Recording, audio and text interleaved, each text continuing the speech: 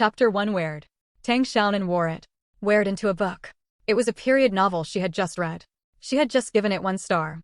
When she woke up, she found herself lying on a large magenta carved bed full of period feeling. The gray-white curtain had a few holes and was hung with brass hooks on both sides. The bed was very big and very old. Tang Xiaonan had only seen such old-fashioned carved beds in museums, as well as camphor wood boxes stacked in the corners and a red-painted cabinet. There was an enamel tea jar on the cabinet, with a few big red characters on it. Labor Paysetter of Mopanchen Brigade, August 1975. Tang Xiaonan trembled. It was obvious that she had arrived in the 1970s when food and clothing were not enough. Looking at the poverty of this family, it was estimated that they were not very wealthy. However, in this era where the poorer you are, the more glorious you are, being too rich is also unlucky. You would rather eat sugary food than wear gold and silver. Alas. Tang Xiaonan sighed heavily, but she was also a little lucky. Fortunately, she had just maxed out all her credit cards and had enjoyed everything she should have enjoyed in her previous life, so she had no regrets. The most important thing is that Tang Xiaonan just discovered that she has lost a lot of fat arms and legs. She is only 6 or 7 years old at most. She is 20 years younger for nothing, and she is happy. The steamed yellow eggs are fragrant and soft, and a few beautiful drops of oil can be vaguely seen. This is precious oil, and they are willing to put oil in it just for her as a child, which shows how favored Tang Xiaonan is at home. She is indeed the treasure of the Tang family and is undoubtedly the sweetheart. The woman gritted her teeth and cursed, and when she looked at Tang Xiaonan, who had a look of astonishment, she turned into a kind one. Her fat face was full of smiles, her chin was stretched out in laughter, and her neck was invisible. Tang Xiaonan's frightened heart felt more at ease. But it must not be the stupid pig female partner Tang Xiaonan. She is fat, stupid, and lazy, and has a large family that is holding her back. In the end, she ends up with a tragic ending. Although they are dressed as Tang Xiaonan, the female supporting character who is stupid as hell, in the book, the Tang family is a well-to-do family in the Mopanchen Brigade, and at least they don't have to go hungry. But she had to figure out who she was. It would be great if she was the heroine with her own halo. She cheated all the way, everyone loved her and doted on her. She was still the white moonlight in the hearts of all men. After marrying the hero, she lived a happy life that only envied mandarin ducks and not immortals. A middle-aged woman with short stature came into the room holding a bowl of egg custard. Seeing Tang Xiaonan smiling lovingly, she stretched out her plump hand and touched her forehead and breathed a sigh of relief. The optimistic Tang Xiaonan quickly adjusted her mentality and looked at the egg custard in the fat ant's hand. As for the tragic ending of the Tang family, she was the beloved Tang girl. Now that she is here, the situation of the Tang family will naturally change. Now that you've come, let's make peace with it. It was because the author made the female partner with the same name and surname so stupid that Tang Xiaonan was so angry that she gave it 1 star, but in the end, her heart skipped a beat. Generally speaking, the chance of wearing it on the female partner of the same name was quite high. The heroine already had her own halo, so how could she be easily possessed by someone? She wouldn't? Little girl, wake up. Eat the egg custard quickly. It's delicious. No more fever. Next time, don't go to the mountains to play with that unlucky star. You almost killed my baby girl. The scent of eggs penetrated her nose from time to time, and Tang Xiaonan couldn't help but swallow her saliva. The fat Aunt Su Jifeng smiled more kindly and was about to feed her baby daughter when the boy's roar came from the outer room. That unlucky star Hu Jinji dares to harm my little girl, I'm going to kill him. It's Tang Ihua, Tang Xiaonan's eldest brother. Dear darlings, the new book is finally available to you. It is a favorite article of the group of the Times. It is based on historical fiction and does not need to be verified. This article is a sweet article about the development of childhood sweethearts. I hope to get your support. Please vote. During the public period, the basic update will be 2,000, and a reward of 5,000 book coins will be added to the update. If the collection and recommendation exceed 2,000, an update will be added. This is tentatively decided, okay? End of chapter. Chapter 2 Shrew Mother. Su Jifeng scooped a spoonful of fragrant egg custard and fed it to Tang Xiaonan's mouth. The rich egg fragrance stimulated her saliva to drool. Her mouth opened wide, revealing her gapped teeth. The 4 big teeth at the top and bottom were empty, and the door was open neatly. Tang Xiaonan's heart beat very fast when she heard Hu Jinji's name. Isn't this her fiancé in the book? It's a pity that the original Tang Xiaonan committed suicide and turned this good fiancé into an enemy.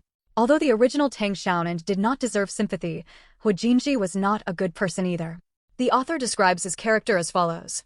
If you are restrained and suspicious, the weather is uncertain, You will be punished by anger.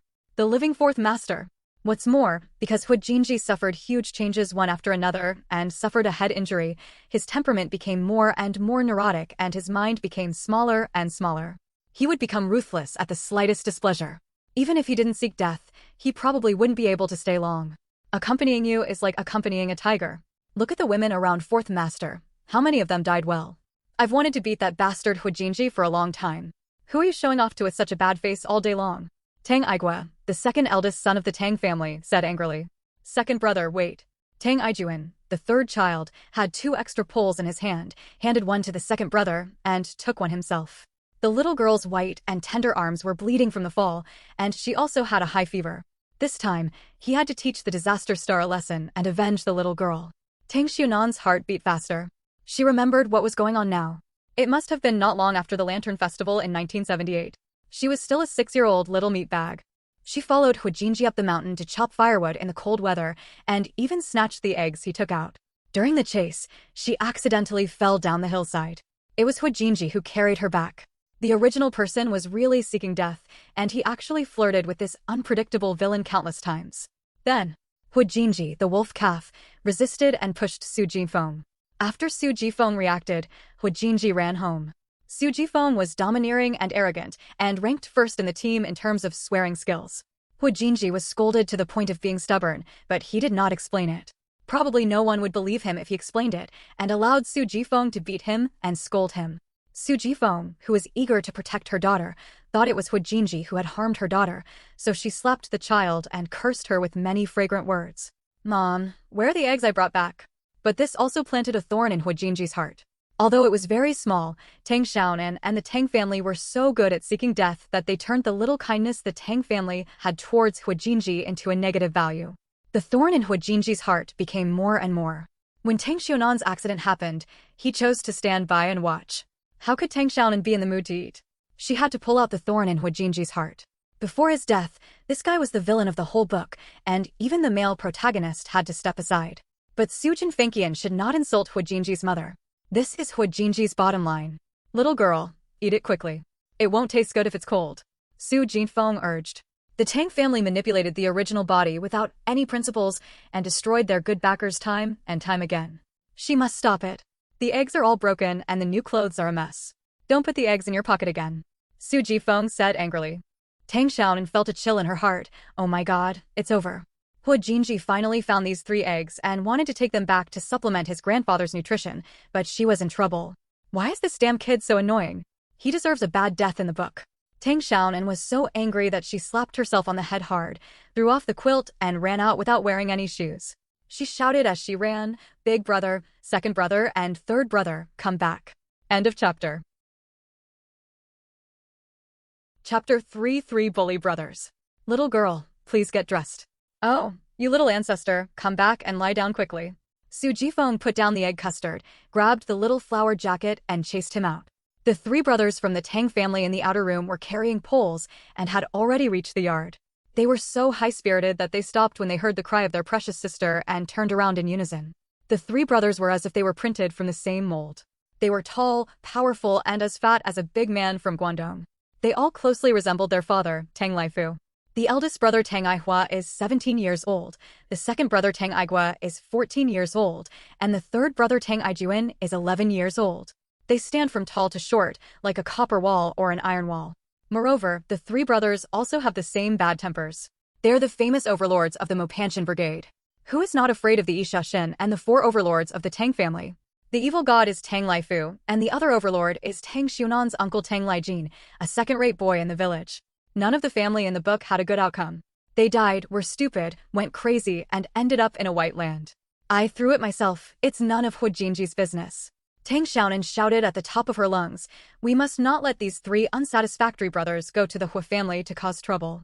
After Tang Xiaonan woke up in the book, she was resentful of Hu Jinji. She did not explain the truth of the matter, allowed the Tang family to misunderstand Hu Jinji, and allowed the 3 brothers to go to the Hu family to cause havoc in the palace. Not only did she beat Hu Jinji half to death, but she also attacked Hu's mother. Su Jifeng chased her out and dressed Tang Xiaonan, but she didn't believe it too much. You still have to work hard, she is the incomparably cute Tang Xiaonan. Little girl, did you really fall by yourself?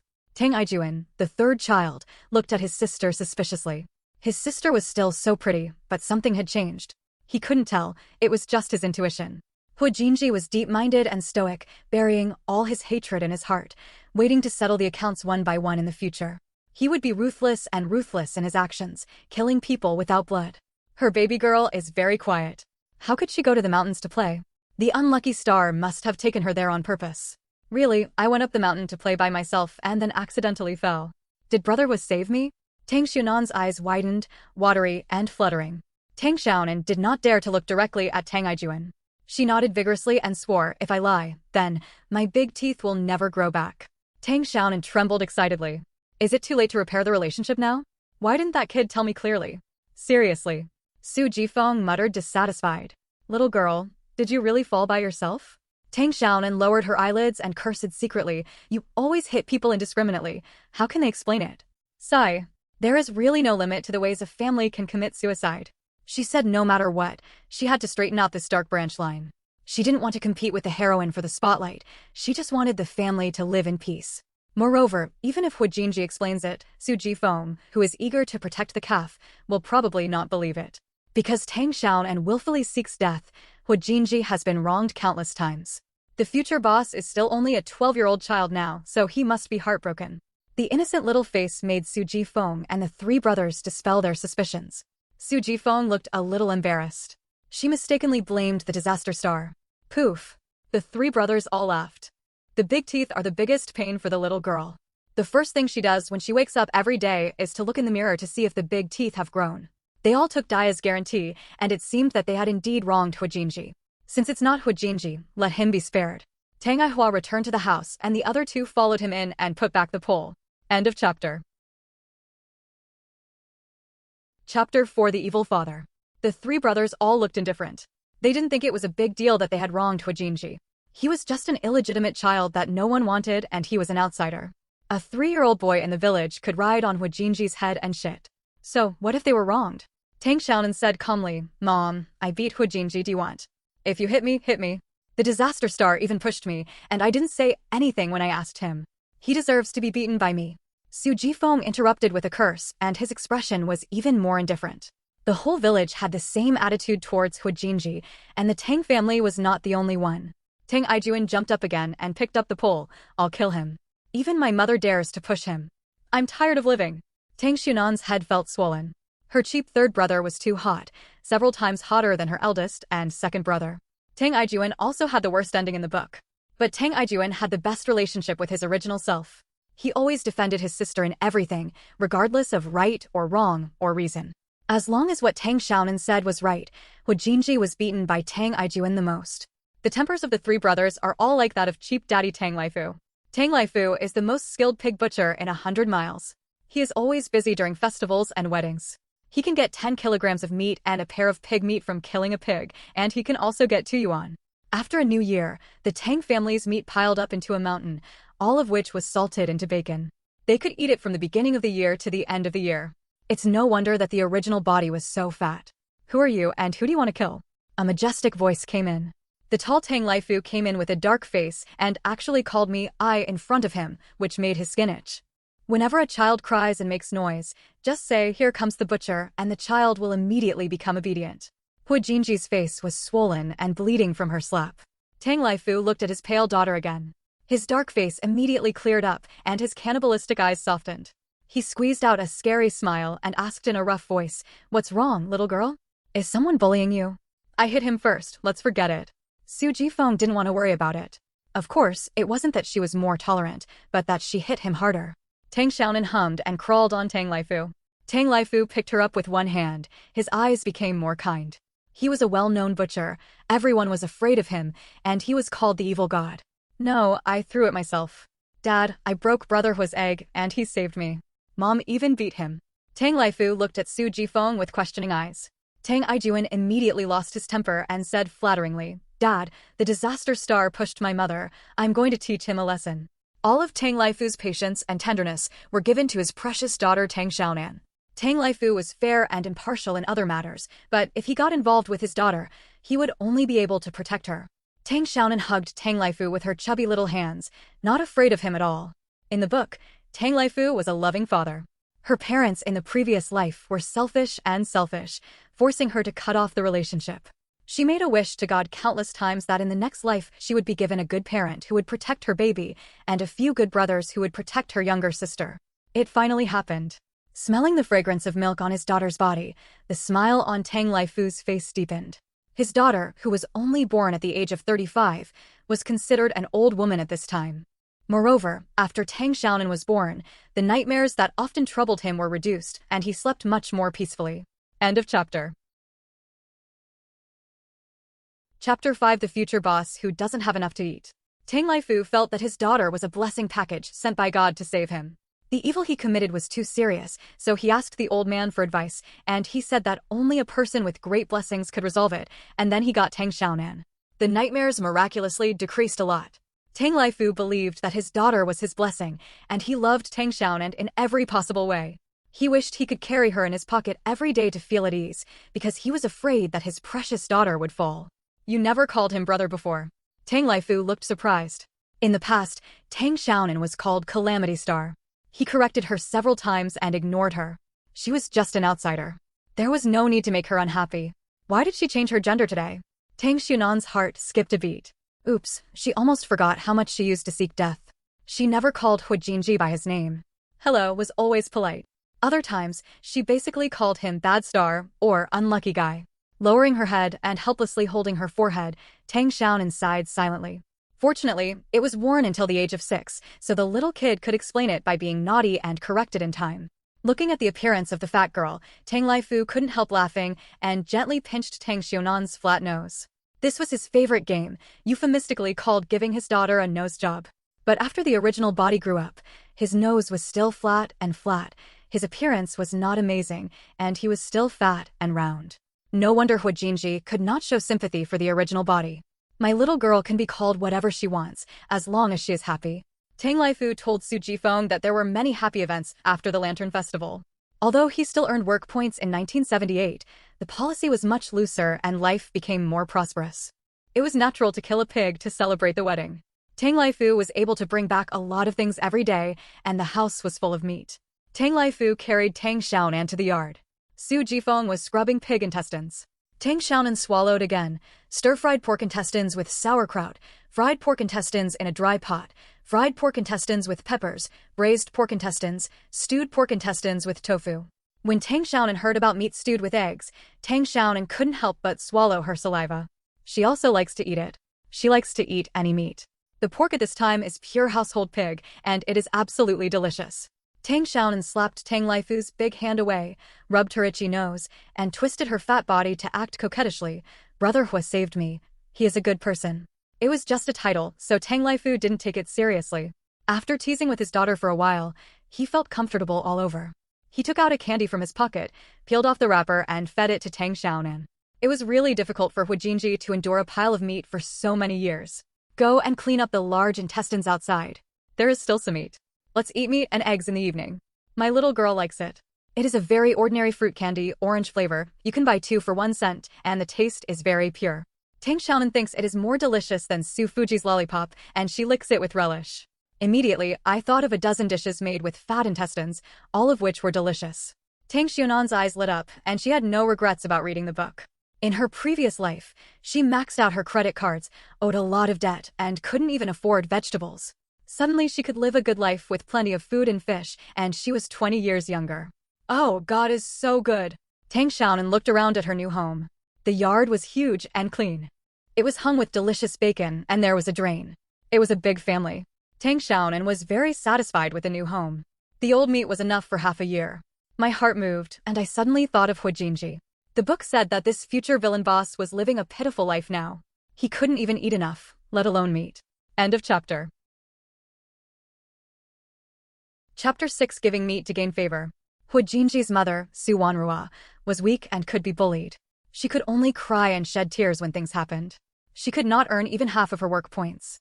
Hu Jinji had to support the family at a young age and had to go hungry every day. Hungry was a common occurrence.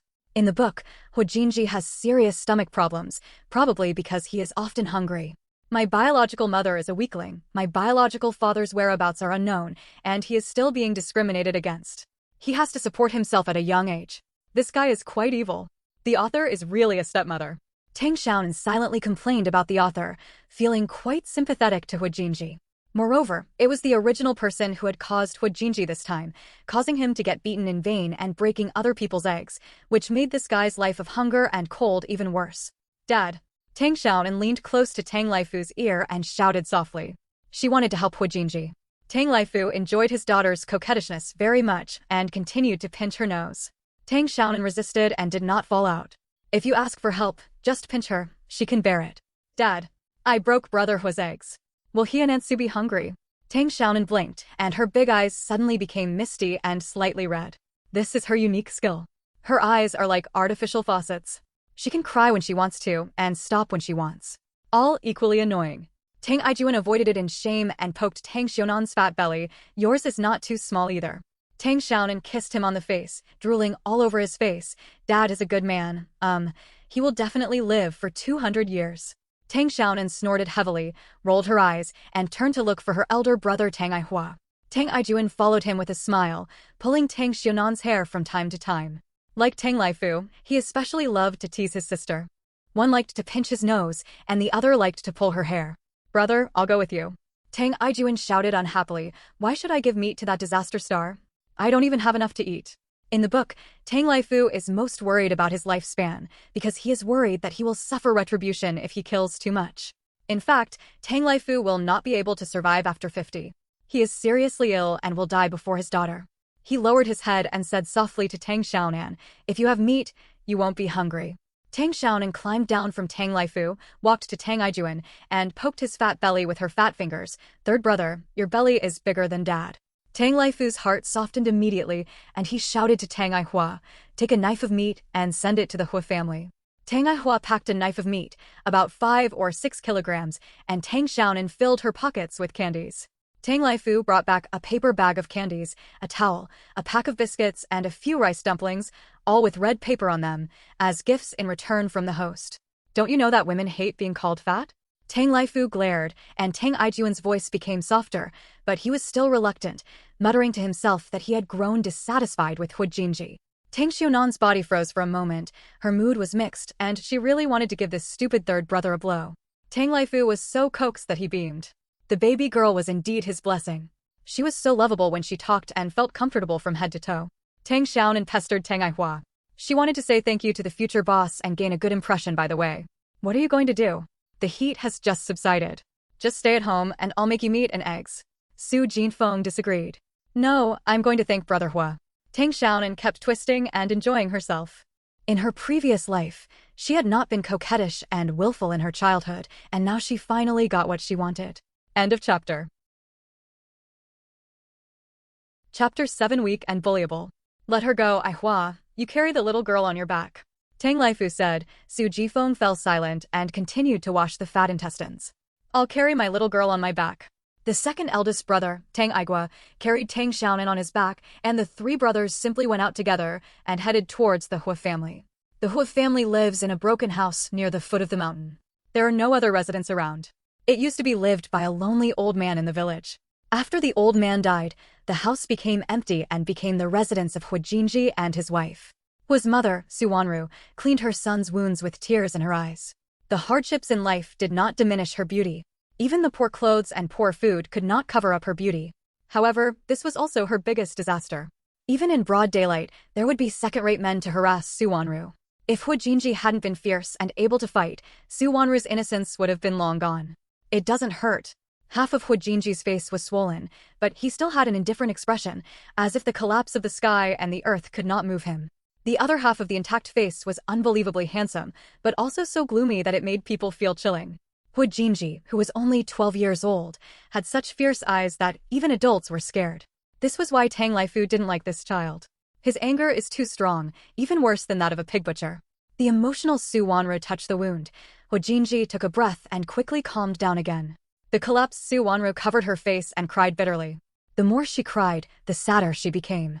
Hu Jinji closed his eyes to cover up his impatience. Su Wanru's tears flowed even more fiercely, and she sobbed and said, from now on, stay away from that fat girl from the Tang family. We can't afford to offend her, but we can always hide away, because you have been beaten so many times by that girl. But he cannot kill his mother. That is treason. Su Wanru's self-blame reached its peak. What use was she? She couldn't even do such a small thing as treating wounds, and the work points she earned were not as good as those of 12-year-old Hu Jinji.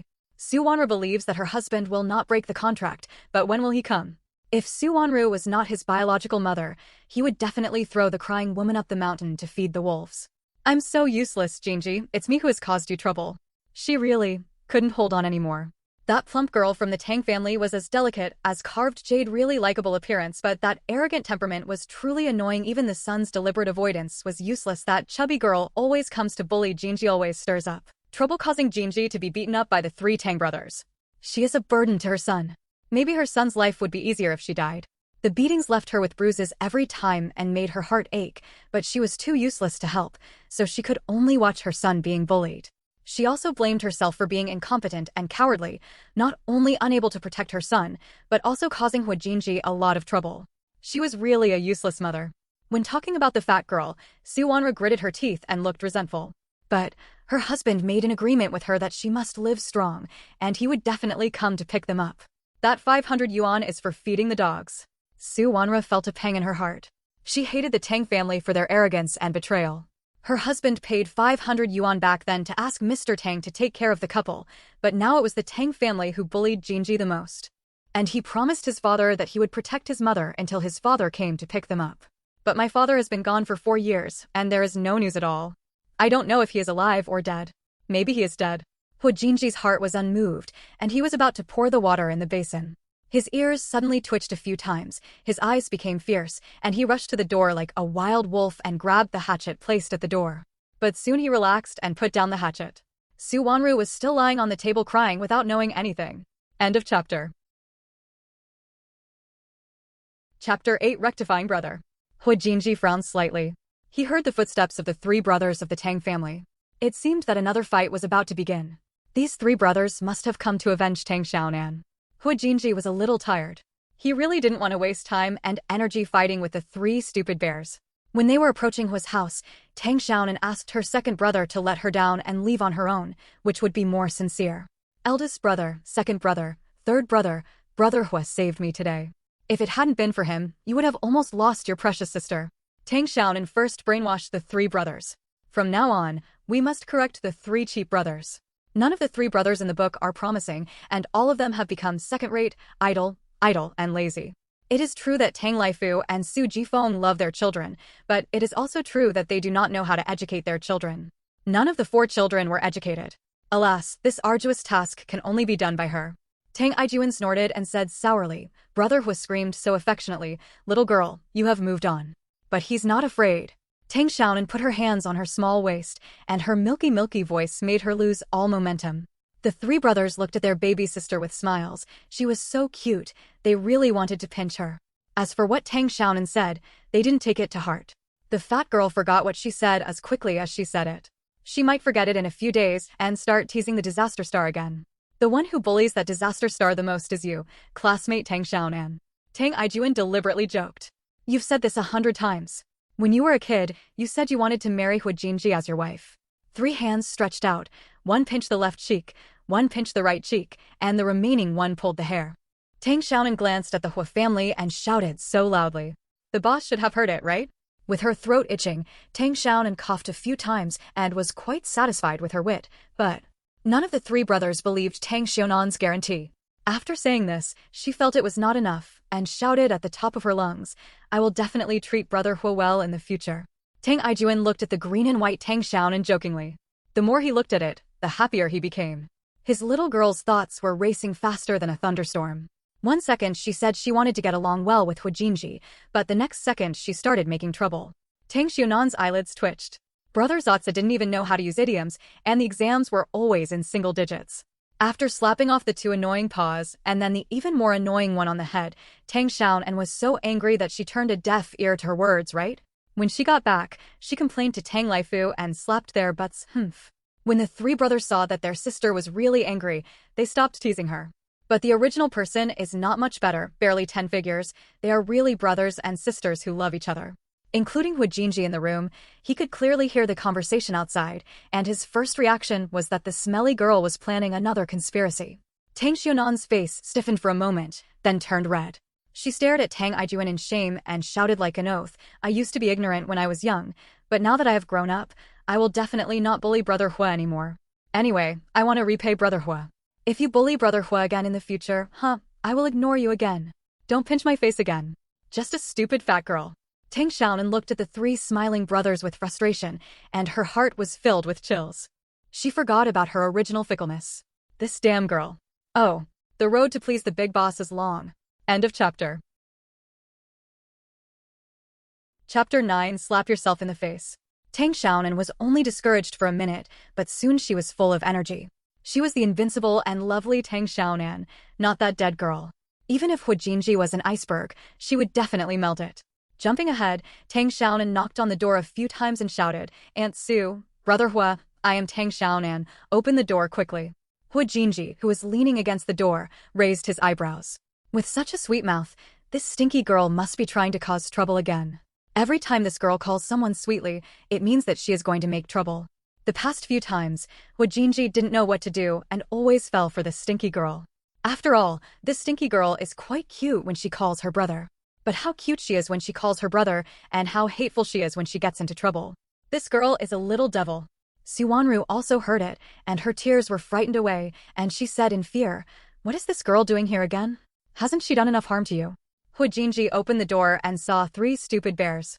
The largest one was carrying a basket and covered with a cloth, so the contents could not be seen, but Hu Jinji smelled the smell of blood, and no doubt it was meat. The Tang family actually gave him meat? The sun really came out in the west. "Brother Hua, I'm here. My dad sent it here. Thank you for saving my little girl on the mountain."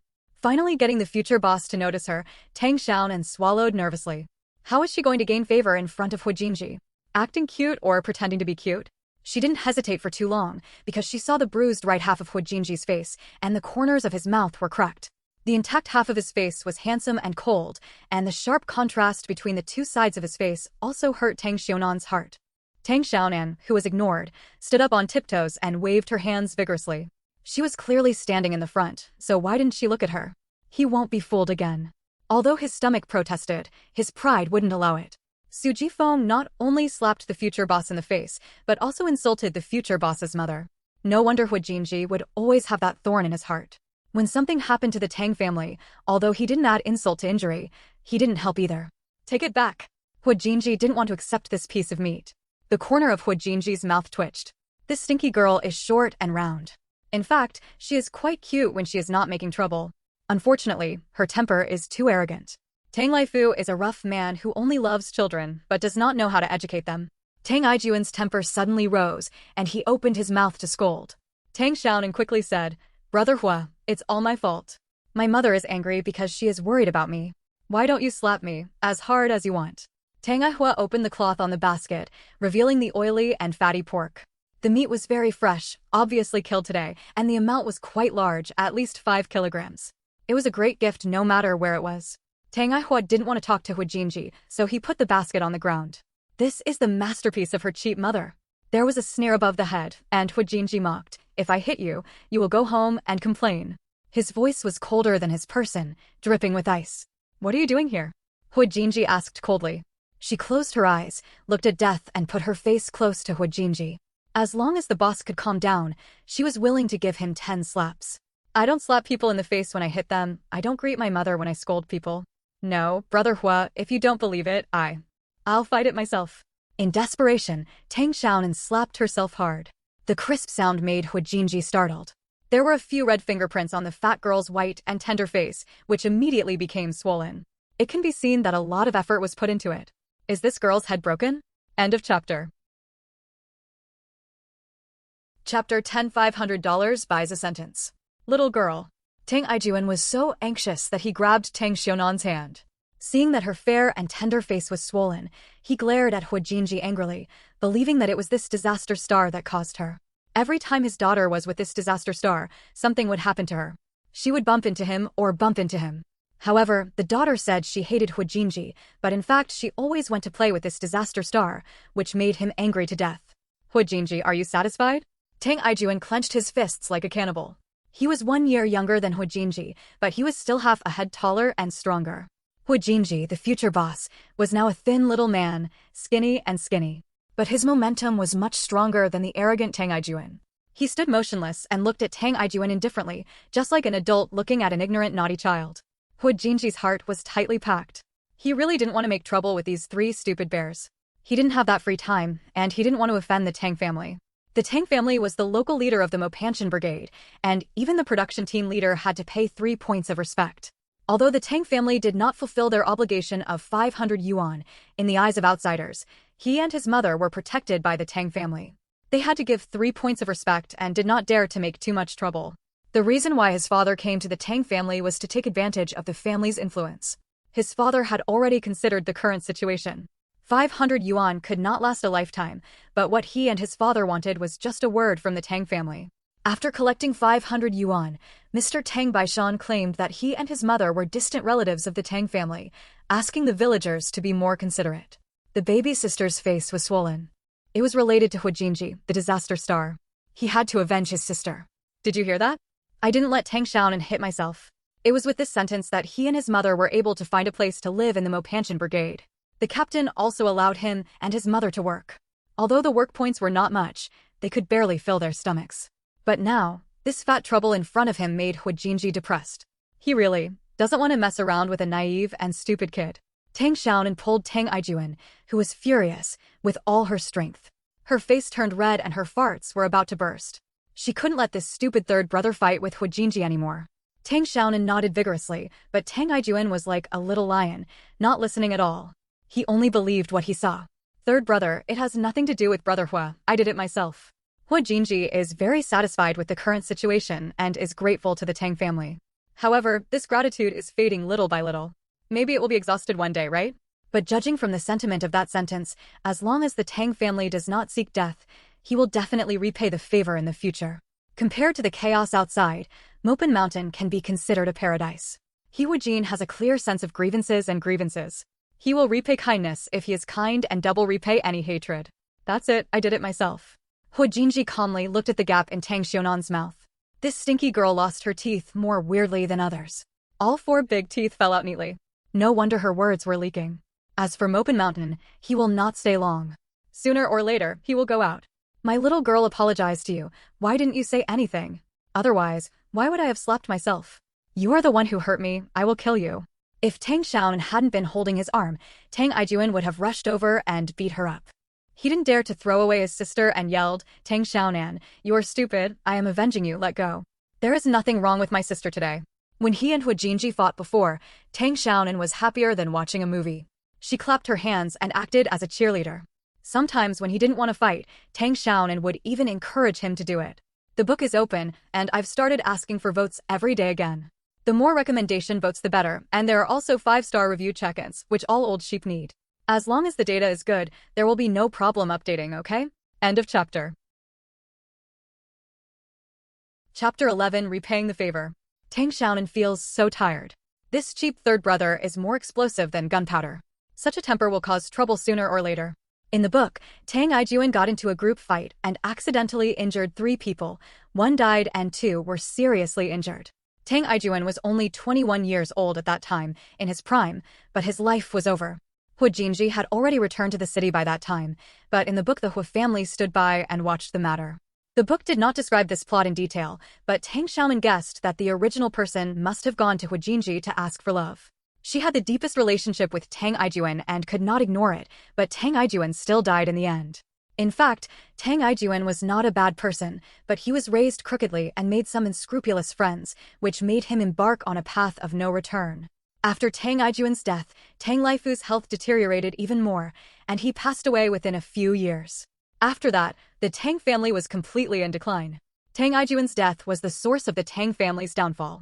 But in the final analysis, Tang Laifu and Su Jifeng failed to educate their 4 children well. You are stupid.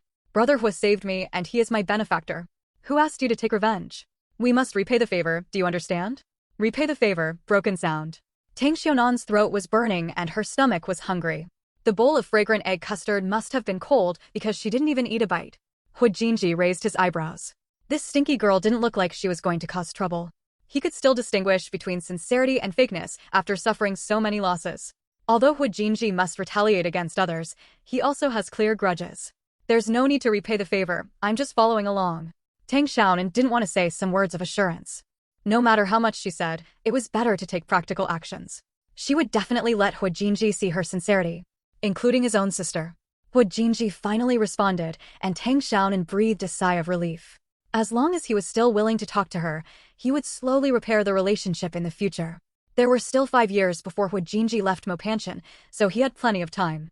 This disaster star looks like a girl.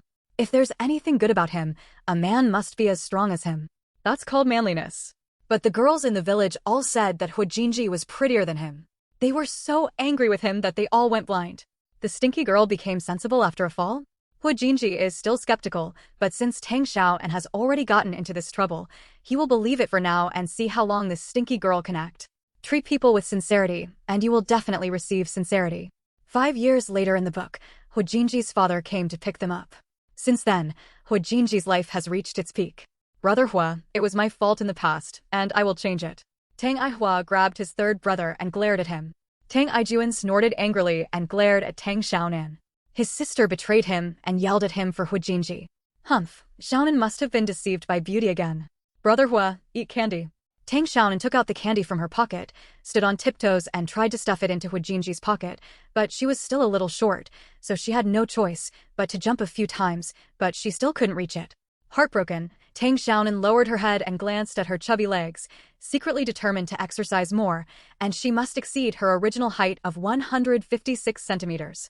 There was a smile in Hu Jinji's eyes, and it passed by. His expression was still cold, but it looked less gloomy and became softer. Seeing that the fat girl was struggling, he bent down. End of chapter. Chapter 12. Eat Tangang. Tang Xiaonan's eyes lit up. It seemed that Hu Jinji was pretty good to the original person. The original person tried so hard to commit suicide, but Hu Jinji still saved the original person. Tang Xiaonan became more confident. She gave Hu Jinji a big smile, which reached to the back of her ears. The gap in the middle was particularly conspicuous. Hu Jinji was face to face with her and could see clearly. He wanted to use something to block the gap. It was so ugly. Brother Hua. Tang Xiaonan screamed in favor, peeled off the candy wrapper, and stuffed it into Hu Jinji's mouth. Eat candy, it's so sweet. Hu Jinji didn't open his mouth. He was still wondering whether the fat girl was going to cause trouble. This smelly girl always gave her a sweet date and then started causing trouble. Although they were all minor troubles, they still annoyed him. Tang Xiaonan's hands were a little sore. Hu Jinji wouldn't suspect that she had poisoned the candy, right? The more she thought about it, the more likely it was. Tang Xiaonan stuck out her tongue and licked the candy, and said with a smile, "It's not poisonous." Should I believe her now? Hu Jinji looked disgusted. In fact, he didn't like sweets, but when he couldn't even fill his stomach, candy became a luxury. Hu Jinji's body was more honest than his reason, and his stomach was made hungrier by the meat and candy. Don't be so shameless, little girl. Give the candy to third brother. Tang Xiaonan was so happy that she waved to Hu Jinji. Goodbye, Brother Hua, I'll play with you again tomorrow. No, the candy belongs to Brother Hua. From now on, he will go to the mountains to hunt some prey and return it to the Tang family. Hu Jinji originally wanted to refuse, but when he saw Tang Ijuan's fierce eyes like a trapped animal, he changed his mind and accepted the candy. Su Wanru and Grandpachi both loved candy, so leave it to them. Tang Ijuan was so jealous that his sister used to give him all the delicious food, but today she gave it to this evil star. He also squatted down and opened his mouth wide, waiting for Tang Xiaonan to feed him. Hu Jinji's scalp tightened, and the alarm bell rang. Hu Jinji suddenly felt good. He opened his mouth and drooled. At worst, he would spit it out. Now he just wanted to piss Tang Ijuan to death. If she feeds her more delicious food in the future, she will definitely be able to win over the boss. You're my mother. Many years later, Hu Jinji learned that this thing was actually called dopamine. Tang Xiaonan smiled even more happily.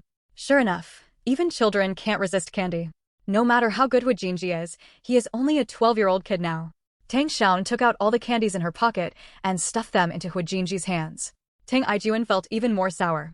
Her sister gave all the delicious treats to Hua, leaving not a single one for him. But the sweet and sour candy entered his mouth, nourishing Hu Jinji's body that had been barren for 4 years. Every cell in his body seemed to be dancing, secreting something called happiness. Tang Xiaonan turned around and looked at Hu Jinji expectantly, holding orange candy in her hand. Hu Jinji's mouth overflowed with saliva. He hadn't eaten candy in a long time. He didn't want to eat the stinky girl's saliva.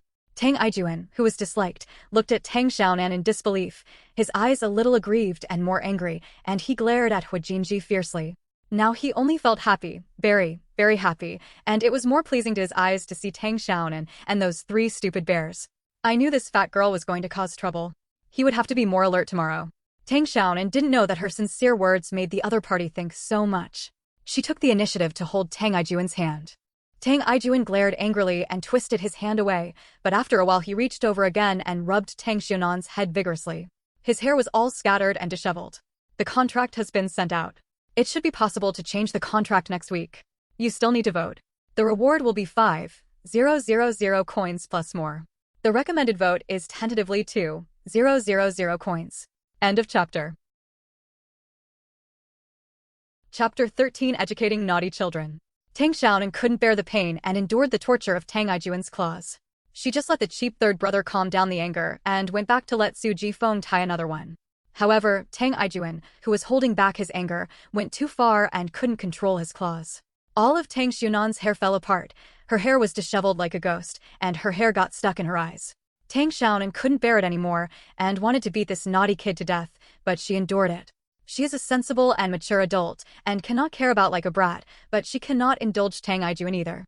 Tang Xiaonan blinked. Her eyes immediately turned red, filled with moisture, and tears welled up in her big eyes.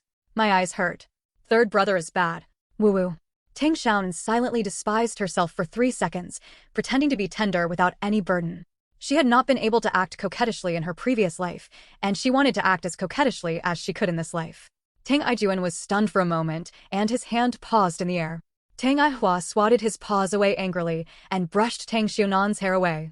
It turned into rabbit eyes, and her fleshy nose was bulging and pitiful. Self-blame washed over Tang Ijuan like a tide. It was just a piece of candy. How could he hurt his little girl? He was so bad. Will her little girl ignore him in the future? Tang Ijuan looked at Tang Xiaonan guiltily and muttered, Xiaonan. Tang Ijuan's nose was almost crooked with anger. The eldest brother and the second brother were so useless that they took advantage of others' danger. Humph, he and his little girl were in love with each other. No one could try to steal his sister. But he was crestfallen again. Tang Ihua suppressed the excitement in his heart. His daughter-in-law had a falling out with a third child. She used to follow him around all day long and made him feel sour. He hoped that one day his younger sister and the third child would have a falling out. In fact, these 3 brothers are all the same. They are fierce and domineering in front of outsiders, and a bit scoundrel, but they are really kind to their parents and sister. Tang Ihua glared at his younger brother. He was a worthless guy who made his little girl angry just for a piece of candy. It won't hurt anymore if you blow it. I will ignore you, third brother, and the elder brother will hug you. I will never call him third brother after him again. Because Tang Xiaonan hasn't paid attention to him yet. Tang Xiaonan couldn't bear it in her heart. Tang Ijuan was really good to the original person. Although he was not a good person in the eyes of the public and was a second-rate man who fought and fought, his kindness to his sister was unique in the world. That's right, let's ignore him and let the second brother hug you. Tang Xiaonan glanced at Tang Ijuan, who looked like an eggplant with frost, and was secretly amused. If she persisted a little longer, she would reconcile with the cheap third brother. Educating naughty children should be done step by step. You can't eat hot buns in one sitting. I have finally waited for this day. Tang Ijuan, who was rich in association, became more frustrated and hated himself more and more. It was just a piece of candy. If the girl gave it, he would give it to him. At worst, he would beat Hua Jinji again to vent his anger. Why should he make the girl angry?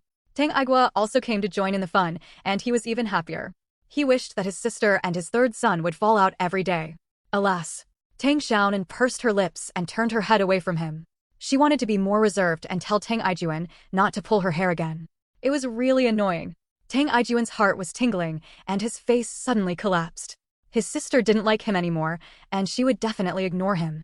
Tang Ihua clumsily tied up his sister's hair, making it loose and loose, with most of it loose. Tang Xiaonan was picked up by Tang Ihua. Although she was a small dumpling, Tang Ihua, who was as strong as an ox, picked her up effortlessly. Tang Ijuan walked aside with his head hanging down, glancing at his sister from time to time. He wanted to talk to her, but he didn't dare.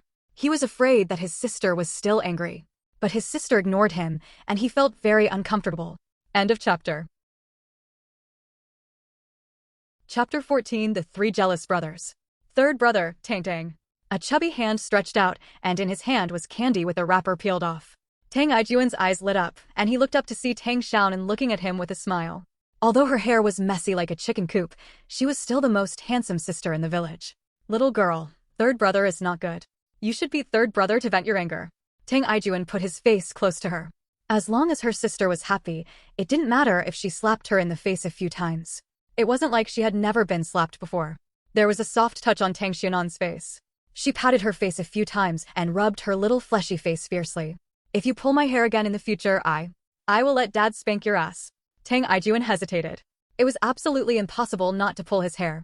When he saw his sister's hair, he couldn't help itching his hands.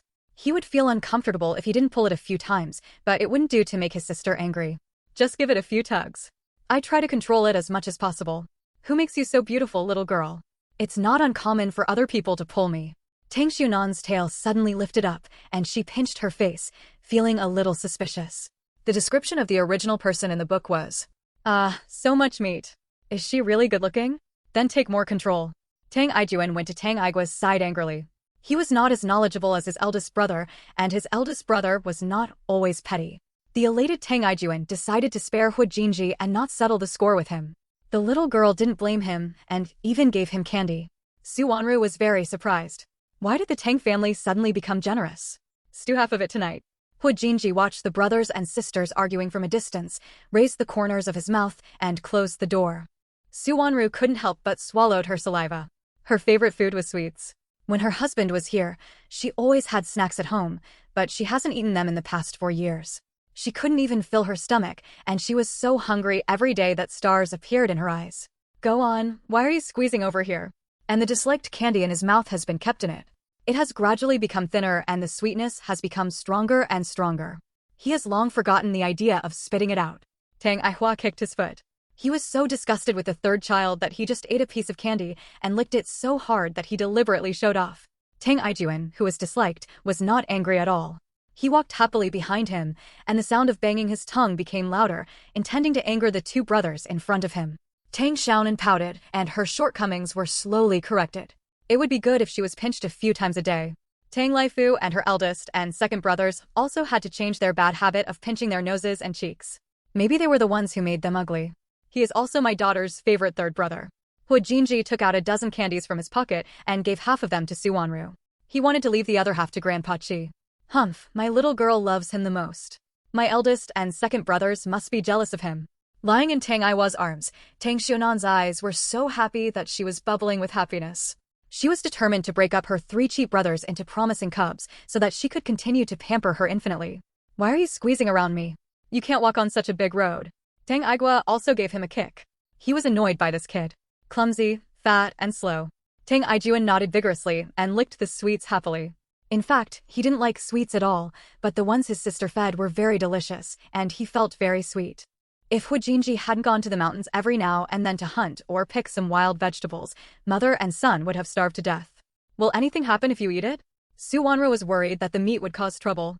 Ask for help once a day, recommendation votes, 5-star reviews plus check-ins, and book reviews. I need them all. End of chapter. Chapter 15 Weak Mother. The Tang family were not kind people, especially Su Jifeng, who was overbearing and domineering. He would not look good when he saw her, and even criticized Sang and Huai, saying that she was a vixen who flirted with others. With the conscience of heaven and earth, her heart was only given to her husband. No other man would care about her. She wished that those gangsters would go away and let the 2 of them live in peace and harmony. But in fact, even in broad daylight, there were men with malicious intentions walking around the door, looking at her with a look that made her back shiver. She didn't dare to close her eyes when she went to bed at night. If her son hadn't blocked her, her innocence would have been long ago. Su Wanru's eyes turned red again, and she looked at her son guiltily. Not only was she unable to help her son, she was also dragging him down. If it hadn't been for her, Hu Jinji wouldn't have been trapped in the mountains. She knew that her son wanted to go to the city, but he had never been able to go. It's okay. Let's do it. I'll go to Grandpa Chi's place. Hu Jinji looked calm and went to the next door. The cold wind outside the house blew away his impatience, and he felt better. He really didn't want to see his mother look guilty. His father would feel that such a mother was pitiful, but he was his son. Only he knows how much he has suffered in the past 4 years in order to protect his mother. He knew he couldn't blame his mother, but he still complained. He didn't ask his mother to be like a hen and dare to fight an eagle for her children. This was too difficult for the mother. He just asked her not to cry all the time. In such troubled times, tears are the most worthless thing. Because of his mother's beauty, all the women in the village regarded her as an enemy, and they also had a bad attitude toward him. They would insult her in the slightest, or get violent in the worst. He could only endure it and could not retaliate, let alone fight back. How long will it take for it to end? The rich aroma of meat came out. Su Wanru was stewing meat. She generously cut half of the meat and hung the remaining half on the beam to eat in a few days. Su Wanru, who was simple-minded, felt a little guilty, feeling that she was being a villain. Maybe the reason why the Tang family didn't help before was because of difficulties, but now they just brought meat, and they also gave candy. Otherwise, mother and son would not even have this last bit of shelter. The Hua family's lunch was unprecedentedly sumptuous, with a large pot full of potato stew and a pot of steamed sweet potatoes. The family didn't have much rice, so when the farm work was not busy, the Hua family ate sweet potatoes and radishes. In troubled times, heroes will emerge, and Hua Jinji will surely do something good. He cannot be trapped in this ravine for the rest of his life. For years ago, he was only 8 years old, and he could survive it. Now that he is 12 years old, what is there to fear? Hua Jinji smiled silently and looked up at the sky. The sky was blue and white clouds were blooming, but his heart was full of gloom. The candy that had been licked thinner and thinner suddenly slipped into his throat. The rich sweetness made Hua Jinji stunned for a moment, and his eyebrows gradually relaxed. With sugar in her mouth and meat in the pot, Su Wanru's sad face relaxed, and she had more confidence in the future. Maybe the Tang family has begun to fulfill their promise? 500 yuan is not a small amount of money. The Tang family is still trustworthy. Her husband did not entrust the wrong person to her husband. She will not complain about the Tang family again in the future. Sometimes even sweet potatoes and radishes are not enough to eat, so we have to go to the mountains to dig up roots and cook them. In the past, during the famine, this bitter grass root saved many people's lives, but now few people eat it. The policy has been relaxed, and every household has opened up some wasteland and planted corn and sweet potatoes.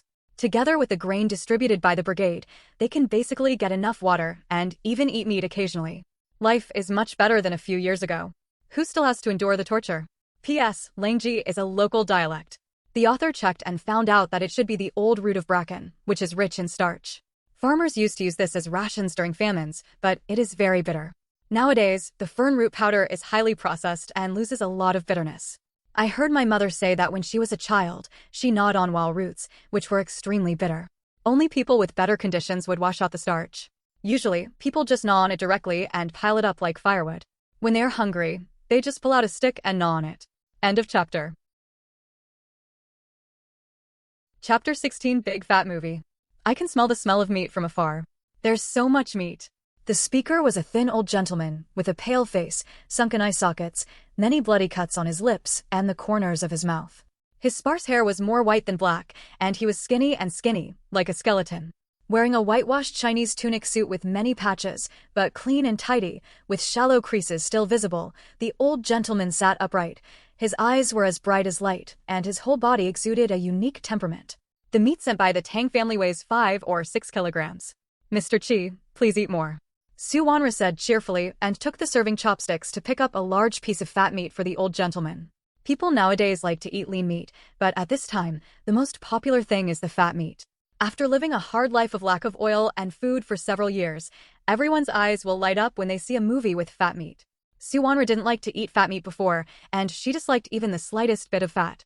Now, it smells so good. The farmed pork tastes better, but the wild taste is too strong. Su Wanru chewed the fatty meat with relish, and the oily juice splashed in her mouth, and some splashed into her throat. The feeling was more satisfying than when she had eaten abalone before. But he didn't dare to give more, otherwise the rest of the team would make trouble, and the rations given would be enough to keep Mr. Chi hanging on for dear life. He lived next door to the Hua family, and Hua Jinji would often help him with work. It's true that pork is more delicious. With so much oil, even the sweet potatoes are delicious. But thanks to these wild animals, they survived 4 long years without starving to death. The old man's surname was Chi. He was transferred to the Mopanshan Brigade from another brigade 3 years ago. No one knew what he had committed. The captain of the Mopanshan Brigade was also named Tang. Most of the people in the brigade were named Tang, and they shared the same ancestral hall. In return, Mr. Chi taught Hua Jinji cultural knowledge. Later, he simply handed over his rations, and the two families started a partnership, barely able to make ends meet. The old gentleman's mouth was constantly secreting saliva. He hadn't eaten meat for a long time, but he still ate slowly and gracefully. He had very good table manners. Huijinji was the same. He ate gracefully, but his movements were not slow. He ate 3 or 4 pieces of meat in just a while. But the wild food has a strong smell, and the meat is not delicious without good seasonings. Su Wanru's cooking skills are just like that. She can only stew with ginger and garlic, not even cooking wine, soy sauce, vinegar, and sugar. The taste can be imagined. The potatoes also have a meaty taste. Mr. Chi, please eat more. There are still 2 or 3 kilograms of meat. Su Wanru couldn't help but persuade her and was very polite to the old gentleman. Captain Tang used to be the village chief and later became the production captain. He was very prestigious in the team and a kind person. Mr. Chi took good care of him. Letting him herd cattle in the team was the easiest job. The team gave him some rations every month. She hasn't eaten pork for 4 years. She could still eat it every now and then when her husband was here. But after her husband left, she couldn't even see any meat, only the wild animals that Huijinji brought from the mountains. The old gentleman ate a piece of meat and his complexion improved a lot. In fact, he didn't have any serious illness, he was just hungry. Be careful to eat more. Children need to ensure nutrition when growing up. Mr. Chi only ate 2 or 3 pieces of meat and only 8 potatoes, which were as delicious as the potatoes stewed with meat. He was old and eating too much meat was a waste. Only Huijinji's children should eat more. Moreover, the Tang family gave away meat this time, but they may not give it away next time. It is better to save the meat for the children. The status has been changed today. The new book is still a little seedling and needs pampering. I ask for recommendation votes and 5-star reviews every day. I will tell you the rules for adding updates again. The total reward is 5,000 book coins for adding an additional chapter. The recommendation votes are tentatively set at 2,000 for adding more chapters. End of chapter. Chapter 17 Capital. Su Wanru's mouth was stuffed with meat. After listening to Mr. Chi's words, she stopped chewing and felt a little ashamed. She had eaten so much meat that she got carried away and forgot about her son. After struggling to finish the meat in her mouth, Su Wanru stopped eating meat and only ate potatoes with it, even though she was extremely greedy. But she couldn't steal her son's flesh. She didn't have the ability to raise her son. What would it be like to eat his son's flesh again? There is no need to save so much meat. After eating, I will go hunting in the mountains. Huijinji said lightly that he didn't like picking at his mouth. Instead of eating 1 or 2 tails of meat in one meal, it would be better to eat it all at once. Moreover, the bodies of Mr. Chi and Su Wanru both need meat to replenish nutrients. Everything else in this world is empty, and having a good body is the most important. Otherwise, how can they survive? Mr. Chi and Su Wanru still didn't eat meat, so Huijinji picked a few pieces of meat and put them into their bowls. He didn't say anything and just looked at them. In the end, they couldn't resist Ruru's call. Started talking. A large pot of meat and potatoes were all eaten, and not even the soup was left. The sweet potatoes were especially delicious after being dipped in oil. A large pot of sweet potatoes was also dried in this way. The 3-guang policy was thoroughly implemented, and not a single bit was left. Hiccup. Mr. Chi's eyes shone, and he was more excited than seeing meat. Dear Tang, it's been a long time. Is it also a gift from the Tang family? Huijinji took out 5 or 6 candies from his pocket and gave them all to Mr. Chi. The old man loved sweets as much as Su Wanru. He studied in the UK when he was young and lived for more than 20 years. His eating habits were also influenced by that place, and he loved to have afternoon tea. However, within a few years after returning to China, this kind of good time was completely gone. Not to mention afternoon tea, I couldn't even get 3 meals a day. Huijinji saw Tang Xiaonan's gaping teeth and chubby body in front of his eyes. He frowned in disgust. He should be called Fatty Tang. There was no one fatter than that smelly girl in the village. Mr. Chi peeled off a piece of candy and stuffed it into his mouth, holding it contentedly, sighing faintly, "It's so sweet. What's the taste of life without sugar?" He has lived a sugar-free life for 10 years, and life is worse than death. Mr. Chi burped leisurely and felt very good. It had been almost 10 years since he had eaten enough. He felt really good. After sitting for a while, Mr. Chi went back to his room. As an orphan and a widower, it was not good for him to stay alone for a long time. Then the girl won't want to cause trouble again, right? Su Wanru was also worried. Huijinji also followed and took a thick book with its edges curled. The title of the book is, "Sir, have some sweets. Make some tea or coffee, bake some bread, and sit in the garden to enjoy a relaxing afternoon tea." Huijinji didn't pay much attention to it. It wasn't the first time that Tang Xiaopang got into trouble. At least he gave him candy this time. Even if he got into trouble, it wouldn't be a loss. It was just wages for playing with a fat girl. Mr. Chi's eyes were surprised. What did the fat girl want to do again? Yes, Xiaopeng Tang gave it to me. She was really afraid of Tang Xiaonan. This girl was like a little devil and she always pestered her son. She couldn't beat him, scold him, or coax him well. One bad move would attract 3 bully brothers. It's okay. Das Kapital, by Marx. This was one of several books that Mr. Chi brought over. The other books were burned. He was so distressed that he almost passed away at the time. Now he still feels heartbroken when he thinks about it. Hu Jinji would study with Mr. Chi every day without interruption. The Tang family was also having lunch at the moment, which was more sumptuous than the Hu family. The dishes were served in a basin as big as a wash basin, a large basin of meat stewed with eggs, a large basin of sauerkraut and fat sausage, and a large basin of steamed ivory bamboo shoots with bacon, a type of spring bamboo shoots that are particularly tender and unearthed in early spring. End of chapter. Chapter 18. You must wash your hands before eating. Such a large 3-pot dish will still be made of 24 titanium alloy in a few decades. What's more, in this era of recession, even if there is meat at home, no one is willing to make 3 large pots at once. No wonder the Tang family is a wealthy family. Tang Xiaonan's mouth was drooling, and the room was filled with the smell of meat. It was indeed pure household pork. It didn't need to be added with too many seasonings, and the aroma spread far and wide. High-end ingredients often only require the simplest cooking methods. A mellow and magnetic voice suddenly sounded in her ears. It was a program that Tang Xiaonan liked to watch most in her previous life. She liked the narrator's voice and the various delicacies in it. The fat on her body was thanks to this program. Of course, Su Jinfeng's cooking skills are not as good as those of a chef, but she is willing to put meat in, and with the bonus of a rural wood-fired stove, the meals she cooks are very delicious. The best proof is that everyone in the Tang family is very fat. I'm starving to death. After washing his hands, Tang Ijuan saw the fragrant meat slices. As soon as he sat down, he was about to eat some vegetables. Tang Xiaonan slapped him over. Third brother, have you washed your hands? Tang Ijuan reluctantly put down his chopsticks, stretched out his hand, and yelled angrily, look, I washed it 3 times with soap, housekeeper. The younger sister didn't know what was going on, and suddenly asked them to wash their hands. It was obvious that this girl had never washed her hands before meals, but now she suddenly started talking about the rules. It's annoying to me. Housekeeper, can you eat it? Tang Xiaonan looked at it carefully. Her hands were a little red after being washed with cold water, and they were indeed clean. The other 2 were the same, and they were executed seriously. She nodded with satisfaction, like a little adult, making Tang Ijuan couldn't help but reach out and pull her pigtails. But although they were annoyed, the 3 brothers still obeyed obediently, fearing to make Tang Xiaonan angry. Tang Laifu and Su Jifeng looked at the quarrel between their brothers and sisters with smiles. They actually didn't think it was necessary to wash their hands before eating. Their ancestors had been farmers for generations, so they were not so particular. Tang Laifu and his wife also felt that it was strange. They had been doing this for most of their lives. Who washed their hands before eating? They were still in good health.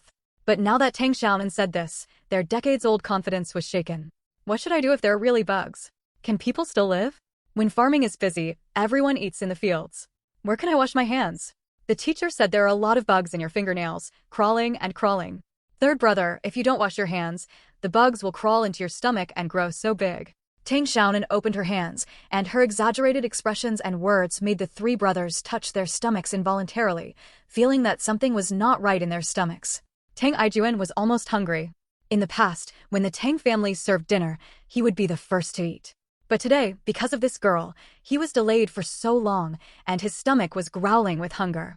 But if your precious daughter wants to make trouble, let her go. The little girl only has 3 days of fresh energy in her head. The couple couldn't sit still. After hesitating for a while, they got up and washed their hands. They were not afraid of anything but 10,000, so it was better to be careful. Tang Xiaonan smiled proudly. She deliberately asked her 3 brothers to wash their hands. This was called killing the chicken to scare the monkey. Bah, no, just to serve as a warning to others. Tang Laifu and Su Jifeng are not sloppy people, but they do not pay attention to some hygiene habits, such as washing hands before meals, separating raw and cooked chopping boards, etc. They do not have such a concept, and they have to correct them slowly. End of chapter. Chapter 19. Nothing can be achieved without rules. Don't talk about bugs while eating, little girl, you're really annoying. Tang Ijuan tugged at his pigtails again, not paying too much attention to it. He just felt sick for a while. The teacher had told him to wash his hands before meals many times, but there were a few people in the countryside who could actually follow the instructions. Everyone was in good health and no one was eaten by bugs. Tang Xiaonan gave him a big roll of her eyes, turned her head away, and was too lazy to talk about the truth.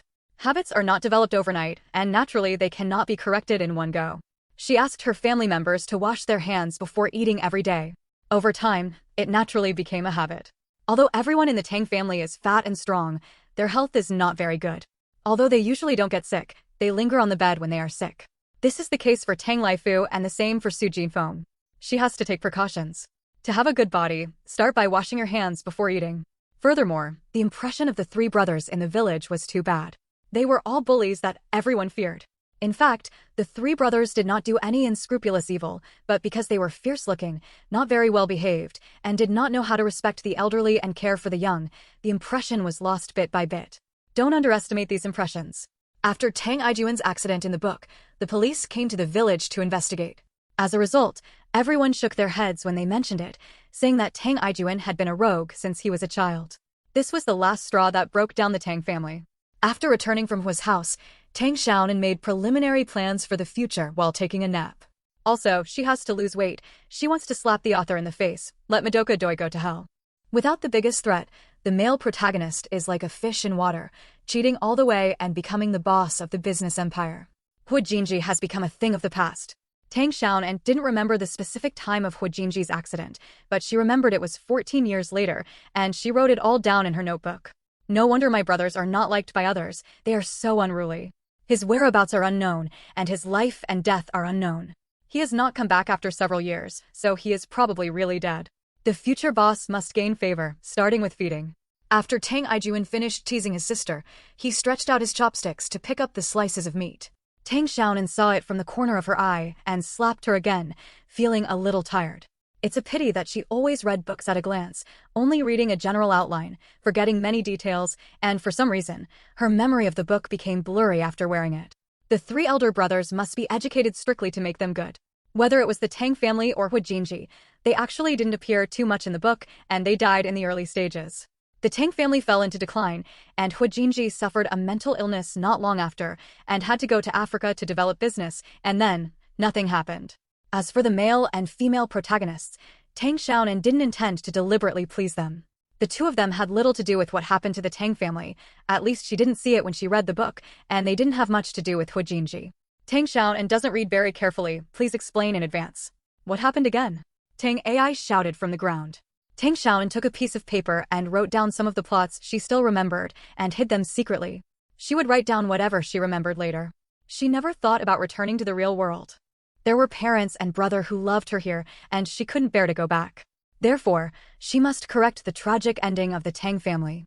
Tang Xiaonan, who repeatedly interrupted him from eating his favorite meat, would have been thrown out by Tang Ijuan if it had been anyone else. Tang Xiaonan tightened her neck and turned to look at Tang Laifu. Her big eyes blinked and immediately turned red and misty. Tang Laifu glared at her fiercely. What are you yelling at? I'll continue tomorrow, ask for recommendations every day, check in with 5-star reviews and long reviews. End of chapter. Chapter 20 Establishing Rules. Tang Xiaonan made a proud face at Tang Ijuan. Humph, you dare to yell at her in front of Tang Laifu. Your skin is itching. Tang Ijuan was so angry that he gritted his teeth. Although his sister was very cute, she could also be really irritating at times. She especially liked to make snitches. Many times he was beaten by Tang Laifu because his sister complained. The teacher said, wait until the elders. Well, the oldest ones eat it, and only the younger ones can eat it. You have to follow the rules. Tang Xiaonan spoke too hastily and choked on her saliva, so she had to swallow it hard, but a few drops still leaked out from the hole in the gap and dripped onto her chin. Tang Ijuan, who had a dark face, burst out laughing when he saw her like this, and everyone else laughed too. Su Jifeng smiled and wiped away the saliva of the ashamed and angry Tang Xiaonan. Tang Xiaonan really wanted to crawl in through the cracks in the ground.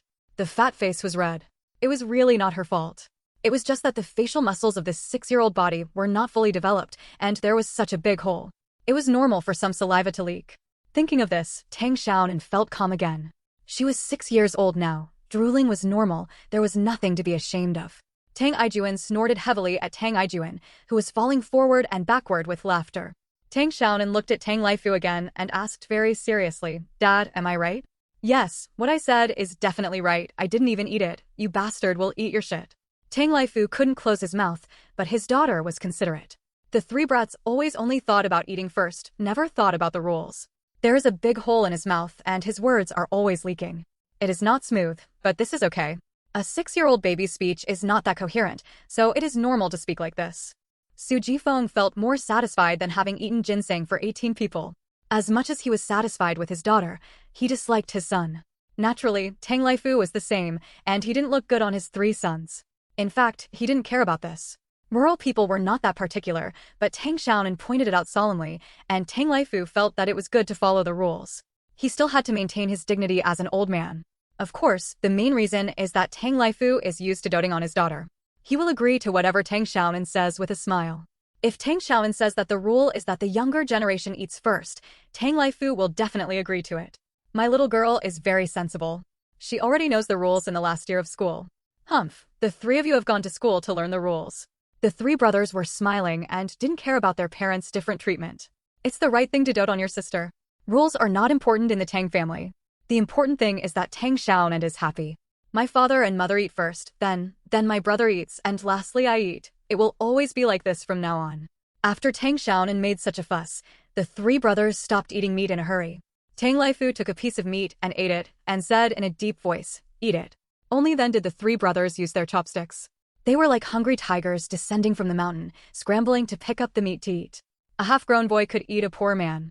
3.5 grown-ups could eat an entire mountain. Fortunately, Tang Laifu was a butcher of pigs and had no shortage of meat, otherwise he would have collapsed from eating it.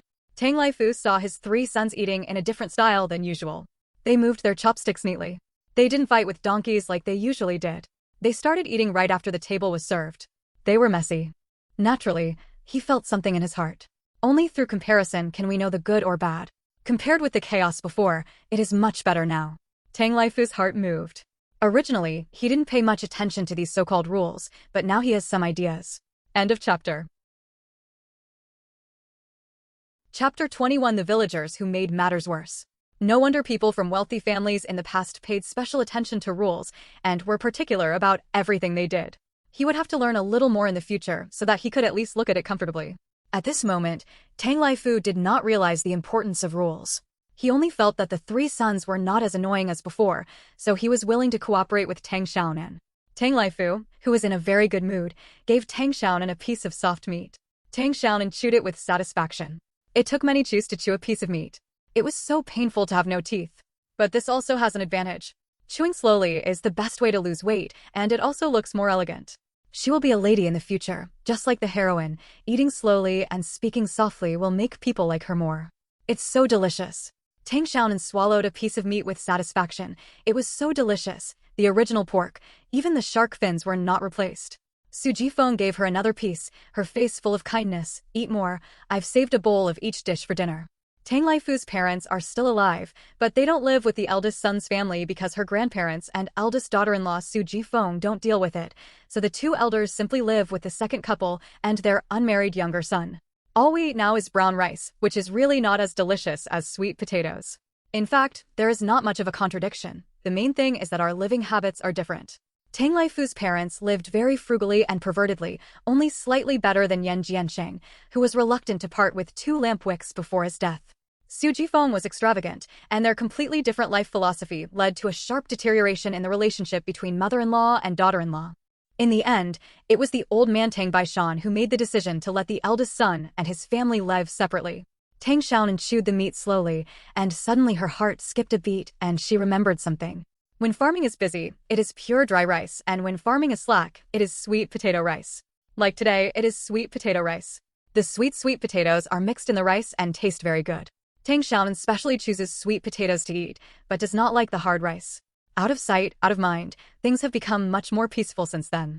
However, the relationship between Su Jifeng and her mother-in-law Zhang Manhwa has never been very good, and they don't pretend to be harmonious in front of outsiders. Sometimes they even quarrel, which everyone in the village knows. When Tang Ijuan's accident happened, some people with ulterior motives in the village told the police this. Although it was just to add insult to injury, it was true that Su Jifeng had a bad relationship with her mother-in-law.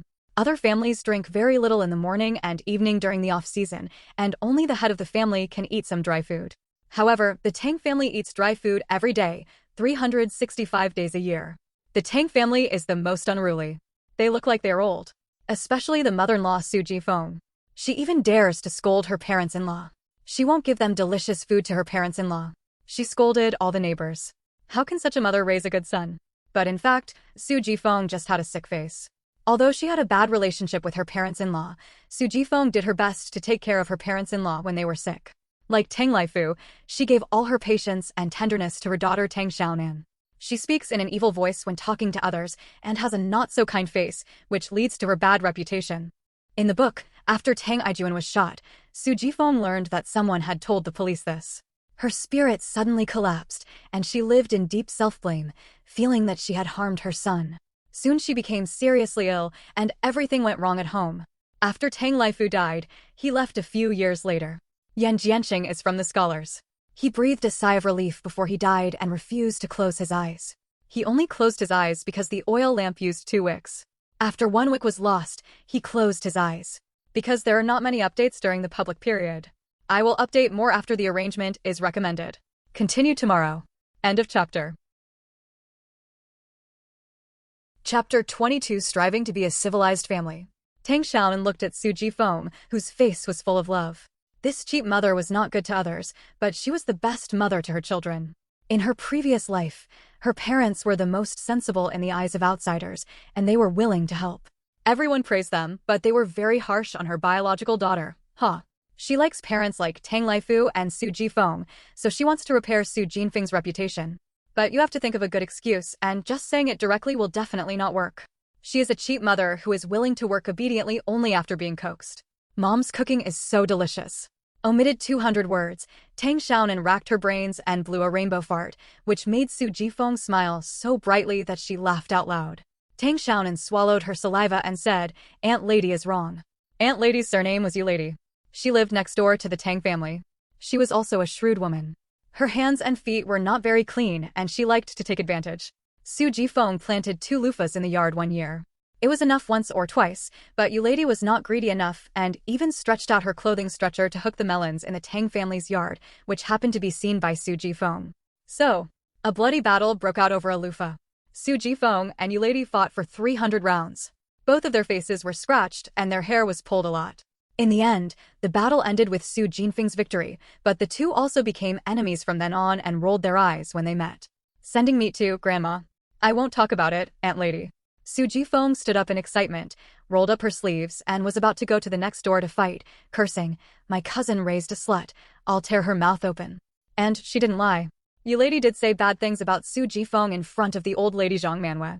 Tang Xiaonan said innocently, "Aunt Lady and Grandma said that my mother's cooking smells stinky, and she also said that my mother secretly eats meat and doesn't give it to Grandpa and Grandma. My mother's cooking is delicious." Tang Xiaonan hurriedly grabbed her, and her heart became even more congested. No wonder the 3 brothers all had explosive tempers. Tang Laifu and Su Jifeng were both explosive. How could the babies they gave birth to be gentle little sheep? The road to improving family tradition is long and long. Mom, don't fight, it hurts. Tang Xiaonan just bit the tip of her tongue, tears streaming down her face. Su Jifeng was so panicked that she forgot about her enemy and coaxed softly, "Don't be afraid, Mommy won't fight." The faces of the 3 brothers who were gorging on meat also fell. Although they didn't say anything, they were planning to give Lady next door some color and beat Lady's most precious son. Tang Xiaonan also doesn't like Lady. Among the villagers who make trouble in the book, Lady is the worst one, so she has no burden to use Lady as a slut. Su Jinfeng's face suddenly darkened, and he asked grimly, "What did she say?" Tang Xiaonan burped, struck while the iron was hot, and revealed her ultimate goal. Although Tang Baishan and Zhang Manwei were stingy, they were still very good to their children and grandchildren. When Tang Ijuan's accident happened, Tang Baishan had already passed away, but Grandma Zhang Manwei did not hesitate to take out all her savings, even the coffin book, and let Tang Laifu use it to find connections. Because of this affection, one should also honor the 2 elders well. Su Jifeng hesitated. She still had knots in her heart. Tang Xiaonan cried even more sadly and stammered, "I also want to be a civilized family. Huang Xiaomao's family is a civilized family, and I also want." Woo-woo. Thanks to the last little cutie on the earth, Haikwatian 109, Sean Nana for the reward. The new book seems a bit deserted. Please leave more comments and vote. The new book needs pampering. Only when the data is good, the editor will arrange recommended updates. Please support and pamper. End of chapter. Chapter 23 Honor the Elderly. There are two big surnames in the Mopanchen Brigade, the Tang family and the Huang family. The family power is equally divided. Either the Tang family suppresses the Huang family, or the Huang family suppresses the Tang family, one after another. For now, the Huang family is slightly better. Because the civilized family has been awarded to the Huang family for 3 consecutive years, each production brigade selects a civilized family. In addition to some material rewards, the selected family can also go to the town to receive awards from the mayor. This is a supreme honor. Huang Xiaomao's family was a civilized family last year. He was selected because his parents respect the elderly, are willing to help others, and are very popular in the village. I want a civilized family. Woo-woo. Dad. I want it. Tang Xiaonan twisted wantonly. Her tears were like faucets. Tang Laifu originally dismissed these false claims. The reward was only an enamel cup and a towel, which he didn't care about at all. As for going to the town to accept the mayor's award, Tang Laifu was even less interested. Because the mayor was his childhood friend, he had been beating him up since he was a child. However, this coward became the mayor. Tang Laifu felt strange and he didn't even bother to accept the mayor's praise. It was very awkward. But his precious daughter wanted it, and Tang Laifu had a headache. He put aside civilized families for the time being. Making his daughter happy first was the most important thing. Besides, it was his duty as a son to give meat to his old parents. Dad, go and see her off right now, little girl. Stop crying. Tang Xiaonan took the dish from Su Jinfeng's hand and shook it. Tang Ijuan was frightened and took it. I'll deliver it. One villager made a joke and the others burst into laughter. Most of them were envious and jealous. I don't dare to eat too much of the salted pork during the Chinese New Year. I have to wait until the farm is busy to eat it. Now when I'm not working, I just eat some radish and green vegetables. It's not like the Tang family who eats meat every meal, which makes people greedy to death. The boss, Tang Ihua, also took another bowl of meat and eggs. She was afraid that Su Jifeng would be heartbroken. Just what Tang Xiaonan wanted. The two brothers nodded. Tang Igua simply stopped eating and picked up Tang Xiaonan. The 4 brothers and sisters set off in a grand manner. The 2 elders of the Tang family lived in an old house, which was still some distance away from Tang Xiaonan's house. They had to walk for a few minutes and passed several houses. The air immediately became quiet. Tang Xiaonan said loudly, Mom said I would give Grandpa and Grandma something to eat. At this time, most families in the village were eating, but many people took their meals and went out to eat. Chatting while basking in the sun was the happiest time for farmers. Ahua, what kind of food are you bringing? Oh, meat stewed with eggs, sauerkraut and large intestine, tsk. You guys are better eaters. Did you bring us the food? Su Jifeng glared angrily, then went in and brought out a bowl of sauerkraut and fat sausage. I'm going to take Daddy to dinner. Tang Laifu winked at Su Jifeng.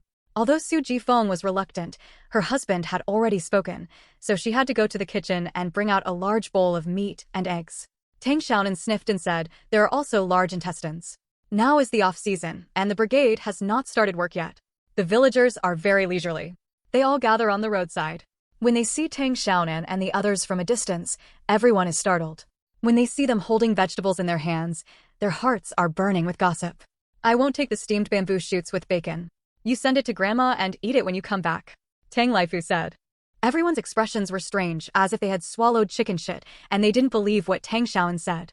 Su Jifeng and her mother-in-law have never been in contact with each other. How could they send such good meat to them? The sun comes out in the west? You need pampering every day. You need recommendation tickets and 5-star reviews. End of chapter. Chapter 24. Filial piety comes first. Little girl, did your mother-in-law really say that? Someone asked after her. It was Su Jinfeng's nemesis lady, with a malicious look on her face. Well, Mom said, Xiao, first of all, eldest brother? Tang Xiaonan decided to give her eldest brother a chance to show off. She was a 6-year-old baby and couldn't act too evil. Tang Ihua was stunned. When did his mother say this? The little girl was just talking nonsense. How could he know what to do first? After all, he had never even memorized a goose. Filial piety comes first, my mother said. If there is something delicious, let Grandpa and Grandma eat it first. The second brother Tang Igua, who was not very talkative, suddenly spoke, which made Tang Xiaonan look at him with admiration. It turns out that the second brother is the hidden student master. Well, she wants to focus on training the second brother. Tang Xiaonan nodded vigorously. Mom said, Bai Shangxiu was the first. She really didn't want to pretend to be young, but she just blamed the gaping teeth for not living up to expectations. Her good words turned sour as soon as she said them.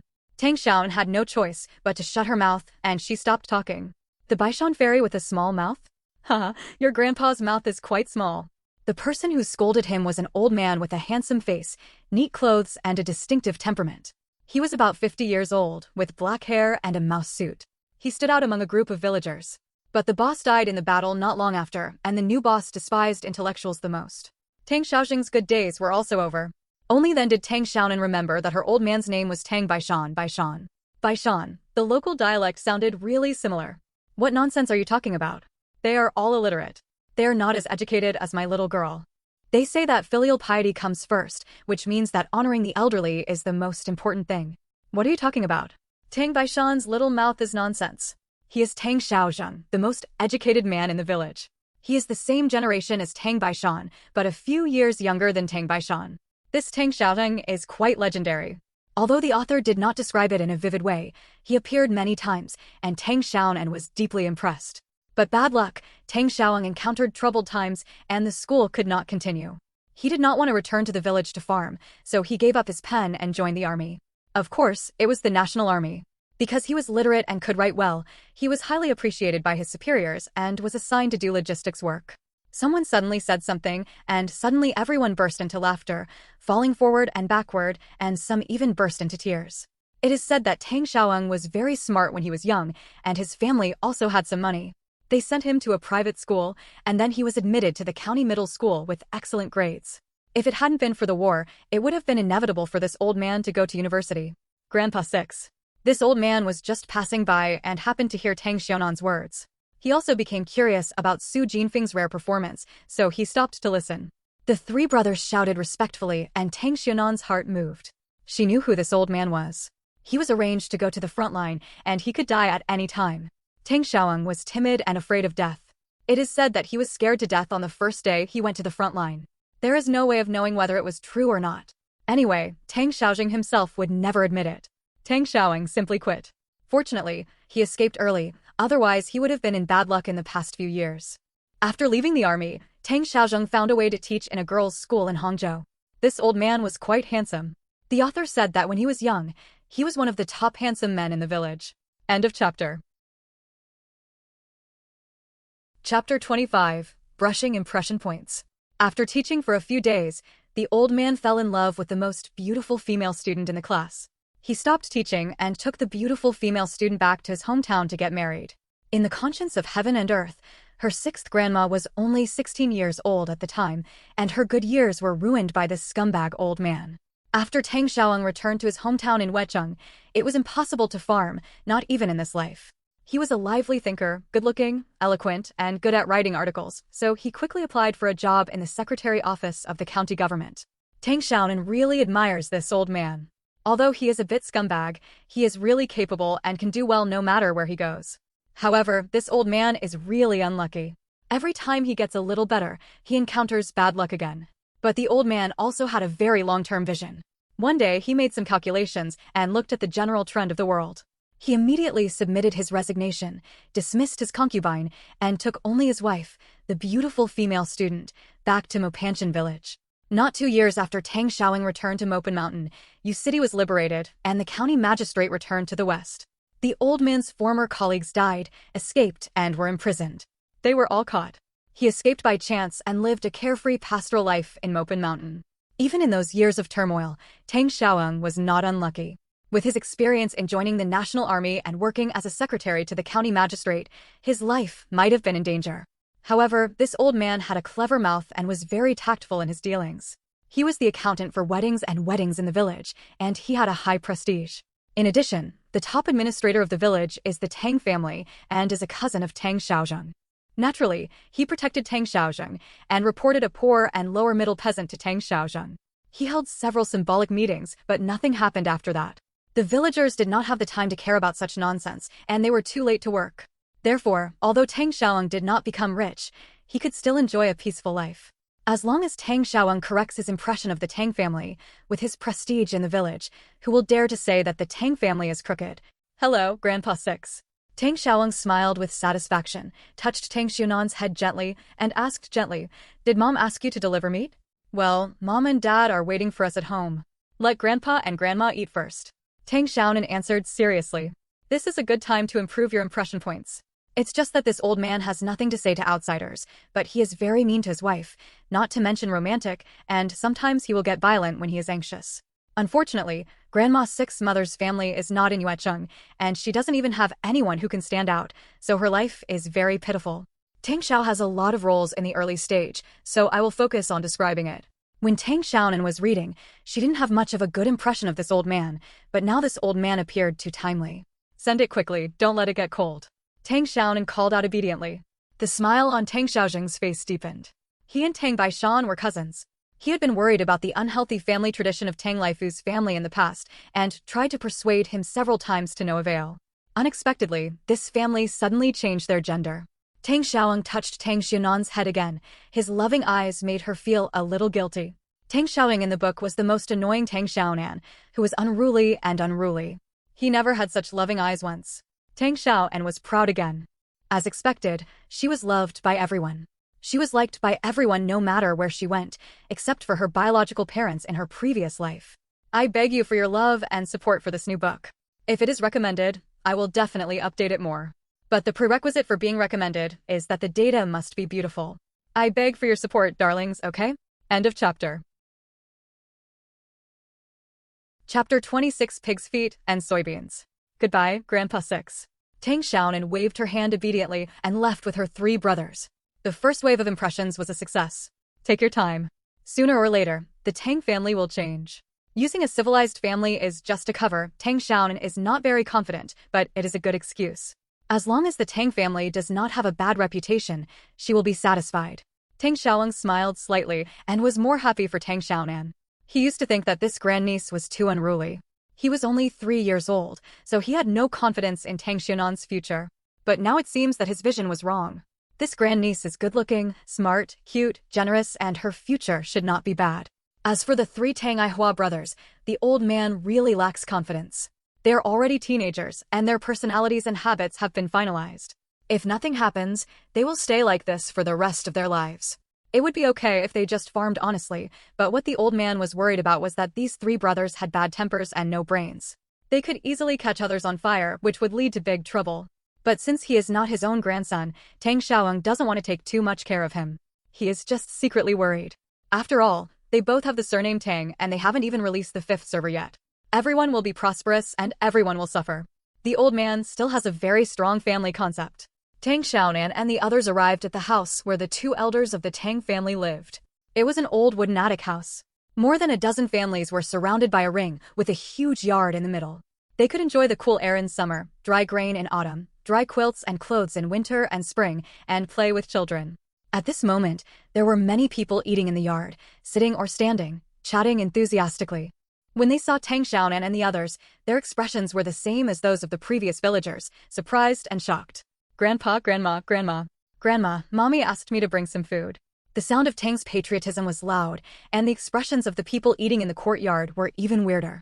Su Jifeng actually gave meat to her mother-in-law. TSK. The sun sets from the east? Zhang Manhwa didn't really believe in the eldest daughter-in-law's filial piety, but the 2 bowls of real meat in front of her were real. She thought it was from her son Tang Laifu, and deliberately used the eldest daughter-in-law's name. Humph, how could Su Jifeng have such a heart? The old lady sat closest to the door and opened the door doubtfully. She saw the 3 eldest grandsons standing neatly outside, and the youngest granddaughter grinned at her, revealing a big gap. Zhang Manhwa couldn't help but laugh. It is good for Su Jifeng not to scold her parents-in-law, but she still wants to be filial? The group of people who eavesdropped with pointed ears were so shocked that their eyes bulged out. Mom said you have something delicious to show your respect to Grandpa and Grandma. Tang Aigua's voice became louder. So much meat. Tang Xiaonan shouted loudly on purpose. The Tang family has 3 rooms. The 2 elders live in 1 room, and the second uncle Tang Laigui and the younger uncle Tang Laijin each live in 1 room. At this time, they were all sitting together to eat, and they were stunned when they heard Tang Xiaonan's voice. Tang Laijin came over and his eyes turned green when he saw his favorite sausage. He took the 2 bowls of vegetables with a smile. He was short of oil and meat every day, and his mouth was filled with tears. She is a tall and strong old lady. Tang Laifu looks very much like her. She is always available at home, but she lives too frugally. TSK, I'm afraid it's not a ghost, right? Your mother is interested. Come into the house quickly and bring a bowl of pig's trotters and soybeans back to eat. Zhang Manwei asked them to go into the house and go to the kitchen to serve pig trotters and soybeans. Among the three sons, Tang Ligui, the second, had no children, and the third was unmarried. Fortunately, the eldest had 4 children, so no matter how dissatisfied Zhang Manwei was with Su Jifeng, she only said a few words and didn't do anything too outrageous. Thanks to N.O. Mengxian Yiling for the reward. He is an old reader of mine and has always supported me. Thank you very much. End of chapter. Chapter 27. Poor Carpenter Uncle. Have you eaten yet? Tang Baishan asked with a smile. He looked somewhat similar to Tang Xiaonan. He was gentle and delicate. Tang Laifu looked like his mother Zhang Manwei, but his 2 younger brothers were both like Tang Baishan, with delicate and elegant looks. No. Tang Xiaonan shook her head. Her second uncle Tang Ligui and her second aunt Shirlan were not at home. They lived in the town. Because Shirlan failed to have a child, Tang Baishan and Zhang Manwei were very dissatisfied with their second daughter-in-law, even more dissatisfied with Su Jifeng. Tang Ligui was asked many times to divorce his wife and marry another, but Tang Ligui was unwilling. He and Shirlan had a good relationship, and he was afraid that the conflict would deepen if they stayed at home. Tang Ligui simply bought a house in the town. The couple rarely returned to Mopin Mountain, and the house in his hometown was basically empty. Tang Ligui works in the town winery, and Shirlan is a teacher in the town middle school.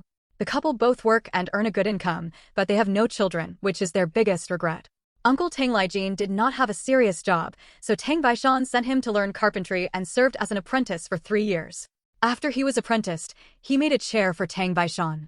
Tang Baishan sat on it happily, and then he dropped it. The chair has 4 legs, 3 long and 1 short, so it would be weird if it didn't fall. Since then, Tang Lijin has been nicknamed Xiao Lao.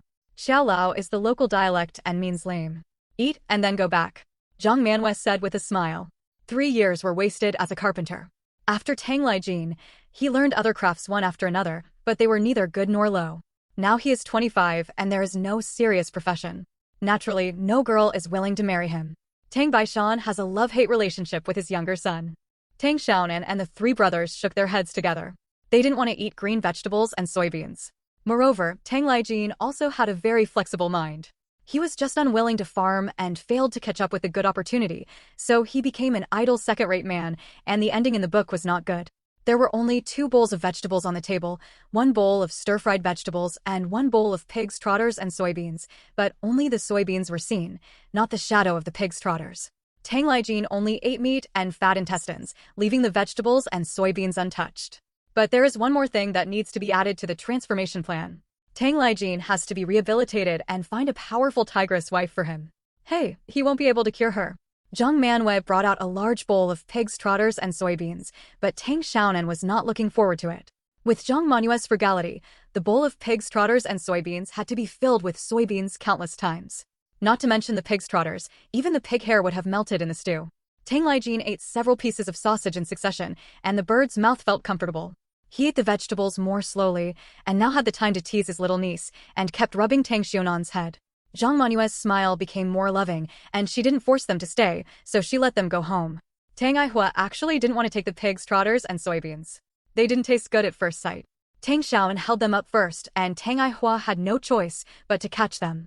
But Tang Lijin admired his eldest brother Tang Laifu the most, and he was also the best to the 4 children of the Tang family. Even if he only had a dime in his pocket, he would use it all to buy sweets for Tang Xiaonan. Tang Xiaonan had a stupefied face and couldn't bear it. Her uncle was really kind to her, so she couldn't bear it. Grandpa and Grandma eat meat. Tang Xiaonan said sweetly.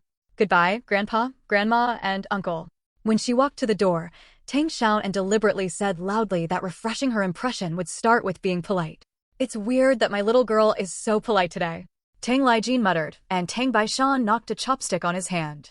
Zhang Manwei cut a few pieces of meat and sausage in the bowl onto a small plate and took away the rest. The corner of Tang Lijin's mouth twitched. He should eat faster, alas. End of chapter. Chapter 28. Where are the pig's feet? Mom, put more in it. There's no more oil in your stomach. Tang Lijin said with a shy smile. The eldest grandson and the youngest son are the treasures of the old man. Zhang Manwei is not actually a kind person. Brothers Tang Laifu and Tang Ligui have been strictly disciplined by her since they were young. They are more afraid of their mother's feelings than respectful, so Tang Lijin is the only one who can make a few jokes in front of her. Isn't this enough? You won't work even if you eat. If you don't go to work tomorrow, I won't give you any sweet potatoes to eat. Zhang Manwei glared at her youngest son with hatred. He was the handsomest among the three brothers, but he was also the laziest. The 25-year-old young man could not marry a wife, and his ancestors had been disgraced. The eldest son gave birth to Aihua and Aigua when he was 25 years old. Although the second son was later, he got married at the age of 23. It's just that the second daughter-in-law occupied the manhole and refused to shit, alas. Thinking of the bad things at home, Zhang Manwei became upset again. Out of anger, she picked up the chopsticks and hit Tang Lijin's head hard several times, then went into the kitchen with a dark face. Such 2 large bowls of meat would take at least 10 days to eat. The eldest daughter-in-law, a prodigal woman, was so poor that she had so much money to eat. I was able to send her such 2 large bowls of meat. This shows that the meat on the table at the boss's house must be served in basins. Zhang Manue's heart throbbed and hurt, and the meat no longer tasted fragrant. Even if she can't see it, her heart is not pure. Nothing goes as planned, alas. But thinking about the 3 tall grandsons and the beautiful little granddaughter, Zhang Manwei felt a little better. What made her even more happy was that the boss finally found her conscience and remembered her even if he ate meat, so her support was not in vain. Tang Xiaonan's childish voice came from outside. The pig's feet and soybeans given by Grandma are delicious. There are pig's feet, didn't you see? Let me see, where are the pig's trotters? I only see soybeans. What your grandma gave me was obviously stewed soybeans. Is this a big deal? Her family talks about whatever they want behind closed doors and must maintain their image to the outside world. Although Zhang Manwei is stingy, she is sincere to her family and cannot help being teased by outsiders. Tang Xiaonan argued hard. Even if there were really no pig's feet, that was not something these people could say. There was a burst of laughter, and Zhang Manue's face suddenly darkened, and the clouds were gathering. She wanted to go out and scold those shameless people. Her scolding skills were on par with Su Jinfeng's. Tang Lijin was faster than her. He rushed forward with a tigerish face and opened the door. He saw a group of people talking and laughing around his niece and nephew. Most of them were elders. The 3 brothers' faces turned black and they were ready to go. But her voice was drowned in the roar of laughter. Although these people meant no harm, this mocking laughter still made Tang Xiaonan feel uncomfortable. She subconsciously pouted. In the eyes of the 3 brothers, their baby sister was wronged. Tang Ijuan, who had the hottest temper, took a step forward, ready to fight. The laughter of the others suddenly froze, and they regretted a little. How could they have forgotten these 3 evil stars of the Tang family? These 3 evil stars have no concept of elders and younger ones. They even beat up a distant relative of an uncle's generation years ago. Tang Xiaonan was anxious and pulled her 3rd brother hard. She couldn't take action over such a trivial matter, but Tang Ijuan, who was so tempered, couldn't stop him even if he had 10 cows, and a big war was about to break out. You are blind. Can you see such a big pig's foot? Do you want me to chop it off and show it to you? Tang Lijin came over and stood in front of the nephews. He looked at the legs of the guy who was making the most noise with a half smile and a stern look in his eyes. End of chapter. Chapter 29. The whole family has high prestige. The man who was watched felt very scared. Although Tang Lijin was not as ruthless as Tang Lifu, he was used to being mean. He would not fight you in front of you, but would suppress others behind your back. Either throw stones to scare the chickens that lay eggs at home, throw snakes into pig pens, or smash windows in the middle of the night. I knew it was this scoundrel who did it, but I couldn't catch anyone. Tate's mother was so sinister, she was much more evil than Tang Lifu. Lijin is at home. My eyes are getting worse and worse. Hee. The man said coquettishly, and the others also stayed away, not daring to offend Tang Lijin. Zhang Manwei also came out, glaring fiercely with his triangular eyes several times, and everyone held their breath and kept silent, not daring to express their anger. Tang Xiaonan did not expect that the prestige of Grandma Cheap and her uncle in the village was no lower than that of Tang Lifu, Su Jifeng, and the others. Sure enough, it was not like the same family refused to enter the same house. This is actually a good thing. People who are kind can be bullied, especially in rural areas. If you are too kind, you will only get bullied. Although she wants to reform her family, she does not want to turn them into weak little sheep.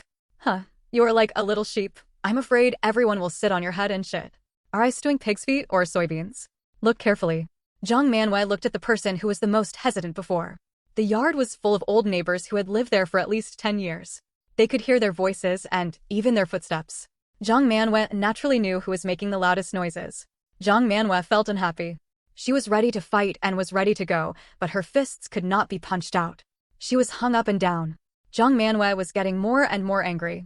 She could not hold back her temper, and her fists were about to come out. Goodbye, Grandma and Uncle. Have you ever been so polite before? Didn't you just walk away and do anything if you don't accept it? Moreover, it seems so hypocritical to be so polite in front of your grandma and uncle. Of course it's a pig's trotter. I was too far away to see clearly. Third grandma, have you finished your meal?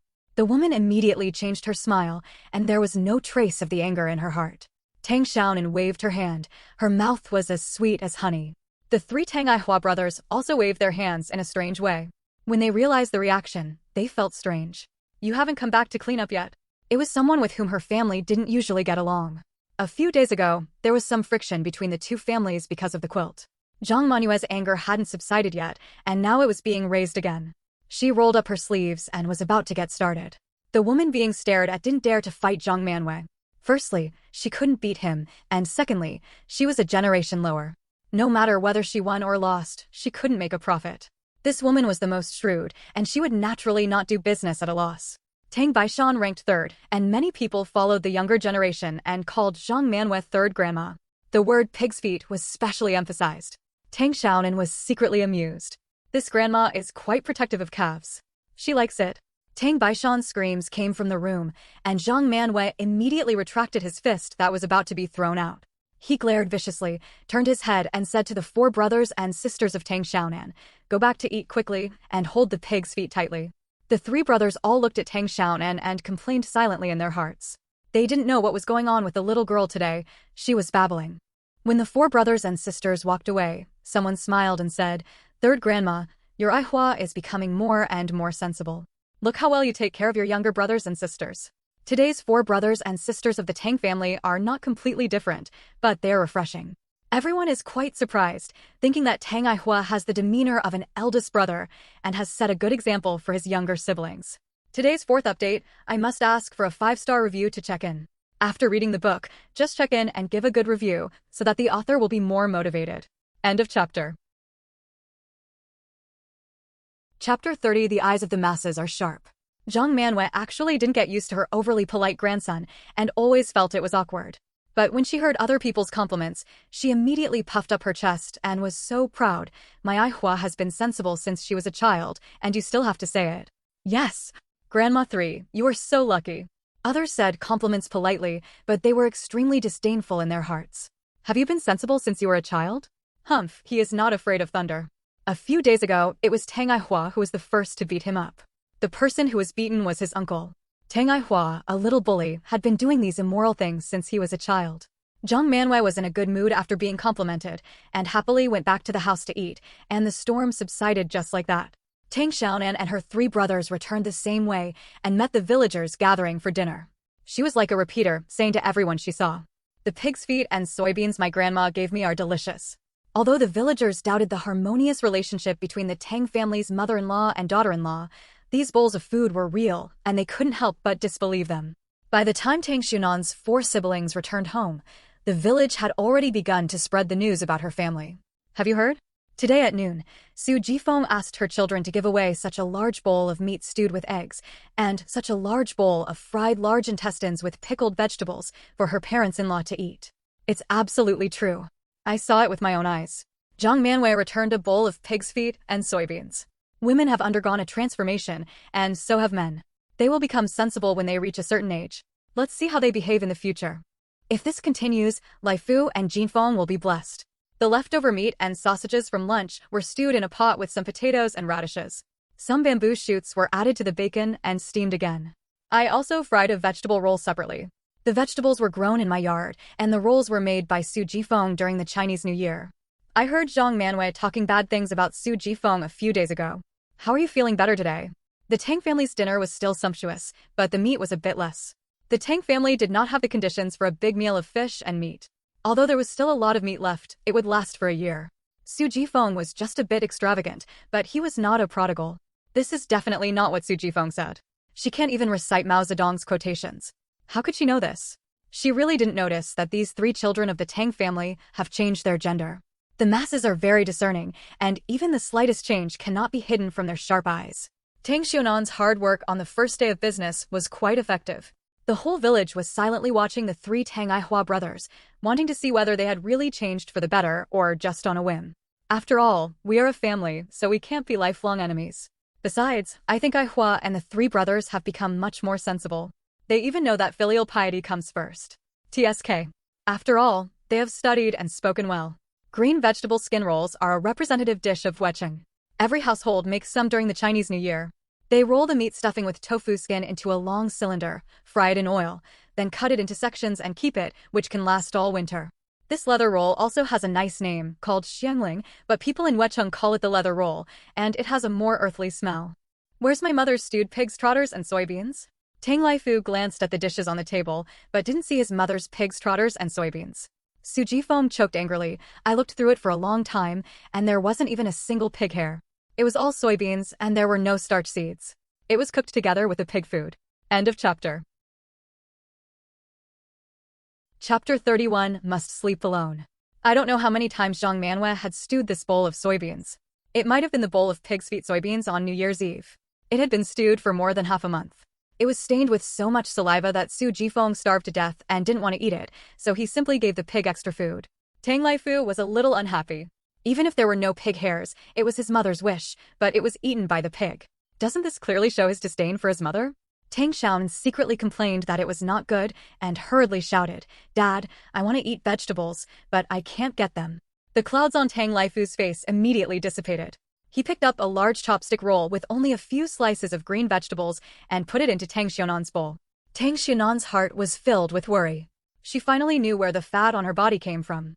If she was raised like a pig, how could she be worthy of the meat if she didn't become a pig? Another family turmoil ended quietly. Lying on the quaint purple bed, Tang Xiaonan was not sleepy. Her mind was endlessly recalling the plot in the book. There was a light fragrance on the tip of her nose. It smelled very good and had a soothing effect. After a while, Tang Xiaonan was drowsy. She was woken up by the deafening snores, one after another, like thunder in her ears. Tang Xiaonan woke up before the rooster crowed. Seeing Tang Laifu and Su Jifeng sleeping on both sides, Tang Xiaonan didn't dare to move. She felt really tired. She really didn't expect that Tang Xiaonan, who was already 6 years old, would still sleep with her parents. No, she had to change rooms tonight. Hush, shoo. But no matter how much she had an appetite, Tang Xiaonan couldn't finish a bowl of rice cakes that was bigger than her head. Tang Xiaonan pouted, "I want to go and play with Brother Hua, as we agreed yesterday."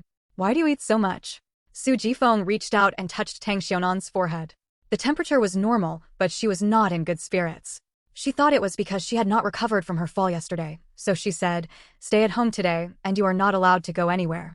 Tang Xiaonan's bowl was full of green vegetables and rice cakes. The green vegetables and the rice cakes were as white as jade. Su Jifeng fried them with lard. The vegetables and rice cakes were all shiny, which made her appetizing. She took the small bowl, divided it into quarters, and put the rest back on the table. She took another sweet potato. Tang's sweet potatoes are all pumpkin sweet potatoes that are both floury and sweet. After being stored for a winter, they have more sugar and are particularly delicious. The Tang family's breakfast consists of stir-fried rice cakes with green vegetables and a large pot of steamed sweet potatoes. The 3 Tang Ihua brothers eat it very much. Sometimes the Tang family's food is not enough, so they need to add some sweet potatoes and radishes. Why are you looking for him as a disaster star? Whenever you play with him, something will happen. Be obedient, little girl. Stay at home. Mom will give you fried rice cake slices and dried sweet potatoes. Tang Laifu and Su Jifeng refused to let the other snore. When one finished, the other followed. Tang Xiaonan opened her eyes wide and counted the holes in the mosquito net. She was obviously very sleepy, but she couldn't fall asleep. "Don't eat, Mom. I want to sleep by myself." "Dad always." Tang Xiaonan learned to snore a few times, and the whole family was amused. Tang Laifu gently pinched her nose and said angrily, "Dad doesn't snore. Why don't you fight?" "I heard it from 2 rooms away," Tang Ijuan said with a smile. Soon Tang Laifu glared at him so fiercely that he immediately lowered his head in fear. Under Tang Xiaonan's coquettishness and cuteness, Tang Laifu and Su Jifeng agreed to her request to sleep alone.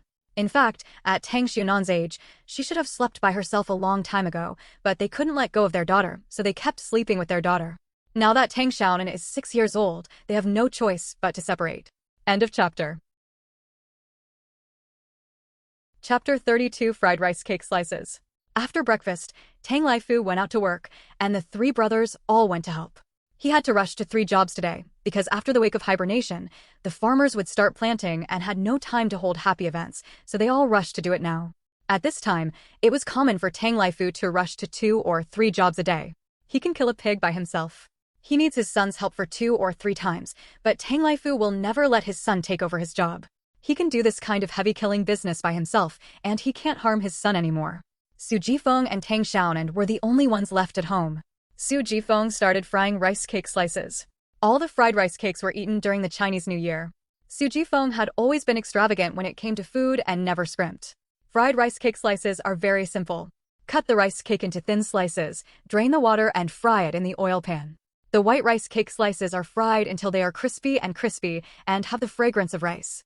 The taste is somewhat similar to the rice cakes of later generations. This kind of snack was not uncommon in more than 10 years, but now that the whole people are short of oil, fried rice cake slices are a luxury product. Su Jifeng is reluctant to fry more, so he only fried a pot of rice cake slices and a pot of dried sweet potatoes, which was enough for a month. Tang Xiaonan's mouth watered with greed, and she couldn't wait to take a piece and chew it. Unfortunately, her teeth were not up to par. It took a lot of effort to chew one piece, and her cheeks were sore. Delicious. Tang Xiaonan did not hesitate to praise. Su Jifeng smiled brightly and took a clean little cloth bag, which was a snack bag she had sewn specially for Tang Xiaonan. She filled it with some rice cake slices and dried sweet potatoes, and hung it around Tang Xiaonan's neck, which could help her teeth grind for a day. Mom, I'm going out to play. Tang Xiaonan patted the snack bag with satisfaction. It was bulging. Tang Xiaonan skipped away, her pigtails swaying, and Su Jifeng also wore a red hair flower, which looked very festive. Su Jifeng shook his head with a smile and continued to work. The villagers are very leisurely now. It is not time to go to work yet. Everyone is enjoying the rare leisure time. The women go to the river at the head of the village to wash clothes and gossip about the latest news in the village. Cook pig food, mix chicken and duck food, wash clothes, clean, and prepare lunch. There are piles of work to do every day. Goodbye, Mom. Su Jifeng waved her hands impatiently. Anyway, her daughter was always interested in 3 minutes, so she might be tired of it tomorrow. Okay, let's go out and play. Don't go looking for that disaster star, do you hear me? Su Jifeng warned again and again. What everyone talked about the most was the 3 bowls of food served by the Tang family's mother-in-law and daughter-in-law yesterday, and other topics also emerged, such as the infertility of Tang Lai's wife Shirlan, the tilt-up chair that Tang Laijin made back then, and Tang Laifu's first love when he was a young boy. The men were working on their plots, hoeing a few times and then taking a break and chatting about the mountains. Mom, I have a name, Hujinji. Tang Xiaonan twisted her fat waist unhappily. Of course, there are also the mother and son of Hujinji, distant relatives of the Tang family. Although the villagers despise the mother and son, they are still very curious about their origins, especially the beautiful and weak Suwanru, who is really the white moonlight in the hearts of all the men in the village, and they want to see more of them in their dreams. Hujinji is also working. He has no private land, but he has reclaimed some wasteland on the hillside and planted some sweet potatoes, corn, and vegetables.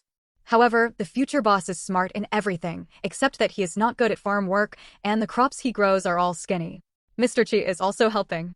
The two of them talk about current affairs while working. They are locked up in the mountains.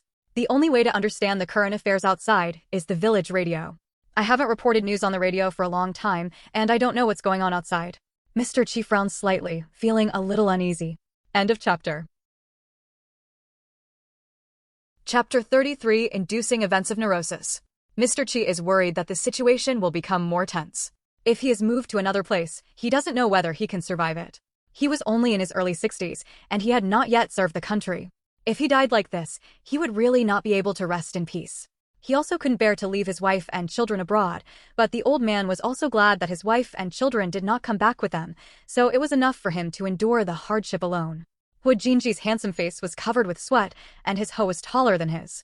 Fortunately, he ate a lot of meat last night, and now he was strong enough to reclaim a lot of wasteland in just one morning. He glanced outside the vast mountains. As long as he climbed over this mountain, he could reach Wiching, a neighboring county. However, he had only gone out twice in the past 4 years, and almost had an accident both times. Seeing that he was not at home, those second-rate men came over to pester his mother. Fortunately, he came back in time, but he never dared to go out again. He promised his father that he would protect his mother. A man keeps his promise, and he will do it. It shouldn't be a big deal, otherwise the radio will say, and the gang has been crushed. Grandpa Chi, your spring is coming soon. Hujinji's eyes were firm. Mr. Chi sighed lightly, not as optimistic as Hujinji. I just hope it won't get worse, and I can maintain the current stability. I'll be satisfied. Hujinji shook his head. Those second-rate people didn't take the old man seriously at all. If they didn't do it well, the old man would get hurt. Although he lives in poverty, he doesn't have to be beaten or scolded every day. This kind of life is already a paradise for Mr. Chi, who has suffered a lot. Just wait a little longer. Why don't you go out and I'll watch from home? Hello, Grandpa Chi. He really wanted to go to the county town, but he was worried about Suwanru. Feeling a little irritated in his heart, Hojinji swung the hoe vigorously and hoed the ground in a vented manner. Mr. Chi looked at him with pity. He really didn't understand how Hojinji's father could safely leave his wife and children in this poor mountain village. Although most of the villagers are simple, there are always some scoundrels. The beautiful and weak Suwanru is like braised pork that has just come out of the pot. The aroma of the meat is overflowing, attracting the second-rate people nearby. Hojinji has shouldered a heavy burden that he should not bear at such a young age. Hua's father is so cruel. Brother Hua. Tang Xiaonan ran over in a bound. Hojinji was working on the hillside behind the house, and he could see it from a distance. Her heart skipped a beat, sinking to the bottom, and suddenly she remembered something important. Tang Xiaonan said hello with a smile. This old man is a great man, an internationally renowned economist, and his children are also very promising. It's a pity. It will get better, but it's a pity that I can't get out. I can't even see a newspaper in this poor village. Hojinji was very upset. The sweet cry came from afar, dispersing the haze in the air. Hojinji's eyebrows jumped suddenly. Tang Xiaopang must have come to cause trouble.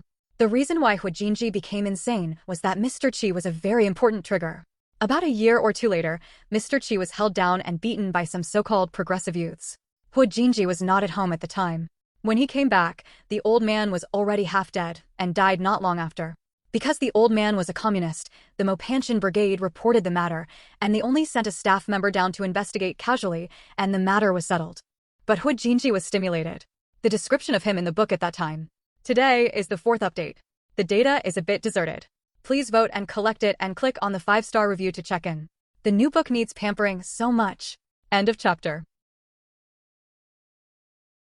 Chapter 34 Severe Malnutrition.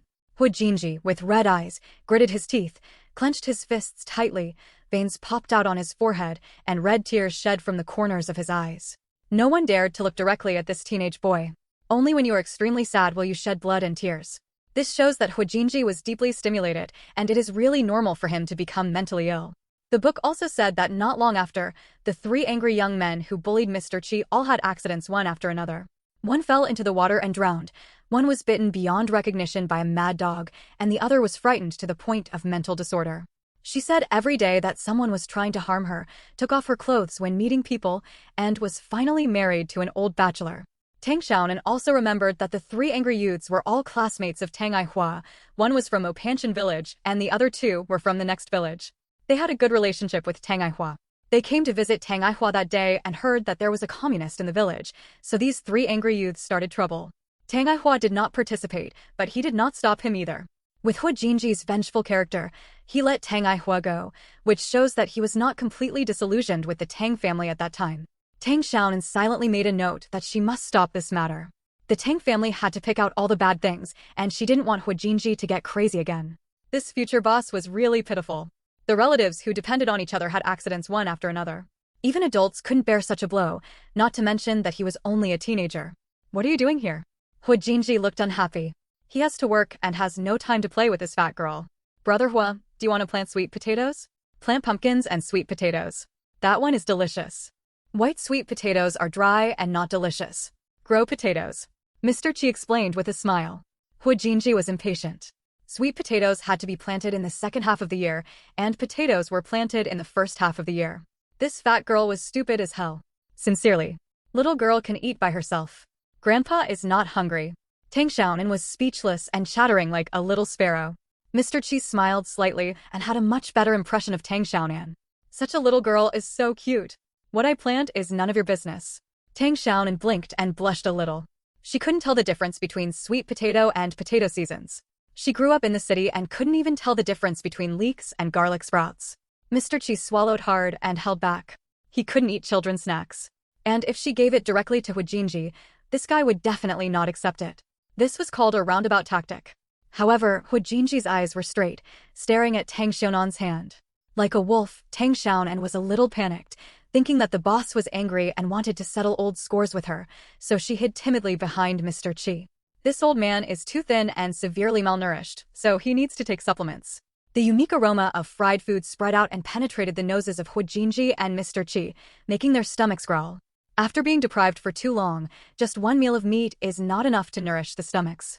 When they smell the aroma of food, their bodies will have an instinctive reaction. Tang Xiaonan opened the snack bag and took out the oil-soaked newspaper. Su Jifeng wrapped the rice cake slices and dried sweet potatoes in newspaper and put them into the snack bag. Tang Xiaonan handed them to Mr. Qi along with the newspaper. "Grandpa Qi, here it is," Mr. Qi shouted, asking him to calm down and stop scaring the little girl. Hu Jinshang took a step forward and quickly flashed in front of Tang Xiaonan. Tang Xiaonan was so scared that she hugged her head tightly and the newspaper and snacks fell to the ground. Thanks to Ijia for the reward of 20,000 book coins, thanks to Jli69 and Enin for the reward. They are all old readers who have always supported me. I am really grateful.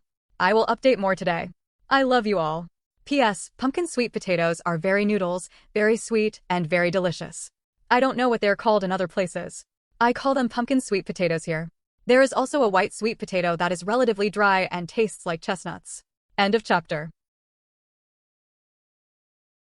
Chapter 35 Hong Kong Movie. Hu Jinji picked up the newspaper, rice cake slices, and dried sweet potatoes, and placed them on the clean grass. When he saw the date on the newspaper, he was even more excited. It was from 3 days ago. It is the Z Province Daily, the political and economic newspaper with the largest circulation in Z Province. Although it only has half a page, it is enough to make Hu Jinji extremely excited. Mr. Qi also reacted and became even more excited. The grandfather and grandson put their heads next to each other and read the newspaper attentively, forgetting about Tang Xiaonan. Tang Xiaonan pursed her lips. It was just a piece of newspaper. How could she be so excited? But since Hu Jinji likes newspapers, she will get more. There are not many newspapers at home, but there are some at Tang Baishan's place. Tang Baishan is the barefoot doctor and part-time veterinarian of the brigade. He often goes to the town and brings some newspapers every time. There is also Mr. Tang Xiaojing, who is most concerned about current affairs. The newspapers at home have never been cut off because the brigade captain has a good relationship with him. As soon as he received the newspaper, he gave it to Tang Xiaojing. Hu Jinji glanced at 10 lines, searching hungrily for important news. The front page was basically articles about praise, which he was not interested in. What he wanted to know was people's livelihood and politics, and the same was true for Mr. Qi. Their eyes were like radars. They finished browsing one side in a short time, and there was no news they wanted to see. Although a little disappointed, seeing the newspaper was better than nothing. Hu Jinji turned to the back and read it again. Both of them had forgotten about Tang Xiaonan.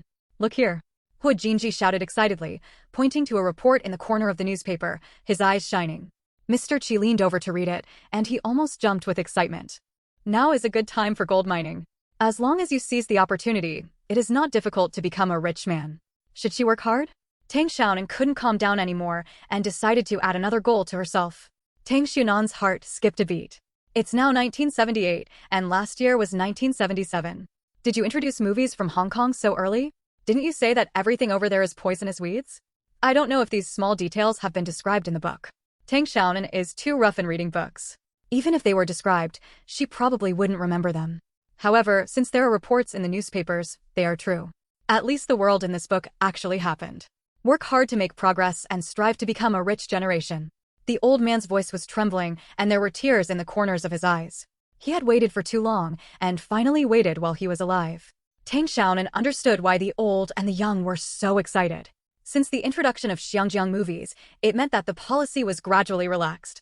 She remembered that the college entrance examination was resumed in 1977, and the third plenary session of the 11th Central Committee was held at the end of 1978. The spring breeze of reform would soon spread across the country. Where is Xiangjiang? Is there any delicious food? Tang Xiaonan tilted her head and asked innocently. That's great. Xiangjiang film was introduced last year. Jinji, do you know what this means? Hu Jinji was in a very good mood, and his eyes looked at her much softer, and he tugged at her pigtails. This fat girl had brought such an important newspaper, so even if she caused trouble, he didn't care. I only know how to eat, and I'm almost turning into a little fat pig. Tang Xiaonan's face suddenly fell, her mouth tightened, and she rolled her eyes angrily. The most annoying thing was that she was fat. Neither can future bosses. Mister, she said with a smile, the little girl will be cute if she is fat. She is so lucky, little girl. Xiangjiang is a very beautiful city with a lot of delicious food and many opportunities. It is also the financial center and film factory of Asia. Since 1977, Hong Kong movies have been introduced one after another. End of chapter. Chapter 36 Postcard. The old man looked full of nostalgia. He used to be a visiting professor at Xiangjiang University and would stay there several times a year. He liked the morning tea there very much, but he hadn't had it in more than 10 years. Tang Xiaonan swallowed her saliva. She also missed the morning tea in Xiangjiang. Can I go there to play? Is it far? Tang Xiaonan deliberately pretended not to understand anything. The old man shook his head. It's not possible now, but it will be soon. If I can go out, I will bring you the candies over there. I love candy the most, thank you Grandpa Chi. Tang Xiaonan was very happy and secretly determined to protect the old man. In the book, the old man was rehabilitated within 2 years of his accident, and his children also returned to China to find him. As long as he lives well, the old man will definitely be reunited with his family. The whole family, old and young, were all infected by Tang Xiaonan's happiness. Today was an excellent day for them because not only were Xiangjiang movies introduced, but more importantly, some small vendors had sprung up like mushrooms after a rain, and the state's punishment was not too severe. This was what made them most excited. Tang Xiaonan glanced secretly and saw the palm-sized report. The title was, "Recently, more than a dozen vendors were caught selling postcards and snacks privately. It's time to go to work soon. If you mother and son don't go to work, the captain won't agree. Besides, can your mother bear to walk such a journey?" The old man was not too optimistic. Even if the captain agreed, Su Wanru would not be able to walk dozens of miles of mountainous roads. There are also photo postcards of little tigers, the 4 heavenly kings and other stars. There are about 10 in a book. The children like it very much. They buy them and give them to each other. Their favorite is a kind of colored stickers with photos of stars printed on them. There are dozens of them in one edition. They buy them and stick them in their textbooks. Unexpectedly, there were already postcards in the 1970s. Tang Xiaonan was also a little excited. She also wanted to see what postcards look like now. She was moved in her heart and continued to read.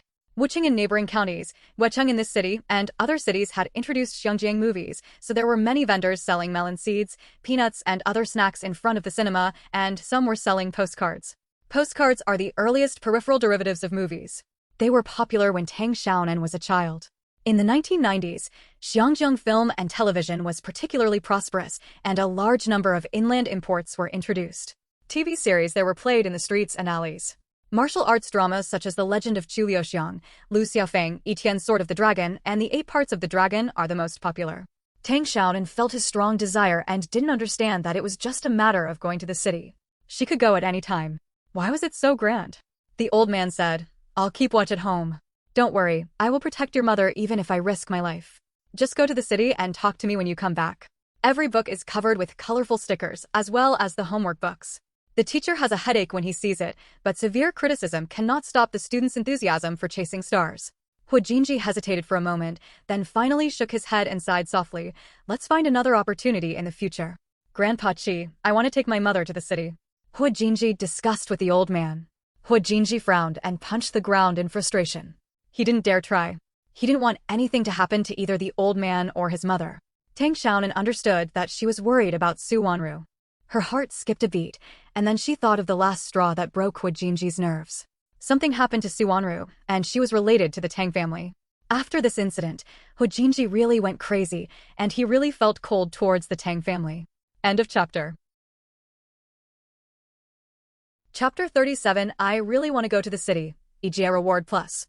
Tang Xiaonan's back felt a little cold, and every straw that broke Hu Jinji's nerves had something to do with the Tang family. Her family is really Hu Jinji's bad fate. "Brother Hua, eat rice cakes. Oh, they're all dirty." Tang Xiaonan looked at the fried rice cakes and sweet potato chips scattered on the ground with annoyance. They were stained with a lot of mud and couldn't be eaten. The old man picked up a few slices, dusted them off, and blew them for Tang Xiaonan to eat. Tang Xiaonan shook her head in disgust. "Dirty." The old man smiled. This little girl is indeed the treasure of the Tang family. She has always had food to eat since she was a child. If it were any other child, she would pick it up and stuff it in her mouth even if it was stained with chicken manure, let alone the soil. "Going home, Grandpa Chi, Brother Hua, goodbye." Tang Xiaonan waved her hand and skipped away. She wanted to find her grandfather Tang Baishan, and she also had to find a way for Hu Jinji to go to the city safely. There were many things to do. Mr. Chi picked up the food on the ground and wrapped it in a newspaper. Such precious food could not be wasted. Don't be fooled by this little fatty Tang. She changes her face faster than June Day. Just watch. Don't be so stern with the little girl from now on. This girl used to be a little naughty, but recently she is quite sensible and polite. She is a good child. The old man advised. "Grandma 3, was yesterday's meat delicious?" someone asked loudly. Tang Baishan was not at home, nor were Zhang Manwei and Su Jifeng. Tang Xiaonan didn't have the key, so she went to the entrance of the village. Her grandmother and mother must have gone to the creek at the entrance of the village to wash clothes. The old man smiled. How many scheming can a little girl who is only 6 years old have? I just have the heart of a child, but I can't deal with that little girl. The smell of human fireworks is everywhere, like a dynamic painting. Hu Jinji felt a little awkward. Tang Xiaoping didn't cause any trouble and even left a bunch of food. He was not used to Tang Xiaoping being so law-abiding. There are also the voices and laughter of women, the quacking of ducks playing in the river, and a few children playing on the shore. Zhang Manwei and Su Jifeng were separated by several people. She looked towards Su Jifeng, and by chance Su Jifeng also looked over. The eyes of mother-in-law and daughter-in-law were stagnant for a few seconds, and they quickly turned their heads away, looking a little embarrassed. He ate a rice cake slice. The crispy rice cake slices were so delicious. He hadn't eaten fried food for a long time. Oil is so expensive now that he can't bear to use oil for cooking. Only the Tang family has the conditions to make such luxury food. He had already seen through Tang Xiaopeng's true face. Sure enough, Su Jifeng and Zhang Manwei were both there, and a dozen women were squatting in rows by the river. The sound of bang bang bang, mixed with the sound of the gurgling stream, formed a cheerful rhythm. Su Jinfeng's ears stood up and pointed. If this old woman dared to say it wasn't delicious, she wouldn't be polite. It was 2 big bowls of meat, and her heart and liver still ached. Hu Jinji snorted coldly and continued to hoe. Of course the meat is delicious. Are you stupid for asking such stupid things? Zhang Manwei choked, causing the whole room to burst into laughter. Su Jifeng was not satisfied with this answer. It was obvious that her cooking skills were good, but the old woman couldn't cook such delicious dishes. However, Zhang Manwei didn't say it was unpalatable, so she graciously didn't care. Third grandma, you're lucky. Your son is a pig butcher, so he can eat meat every time. I think your yard in Laifu is covered with meat. He can eat it for a year. Lady's voice was so high-pitched that Tang Xiaonan could hear it from afar. This woman was really a troublemaker and was stirring up trouble again. End of chapter. Chapter 38 Rules of the Jianghu, a Jia Baby Reward Plus. Sure enough, Zhang Manue's face turned dark again after she had calmed down a bit. She could eat meat for a whole year, but she only gave him a knife of meat during the Chinese New Year. Her eldest son married a wife and forgot about me. How could she be lucky? 2 bowls of food slightly eased the tense relationship between mother-in-law and daughter-in-law, but it was ruined by Lady's flirtatious words. Su Jifeng didn't realize it yet. Although she was good at fighting and scolding, she didn't think deeply, and she never beat Lady in playing dirty. Aunt Lady's dog stole meat from my house and even bit me. Tang Xiaonan gathered her emotions and ran over with a look of panic. She didn't lie. When she came home just now, the dog next door was very vicious and wandered unkindly in her yard. Her green eyes were staring at the rows of hanging meat. She tried to drive away the vicious dog, but was almost bitten and even fell down. Where did you bite? Su Jifeng nervously hugged Tang Xiaonan and checked her body. Zhang Manwei also came over. I didn't bite it, it hurt from the fall. Tang Xiaonan stretched out her hands that were covered with dirt, and her clothes were also dirty. Su Jifeng and Zhang Manwei both breathed a sigh of relief. It's good that they didn't bite her. Su Jifeng slapped her hard a few times. Tang Xiaonan's bones were almost broken by the slaps. This force was unparalleled for a woman. My cousin raised me. I will kill you now, don't run away. Fart, you saw with your own eyes that I stole it. I'm not afraid of you.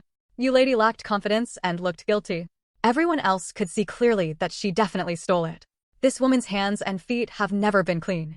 But seeing that the others were not nervous at all, they were chatting to themselves. Zhang Manwei was also continuing to wash clothes, and Tang Xiaonan was calm. Maybe this is the rule of the village? Su Jifeng, you old cousin, just wait for me. Su Jifeng put her hands on her hips and looked even more impressive than a general who had returned victoriously. However, she just shouted and did not catch up. Lady ran faster and disappeared in a flash. Don't be afraid, your mother can't lose. I'll beat you to death for daring to steal my meat. Grandma. Tang Xiaonan tugged on Zhang Manue's clothes, hoping that she would stop him. About 10 minutes later, Lady, with disheveled hair, ran away in panic with a tub of clothes in her arms. After walking a few steps, she came back, put on her fallen shoes, and ran away quickly, turning her head and cursing a few times. Su Jifeng was too lazy to talk nonsense, so he grabbed Lady's hair, pushed her down on the river beach, and started fucking her. Everyone else was watching the fun with a smile, and no one came to start a fight. Zhang Manwei looked calm, and Tang Xiaonan didn't know whether to laugh or cry. Of course she knew that Su Jifeng would not lose. She was afraid that something would happen to Lady. Whoever raises a dog, the owner's hands and feet are unclean, and the same goes for the dog. Why is there so little meat? It turns out that it was all stolen by your family. It won't kill anyone, right? Tang Xiaonan was shocked. She had no conscience. She just wanted to divert the attention of her mother and grandma. She really didn't expect her mother to be so hot. What should she do? Su Jifeng cursed and rushed towards you lady, rolled up her sleeves and started to do it. She had counted the meat this morning, and there were indeed 2 pieces missing. She thought she had counted wrongly and let this stinky boy steal her. Tang Xiaonan felt relieved. If she could run so fast, she must be fine. Su Jifeng clapped his hands and returned to continue washing clothes. When passing by Zhang Manhwa, the old lady said angrily, "Get a dog in the future. The boss has so much meat in his house, he has to have a dog to guard the house, otherwise the eldest daughter-in-law is so stupid that she won't be able to keep it." I will continue to update Baby Ijia tomorrow. Today's 5 updates are completed. See you tomorrow. End of chapter. Chapter 39 The Heroine by Yue Guang. Su Jifeng paused and looked thoughtful. It was indeed necessary to raise a dog. She wanted to raise a more ferocious one that could kill the vicious dog next door. Yeah, Su Jifeng snorted through his nose. Although he just responded, it was considered a conversation. Others were secretly surprised. It seemed that the mother-in-law and daughter-in-law had really reconciled. Zhang Manhwa finished washing her clothes first and went home with the wooden basin in her arms. Tang Xiaonan followed her closely. Zhang Manhua's face had a hint of kindness. In fact, she had the same sinister look on her face as Su Jifeng, but Zhang Manhwa was more tactful in dealing with people than Su Jifeng. "Mom, I'm going to Grandma's house." Tang Xiaonan talked to Su Jifeng, and Su Jifeng nodded, wondering why her daughter suddenly got so good with her mother-in-law, thinking about eating meat, and now they are clinging to each other again. Zhang Manhua's face became more kind. She held the wooden basin in one hand and held Tang Xiaonan in the other. She actually liked her granddaughter very much, but her granddaughter didn't like to play with her in the past. She thought it was Su Jifeng who instigated her. This was one of the reasons why she and her eldest daughter-in-law had a dispute. Now that Tang Xiaonan is willing to stick to her, Zhang Manhwa is naturally happy. She also thinks that Su Jifeng has taught her granddaughter and is less dissatisfied with Su Jifeng. Grandma has cookies there. But the girl was very clean from head to toe, her hair was neatly arranged, she had a delicate appearance and fair skin. At first glance, she was different from the girls in the village. Grandma 3, little girl. Zhang Manhwa thought of the pack of biscuits at the bottom of the box and was about to take it out for her granddaughter to eat. Tang Xiaonan was distracted. She was not interested in the biscuits. She wanted to find a newspaper. Gentle and kind, beautiful and generous, successful career, happy family. Tang Xiaonan knew who she was. It was Xin Yuzhu, the haloed heroine in the book. She was 10 years old. The author praised her extremely and used all the beautiful words to describe her. In order to survive, Xin Shuhai married Huang Fengyan, a girl from the village. Life became a little better, but she still had insufficient food and clothing. Moreover, Huang Fengyan favored boys over girls and was not kind to his eldest daughter Xin Yuzhu. However, Xin Lixiao liked her daughter very much, but he had no say in the family. All in all, Xin Yuzhu is a little fairy who is so beautiful that even women can't be jealous. A soft voice came from afar. It was a slender and graceful girl, about 10 years old, with 2 braids hanging in front. She was wearing a pink cotton-padded jacket that had been washed a little white and had a few patches. However, the current situation of Xin Yuzhu is not very good. Her father Xin Lixia is a stranded educated youth. Because of his poor composition, other educated youths have returned to the city one after another, but he has stayed behind, doing the hardest and most tiring work, but receiving the least amount of food. All the good things are concentrated on Xin Yuzhu. All men, women, and children love her. Even Hu Jinji has a great affection for Xin Yuzhu. Although he and Xin Yuzhu's husband, Gu Yunchuan, the male protagonist in the book, are sworn enemies, Hu Jinji treats Xin Yuzhu very well. However, Huang Fengxian was very smooth in dealing with people and was very popular in the village. No one said that she favored boys over girls, and everyone praised her when they mentioned her. Xin Yuzhu carried a large basin of clothes and prepared to wash them by the river. Her hands were covered with frostbite, which somewhat detracted from her temperament. Xin Yuzhu was perfect everywhere, but her hands were the only flaw. Because she worked too much, her finger joints were thick, and there were calluses and frostbite scars. Even if her living conditions improved later, Xin Yuzhu's hands did not become better looking, but this also made the male patron Gu Yunchuan feel more sorry for her. Thanks to Dubandi Mama, Vast Sky, Jli 69, One Flying Bottle 1, Hourglass Way JLT 515, Feng Shuang Pingren, a fat pigeon for the rewards, and also thanks to the babies who voted and left positive comments. For updates today, End of chapter. Chapter 40 Damp Cookies. Zhang Manhwa nodded. She still liked Shin Yuzhu very much, and even thought about proposing marriage to her grandson, but it would take a few years until Shin Yuzhu grew up. Hello, Sister Shin. Tang Xiaonan yelled obediently. She couldn't offend the heroine with a strong aura, but there was no need to build a good relationship. Hua Jinji and Gu Yinchuan were mortal enemies. Since she wanted to hold Hua Jinji's thigh tightly, she had to draw a clear line early. Just maintain a relationship that is neither close nor far away from Shin Yuzhu. Anyway, the original person in the book did not have much contact with Shin Yuzhu, but when he died, Tang Xiaonan's heart sank. She was only 18 years old when she died. If her fate did not change, she would only have 12 years to live. I have to add another goal, a long life is a must.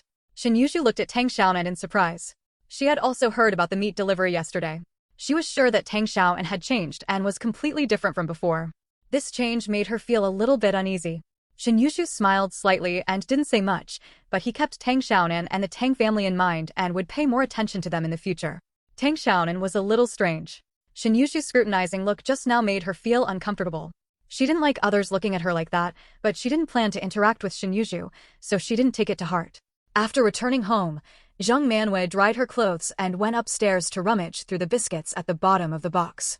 Tang Xiaonan was looking for newspapers at home, but most of them were from last year, and the most recent one was from a week ago.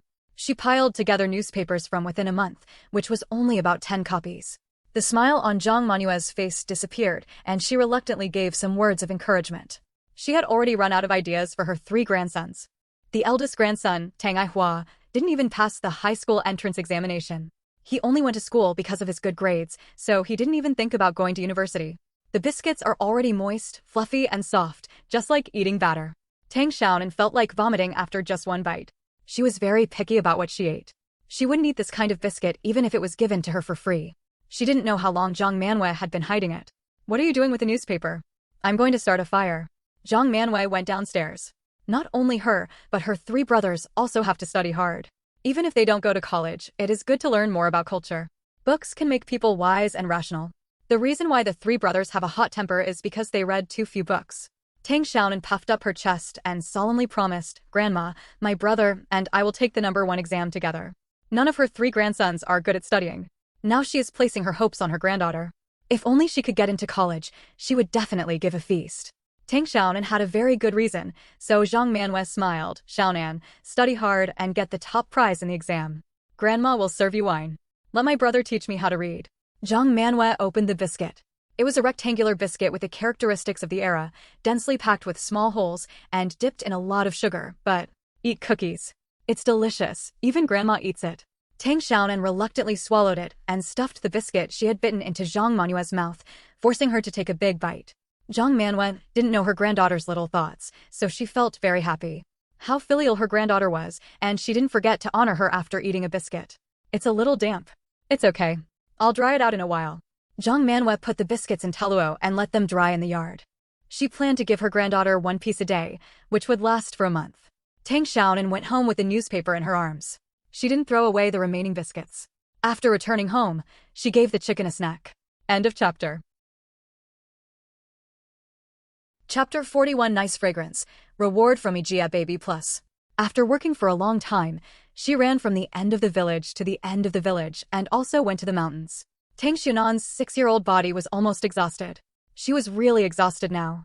She originally planned to go to Huijinji after lunch. But as soon as he finished eating, he was so sleepy that he couldn't even open his eyes. He held the last mouthful of rice in his mouth, but he didn't swallow it. He just closed his eyes and fell asleep with the rice in his mouth. When Su Jifeng came out of the kitchen, he saw the cute look of the little girl and couldn't help but laugh. You must be tired from running around early in the morning. Su Jifeng picked up Tang Xiaonan and tried to pry the rice out of her mouth.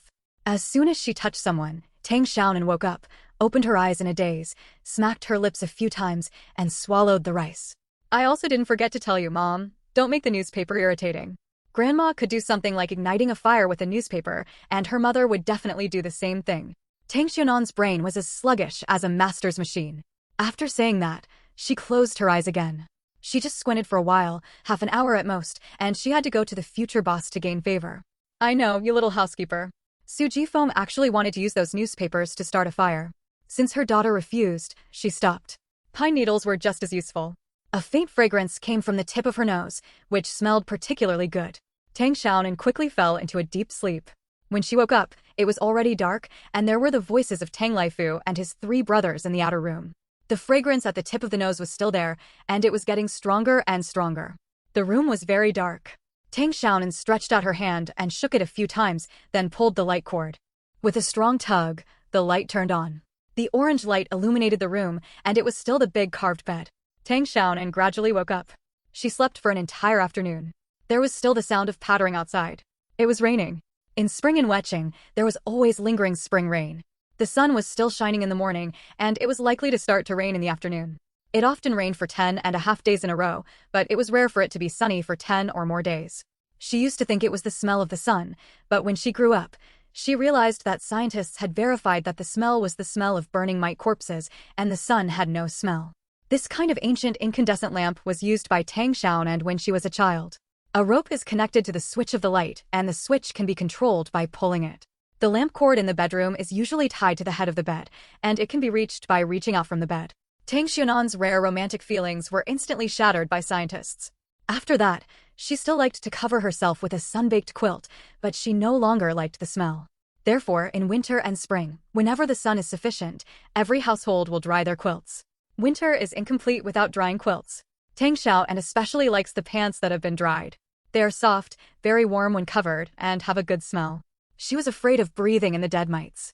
Tang Xiaonan took a few puffs and the fragrance became stronger. It smelled very good, a bit like sandalwood, but lighter than sandalwood and smelled better. Could it be that Su Jifeng lit the incense? Tang Xiaonan took a look around the room, but didn't see anything like incense. Su Jifeng probably wouldn't have such an elegant taste. After taking a few more puffs, the scent seemed to be gone. The sound outside the house became louder and louder. It was Tang Ijuan. His tone was a little fierce. I will kill that dog sooner or later. As soon as they came back, they heard Su Jifeng say that the dog next door almost bit Tang Xiaonan. The 3 brothers were furious. If Tang Laifu hadn't stopped them, they would have gone to fight. End of chapter. Chapter 42. It's not an ordinary bed, e.g. a baby reward plus. Tang Xiaonan felt warm in her heart, and she was so glad that she had passed through it. In her previous life, she was unloved and unloved, but now there are so many people who love her, and they won't let her suffer any grievances. It feels really good to be loved by the group, and she is very happy. In order for her to be pampered all her life, she must also work hard to change the fate of the Tang family. After getting dressed, Tang Xiaonan jumped out of bed and went out with her cotton shoes on. Her hair was messy. She didn't know how to tie her hair. She had short hair in her previous life and had never tied it in braids. My little girl can dress herself, my dear. Su Jifeng hugged Tang Xiaonan with a smile. Her daughter's changes in the past 2 days were particularly obvious, as if she had grown up overnight and became more and more sensible. Mom, it smells delicious, Tang Xiaonan said, pointing to the house.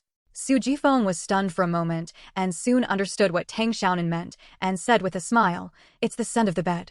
It doesn't smell good if you get used to it. I don't know what kind of wood the large carved bed was made of. It was heavy as hell and dark. Tang Laifu got it back before, but it was very sturdy.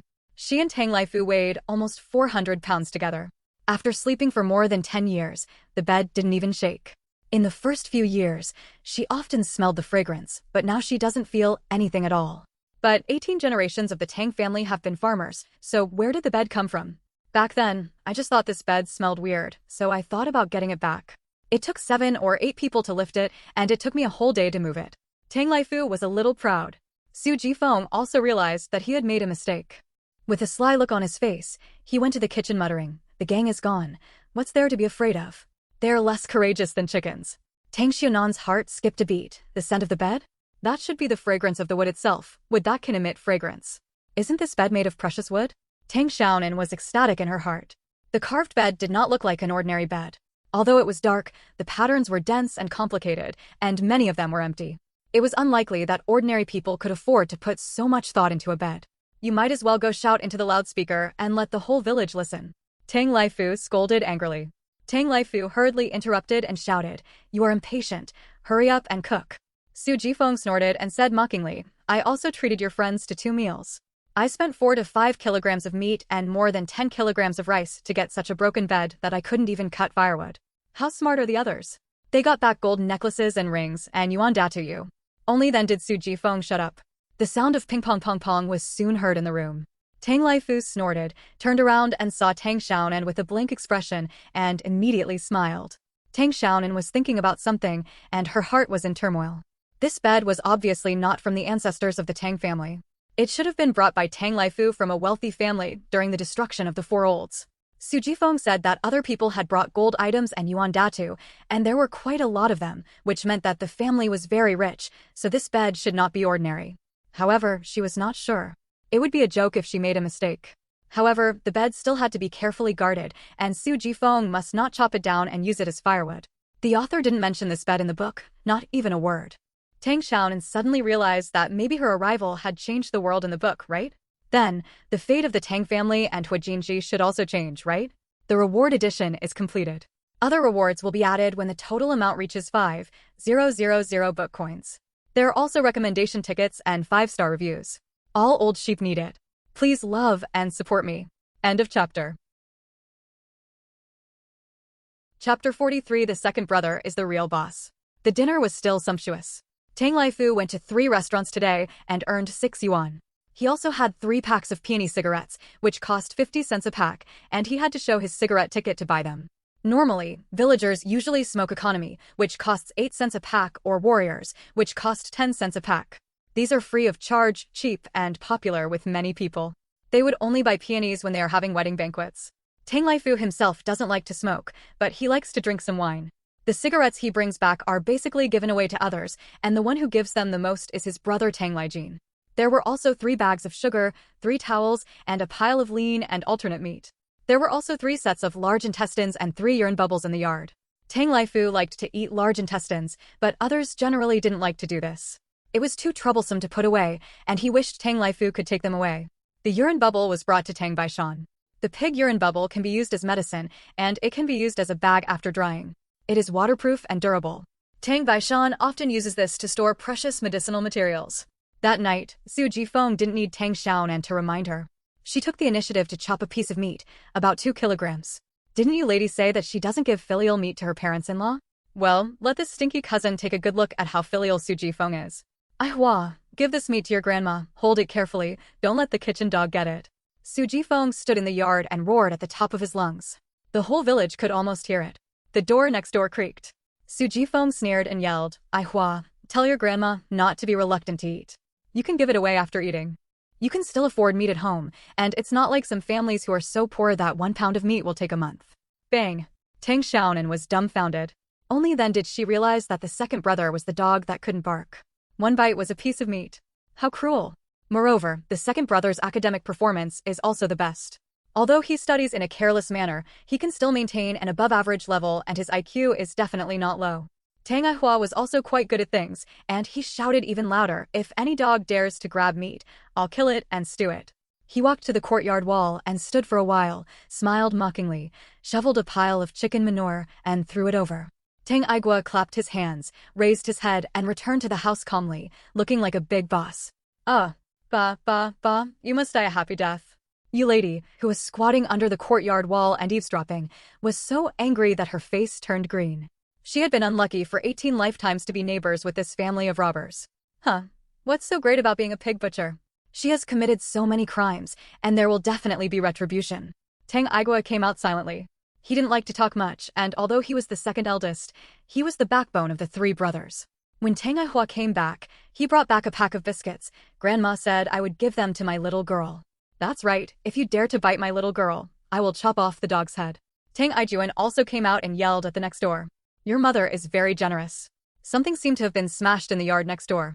Su Jifeng was in a good mood and the old cousin was furious. Su Jifeng was a little surprised. She really didn't expect her mother-in-law to bring a whole package of biscuits.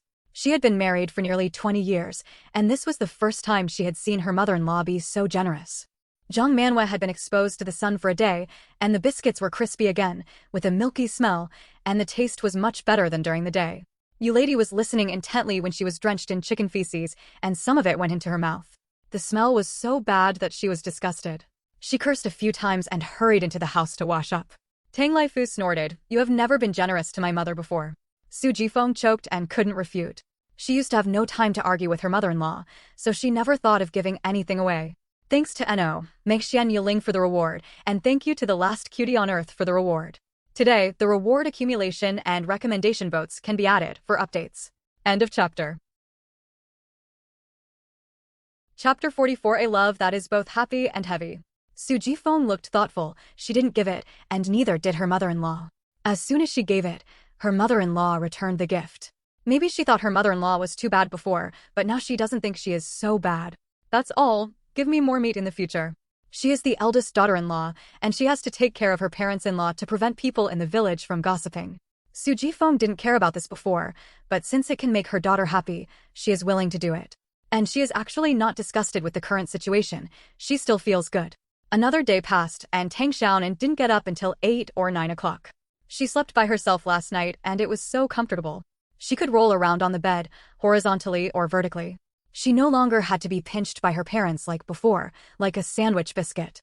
Su Jifeng put breakfast in the pot to warm, including green vegetables, rice cakes, and a yellow poached egg. There was also a snack bag on the table, which was bulging again, 2 biscuits and 5 or 6 candies, all prepared by Su Jifeng. Tang Ijuan was the only one at home, and Tang Laifu took the eldest and second child to work again. There were still a few days before the Jingzha, and there were a lot of weddings. The first and last 2 months of the year were Tang Laifu's busiest time. Third brother, I can't finish eating.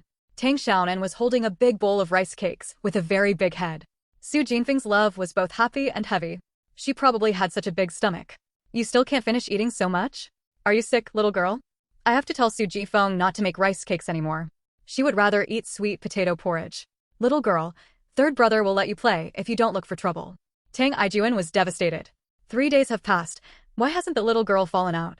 I'm not sick, third brother, eat.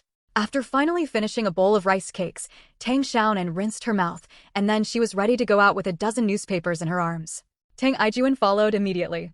Her parents told her before going out that she must follow her little sister closely and not let the dog bully her. Tang Ijuan carried Tang Xiaonan on his back so that the dog could not bite her. Seeing that Tang Xiaonan really didn't want to eat, Tang Ijuan ate the rice cake, and it was gone after 3 mouthfuls. Even if he could finish 2 more bowls, the 11-year-old Tang Ijuan ate no less than an adult man. Little girl, third brother is carrying you. Where are you going? Normally, it is basically sweet potato rice, and only pure rice can be eaten during busy farming periods. This condition is much better than other families. For people like Tang Xiaonan, every meal is either rice cake or rice, which is considered the first in the village. Tang Xiaonan struggled to bite the rice cake. Not only did she have no big teeth, but her back gums were also a little loose. The rice cake was extremely sticky and stuck to her teeth after 1 bite. Tang Ijuan had already finished eating for a long time, and she still had half of her small bowl. Tang Xiaonan ran back to the kitchen to get a bowl, set aside a small bowl, divided half of the poached eggs, and gave the rest to Tang Ijuan. Tang Ijuan was startled and touched her forehead. He found that the temperature was normal, and he felt relieved. Although the conditions of the Tang family are good, they are not good enough to eat meat every day, and it is even less likely that they will eat rice cakes for breakfast. The whole family only has Tang Xiaonan's daily fine food, and even Tang Laifu does not have the standard. Let's play with Brother Hua. Under Tang Xiaonan's eyes, Tang Ijuan swallowed the disaster and changed his words. I don't want to play with Hua Jinji. No, Brother Hua will teach me how to read. Third brother teaches you. Tang Ijuan just didn't like his sister playing with the guy named Hua. He was just literate. After all, he had studied for several years, and it couldn't be easier to teach his 6-year-old sister. End of chapter. Chapter 45. Shocking Insects, Reward Plus. Tang Xiaonan rolled her eyes, glanced at the newspaper, pointed to the title, Jingzha, handed the newspaper to Tang Ijuan, and asked, what do these 2 words mean? Tang Ijuan, who was full of confidence, looked at his sister's fat fingers and recognized someone's surprise.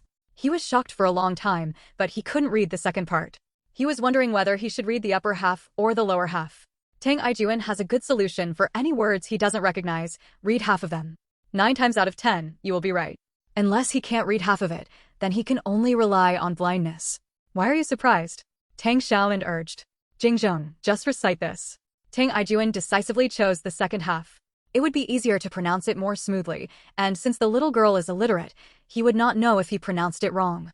The corner of Tang Xiaonan's mouth twitched, and she had a new understanding of her third brother's ignorance and incompetence. Tang Xiaonan. He knew that Tang Xiaoping couldn't stay calm for 3 days, so he brought his brother to cause trouble. After thinking hard for a long time, Tang Ijuan came up with the idea, it just scares the bugs away. It scares the bugs. The bugs run away when they are frightened. Tang Xiaonan didn't say a word and shouted towards the hillside, Grandpa Chi, Brother Hua. Tang Ijuan was dumbfounded. He didn't know what it meant, but his sister had already asked, and it would be too shameful for him if he couldn't answer. For the sake of yesterday's newspaper, he had the right to play with the brother and sister. Tang Xiaonan pointed to 4 more words, which is an idiom, full of vitality. She was referring to a farming report. The waking of insects is coming, farming begins to be busy, and the plan for the year lies in spring. Shocking insect? What are you thinking about? Tang Xiaonan acted coquettishly and kept twisting on Tang Ijuan's back. Tang Ijuan couldn't resist her and had to go up the mountain. Tang Ijuan's face darkened, and he turned around and left. Vitality. Yang ran. Third brother, you're so awesome, you know all these words. Tang Ijuan really didn't want to play with Hu Jinji, he would rather chop wood. Hu Jinji's eyebrows and his heart skipped a beat. Why did he come again? He didn't do anything yesterday, but he must not be able to hold it in anymore today. He turned around and saw Tang Ijuan, his eyes became colder. Among the 3 brothers of the Tang family, Tang Ijuan was the one who beat him the most. Tang Ijuan answered very quickly this time, still reading half of the sentence without any hesitation, because he didn't recognize the character plate below, only the character young. Tang Xiaonan didn't reveal it. She was only 6 years old, not even 10, so she deliberately asked, "What does Jingzhong mean?" Go back after playing for a while. Her third brother is really a genius, and he can fool half of the people right. Third brother. Tang Xiaonan blew a rainbow fart, and Tang Ijuan was so proud that he walked to the foot of the mountain without knowing it. From a distance, he saw Hu Jinji working with a hoe, and Mr. Chi was also there. They continued to open up wasteland for spring plowing today. Yes, just read Jingzhong. If there's anything you don't know, third brother will teach you. There's no need to look for someone named Hua. Tang Ijuan said proudly. Tang Xiaonan slipped off Tang Ijuan's back. The newspaper in her arms made Hu Jinji's eyes light up. Did Tang Xiaopeng bring the newspaper here on purpose? It shouldn't be possible. Tang Xiaopeng is not so kind. Hu Jinji quickly denied it, but he was still very happy. If Tang Xiaonan threw the newspaper, he could pick it up and read it. If he picked up newspapers every day, he would still welcome this fat girl to come and cause trouble. Brother Hua, what do you read this? Tang Xiaonan pointed at Jingzha and asked. Tang Ijuan's face turned dark immediately. His sister didn't believe him. Humph, how could he read it wrong? End of chapter. Chapter 46. One dares to teach, and the other dares to learn. Recommended vote plus. Little girl, third brother has already taught you to read. Tang Ijuan reminded unhappily. I'm just testing Brother Hua to see if he's as good as third brother. Tang Xiaonan's conscience is a little painful. The future boss is beating her third brother every minute, but the third brother, like Suji Feng, is a docile donkey. He can only say good things, otherwise he will explode. Tang Ijuan's expression softened a little, and he snorted disdainfully. How can he compare to me? He didn't even go to school. Hu Jinji had never been to school, and he said that he could not afford the tuition. In fact, he was worried about leaving Suwanru at home alone, and he also looked down upon the primary school teachers in the village, whose level was not as good as his self-study. Third brother is great. You can teach me how to pronounce Chinese characters with Brother Hua. Brother Hua, my third brother is amazing. He taught me how to pronounce Chinese characters on the way. I can read this Nian Jingchong. Tang Xiaonan blew the rainbow fart again, and Tang Ijuan started to drift, wagging his tail, temporarily forgetting the class conflict with Hu Jinji and immersed in the happiness of the rainbow fart. The corner of Hu Jinji's mouth twitched, and he looked at the stupid brother and sister like idiots. Shocking? One dares to teach, and the other dares to learn. And this, Nian Xingji Yangran, was also taught by my third brother. Brother Hua, do you want to know how to read? Let my third brother teach you. Tang Xiaonan looked at Hu Jinji sincerely. Tang Ijuan had already been blown away by the rainbow fart, and his head was also dizzy. When Tang Xiaonan looked at her expectantly, he nodded without thinking. Why is literacy so hard? I'm so good, I can teach 10 more. Tang Xiaonan gave a thumbs up and praised. Tang Ijuan smiled stupidly, seeing that Hu Jinji was more pleasing to his eye. That's all. He just ignored the past grudges and taught this disaster star how to read. It was pitiful that he didn't even learn for a day. Tang Ijuan suddenly felt unsure. Although Hu Jinji and Tang Xiaonan were both illiterate, Mr. Qi knew each other. If he mispronounced it, he would make a fool of himself. The shock is definitely true, and so is the insect. Don't you think so, old man? Tang Ijuan was not sure, so he simply asked the old man. Of course Hu Jinji didn't want to learn. He couldn't even look down on his primary school teacher, so how could he look down on Tang Ijuan, an ignorant scumbag? This is a good idea. I hope you can learn to read with Ijuan, but you have to work hard for Ijuan. Mr. Qi said with a smile. The old man winked, and Huajinji had to hold back, not knowing what Grandpa Chi's intention was. The old man had a smile in his eyes, which first rose and then subsided. It's right to be surprised. Even insects can't be wrong, but they should be more accurate. Say this twice. Tang Xiaonan puffed up his chest and refused to admit that he was not good. The worst he could do was stop missing classes in the future. He couldn't let his sister down. Let's not let people named Hua laugh. My third brother is very powerful. It must not be hard, right? This thought scares the insect? Huajinji couldn't help but mock. Huajinji was stunned and looked at the old man in confusion. Does he still need to ask Zatsa to teach him how to read? That's natural. Third brother, it's great. Tang Xiaonan blushed. Oh my god, I read it wrong. Fortunately, he read half of it right, so it's not embarrassing. Huajinji couldn't read half of it. It's great to be half right. Third brother, study hard and you will definitely get everything right in the future. Isn't that right, third brother? Grandpa Chi, what does Jingja mean? Third brother said it means frightening away insects. Tang Xiaonan asked loudly. Tang Xiaoyan's face turned even redder. He was just being blind. Who knows if he was right or not? We will continue tomorrow. We still ask for recommendation votes and 5-star reviews. As the data goes up, there will be more updates. End of chapter. Chapter 47, The Third Brother, with Unlimited Potential. The old man smiled and nodded. Yes, stinging is to awaken the insects that are dormant and overwintering underground. To put it simply, it is to awaken the insects. Tang Xiaonan was overjoyed, his eyes widened with smiles. He was actually right. Suddenly, he felt that learning wasn't that difficult. He just needed a few tricks. If he tried harder, he might be able to progress from single digits to 10 digits. Third brother, you are so awesome. Omit the 200 words of rainbow fart. Tang Xiaonan spared no effort to praise, and Tang Xiaoyan's face was full of smiles. He was happier than taking the test with 100 points, even though he had never scored 100 points in the test. Mr. Chi added, Jingja is one of the 24 solar terms. Every year from March 5th to 7th, when the Jingja arrives, it means the yang energy is budding and the earth is getting warmer. The so-called spring thunder startles hundreds of insects, which refers to the Jingja. Farming is about to begin, and everything is revived and full of vitality. By the way, this is not pronounced yang, but ang. Say it. The old man slowly explained Jingja, which was much more vivid than the teacher's explanation. Tang Xiaonan listened with great interest and really remembered the meaning of Jingja. Grandpa Chi, what does full of vitality mean? Tang Xiaonan asked. The old man gave her a meaningful look, pointed to the mountain and asked, Look, now the trees on the mountain are budding, the grass is coming out of the ground, and the hibernating animals are waking up. Doesn't it feel different from winter? Of course it's different. In winter, the trees all wither. They were dead on the mountain, but now they're alive. Tang Xiaonan rushed to say. From the corner of his eye, Huajinji caught sight of Tang Xiaonan, who was blushing furiously. He was secretly amused and said deliberately, I can memorize it too. The solar term song is catchy and much more interesting than a single note. Tang Xiaonan memorized it after reading it only a few times. This is what it means to be full of life. The old man nodded with a smile. Tang Xiaonan could actually recite it fluently, but in order to not look too evil, she stumbled and recited it and deliberately read a few mistakes, but this surprised Mr. Chi and Huajinji. The earliest time of the year is the beginning of spring. After the beginning of spring comes rain, then comes the waking of insects, and after the waking of insects comes the vernal equinox. I will teach you to recite solar term songs. He also gained a new understanding of Tang Xiaonan. In fact, this child is not stupid, nor is he unreasonable. He is just crooked, but as long as he guides him carefully, he can still be raised well. Grandpa Chi, I can carry it. Tang Xiaonan also had a new feeling. It turned out that full of vitality meant this. He remembered it now. Unlike the teacher who taught lessons, he would forget what he heard. Now comparing it with the real thing, he felt very fresh and could remember it firmly.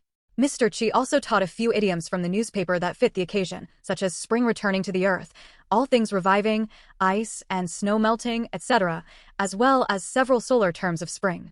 My little girl is awesome. The old man praised her without hesitation. The spring rain shocks the clear valley sky in spring, the summer is full of awns and the summer heat is connected, the autumn dew is cold and the frost falls, the winter is snowy and the winter is cold. The old man also became interested. He was originally a university professor, and he was willing to teach and answer questions.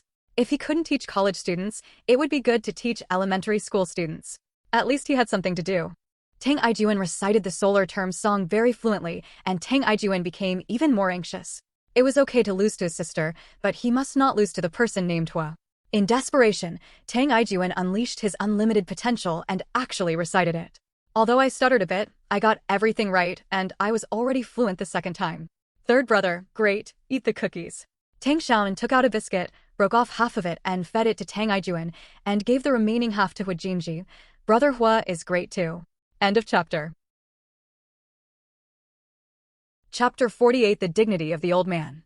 After receiving the reward, Tang Ijuan waggled his tail even more happily and ate the biscuits with relish. He felt that they were more delicious than all the biscuits he had eaten before. It was a sense of satisfaction that he had never experienced before, and it filled his heart. The little girl eats it herself, don't give it to him. Tang Ijuan couldn't see Hujinji eating biscuits. There was only one pack of biscuits, which was not enough for the little girl to eat. Why should the person named Hua eat it? It's a prize. If you perform well in school, the teachers will reward you with little red flowers. Tang Xiaonan explained patiently and still handed half a biscuit to Hujinji. Tang Ijuan looked at him sideways with an angry look on his face. Hujinji didn't want to eat it at first, but when Tang Ijuan looked at him like this, he involuntarily opened his mouth and ate the biscuit. The long-lost milky flavor spread in his mouth, sweet and crunchy, better than any chocolate he had ever tasted before. Hujinji never thought that one day he would fall in love with sweets. He thought he would never like eating these sweet snacks in his life. Thank you. Hujinji said awkwardly that Tang Xiaoping was so well-behaved these days that he no longer looked like Tang Xiaoping. He even wondered if he had broken his brain that day and had another soul living in his body. It seemed that there was indeed a tomb near the hillside that day. I turned around and took a look to see who was buried in that tomb. You're welcome, Brother Hua, you saved me. Tang Xiaonan grinned happily, and the boss finally looked kindly to her. I've only had a good impression of her for 3 days, and everyone really likes her. Hujinji felt Tang Xiaonan's sincerity and felt a little soft. After all, this fat girl was only 6 years old. She had been naughty before, but she didn't do anything too much. The ones who really went too far were her 3 brothers. The old man's voice was a little choked. He took a bite of the biscuit, and all the cells in his body were excited, absorbing the nutrients of this half piece of biscuit. Although it was only half a piece, the old man's energy improved a lot, but he was not happy. Tang Xiaonan had an idea. She broke the biscuit in half and gave the big half to the old man. The adults will eat the big one, and I will eat the small one. Tang Xiaonan watched eagerly. The old man had a handsome face and was so thin that his eyes were sunken. He would gasp after saying a few words. His body needed high-calorie food. Grandpa Chi eats cookies. How did he end up like this? I'll eat, thank you, little girl. Half of each of us. But now he is not angry with those 3 brothers. They are all stupid. It would be a waste of time for him to argue with the idiots. Tang Xiaonan gave the remaining biscuit to the old man. The old man would not want anything from a child. Little girl will eat it, but grandpa will not eat it. She put the biscuit directly into the old man's hand and ate half of it herself. It was so unpalatable that she had to swallow it with difficulty. Because of his self-esteem and pride, he did not allow himself to accept charity from children. The old man's eyes were a little sore, and he was a little sad. He thought about how famous Qi Jingming was abroad. All the famous universities were vying to invite him to give lectures, but when he returned to China, he couldn't even fill his stomach, and he still needed a little girl to help him. I've finished eating. Let's eat it, Grandpa Qi. My little girl will eat it by herself from now on. Grandpa is an adult and doesn't like eating these things. Although the old man smiled, his tone was serious. Tang Xiaonan understood the old man's pride. If she were a successful international master, she would not accept the help of a 6-year-old child. Besides, this kind of relief wouldn't be of much help. She had to think of a better way, preferably to help Hujinji and the old man openly.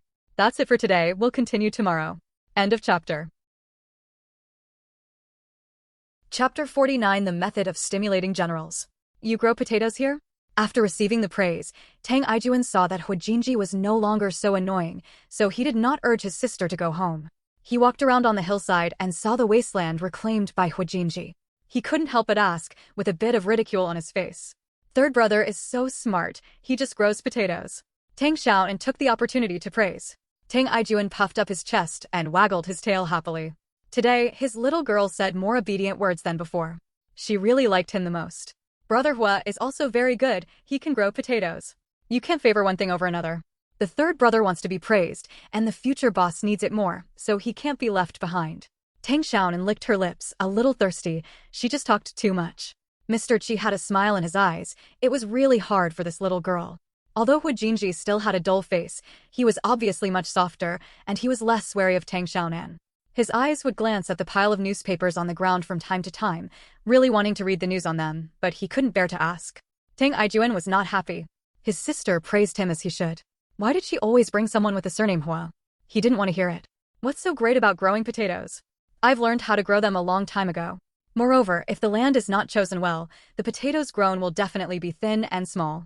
He thought it was a variety problem, but of the same variety, others grew fist-sized ones, about the same size as sweet potatoes, while the ones he planted were thin and small. Hua Jinji followed others in fertilizing and weeding, but the effect was minimal. Third brother. Tang Xiaonan glared at Tang Aijuan angrily. Third brother's habit of swearing must be changed. It's so annoying. The Tang family are all good at work, except for Tang Lijin, a poor carpenter who can't do anything well and has nothing left to eat. Tang Aijuan immediately blushed and scolded Hua Jinji. Although Mr. Qi is well-versed in both Chinese and Western studies and has great talents, he knows nothing about agriculture, worse than Hua Jinji. He cannot help at all in this matter, and Su Wanra can't count on it. Hua Jinji's face turned cold.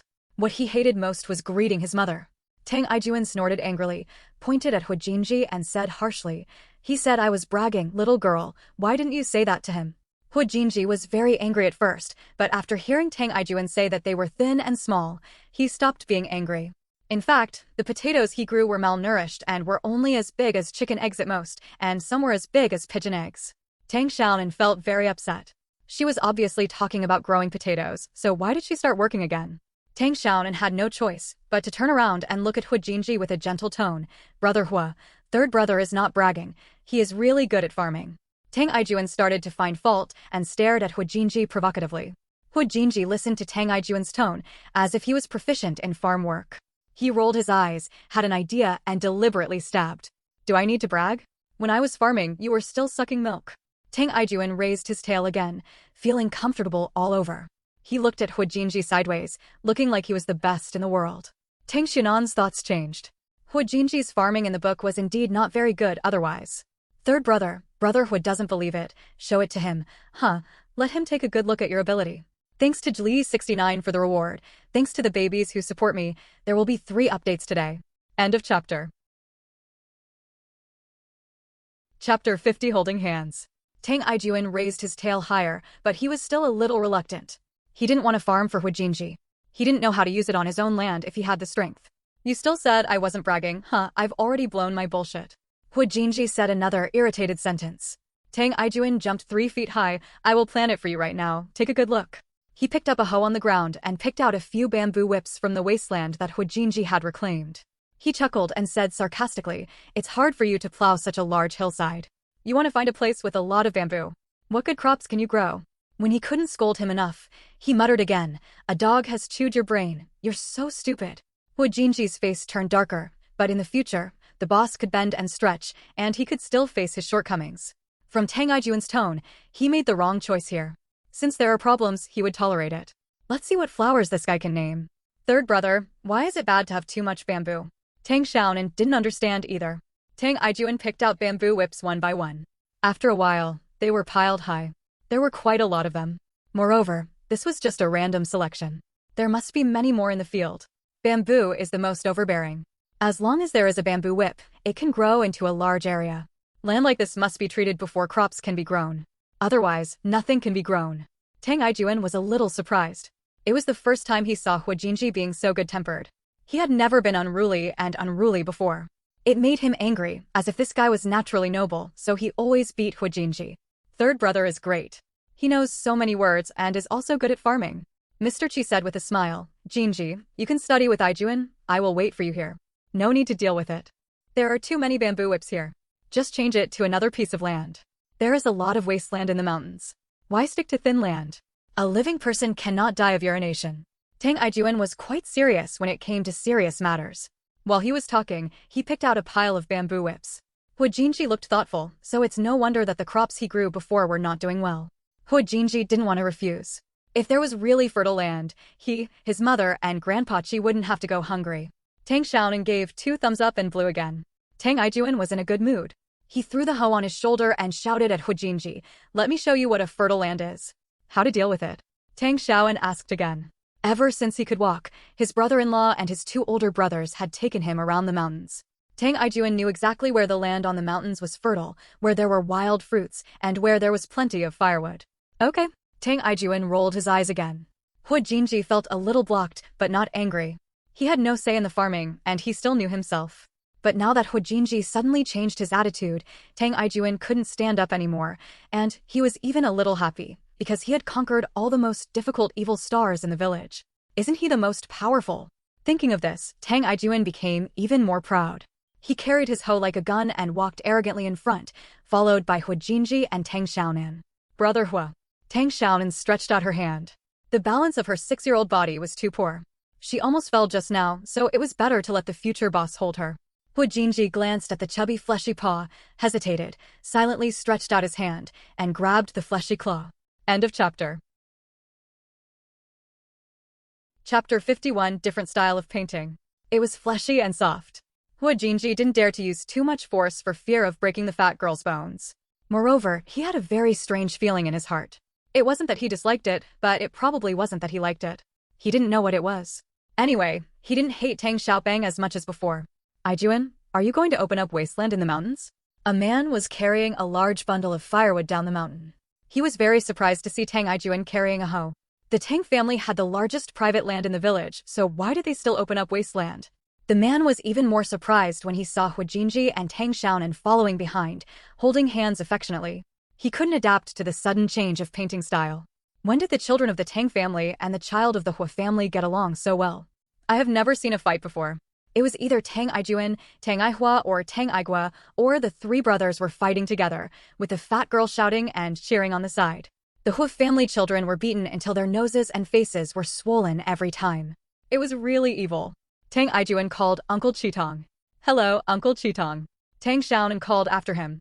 The man smiled, touched Tang Xiaonan's head, and looked at Hu Jinji with an intriguing look. This man is so stupid that he can't even farm. I'll teach him a lesson. Tang Aijuan said harshly. Hu Jinji's heart was clogged, but he didn't say anything. The man couldn't help but laugh. He wanted to teach others how to farm, but he didn't say anything. The children were playing, and he, an adult, didn't bother to join in. After a casual chat, the man carried firewood and went down the mountain. Tang Aijuan was stunned, a little dumbfounded, but he quickly waved his hand generously and said carelessly, "You're welcome." However, he had to tell his children not to make things difficult for the Hua family's children in the future, so as not to offend the three overlords of the Tang family. That's it, take a good look. The atmosphere was a little awkward. The mountain breeze blew by, and a few birds flew over.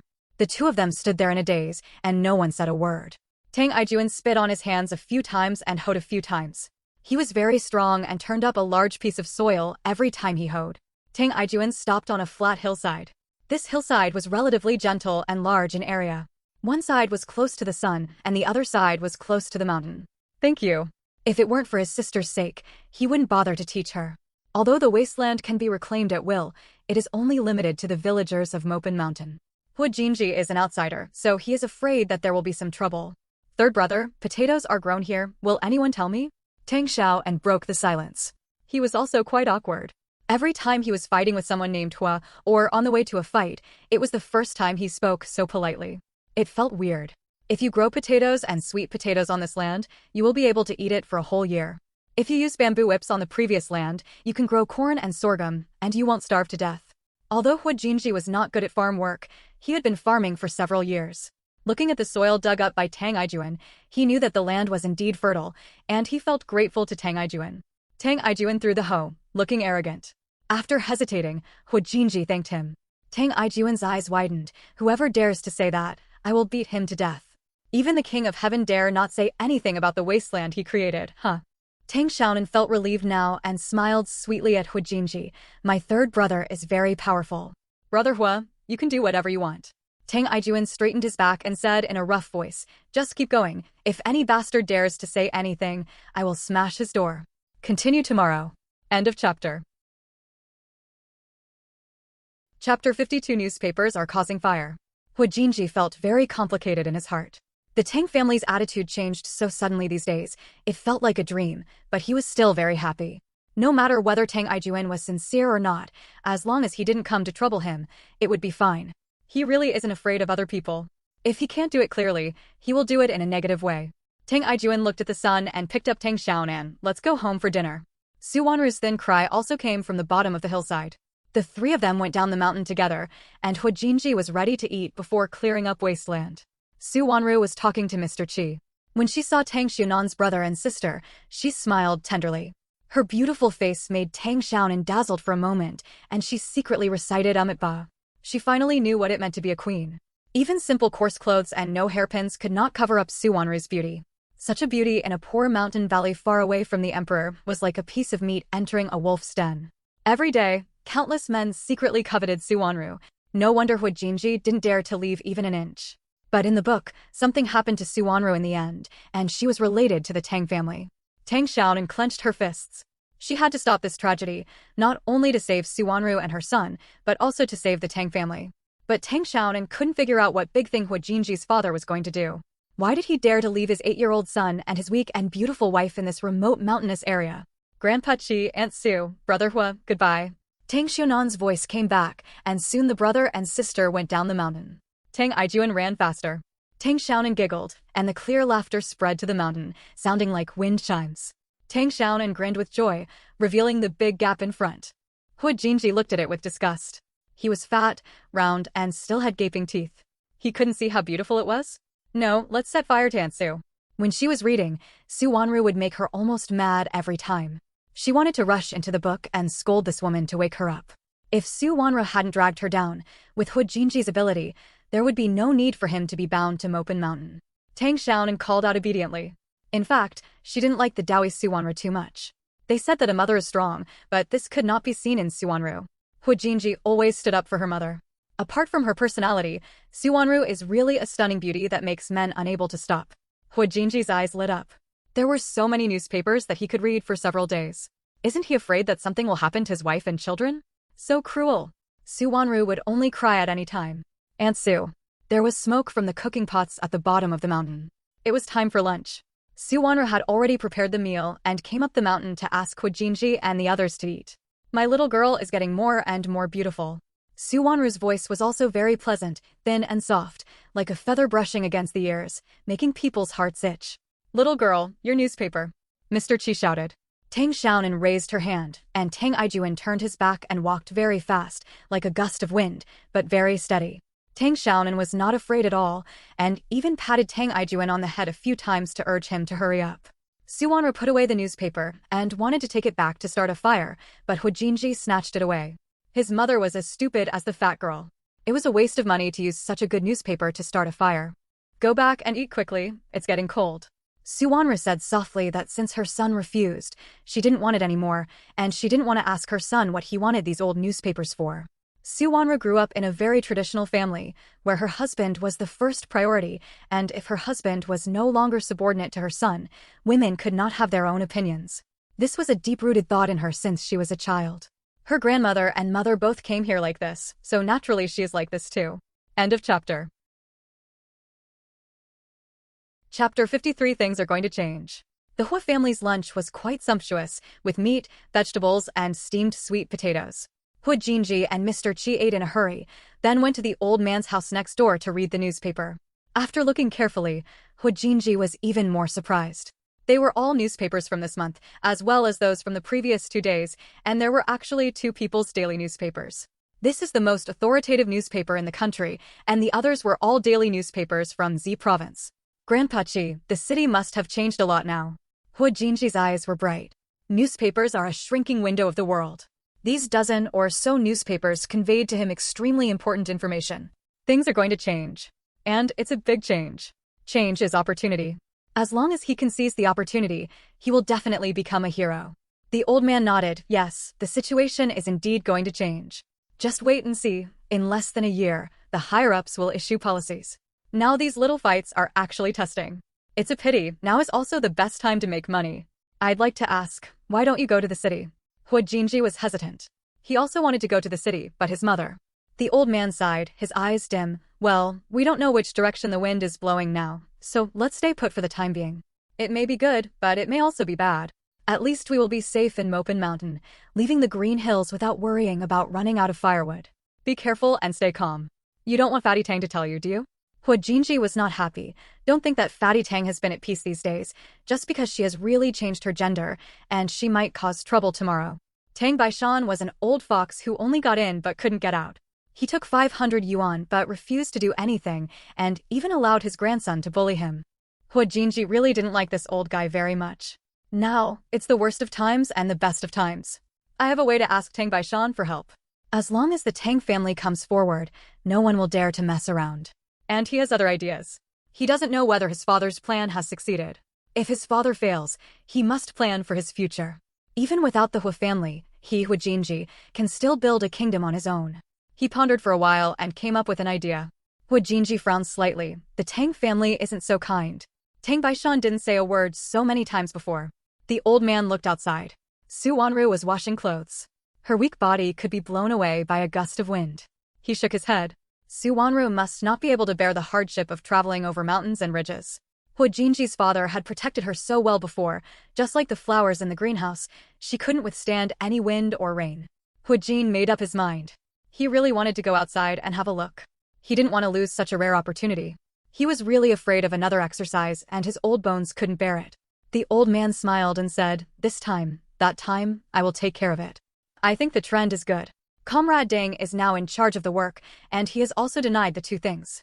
This shows that it is unlikely to get worse. If it doesn't work, I will take my mother to the city. He didn't want to plead with that fat girl. Doesn't he want to lose face? Jinji, you misjudged that girl. She might have been naughty before, but now she is definitely different from before. Think about it carefully. What has that little girl done in the past 3 days? I will return the meat. You can hunt it after a while and I will return it to the Tang family. Hu Jinji looked proud. He would not accept charity from the Tang family in vain. End of chapter. Chapter 54 The Emperor's Tongue. The old man shook his head. Although this child was smart and sensible, he was still only a 12-year-old. It was normal to be angry. He reminded him, besides meat, think about it again. Hu Jinji looked at the newspaper in his hand, not too sure. Tang Xiaonan doesn't want this. She doesn't know the importance of newspapers. You are too prejudiced against that girl. My child, don't let your prejudice blind you. The old man felt a little aggrieved for Tang Xiaonan. Hu Jinji didn't know how to deal with it now. Think about it. Yesterday we said we wanted to read newspapers, and today this girl brought over 10 newspapers. And if you look at the dates, they're all from the last month. Is it such a coincidence that we just picked them up? The old man reminded. Hu Jinji was a smart man and understood immediately. His face was a little red. It seemed that Tang Xiaopang had indeed sent him the newspaper on purpose. He thought too badly of the fat girl. The old man added, the little girl is very smart. She knows that you want to save face, so she deliberately said it to make your mother angry. This girl has good intentions. Hu Jinji's face turned redder, because he was a villain. Don't be so mean to that girl from now on, she's the only one. The old man smiled mysteriously and did not say what big thing Tang Xiaonan was going to do. Hu Jinji was a little disapproving. Tang Xiaonan was indeed more sensible than before, but doing big things? Little girl, eat it. Zhang Manhwa put half of the egg back into Tang Xiaonan's bowl. Eat eggs. But it is absolutely impossible for him to farm, not even in this life. Tang Xiaonan divided the egg in half, giving half to Tang Baishan and half to Zhang Manhwa. The two elders lived too frugally and were actually somewhat malnourished. Tang Baishan died from a severe cold. Grandpa and Grandma eat it. Failure to seek medical treatment in time is the main reason, but there are also reasons for not being strong. Ultimately, I still can't bear to eat. Tang Lijin's mood suddenly became bad. Even eating meat could not make him happy. He chewed the meat depressedly, and Tang Lijin felt like he was wandering around. Alas, I dislike him more and more. Tang Lijin's future is definitely not in the ground. Let's forget it. With that fat girl's worrying IQ, she can still be fat compared to others. Zhang Manhwa sandwiched an egg for each of her grandchildren. Most of the food in the bowl was empty, with only a few pieces of meat left. Tang Lijin glanced aggrievedly and carefully picked up a piece of meat. Zhang Manhwa rolled his eyes angrily. Tang Lijin shook his chopsticks and almost dropped the meat. Tang Xiaonan only took a bite of the egg and didn't want to eat it. It had been for several days and it was no longer fresh. She didn't like to eat overnight dishes, and the same was true for meat. In her previous life, her own mother always scolded her for being the emperor's tongue maid. If we continue like this, I'm afraid we won't be able to eat at all, let alone meat. Su Jifeng went to a neighboring village to have a wedding banquet. Tang Xiaonan and her sister had lunch at Zhang Manhua's place. Tang Lijin was also at home. There was a rare small bowl of meat and a small bowl of fat sausage on the dinner table, which Tang Xiaonan had sent 3 days ago. The poorer he is, the more glorious he is, and the richer he is, the more ruinous he is. What else can he do? But he still doesn't know where. Because he was reluctant to go to the hospital, he got some herbal medicine and ate it. The longer he delayed, the worse it became, and eventually it turned into pneumonia. Tang Xiaonan died within a year, and he was only in his early 70s. As she is old, there is no need to eat so well. It is enough to have enough food. I don't like balls. Tang Xiaonan took it back and shook her head like a rattle. She really didn't like eating it. She would rather eat freshly fried vegetables than eggs that had been steamed several times. It will continue tomorrow. Please check in the recommendation vote and leave a 5-star positive comment. The comments under the book are a bit deserted. Everyone is welcome to leave a message. End of chapter. Chapter 55, Reciting the Solar Term Song. Zhang Manhwa saw that she really didn't like eating, so she gave the eggs to Tang Xiaonan. Tang Xiaonan wanted to continue. 10 of them were not too many for him, but when he saw Tang Xiaonan's dark eyes, Tang Xiaonan shook abruptly and took back the bowl. He also gave half of it to Tang Lijin, who was standing aside. I don't like eating it either, uncle, you can eat it. Tang Xiaonan was trembling with pain. How could he not like it? But the look in his little girl's eyes was so scary that he was afraid. Tang Xiaonan smiled happily. Recently, his grandchildren have become more sensible. It is indeed a new year. Especially the youngest granddaughter, who is beautiful, sensible, and smart. Even Baishan said that filial piety is the first thing. The 6th child told him about it yesterday, and he was full of praise. Tang Xiaonan came to play chess with Tang Baishan yesterday. He talked about what happened 3 days ago and mainly praised Tang Xiaonan. Third brother, your little girl needs to be well educated. I'm not afraid of you being annoyed by Aihua and the 3 of them. Basically, they have no big future. Marry them a housewife and live a peaceful life. If you don't cause trouble, you will be proud of your ancestors. But the little girl is different. This girl has spirituality. Don't underestimate her just because she is a girl. Tang Xiaonan spoke highly of Tang Xiaonan. Although Tang Baishan was a little surprised, he was still very happy.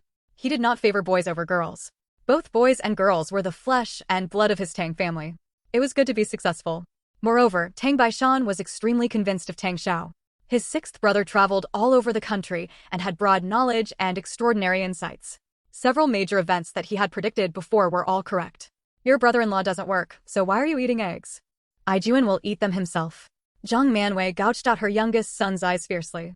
Tang Lijin was about to eat the egg, but when he gouged it out, his hands trembled and half of the egg fell back into the bowl, which made him feel even more miserable. Let's eat. Tang Xiaonan pouted and said loudly, Brother Hua saved me. He is a good man. Grandpa Qi also taught me how to read. I can also recite solar term songs. Tang Aijuan nodded. Zhang Manhua felt better, but still annoyed, and said dissatisfiedly, Nothing will be given to me in the future. I won't be able to eat it. What kind of meat can I give to outsiders? Don't go to play with the bane of the Hua family. You are not afraid of bad luck. Zhang Manhua felt uncomfortable because she had heard some gossip and had to verify it with Tang Aijuan. Tang Baishan spoke. Zhang Manwei glared at his son again and lowered his head to eat. Tang Lijin breathed a sigh of relief and ate the eggs with peace of mind. He was quite grateful to his nephew. In the future, if he earns money, he should buy more candies for his nephew. No wonder the meat was brought to her yesterday. It turned out to be to block her mouth. Did your father ask you to deliver meat to the Hua family a few days ago? Ouch! He has to find some way to make money, otherwise his mother will be more ruthless than his stepmother. How much did you give? Zhang Manue's eyes became fierce, and she felt even worse. She gestured, and saw that it was a narrow strip, not even a pound. Tang Aijuan looked surprised and closed his mouth without saying a word. Tang Aijuan wanted to tell the truth, but Tang Xiaonan rushed to say, So many. She looked at Tang Aijuan again and said, The 3rd brother can also memorize it, and Grandpa Qi even praised him for being smart. Tang Aijuan straightened his back immediately and nodded vigorously. This was the first time someone praised him for being smart. He could remember this for a lifetime, so he had a good impression of Mr. Qi. Tang Baishan became interested and said, Come back and listen. Tang Aijuan was a little embarrassed. He was not too confident. It would be too embarrassing if he recited it wrong. Tang Xiaonan kicked him hard under the table. Tang Aijuan trembled and started reciting it loudly. End of chapter. Chapter 56, Civil and Military Excellence. The spring rain shocks the spring and the clear valley sky. The summer is full of awns and the summer heat is connected. The first few sentences were a little stumbling, but the rest became smoother, and he didn't recite a word wrong. Tang Lijin looked confused. He had memorized solar term songs when he was in school, but he gave them all back to the teacher. He didn't know if his nephew recited them correctly, but he sounded like he was quite advanced. Zhang Manwei couldn't understand even more. She didn't even know a few words, but when she heard that her grandson could recite so many poems, she felt great and gave Tang Aijuan a piece of meat with a smile. If anyone in the future says that her Aijuan family is not good at studying, she will scold that family for 18 generations. I can also carry it. Tang Xiaonan felt that sitting down was not impressive, so she stood up and recited it loudly.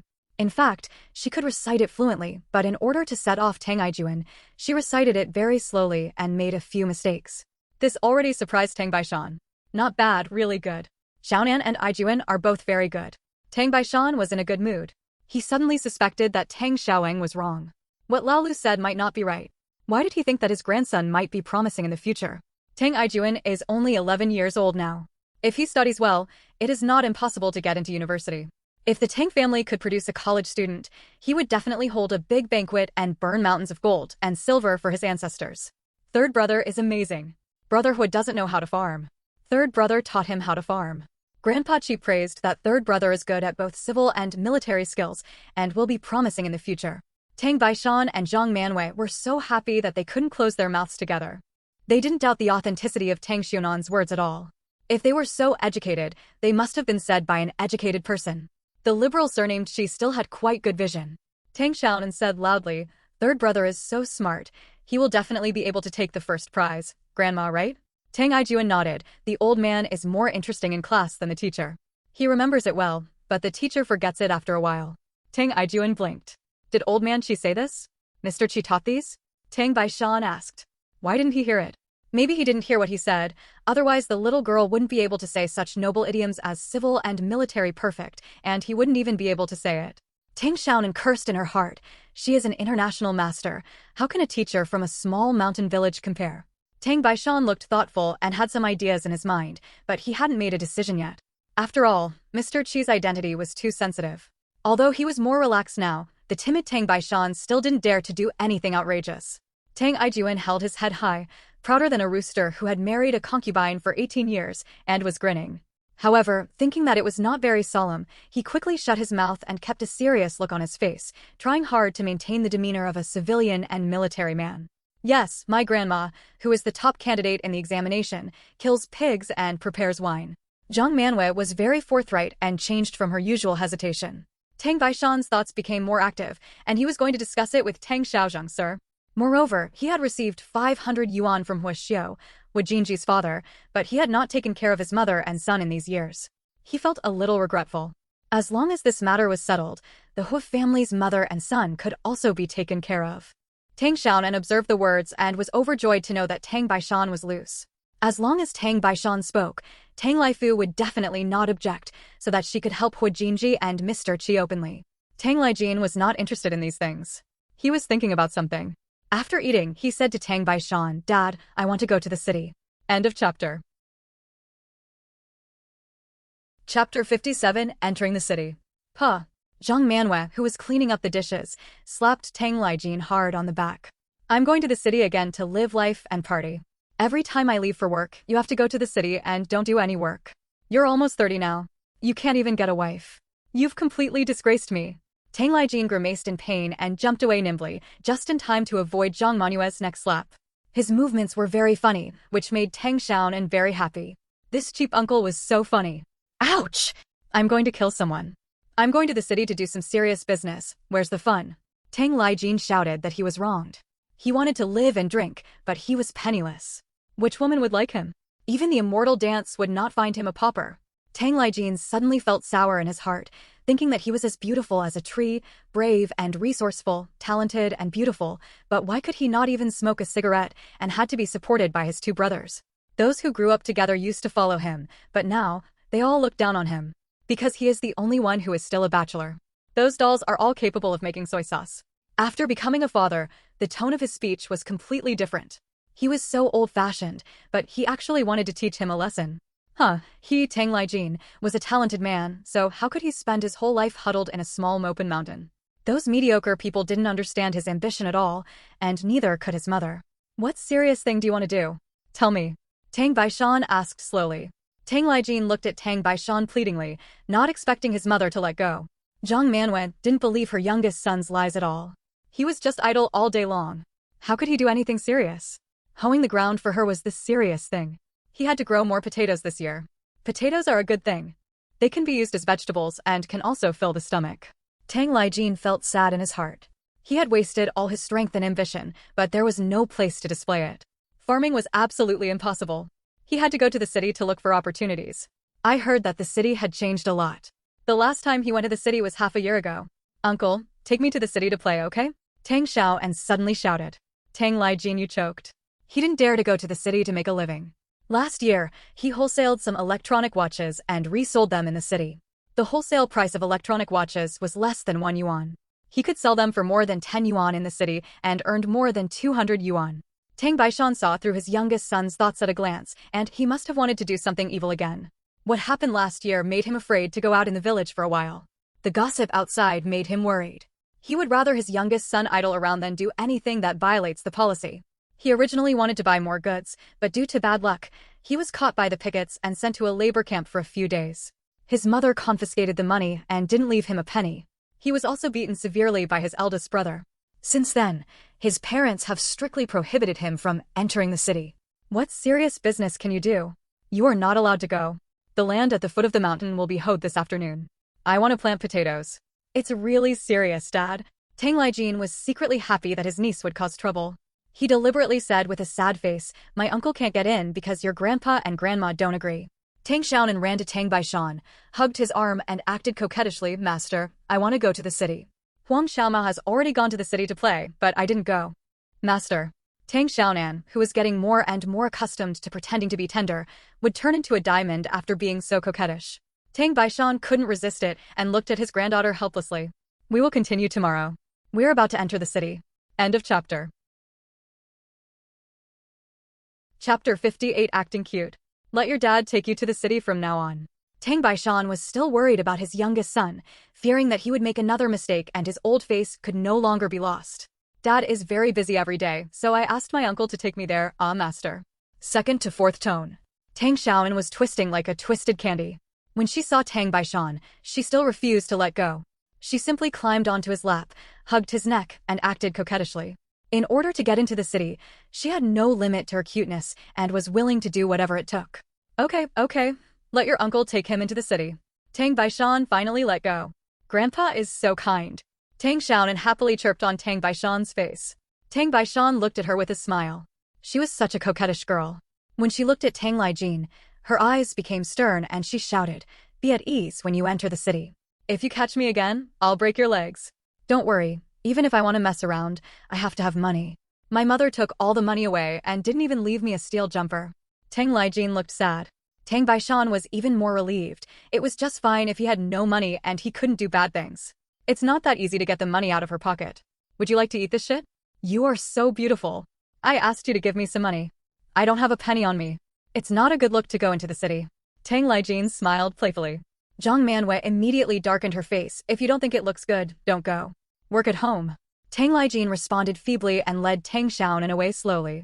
Tang Lijin did not dare to resist, so he had to carry the hoe to do what he hated most, hoeing, which was very tiring. Tang Xiaonan followed diligently and even pulled Tang Ijuan along with her. Zhang Manhua's ears were very bright and she came out immediately, staring at Tang Lijin.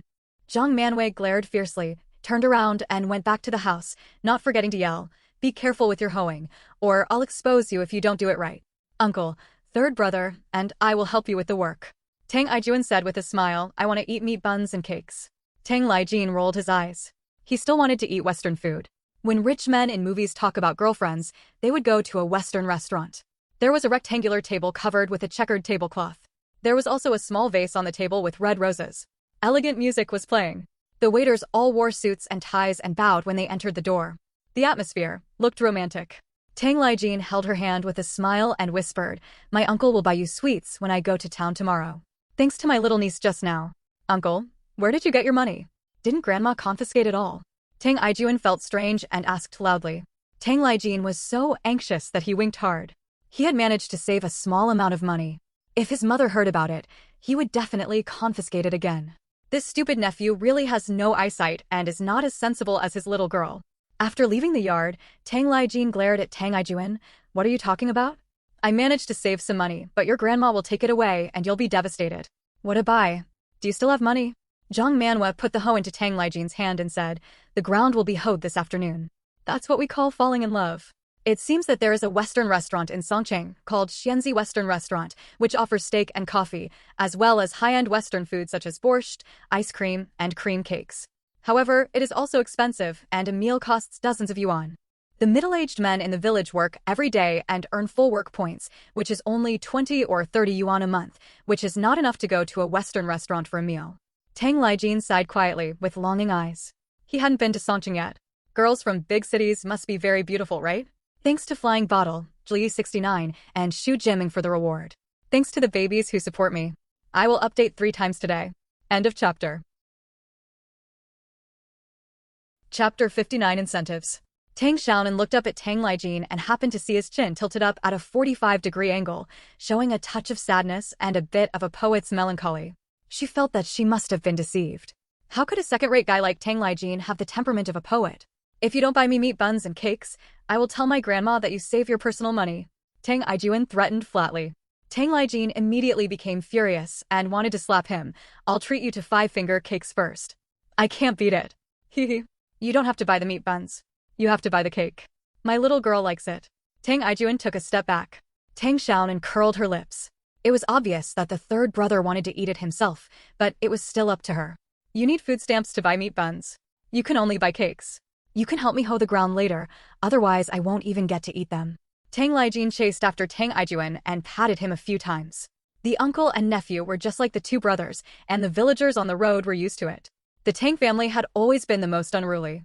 The big ones were not as big as they were, and the younger ones were not as small as they were. The most chaotic ones were Tang Lijin and Tang Ijuan. When they got to the field, Tang Lijin gave Tang Ijuan a hoe and played with Tang Xiaonan himself. Uncle, can you bring Brother Hua with you? Tang Xiaonan asked. No, what are you doing with that disaster star? Tang Ijuan was unhappy. Brother Hua is from the city. He must know a lot of things. He will also follow tomorrow. Anyway, the man named Hua cannot be allowed to play with his sister. Why?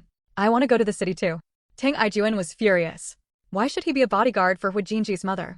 He also wants to go to the city to eat cake. I know too. Tang Ijuan was not willing to be outdone. It was not like he had never entered the city before. Uncle. Tang Ijuan was so angry that he threw his hoe. The Hua family came from Songqing, he almost forgot. Can you watch Aunt Su tomorrow and prevent bad people from bullying her? Tang Lijin originally didn't want to take Hua Jinji with him. It was enough trouble to bring a niece, and it would be even more troublesome to bring a disaster star. But when he heard Songqing, his eyes lit up and he patted his head hard. Then take it with you and set out at 6 o'clock tomorrow morning to let the disaster. Being stared at by Tang Xiaonan with dissatisfaction, Tang Lijin changed his words, ask that Hua not to be late, I won't wait. There is also the old man who is a communist, he seems to be from Songqing, and he has also studied abroad. He has definitely eaten a lot of Western food. He can ask how to eat Western food. It seems that there are many rules for eating Western food, and there is an order for everything. If he asks clearly, he can brag in front of girls in the future. Thank you, uncle, I like you the most. Third brother, you have never been to Songqing. Brother Hua grew up in Songqing. He must know a lot. Tang Xiaonan shouted with her hands on her hips. She was exhausted. Third brother, there is something very, very important that only you can do. Tang Xiaonan said seriously. Tang Ijuan's anger dissipated immediately, and his tail began to wag. What's the matter? Tang Xiaonan flattered her and was about to go to the mountain to report the news to Hua Jinji. Tang Ijuan followed angrily. Although he was angry, he was still worried about his sister going up the mountain alone. Third brother, those bad guys are most afraid of you. Can you please help me? I will ask my uncle to buy meat buns for you, only for you to eat, not for the eldest and second brothers. Tang Xiaonan was able to persuade Tang Ijuan by acting coquettishly and coquettishly. Third brother, don't let bad people bully Aunt Su. Tang Xiaonan warned her repeatedly. I got it, Luoli is verbose and I won't do it anymore. Tang Ijuan said with a dark face. He regretted it before tomorrow came. It was great to go to the city, why should he guard that crying old woman? I'm so annoyed. End of chapter. Chapter 60A Close Relationship. Tang Xiaonan was still relieved about Tang Ijuan. Although the third brother was a little confused, he kept his word and would do what he promised. With him as the little bully to control him, and the Tang family's prestige, those second-rates would definitely not dare to mess around. Third brother, eat candy. Tang Xiaonan peeled off a piece of candy and fed it to her. Her cheap third brother was only 11 years old, so he just needed to be coaxed. Sure enough, after eating the candy, Tang Ijuan became gloomy and hummed, at least 3 big meat buns, not even one less. Well, give it all to third brother. Tang Xiaonan nodded vigorously. At worst, she asked Su Jifeng for some food stamps that night, but she wouldn't eat a bite and gave them all to Tang Ijuan. Tang Ijuan's mouth was drooling as the clouds turned sunny again. Big meat buns were his favorite. Hu Jinji was also hoeing the ground, and Mr. Qi was helping. They were still discussing going to the city. The little girl will come over tomorrow and I will talk to her, the old man said. Are you sure she is willing to help? And she is a child, so how can she help? Hu Jinji is not optimistic about this. Shin Yushu's English reading voice is very nice and his pronunciation is also very standard, with a standard London accent. He had secretly observed over the past few days that the little girl was very smart.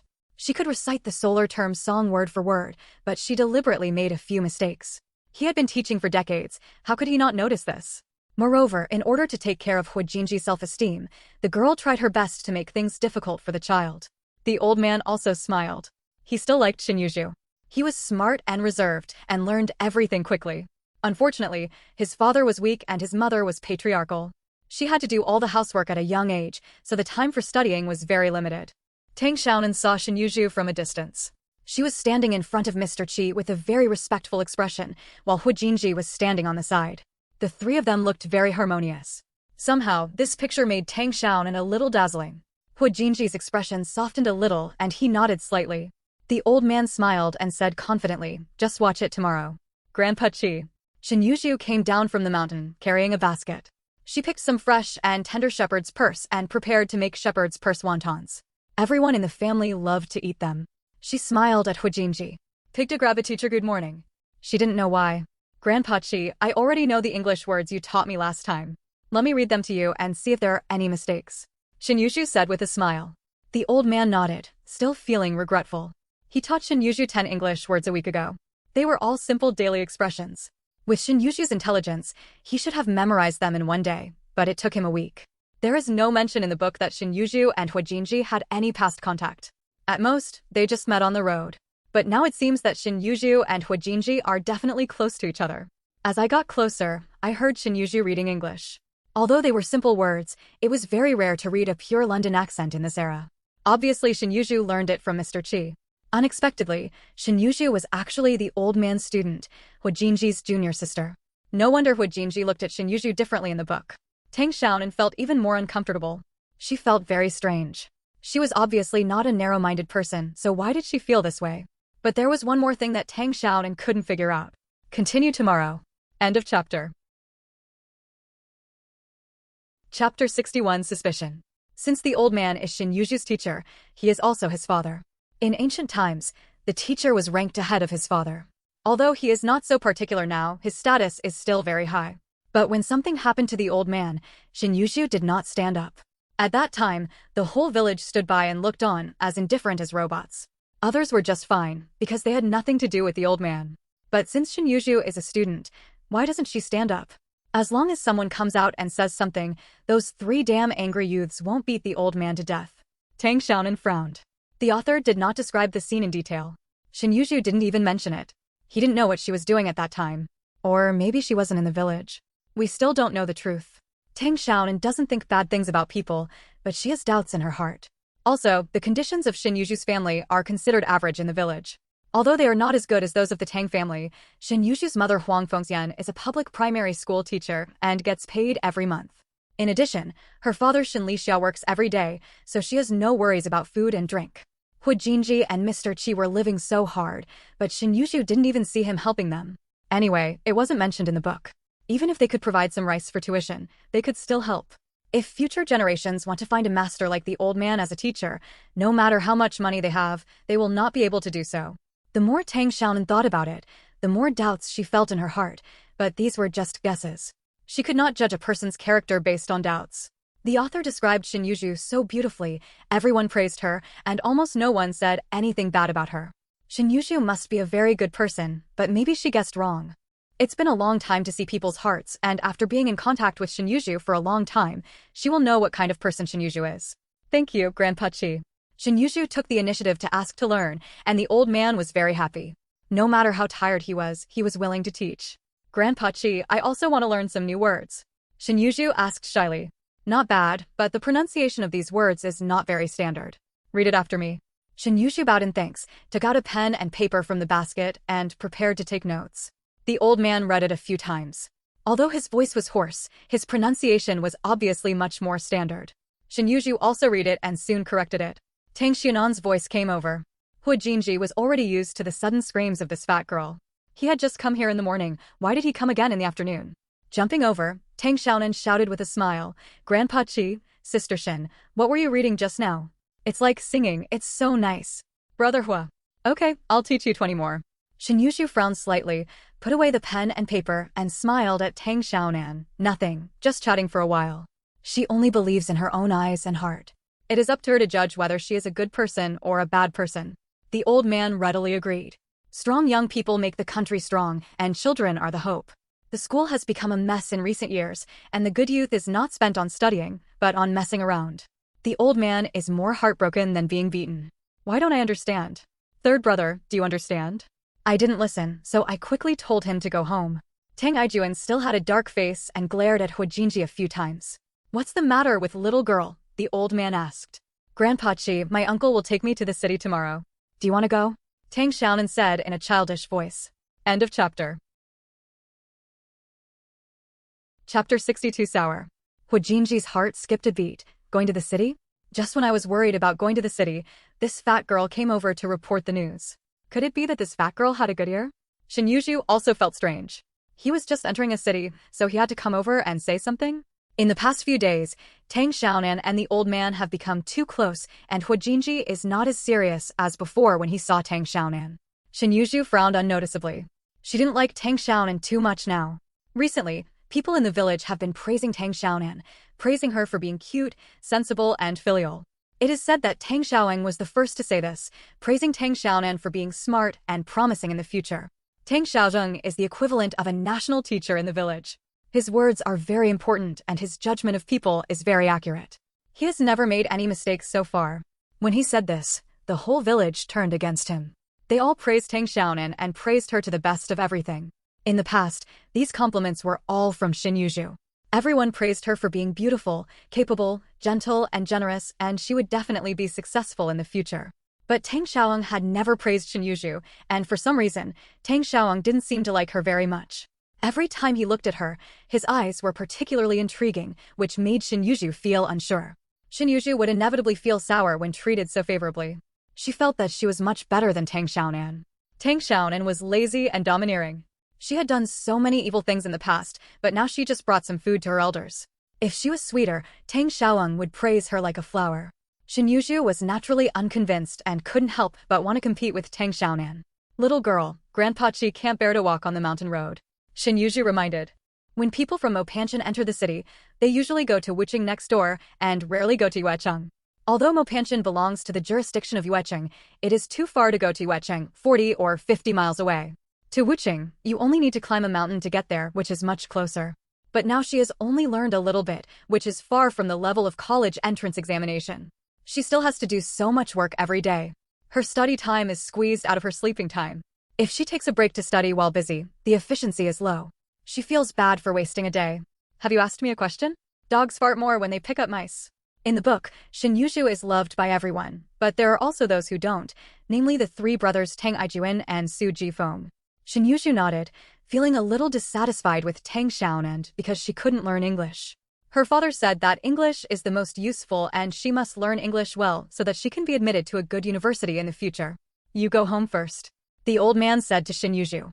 She really couldn't like the Tang family. No one was easy to talk to. Both men and women were arrogant and unreasonable bandits. Tang Ijuan glared hard and spoke even more unpleasantly. Shin Yushu's face turned red, angry, and aggrieved. She obviously meant well, so why was this robber so cruel? Today was a waste. Shin Yushu glanced at Tang Xiaonan resentfully, picked up the basket, and left. Tang Xiaonan was looked at inexplicably. Why were you looking at her like that? Tang Ijuan snorted and glared over again. Shin Yushu was startled by his fierce eyes and quickly walked down the mountain without daring to stay any longer. Little girl, what you said just now is English, a foreigner's language. Please don't say it to others, okay? The old man suddenly said solemnly. Hu Jinji was very surprised. If the old man didn't mention it, it would be impossible for Tang Xiaoping and his sister to know that it was in English. Why would the old man take the initiative to mention it?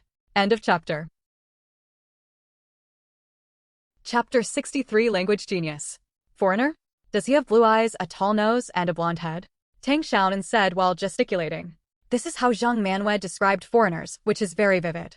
The old man smiled and nodded. That's about it. Why does Sister Shin want to learn how foreigners speak? Does she want to go abroad? Tang Xiaonan asked innocently. She remembered another thing. Shin Yuzhu was very good in the book. He taught himself English and his spoken English was very good.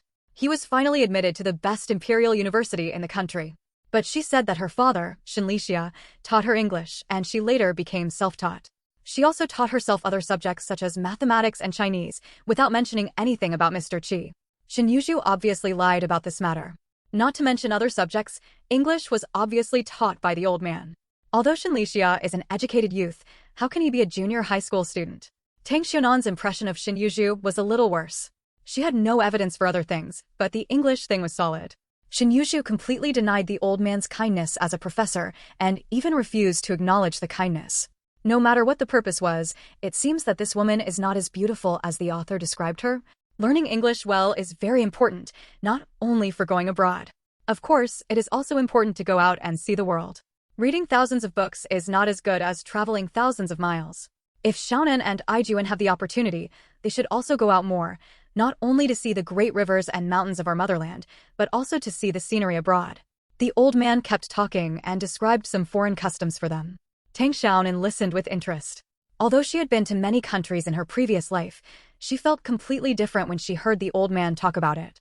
Moreover, the old man has broad knowledge. He has traveled all over Europe and knows them very well. There are many allusions that cannot be found in books. Tang Xiaonan's mind moved, and she thought of a question.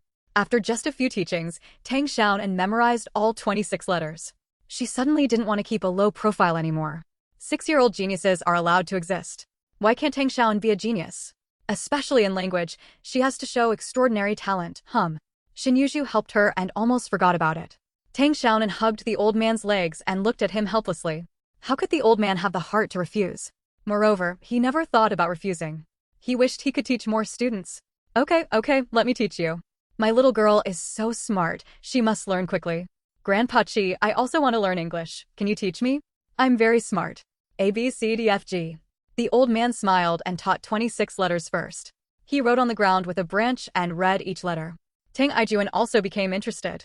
Whatever his sister wanted to learn, he would definitely be interested.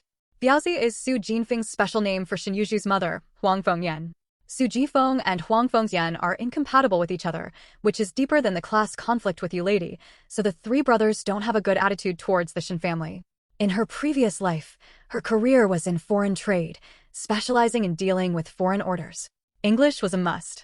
If she learned English from the old man, she would be able to show off her English openly. And it sounds like this thing called English is quite useful. He is so smart, he can definitely learn it faster than his cousin Shin Yuzhu. Little girl, read it again. The old man was very excited. Could it be that this girl is actually a language genius?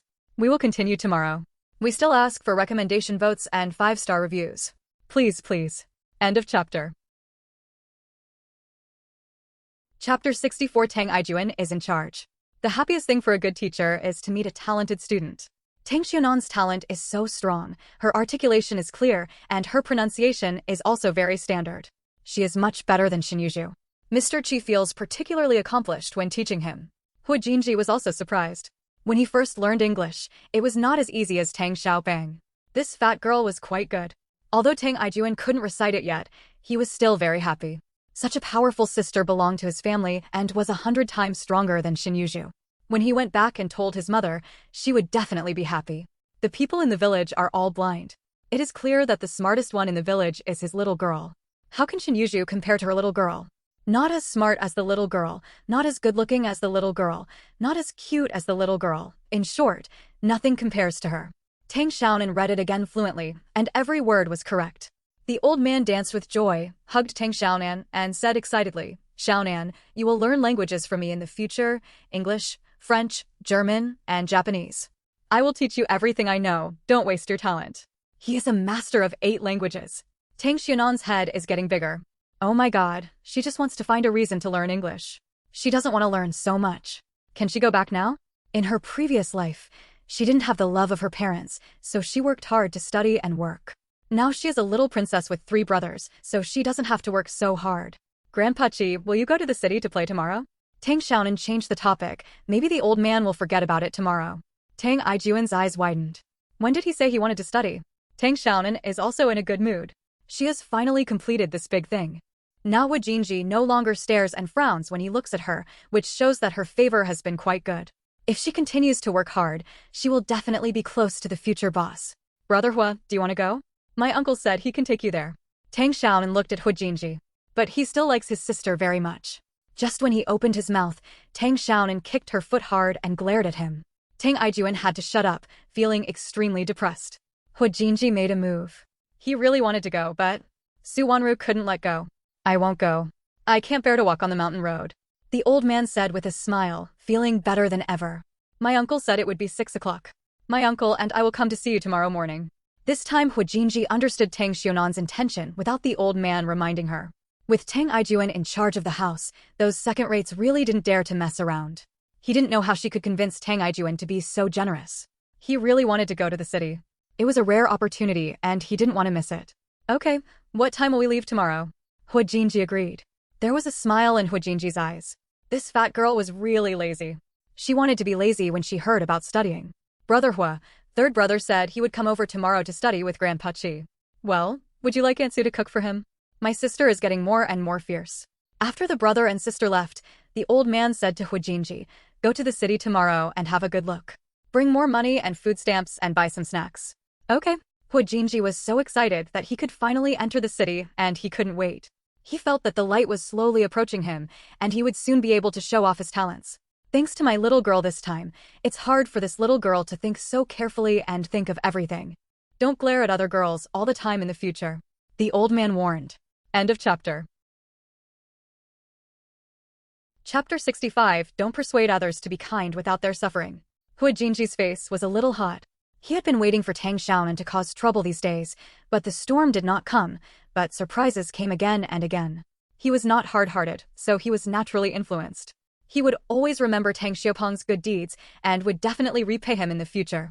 Wu Jinji responded softly. The old man was relieved. As long as the child promised, he would definitely do it. My little girl's language talent is beyond my expectation. Honestly, you can't compare to her in terms of language, the old man said with a smile. There is a certain order of learning, and there is a specialization in the arts. Wu Jinji smiled faintly and did not feel uncomfortable because others were better than him. Mr. Qi nodded secretly. Outsiders said that Jinji was narrow-minded and would retaliate for his anger. He was not a good boy in the eyes of the world. But he didn't think so. No one has experienced the suffering that Wu Jinji suffered, and no one is qualified to say these words. Even an adult cannot persist for 4 years and protect the innocence of his beautiful mother, but Wu Jinji did it. You can enter the city, but you have to listen to your uncle and you can't run around. During dinner, Tang Xiaonan and Tang Laifu talked about going to the city to play tomorrow. Su Jifeng objected as soon as he heard it. Why are you going to the city in the cold weather? The cold wind on the mountain is so cold. Xiaonan is obedient and plays at home. If you are looking for trouble, let's play with your brother Hua. In order to prevent her daughter from going to the city, Su Jifeng would rather Tang Xiaonan play with the most annoying Wu Jinji. Qi Jingming was very lucky, but he failed to fulfill those people's wishes, and he is still alive and well now. It is better to be friends with a true villain than a hypocrite. Maybe Wu Jinji is really narrow-minded and he really wants revenge, but this child repays kindness and revenge. He is much better than some hypocrites who are satisfied with benevolence and morality, but behind the scenes men steal and women prostitute. In the past 10 years, the old man has seen through the harshness of the world, suffered many hardships and tortures, and has wandered around the gates of hell several times. His personality has also undergone many changes. In the past, he made friends all over the world and was willing to do good things. But when something happened to him, those so-called friends all ran faster than rabbits. There were even some friends who had received funding from him. They took the opportunity to beat him up and followed those people to trample on him. But this child has suffered too much, and it is already remarkable that he can still distinguish between grudges and grudges. Tang Xiaonan climbed on top of Tang Laifu, hugged his neck, and acted coquettishly. Tang Laifu smiled and refused to let go.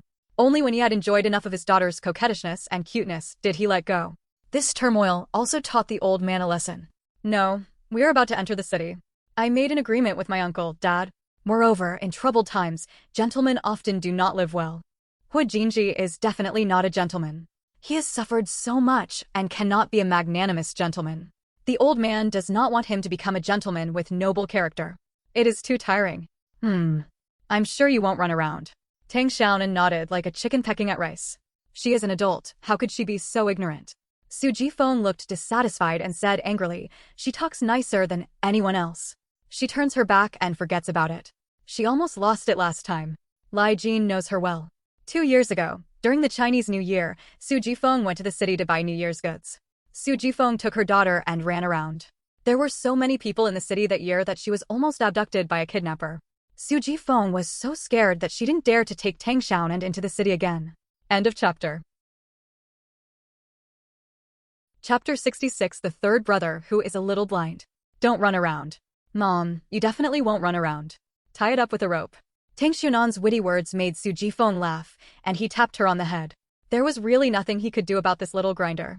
Tang Laifu originally wanted to ask his eldest son, Tang Aihua, to follow him into the city, but he also had to rush to 2 games the next day. The eldest son was a good helper, so he had to send his second son, Tang Aigua, to follow him. Among the 3 sons, the second son was the safest, and he would be fine with him. Tang Aijuan was so envious that his second brother could enter the city, but he had to go to the Hua family to guard an ugly, crying woman. It was really boring. That's right, in Tang Aijuan's eyes, the weak and cry-loving Su Wanru is just an ugly monster, not even as good-looking as his mother Su Jifeng.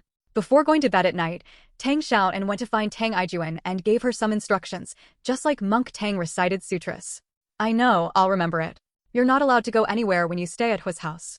If you don't bring me meat buns tomorrow, Tang Aijuan impatiently interrupted Tang Xiaonan's nagging. He had said it a dozen times. He was not a fool. How could he not remember it? He really couldn't understand why those second-rate guys were so blind that they all set their sights on that ugly guy and went to his house like a dog seeing shit. Their eyes must have been blurred by shit. Thank you, third brother, I will definitely bring you a big meat bun. Tang Xiaonan stopped talking about it. Although Tang Aijuan was a little confused, he was still reliable in doing things, especially what his sister told him. He would definitely keep it in mind. Tang Aigua hesitated for a moment. He actually thought about it. The milk smell on his sister was very delicious, but Tang Xiaonan yawned. Her eyes were bleary. Her body was still too small, and she would feel sleepy at that point, not listening to her brain at all. She walked towards her room in a daze, almost bumping into the door frame, and was hugged by Tang Aigua the next second. Tang Xiaonan was so frightened that she woke up immediately. She didn't want to sleep with her brother. She was not a real brat. My little girl is sleeping. She won't be able to get up tomorrow morning. Tang Aigua spoke. He and Tang Aijuan slept in the same room. What are you thinking? If you want to thank me, it's Hua. Tang Aijuan was unhappy again. After a good night's sleep, Tang Xiaonan was woken up. When she raised her head, a gust of mountain wind blew over, making her shiver with cold, and she immediately woke up. She was on Tang Lijian's back. Let me sleep here, don't go back. Tang Aijuan said with a smile. He hadn't slept with his sister for a long time. She was so happy that she had 3 brothers who pampered her. She must work hard to change the fate of her 3 brothers so that she could always be pampered by her brothers. Little girl is awake? Do you want to eat eggs? Tang Aigua asked quickly. No, sleep alone. Under her strong objection, although the brothers were a little disappointed, they still sent her back to the room and specially warmed her bed. Then they reluctantly left and slept in the warm bed. Tang Xiaonan couldn't help but laugh. The corner of Tang Xiaonan's mouth twitched. Why could the third brother not fight Hua Jinji to the death? That's the future boss. If you don't want to eat, uncle, I'll go by myself. Tang Xiaonan wanted to get down and walk by herself. Her body was not light, so Tang Lijin didn't want to be exhausted while carrying her on the mountain road. Brother-in-law is carrying her on her back. Your father said you are not allowed to go to the ground this way, otherwise I will skin your brother-in-law. Tang Lijin said exaggeratedly. In fact, even if Tang Laifu didn't explain, he would not let his little niece get tired. It was only a 20-mile mountain road, and he could carry his little niece back and forth several times. Tang Xiaonan saw that he was really relaxed, his face was calm, and he was out of breath, so she lay down peacefully. The sky was getting brighter, there was a bright red in the east, and the sun was about to come out. Finished updating today, will continue tomorrow. End of chapter. Chapter 67. I feel cold, calling my mother that you feel cold. Tang Aigua carried a basket and a fertilizer bag on his back. In the basket were 2 cuts of pork, a dozen rice cakes, a dozen plates of dried cane stems, and in the fertilizer bag was half a bag of sweet potatoes. The pork was prepared by Su Jifeng, and the rice cake stalks and sweet potatoes were prepared by Zhang Manhwa. Tang Xiaonan had an aunt, Tang Lifeng, who was married in Wuching. Her uncle worked in the Industrial and Commercial Bureau and ate public meals. The family had no land. Zhang Manwei would often bring some rice to support her daughter. At this time, people in the city are not as good as people in the mountains. In the mountains, the sky is high and the emperor is far away. No matter how chaotic the outside is, it has nothing to do with the mountains. As long as you work harder, you can still eat enough sweet potatoes and pumpkins. Tingen is dried vermicelli made of japonica rice. It is plated into a round shape. When eaten, it is soaked in water, boiled or stir-fried. It is very delicious. Hu Jinji walked silently on the side without saying a word. Tang Xiaonan glanced at him. It happened that Hu Jinji also looked over. Tang Xiaonan called out sweetly, "Brother Hua." Today, Hu Jinji is wearing a tunic suit without patches. He is clean and tidy. Although he is young, Hu Jinji has enough momentum that he can vaguely glimpse the style of a future boss. A ray of morning light happened to hit Tang Xiaonan, and the golden sunlight shone on her face. You could clearly see the light fur on the little girl's face and her long, curled eyelashes, which blinked like a small fan. It made Hu Jinji's heart soften a little, and he couldn't help but twitch the corners of his mouth. Although it was only for a moment, it could not escape Tang Xiaonan's eyes, and she was immediately elated. The boss smiled at her, haha. He must have thought she was incomparably cute. Tang Xiaonan was extremely proud. For a cute person like her, from an 80-year-old man to a 3-year-old baby, there was nothing she couldn't handle. This little guy surnamed Hua is quite handsome. It's no wonder that his sister likes him. Since his sister likes him, he will naturally try to like him, at least he won't beat him up anymore. Su Jifeng loved his daughter very much and was worried that she would freeze, so he made her into meat rice dumplings with 3 layers inside and 3 outside, which made her too hot. Tang Aigua, who pretended to be serious, forgot the fact that his sister was only 6 years old and regarded Hu Jinji as his future brother-in-law, but he made a mistake. It's hot. Second brother, it's so hot. My sister is very excited. Tang Xiaonan's head was a little dizzy from the sun, and there was sweat on her forehead. Tang Aigua didn't dare to take off her clothes yet. Su Jifeng specifically said that his sister could not be frozen. Tang Lijin did not dare to disobey his sister-in-law. The uncle and nephew coaxed Tang Xiaonan and asked her to endure it. There was more smile in Hu Jinji's eyes. Tang Xiaopeng's eyes were shining just now, and he was overflowing with happiness. Is it because of his little response? Isn't this fat girl satisfied too easily? Tang Xiaonan yawned and felt sleepy again. At this time, the sun had gone up the mountain, and the golden light shone on the mountain, making her body warm. Tang Lijin and the others were so hot that they took off their clothes, and Tang Xiaonan was also very hot. Tang Aigua looked at him deeply. His sister had been too kind to the person named Tor recently, and it was not right. He thought for a long time and only came up with one reason. It'll be too hot to hold on any longer. Take it off yourself. Tang Xiaonan was so angry that she was tearing off her clothes. She was about to be dried in the sun. She didn't know how many clothes Su Jifeng had put on her, and she couldn't even move her elbows. Hu Jinji saw that she was really struggling, so he came over to help. His eyes smiled even more. Tang Xiaopeng was quite cute like this. After taking off the quilt outside, there is a jacket inside, and then a sweater, another sweater, another sweater. End of chapter. Chapter 68 Stall. Tang Xiaonan flipped through the layers, finding a total of 5 sweaters, a wool vest, a jacket, and a big jacket. Well, she had already felt Su Jinfeng's deep motherly heart. But are you sure it's not maggots? No wonder the original body is so stupid. He must have been made stupid. After taking off 4 sweaters, Tang Xiaonan felt much more relaxed. She could move her elbows, but her legs were still heavy, so I took off 2 more pairs of trousers, leaving only 1 piece of cotton trousers. Hu Jinji looked at Tang Xiaonan speechlessly, who suddenly lost a lot of weight. This fat girl seemed not as round as before. Tang Lijin and Tang Aigua were also stunned. They were wearing so many clothes. No wonder Tang Laifu said he wouldn't let the little girl go alone. It's strange that she could still walk like this. Uncle, how long will it take? Even if she carried it all the time, Tang Xiaonan still felt tired and the mountain road was very bumpy. 3 years from now or 4 years from now? Tang Xiaonan nodded, and suddenly her heart skipped a beat. This ant didn't appear much in the book, and the author only mentioned it a few times, but Tang Xiaonan remembered that her uncle's workplace was in the Wuching Industrial and Commercial Department. Although the industrial and commercial sector is not popular at this time, in a few years, Wuching will build a small commodity market, which will be the world's largest small commodity wholesale market in the future, bringing together businessmen from all over the world. But in the first few years after the market in Wuching was founded, the stalls could not be sold. The industrial and commercial department in charge of the market had to lobby and beg people to buy. At that time, it was also the best time to buy stalls. We've walked more than half the way. Let's go to your aunt's house first, put away your things, and then go shopping, Tang Xiaonan said. She didn't want to compete with Xinyuju. The heroine's halo was too dazzling and she couldn't compete. As long as she bought 5 or 6 stalls, 1 for each brother, 2 more for herself, 1 for her brother-in-law and 1 for her second uncle, she would not have to worry about eating and drinking just by relying on the stall fees. What is the most valuable thing in witching? A small stall may look inconspicuous, but the transfer fee can easily cost more than $1 million. In witching, friends turned against each other, husbands and wives became enemies over the stall, and there were many bloody fights. Definitely not a property, but a stall.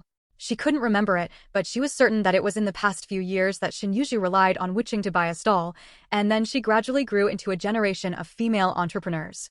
Tang Xiaonan racked her brains to recall, in what year did witching start building a market? Tang Xiaonan's heart beat faster. Xinyuju is 10 years old this year, and it will be 1982 in 4 years. The first generation market should have been established in 1982. She has to start working hard to make money, and she has to grab a few stalls no matter what. It seems that it was a few years later. Xinyuju was not very old when she bought her first stall, only 14. After that, she bought several ones one after another, and her wealth gradually increased. In the future, she became a famous rich woman on the Forbes list.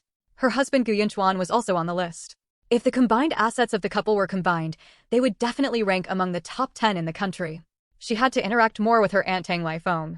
Her uncle was from the industrial and commercial department and had inside information. But Tang Xiaonan was very strange. Where did Xinyuju get the news? Not many people in the first batch of stalls knew about it. This girl was young and far away in Yuaching. How did she know? Isn't the author's halo for the heroine too bright? Brother-in-law, what does uncle do? Tang Xiaonan asked deliberately, afraid that she would remember it wrong. Industrial and Commercial Bureau. Tang Lijin didn't think highly of him. His salary was so small. If his parents hadn't helped him from time to time, he wouldn't even be able to support his wife and children. He still treated him like a countryman and looked down upon country people. Hua Jinji didn't want to go to Tang Lifeng's house, but when he heard about the Industrial and Commercial Bureau, he couldn't help but be moved. End of chapter. Chapter 69 Chicken Feathers for Sugar. Uncle, what does the Industrial and Commercial Bureau do? Tang Xiaonan asked one sentence at a time. The person in charge of the market has a casual job. He drinks tea and reads newspapers every day. Tang Lijin snorted. My mother scolds him for being idle every day, haha.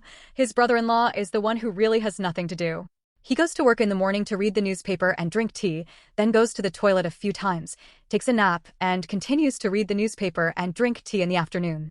The whole day is passed, and receiving such a small salary is not just a day job. Hua Jinji was even more excited. He came to the city this time just to understand the market situation. He didn't expect that the son-in-law of the Tang family was in charge of this. He could take the opportunity to inquire later. Tang Xiaonan heard Tang Lijin's contempt for his uncle, and she didn't know the reason. But although Tang Lijin was idle, the Tang family had one good thing, which was to protect their calves. They are definitely not nice to outsiders, but they are considerate to their relatives, so there should be only one reason why Tang Lijin is dissatisfied. This uncle is not very kind to his Aunt Tang Lifeng. But it was only after meeting me that I realized that maybe there was a misunderstanding. The sun is climbing higher and higher. It has already climbed over the top of the mountain and is ready to go down. As long as you go down the mountain, you can reach Witching. There were rapid footsteps in front of them, and not long after, a middle-aged man carrying a seller's pole appeared in front of them. A pair of cloth shoes hung on the head of the pole, and the man wore straw sandals. He walked very fast. The sharp stones on the ground did not affect the man's speed at all, as if he were walking on flat ground. 2 large baskets were carried on the burden, and there was a basket on one end, with a large piece of brown sugar on top, covered with a clean cloth. The wind blew a corner, and Tang Xiaonan's heart jumped again. The original intention of exchanging chicken feathers for sugar was not to do business, but to increase production. Uncle, how much is it?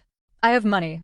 Witching Mountain has a lot of land, but only a limited amount of land for each person, but this is not a problem for the smart and hard-working Witching people. They discovered that by redding chicken feathers into the fields, the yield per acre can be increased by dozens of kilograms.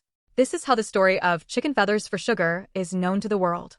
He took out a hammer, clanked off a piece of candy as big as a child's palm, wrapped it in hemp paper, and handed it to Tang Xiaonan.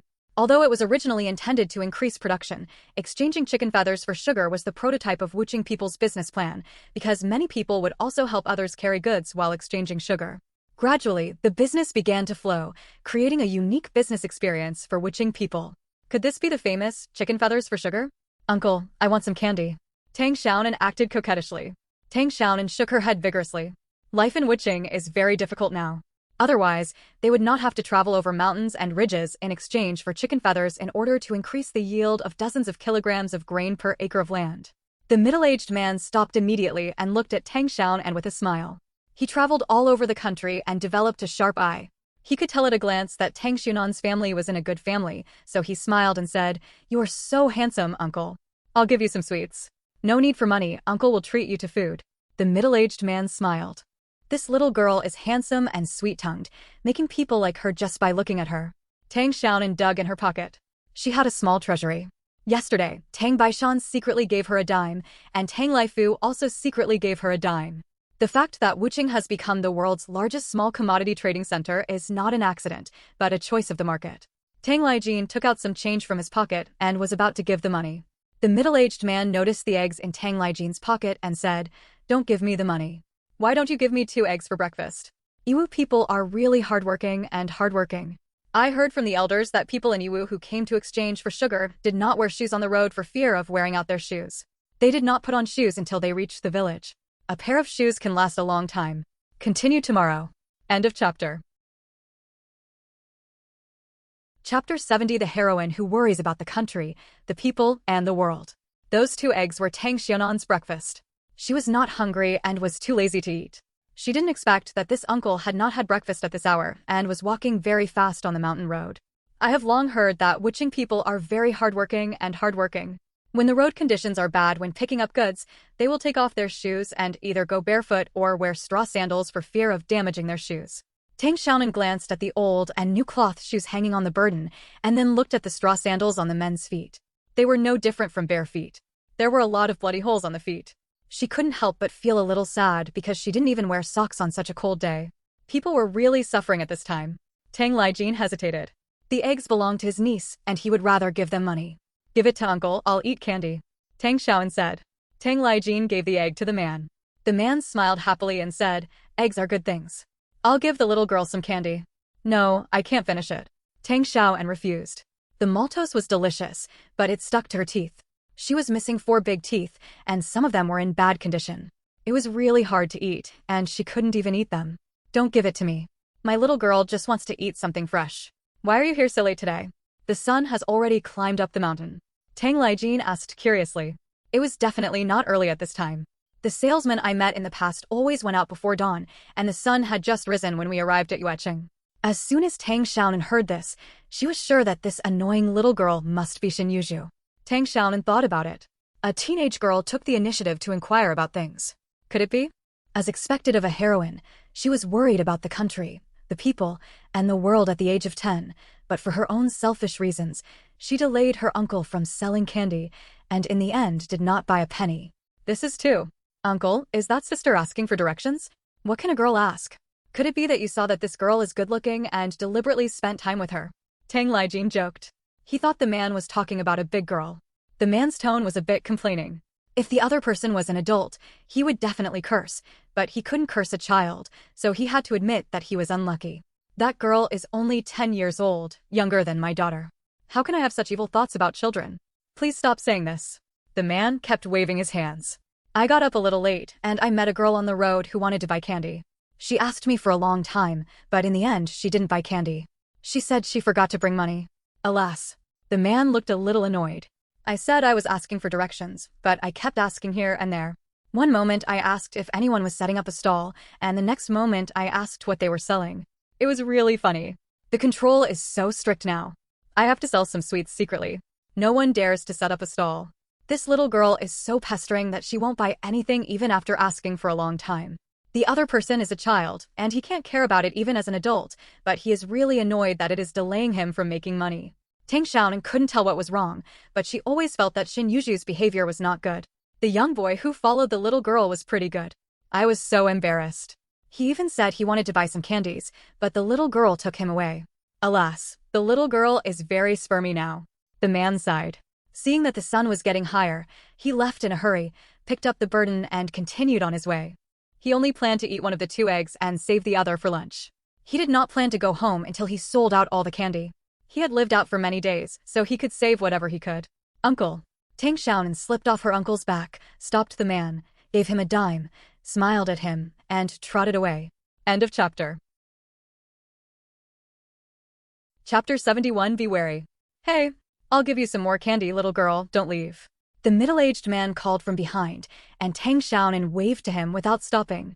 She really didn't like maltose, so she couldn't finish it. She just felt that this uncle was so pitiful that she felt pity for him. Master, my surname is Mo, and my name is Mo Hanmin.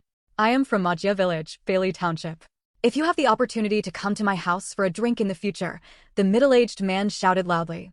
Tang Lijin also replied, okay, I, Tang Lijin, live in Mopanshan Village. If you have no place to stay, just go to my house. Shadu Tang is my big brother. His mother is very calculating. She definitely doesn't like people coming to her house, so her sister-in-law should be more generous. Thank you very much. Mo Hanmin replied with a smile, picked up his load and left. Of course, he couldn't really stay at someone else's house, but he accepted Tang Li's uncle and nephew's affection. The world is big, but also small. Maybe we'll see each other again sometime. Many friends mean many ways out. Hu Jinji glanced at Tang Xiaonan. This fat girl was still very soft-hearted. In fact, the families of these people who picked goods and carried loads were still well off, at least better than those who buried their heads in farming. It was just that they were used to being thrifty and were reluctant to eat, drink, and enjoy, which made them look pitiful. That little girl is really lacking in virtue. She said she wanted to buy candy, but she only paid a few cents for it. She didn't pay even a penny and refused to let others buy it. It's not a joke. Tang Lijin said in a dismissive tone, looking down on this kind of behavior. That's right, it's better for our little girl. Tang Igua looked at Tang Xiaonan, who was struggling with the maltose. He saw that she was so sticky that she couldn't open her mouth and kept laughing. He still has a good impression of Xinyuzhu, because Xinyuzhu is the only person in the village who has never laughed at him, and she is also very studious. She often takes time out of her busy schedule to study with Mr. Qi, and she is usually gentle and generous to others. People in the village will give her a thumbs up when they talk about her. Hu Jinji also looked over and couldn't help but smile. The current Tang Xiaobang was really cute, with her mouth covered in candy and her cheeks bulging. Compared with the overly shrewd girl the salesman mentioned just now, the heartless Tang Xiaobang was much cuter. Seeing that his sister was really annoyed, Tang Igua came over to wipe her mouth and wiped out the remaining candy. He didn't dislike his sister's saliva. After finally swallowing the candy in her mouth, Tang Xiaonan let out a long breath. Her hands and chin were sticky, and she felt very uncomfortable. Tang Igua comforted her. There is mountain spring water ahead. When they were approaching the mountain spring, they heard voices. They were a man and a woman. They were somewhat familiar. Hu Jinji frowned slightly. He had been practicing martial arts since he was a child and had already recognized who the speaker was. Thinking about what the salesman said before, he also knew who the overly shrewd little girl was. He was very surprised. Tang Xiaonan wanted to open her mouth to speak, but the sugar stuck her teeth so tightly that she couldn't open them at all. The sticky sugar water flowed down, and her chin was covered with sugar. She was so worried that these people still laughed at her. They were all bad people. Unexpectedly, the glorious Xinyuzhu would do such a thing. Although Hu Jinji would not deny others for one thing, he was disappointed and became more wary. What he hates the most is double-dealing. He knows people but not their hearts. It is better to be careful. He will tell Grandpa Qi later that he should stop teaching Xinyuzhu English. If he gets into trouble, Grandpa Qi will definitely be the unlucky one. Yuzhu, what you did just now is not good. You shouldn't lie to others. Gu Yunchuan sounded dissatisfied. But he always spoke slowly, and even when he expressed dissatisfaction, he was gentle and gentle. End of chapter. Chapter 72. The synchronicity between uncle and nephew. Xinyuzhu sighed and smiled bitterly. Do you think I want to lie to people? I really have no money, but I want to know the outside world so much, Yunchuan. I know it is wrong to do this, but I have no other way. It just delays some time, and there won't be much loss. But you shouldn't stop me from giving money. It's not easy for them to carry the load over the mountains. Gu Yunchuan's handsome face still showed dissatisfaction. Xinyuzhu's heart skipped a beat, and he apologized with a smile. I know I was wrong, but I'm just worried that you don't have enough money to buy books. Those are the money you saved with great effort. If you can't buy books anymore, it will affect your study. I didn't think so much at the time. I was only thinking about this, Yunchuan. I was wrong, don't blame me. In the future, I will compensate the uncle just now after I earn money, okay? The last few words were more choked. Xinyuzhu's eyes were red, and the hand he used to wipe his eyes was red and swollen. The chilblains had cracked due to the exertion and were bleeding. Gu Yunchuan softened his heart and sighed softly. Don't do this again in the future. No matter how difficult it is, you can't lie to others. This is not good. Well, not anymore. Shin Yushu breathed a sigh of relief, but disagreed in her heart. She and Gu Yunchuan had completely different ideas. Gu Yunchuan was too rigid and always acted according to unchanging principles. It is good to be a gentleman, but sometimes flexibility is needed. She just wanted to use the minimum cost to get the maximum benefit.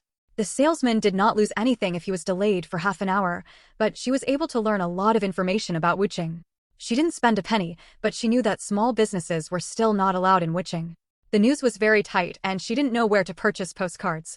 Shin Yushu was in a bad mood again. Shin Yushu felt warm in her heart, smiled at him, took the water and drank it.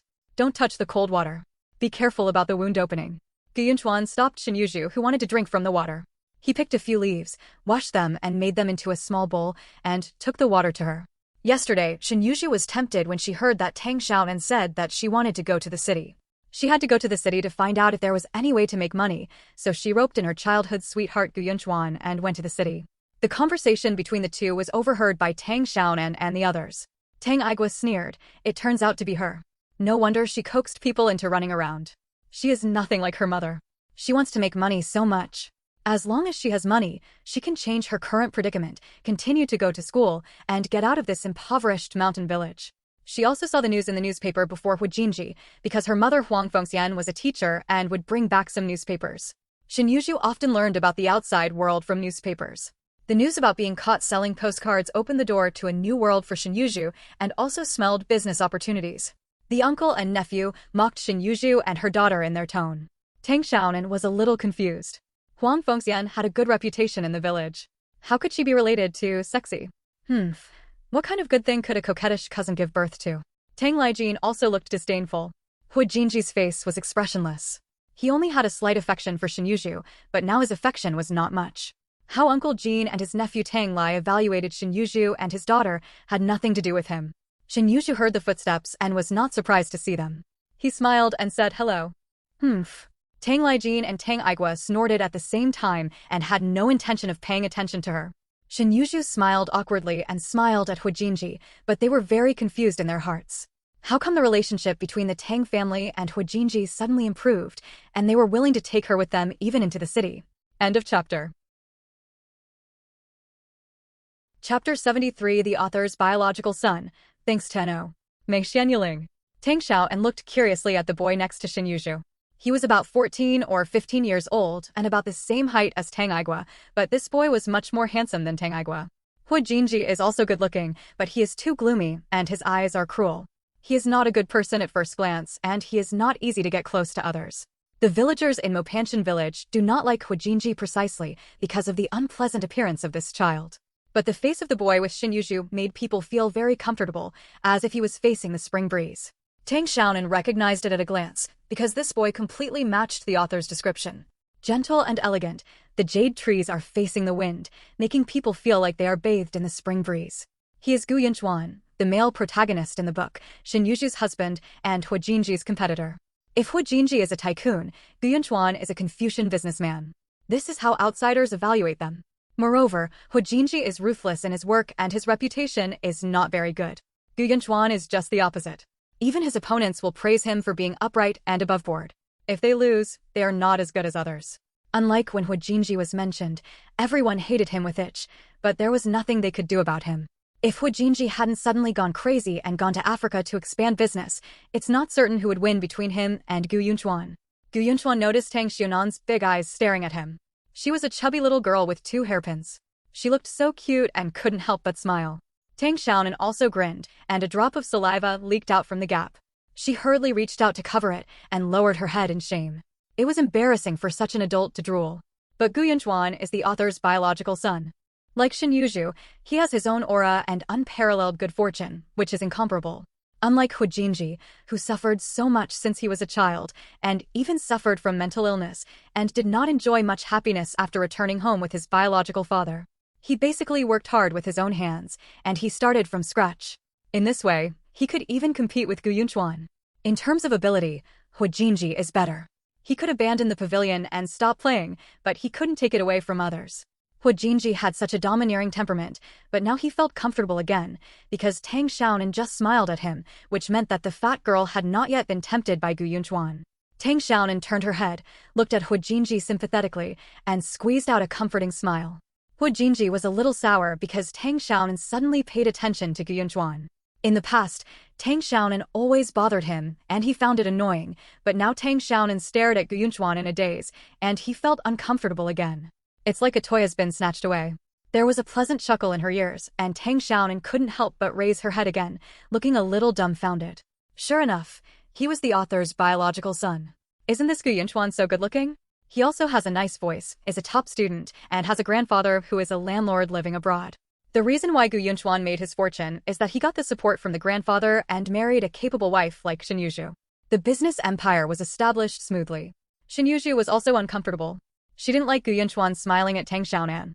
In the past, Gu Yunchuan was very annoyed with this stupid girl, saying that she had no tutor and was stupid, but today his attitude completely changed. Shen Yuzhu felt the crisis and always felt that something was slowly leaving her, something very important and related to Tang Xiaonan. Are you going to the city to buy things? Shen Yuzhu asked proactively. Thanks to Ano, Mengxian Yiling and Jli69 for the reward. I will add another update today and another update tomorrow. Thank you to the babies who support me. I love you. End of chapter. Chapter 74. Where does the meat come from? None of your business. Tang Aigui didn't even look at her. He picked up Tang Xiaonan and went to wash his face. Shen Yuzhu's face was streaked with blue and white, and his eyes were a little red. Gu Yunchuan frowned slightly. The Tang family was so vulgar. Yuzhu said hello well, but hurt others with his words. It was too much. Shen Yuzhu grabbed Gu Yunchuan, who was about to argue with Tang Aigui, and shook his head slightly. The Tang family was upright and unreasonable. She and Gu Yunchuan would definitely not be able to fight against the Tang family now. But she will not stay in poverty all her life. When she becomes prosperous, she will definitely make the Tang family regret what they did in the past. Gu Yunchuan looked at her with pity. His previous dissatisfaction with the salesman had long since dissipated, leaving only his heartache. Second brother, you can't use foul language. Tang Xiaonan washed her face and whispered to Tang Aigui. Although her feelings towards Shen Yuzhu have changed somewhat now, Shen Yuzhu just said hello, and Tang Aigui's treatment of a girl was indeed too much. I just said some dirty words. What her whole family did is called rough things. You don't understand, little girl. Tang Aigui said in a rough voice, showing great contempt for the Shen family. Tang Lijin then said, that family is a male thief and a female prostitute. The male is a prostitute and the female is a prostitute. Little girl, please stay away from them. Don't get sultry. Uncle, don't say these things in front of my little girl. Tang Aigui was very dissatisfied. Although she was very angry, Shen Yuzhu still spoke softly and was very well-mannered. Tang Xiaonan felt that her uncle and second brother had gone too far. Huang Fengxian is also good-looking, and she is a public teacher in an elementary school, but she seems to be a bit patriarchal and not very kind to Shen Yuzhu. However, Huang Fengxian's popularity is very good, at least much better than Su Jinfeng's. Shen Yuzhu had already walked far away, but she still heard the loud voices of her uncle and nephew. She turned pale and had to stop. Although she didn't want to care about this mess at all, her parents' reputation was involved, and she couldn't pretend not to hear it. Don't talk so harshly. My parents didn't offend you, did they? We all live in the same village, why bother being aggressive? The book never said there was anything wrong with Huang Fengxian's lifestyle, but Tang Lijin and Tang Aigui spoke so seriously that Tang Xiaonan didn't know who to believe. Are Shen Yuzhu's parents that miserable? The book didn't mention it, it just said that Shen's father, Shen Lixia, was a stranded educated youth. He was handsome, but he was too weak to do heavy work and was often bullied. He had no choice but to marry Huang Fengxian, a girl from the village. He was half a Mopanshan native, so that his life would be easier. The corner of Tang Xiaonan's mouth twitched. Of course she couldn't understand these tiger and wolf words, but she understood them very clearly. Tang Lijin slapped his mouth and said with an annoyed smile, I forgot, I won't say it again, my little girl won't understand anyway. Isn't that disgusting? Then let your mother do something nicer and eat meat again yesterday, right? Do you know where it came from? Your slutty cousin went to see my father and sold her without taking off her pants. Huh. Go back and tell your slutty fox mother that she will pester my father again. I will strip her naked and parade her around the village so everyone can see what a slut she is. Although Tang Aigui usually kept silent, he was very sharp-tongued and scolded Shen Yuzhu until Shen Yuzhu could not utter a word. He was angry and aggrieved, with tears rolling down his face. My mother bought that meat. Please speak more clearly. Yesterday, the Shen family did eat meat. It was shepherd's purse wontons made with meat brought back by Huang Fengxian. Xin Yuzhu and her father didn't eat much. There was only one piece of meat in total, not even half a catty. She and her father only ate 2 or 3 wontons, and Huang Fengxian and her brother Xin Yuhai ate the rest. End of chapter. Chapter 75 actually has a leg. If Xin Yuzhu knew that the meat was from the Tang family, he would kill her even if she didn't eat it. Now she was so disgusted that she wanted to vomit. She was even more angry about why her mother rushed to find Tang Laifu, causing her to be humiliated by the Tang family today, and even said those unpleasant things in front of Gu Yunchuan. Gu Yunchuan must look down on her in his heart, right? I really bought it. I bought half a catty of meat for just 1 dime. Your money is bigger than your butt. When you go out to buy meat, you only bring a dime with you. You just want to sell it. It's a pity that your mother didn't choose a good time to go out. My eldest brother and I were both there yesterday. Tang Xiaonan's eyes widened. The world in this book was much more exciting than the book. Huang Fengxian and her father actually had an affair? No wonder Su Jifeng and his 3 brothers gnashed their teeth when talking about the Shen family. Her ears were suddenly covered. Tang Xiaonan turned her head in dissatisfaction, but her hands remained motionless. She looked up and saw Hu Jinji with a wooden face. She had to flatten her mouth and let the boss hold her down, so she could still hear anyway. However, Tang Xiaonan is a little dissatisfied with Tang Laifu. She will teach this cheap man a lesson later. Regardless of whether he is serious or not, cheating mentally is cheating. She doesn't want a scumbag father. It's okay if you're not here, your dad is not that kind of person. Tang Laijin still has confidence in his eldest brother. Although there is indeed something different about Huang Fengxian, the most he can do is give some meat, and he definitely dare not do anything else. If his elder sister-in-law finds out, she can cut his elder brother in half with a knife. Su Jifeng had just obtained the true inheritance from her father. Su's father was the most skilled pig butcher in 100 miles around. Unfortunately, his son was timid, and all the family skills were passed down to his daughter Su Jifeng and his apprentice Tang Laifu, but Su Jifeng was still more skilled. You must have evidence for what you say. Don't talk nonsense without evidence. What's more, you are slandering an elder. Tang Aigua, please apologize to Yuzhu. Gu Yunchuan was dissatisfied with the accusation, and his face was a little hot. Tang Aigua muttered in a low voice that he had little confidence in his father. It was not his fault. There were a few men who could tighten their belts. Huang Fengxian was indeed more handsome and more romantic than his mother, so she took the initiative to send him to his door. If he and his eldest brother hadn't been watching, his father and that flirtatious fox would most likely have had sex on the roadside. What others don't know is that the one with the best pig-killing skills in the Tang family is not Tang Laifu, but Su Jifeng. Those dirty words made him sick. He respected Huang Fengxian very much, and did not think that the dignified and generous Huang Fengxian would be the kind of woman the uncle and nephew mentioned. It must be the uncle and nephew who were slandering her. That's not necessarily the case. The coquettish guy who came to my door was in vain. If he doesn't sleep, he won't sleep in vain. My dad is not a monk. I apologize to your mother, Gu Yunchuan. Please stop taking care of me. You, a black brat from a landlord's family, have no right to take care of me. Tang Aigua cursed loudly and rolled up his sleeves to fight. Gu Yunchuan's handsome face turned red. His family background was his biggest pain. Because his family was a landlord, everyone could look down on him. But now that all 4 of them had been crushed, why should Tang Aigua still use his status as an excuse? A document has been issued from above. Talents will not be judged based on their composition. Tang Aigua, don't keep your mouth shut. I will discuss the matter with you. It is wrong for you to slander your elders. Gu Yunchuan argued with reason. Xin Yuzhu cried and said, don't talk to them. If you can't tell these bandits, let's leave.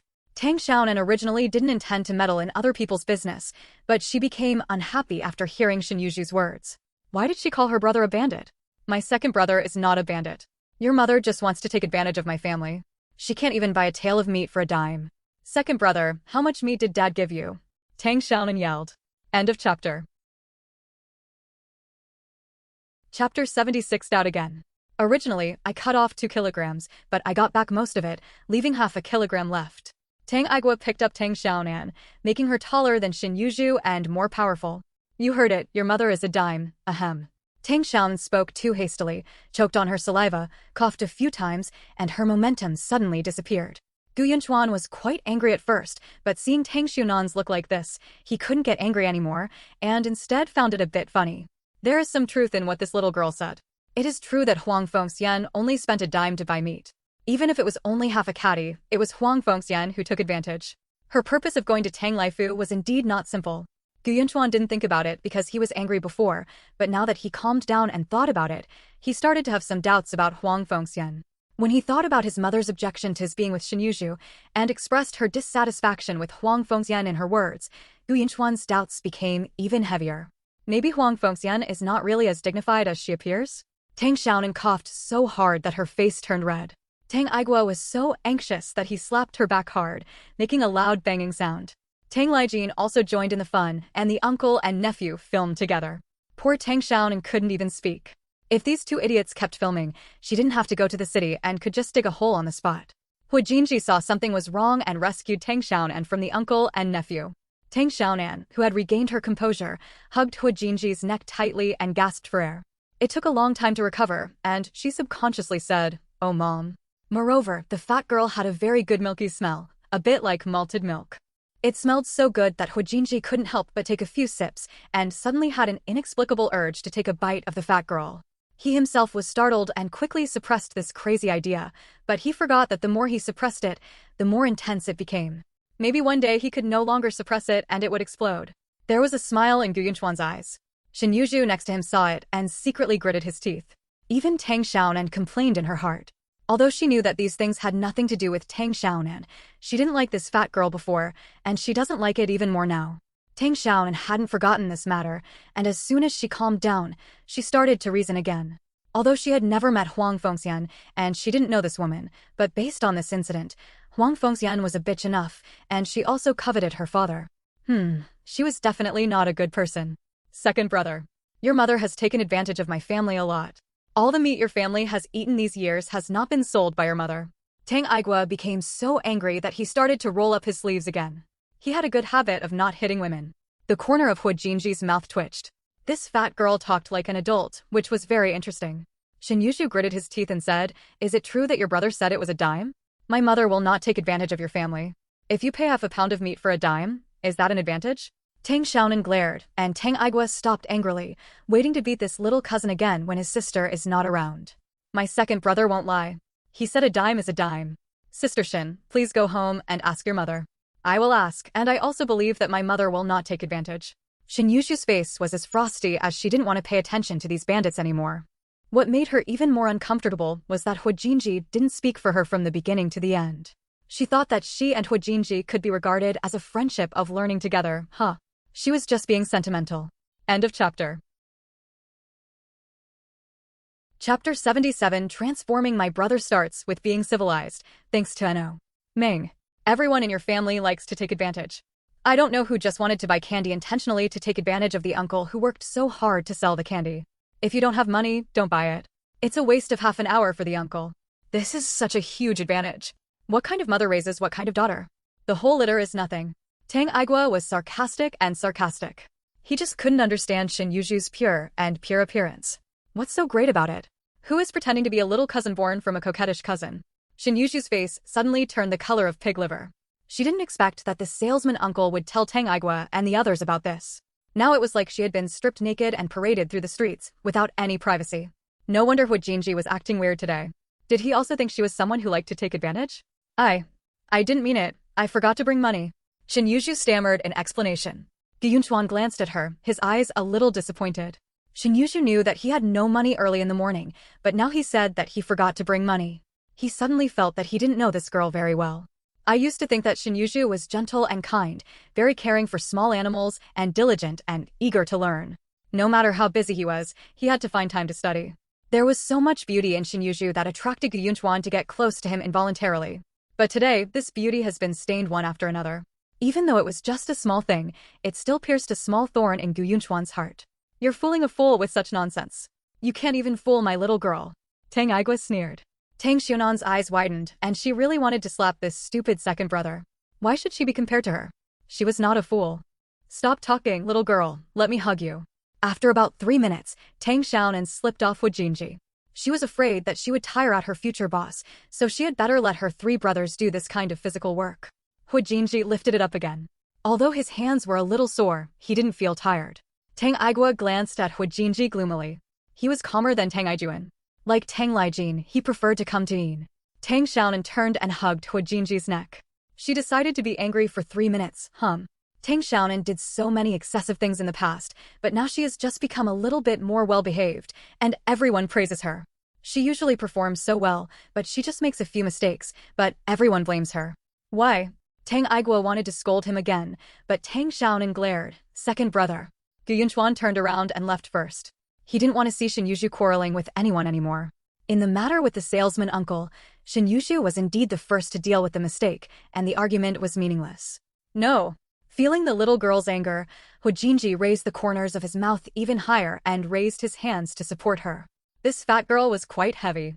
Shen Yuzhu was extremely wronged. She only delayed her uncle for half an hour and didn't eat his candy. Why did everyone say that she did something wrong? Let's go. Tang Aigua carried his sister on his back with a smile and looked at Hu Jinji provocatively. Hu Jinji shook his hand. Although his hand was relaxed, his heart seemed to be empty, which was strange. Second brother, don't use swear words in the future. It's not nice. Tang Xiaonan taught her second brother. It's okay for a man to curse a few bad words occasionally, but it's too vulgar to use bad words all the time. Transforming your brother starts with being civilized.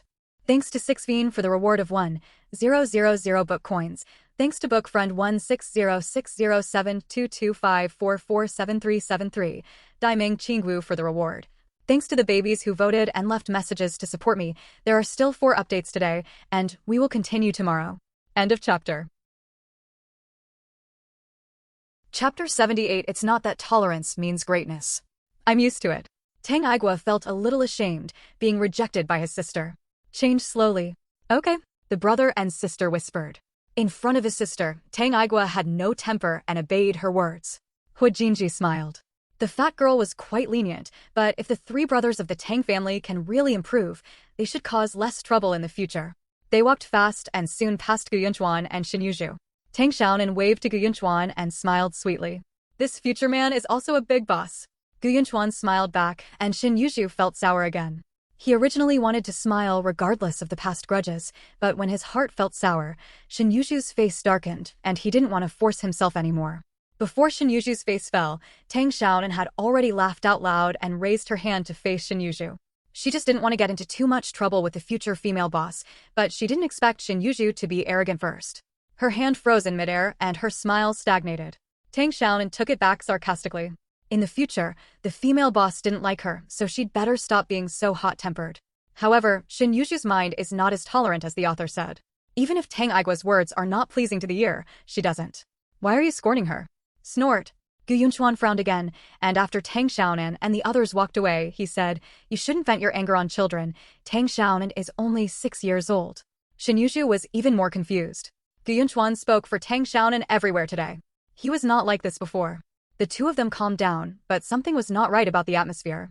Gu Yunchuan felt more pricked in his heart. He had doubts about Huang Fengxian's character and Shen Yuzhu's beauty. Although it was only a little bit, he was a serious person. Once he had doubts, he would definitely clarify them, otherwise he would feel unhappy. I'll ask you next time. My mother asked me to go home early today. I'm just angry that her brother slandered my mother and said those nasty things, which makes me feel uncomfortable. Shen Yuzhu's eyes turned red, feeling extremely aggrieved. Gu Yunchuan softened his heart a little, but still said, That's what Tang Aigua said. It has nothing to do with Tang Xiaonan. Let's distinguish right from wrong. Yunchuan, I bought a book later. Let's go ask for postcards. This will definitely make money. If we can find out the purchase channel, we can make money. Shen Yuzhu said excitedly. Shen Yuzhu reluctantly agreed. She didn't want to quarrel with Gu Yunchuan over Tang Xiaonan. She really liked Gu Yunchuan, so she lost her temper because of Gu Yunchuan's different attitude towards Tang Xiaonan. I know, I will pay attention to it in the future. Gu Yunchuan was not very interested. He just wanted to go home and ask his mother why he didn't like Huang Fengxian. His mother was kind and loyal, and she would not hate someone for no reason. It won't take long. I don't know when I can enter the city next time. Yunchuan, come and find out with me, okay? Shen Yuzhu softened his voice. Gu Yunchuan hesitated for a while, then nodded. You must come back before the sun goes down. It's not safe to walk on the mountain at night. Shen Yuzhu is in a good mood again. She is very confident that if others can make money selling postcards, she can too. She seemed to see countless banknotes waving to her, and she also saw her bright future. As long as she had money, she could continue to go to school. With Mr. Qi teaching her, she would definitely be able to get into Chengdu University. Thanks to Zai Hanuahi, Yu Yiking, Shenzhen Hong, Zhi 69, The Vast Sky, Splashing Ink painting Jianghu for the reward. Thank you to all the babies who support me. 3 updates today. End of chapter. Chapter 79 Rice Balls. We walked on the mountain road for more than an hour. After we got off the mountain, we had to walk for another half an hour to reach Tang Lifeng's house. On the way, we saw a lady selling breakfast. She was hiding her head, and she looked like she was sneaking out of the stall. Do you want glutinous rice balls? It's a dime each, no food stamps. An old woman pushing a cart asked them in a low voice, looking around from time to time, as if she was working underground. Will I be arrested if I buy this? I dare not buy it. Hu Jinji deliberately pretended to be scared. Now this lady dares to sell breakfast in broad daylight. She feels much more relaxed than before. Don't worry, you won't be caught buying things. I was caught once last month and was released after being fined a little. Now it's more relaxed than before. I heard that in a while, the country will allow stalls. Good times are coming soon, the aunt said with a smile. Although she was still cautious, she was obviously more courageous than before. She added, my glutinous rice balls are very delicious, the pickled vegetables are fragrant, and the fried dough sticks are solid. One is enough for you. Little brother, please have one. Come on 4, they'll be more generous. Hu Jinji took out 4 cents from his pocket, and Tang Xiaonan said hurriedly, I won't eat it. She was afraid that Hu Jinji would be so poor that he wouldn't even be able to eat enough. It was obvious that the Hu family had no money, and 4 cents was not cheap. The money given by Grandpa Chi. Hu Jinji explained again. Tang Lijin took back the money. The old man Chi heard that he used to be a foreign ink drinker, so it was normal to have some money on him. He was really rich. Before his father left, he gave Tang Baishan 500 yuan and left him 500 yuan and 500 kilograms of national food stamps. He rarely had the opportunity to spend it, and he even dared not spend it in the village. The portion is really big, one can fill your belly. The aunt received the money with a smile, took a clean white cloth, scooped some glutinous rice on the cloth, added some prunes steamed with lard and sugar, and put half a fried dough stick, then added glutinous rice, gathered the white cloth and squeezed it hard, and a hard and soft rice ball was formed.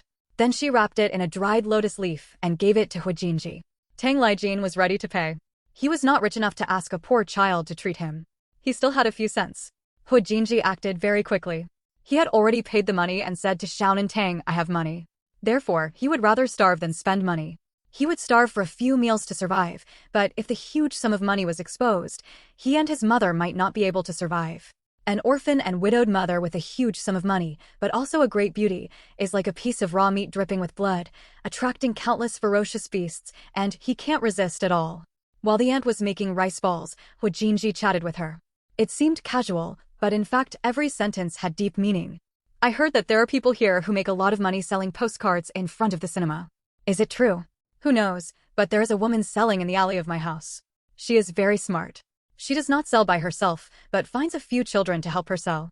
Then she can give the children a few cents as wages. The woman has made a lot of money. She added a 17-inch TV to her home in just 6 months, and her relatives brought it back from Songqing. The aunt looked envious. Although she had made some money selling rice balls, she had not yet been able to buy a TV. But she didn't have the ability, and she didn't have that much ambition. She was content with just making small fuss. End of chapter. Chapter 80 Asking about postcards. What is a postcard? Tang Xiaonan asked innocently. The aunt smiled and said, it's just like the photos. There are beautiful celebrities on them. They only cost a few cents each. In fact, the cost is very cheap and the interest rate is very high. Brother Hua, I want to buy a postcard. Tang Xiaonan coquettishly shouted to buy it. Hu Jinji deliberately said that he didn't know where to buy it, and the enthusiastic aunt immediately said, it's still early. At noon, there are children selling them in front of the cinema, and more at night. You can just go to the cinema and buy them. Thank you, ma'am. Hu Jinji thanked him, and the aunt smiled and bought 4 rice balls at once. She was naturally enthusiastic, and she didn't bother to talk to him if he didn't spend money. Tang Xiaonan is not interested in rice balls. She likes to eat the deluxe version. There is not too much rice, but a lot of ingredients must be added, such as tenderloin, ham sausage, fried eggs, tomato sauce, etc., and the outside must be wrapped with seaweed. She lacked love in her previous life, so after she learned how to make money, she became a happy moonlight clan, eating, drinking, and having fun, doing everything without losing anything to herself. Since her parents don't love her, then she should love herself. As a human being, why bother with yourself? Of course not, you didn't see me sneaking around. I'll go find her and get the money back. Can you go out now? Shin Yushu felt bitter in his heart. Gu Yinchuan had saved the money to buy books with great difficulty, but now he was wasting it on rice balls. He had never seen such a snobbish aunt who only saw money.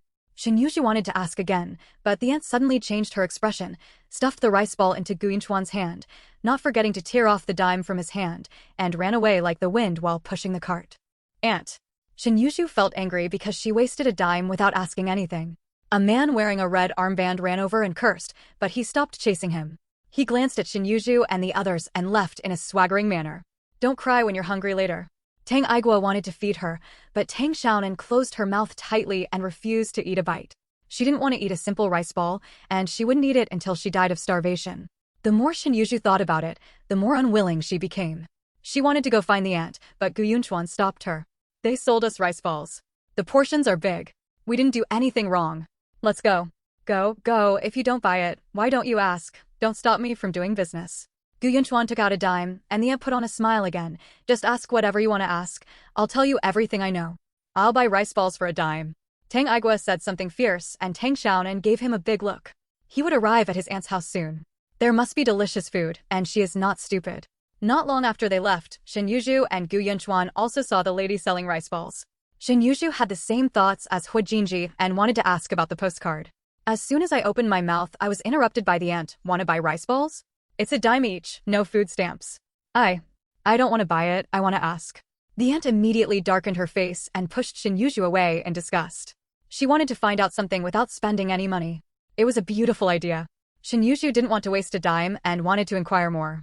He really didn't understand why Shen Yuzhu was obsessed with postcards and refused to give up. In fact, he was not interested in doing business.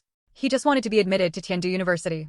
It would be best if he could study abroad, because his grandma told him more than once that his grandpa was abroad and hoped that he could go abroad to find his grandpa.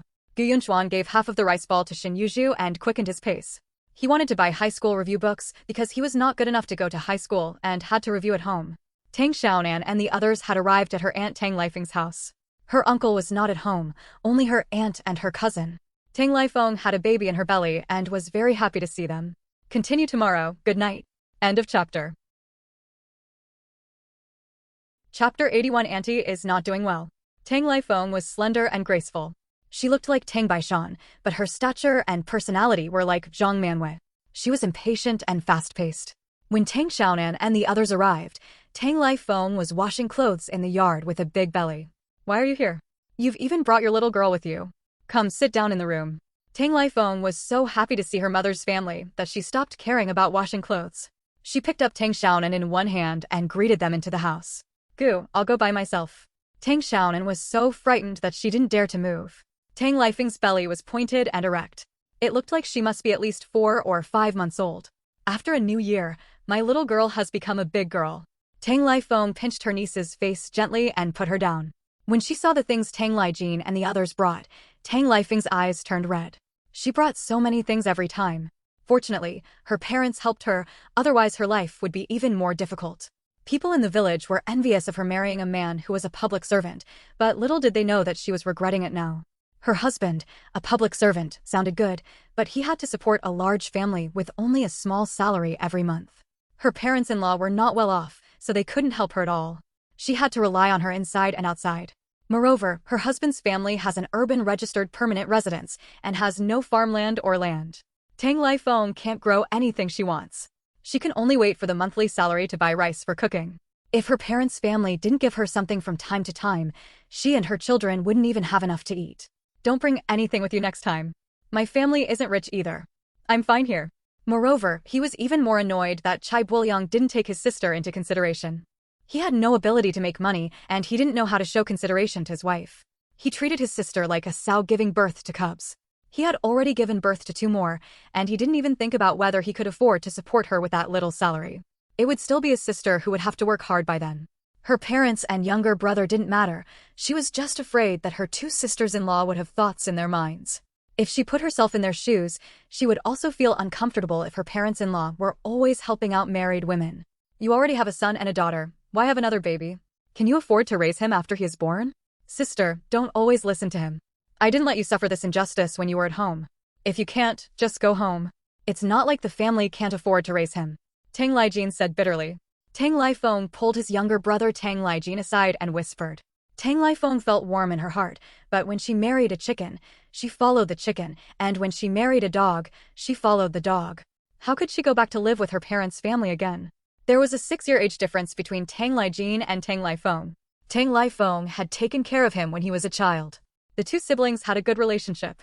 Seeing that Tang Lifeng had a big belly and had to wash such a big basin of clothes, and it was still cold water and his hands were as cold as carrots, he became angry. You don't even have a wife yet. Please settle your personal matters first. No matter how rich your family is, it's better than yours. You don't even boil some hot water on a cold day. Your hands are all red from the cold. Chai Buoliang is dead. Chai Buoliang was Tang Lifeng's husband. Tang Lifeng called him by his first name behind his back, so he didn't think highly of his brother-in-law. Tang Lifeng said angrily.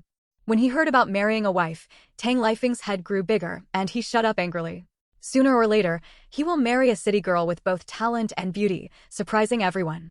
Tang Xiaonan was playing with her cousin in the yard. To be precise, she was watching her cousin wash clothes. Cousin Chai Yuxiang is only 2 years older than her, but she is very efficient at washing clothes.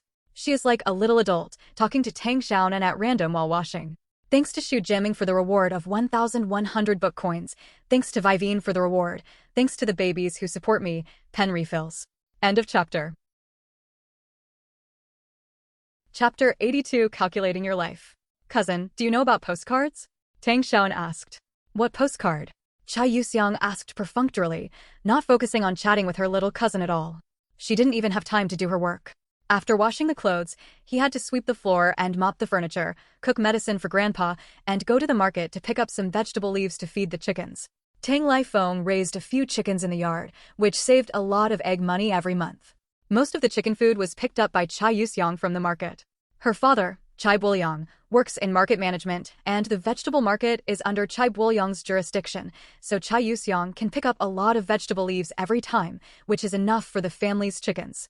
Chai Yuxiang, who is only 8 years old, is already Tang Lifeng's good helper. She is so busy every day that she has no time to care about such petty bourgeois things as postcards. She has never even heard of them. Tang Xiaonan asked again. Only then did Chai Yuxiang react and shook her head. I've never heard of it. What is it used for? Can it be eaten? While asking questions, Chai Yuxiang didn't stop with her hands, scrubbing the clothes vigorously. More and more white foam was rubbed, and some splashed on her body. Her small hands were red from the cold and covered with chilblains. Chai Yuxiang seemed not to know the pain, soaking in the cold water without feeling, rubbing quickly. Tang Xiaonan was attracted by her red and swollen hands and couldn't help but ask, Cousin, why don't you boil hot water to wash clothes? It's so cold. You can burn it after you've used it. Chai Yuxiang's eyes widened as if hearing a fairy tale. Heat hot water? What do you know, little girl? How can you use hot water to wash clothes? It's not even enough to wash your face and feet. Tang Xiaonan watched in shock as her 8-year-old cousin picked up a large bucket of clothes, staggered a few steps, got under the faucet, and began to wash the clothes. She did so in one go, even more deftly than an adult. After Chai Yuxiang washed her clothes, she struggled to lift the wooden basin that was bigger than her. Tang Xiaonan hurriedly helped, but Chai Yuxiang blocked her. You don't have to do it. Chai Wenhao is 10 years old and doesn't look like Tang Lifeng. Chai Yuxiang and Tang Lifeng can't help but look similar and have similar personalities. They both speak and do things with enthusiasm, but Chai Wenhao is a bit dull and smiles shyly when meeting people. Chai Yuxiang settled the accounts with her small mouth. Fortunately, Tang Xiaonan was an adult, otherwise she would have been stunned. She didn't expect that Tang Lifeng's family would have to settle even a coal cake. But she can do more than the 26-year-old she did in her previous life. What should I do if I cook? Cousin, what are you going to do? My cousin is very cute and is my uncle's darling. How can I let my cousin work? Besides, my cousin doesn't know anything and will only be a disservice. It's easy for you to say. You don't need briquettes to boil water? 1 briquette can burn 5 bottles of water and cook a bowl of medicine. 5 bottles of water is just enough for a family for 1 day. 1 briquette for 1 day is just right. There is a mountain nearby to burn firewood. My brother and I went to collect firewood after school. After finding out nothing from Chai Yuxiang, Tang Xiaonan went to pester her cousin Chai Wenhao again. Tang Xiaonan didn't understand even more. Why not burn it if it wasn't enough? He is obviously only 2 years older than her. Tang Xiaonan was a little ashamed. Chai Wenhao carried a basket and was about to go out. He smiled honestly and said, Go pick up some firewood. The firewood at home is always cost-effective. Today there are guests and my mother will definitely have to cook more food, and he will have to pick up some more. I'll go too. Tang Xiaonan wanted to follow, but Chai Wenhao was hesitant. Hua Jinji came over and asked, Is there another basket? End of chapter. Chapter 83 Don't listen to everything the adults say. Yes. Chai Wenhao took another basket and felt a little embarrassed. How could he let the guest do the work? But Hu Jinji's cold and hard aura made him dare not refuse. Tang Igua also came out and took a basket when he saw this. Hearing his aunt and uncle talk was too boring, so he might as well go out for a walk. The group set off in a grand manner. Wucheng had more mountains than Yuecheng. Even the urban area was full of mountains. Not far away from Tang Lifeng's home, there was a small patch of mountain, and there were people growing vegetables on the hillside. There was not much firewood on the mountain, and there was very little on the ground. They had all been picked up by people. Tang Igua simply climbed up the tree and broke off the dead branches. After a while, a basket was full. Chai Wenhao was extremely envious. If only he could climb trees, he would no longer have to worry about not being able to pick up firewood. Cousin, do you know about postcards? Tang Xiaonan asked while collecting firewood. Hu Jinji glanced at her with a smile in his eyes. The fat girl only listened to his question once and became interested. I know, 1 is 3 cents and 2 is 50 cents. They look really nice. Chai Wenhao sounded envious. Hu Jinji paused in collecting firewood and became more focused. Cousin, where can I buy postcards? Tang Xiaonan asked again. Why doesn't uncle let you sell it? In short, I just want to be a good and obedient child. But his heart was saying that his cousin was right. His reason was saying that he shouldn't listen to his cousin. If a man can't even support his wife and children, how can he live without taking off his belt and hanging himself? After living like this, Chai Buoliang still clings to his so-called principles. No wonder my brother-in-law looks down on his uncle. He doesn't like it either. Your dad farts, he has no ability, and he doesn't allow others to earn extra money, huh? Tang Igua on the tree suddenly became angry. Tang Igua slid down and said angrily to Chai Wenhao, are you stupid? If you want to sell it secretly in the future, don't let your father know. You don't have to listen to everything adults say. You are 10 years old, and you have to have your own opinion, you know. Tang Xiaonan suppressed her excitement and got it without any effort. Dad said that he is a cadre and family members cannot take the lead in doing things that violate policies. Cousin, are you still selling it? My classmate's mother sells this. She sells it at the cinema. I even helped sell it and gave me 50 cents. Chai Wenhao said happily. I won't sell it anymore. My dad doesn't allow me to sell it. The spanking last time hurt my butt. Chai Wenhao rubbed his buttocks. It still hurts now. It's a pity that I can't make any money. But now Tang Igua told him that he should have his own mind. He just listened to the chat between his uncle and his aunt, and knew that his aunt's life was difficult and she couldn't even afford meat. She relied on his father's financial support every year to eat meat, and the food sent by his grandparents from time to time, otherwise his aunt's family would go hungry. It's a pity that his father found out about this and beat him and ordered him not to help sell anymore, so he stopped doing it. Chai Wenhao's face turned red, and he wanted to say something to Tang Igua, but he was too stupid to say anything and held it in for a long time. His face turned even redder. Chai Wenhao blinked, feeling overwhelmed. No one had ever said these words to him. He had been told to listen to his father since he was a child. Chai Wenhao was also used to being obedient, listening to his father, his mother, his grandparents, his elders. So confused. In the end, reason triumphed over emotion. Dad will know, he doesn't care about this. Chai Wenhao said dully. Continue tomorrow. End of chapter. Chapter 84. The postcard issue is solved. Tang Igua was so angry that he wanted to beat his worthless cousin. He raised his fist, but Tang Xiaonan glared at him, so he reluctantly lowered it and shot Chai Wenhao a fierce look, so useless. He'd never even find a wife at this rate. Angrily, Tang Igua climbed up another tree and continued to break dead branches. Chai Wenhao was even more embarrassed. He also knew that he was useless and made his cousin angry, but he really didn't dare to disobey his father. The spanking by his father was so painful.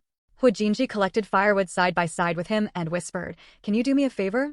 "Of course." Chai Wenhao readily agreed. Hu Jinji whispered a few words into Chai Wenhao's ear, and Chai Wenhao's expression became strange. "You don't know my classmate. Why do you want to see him?" "I like to make friends. Can you help?" Hu Jinji looked at him sincerely. Chai Wenhao nodded. "I'll take you to him later. He should be selling postcards at the cinema now." "Thank you." Hu Jinji's eyes were particularly bright. He had already sensed the huge business opportunities in the small postcards. Each one cost 3 cents, which was a huge profit. As long as he mastered the purchase channels, he could earn at least 100 yuan a month, or even more. With more people and greater strength, 3 large baskets of firewood were quickly picked up. Tang Igua also wrapped 2 large bundles of firewood with vines alone, carrying the basket on one shoulder and a bundle of firewood on the other. The same was true for Hu Jinji. The dry firewood was not heavy, so they carried it very easily. It's expensive and not delicious outside. If you have too much money, it will burn your hands. Come back and eat at home. Go ahead, the city is much more lively now. Chai Wenhao scratched the back of his head and smiled innocently. It's not heavy, just lead the way. Tang Lifeng was waiting at the door. Seeing them carrying so much firewood back, she smiled and wanted to hug Tang Xiaonan. My little girl is so sensible. She also knows how to collect firewood for Aunt. Got it. Tang Lifeng glared fiercely, and Tang Lijin shrank his neck. Then you can burn it later. I want to stroll around for a while. Andy, my cousin said he would take me shopping. Tang Xiaonan avoided Tang Lifeng, glanced at the few sticks of firewood in her hand, and her face turned red. Hu Jinji is half a head shorter than Chai Wenhao and much stronger. Chai Wenhao is thin, obviously like his father. It seems that Chai Buliang is not too strong. Tang Lifeng lightly patted Tang Xiaonan on the head, took some change and stuffed it into Chai Wenhao. Tang Lijin came out of the house. I'm going to the street to take a look. Sister, please stop cooking lunch. Let's eat outside. Tang Xiaonan put the firewood on the ground and washed her hands again. It was still early and it was just right to go for a walk. Tang Xiaonan symbolically hugged a few pieces of firewood. She couldn't go out empty-handed. I'll carry it. Tang Lifeng readily agreed, took the vegetable basket and went out to buy groceries. She wanted to cook more dishes for lunch to entertain her mother-in-law's family. Chai Wenhao was even more embarrassed and wanted to take the firewood from Hu Jinji. Tang Xiaonan and Hu Jinji went out first, and Tang Lijin was last.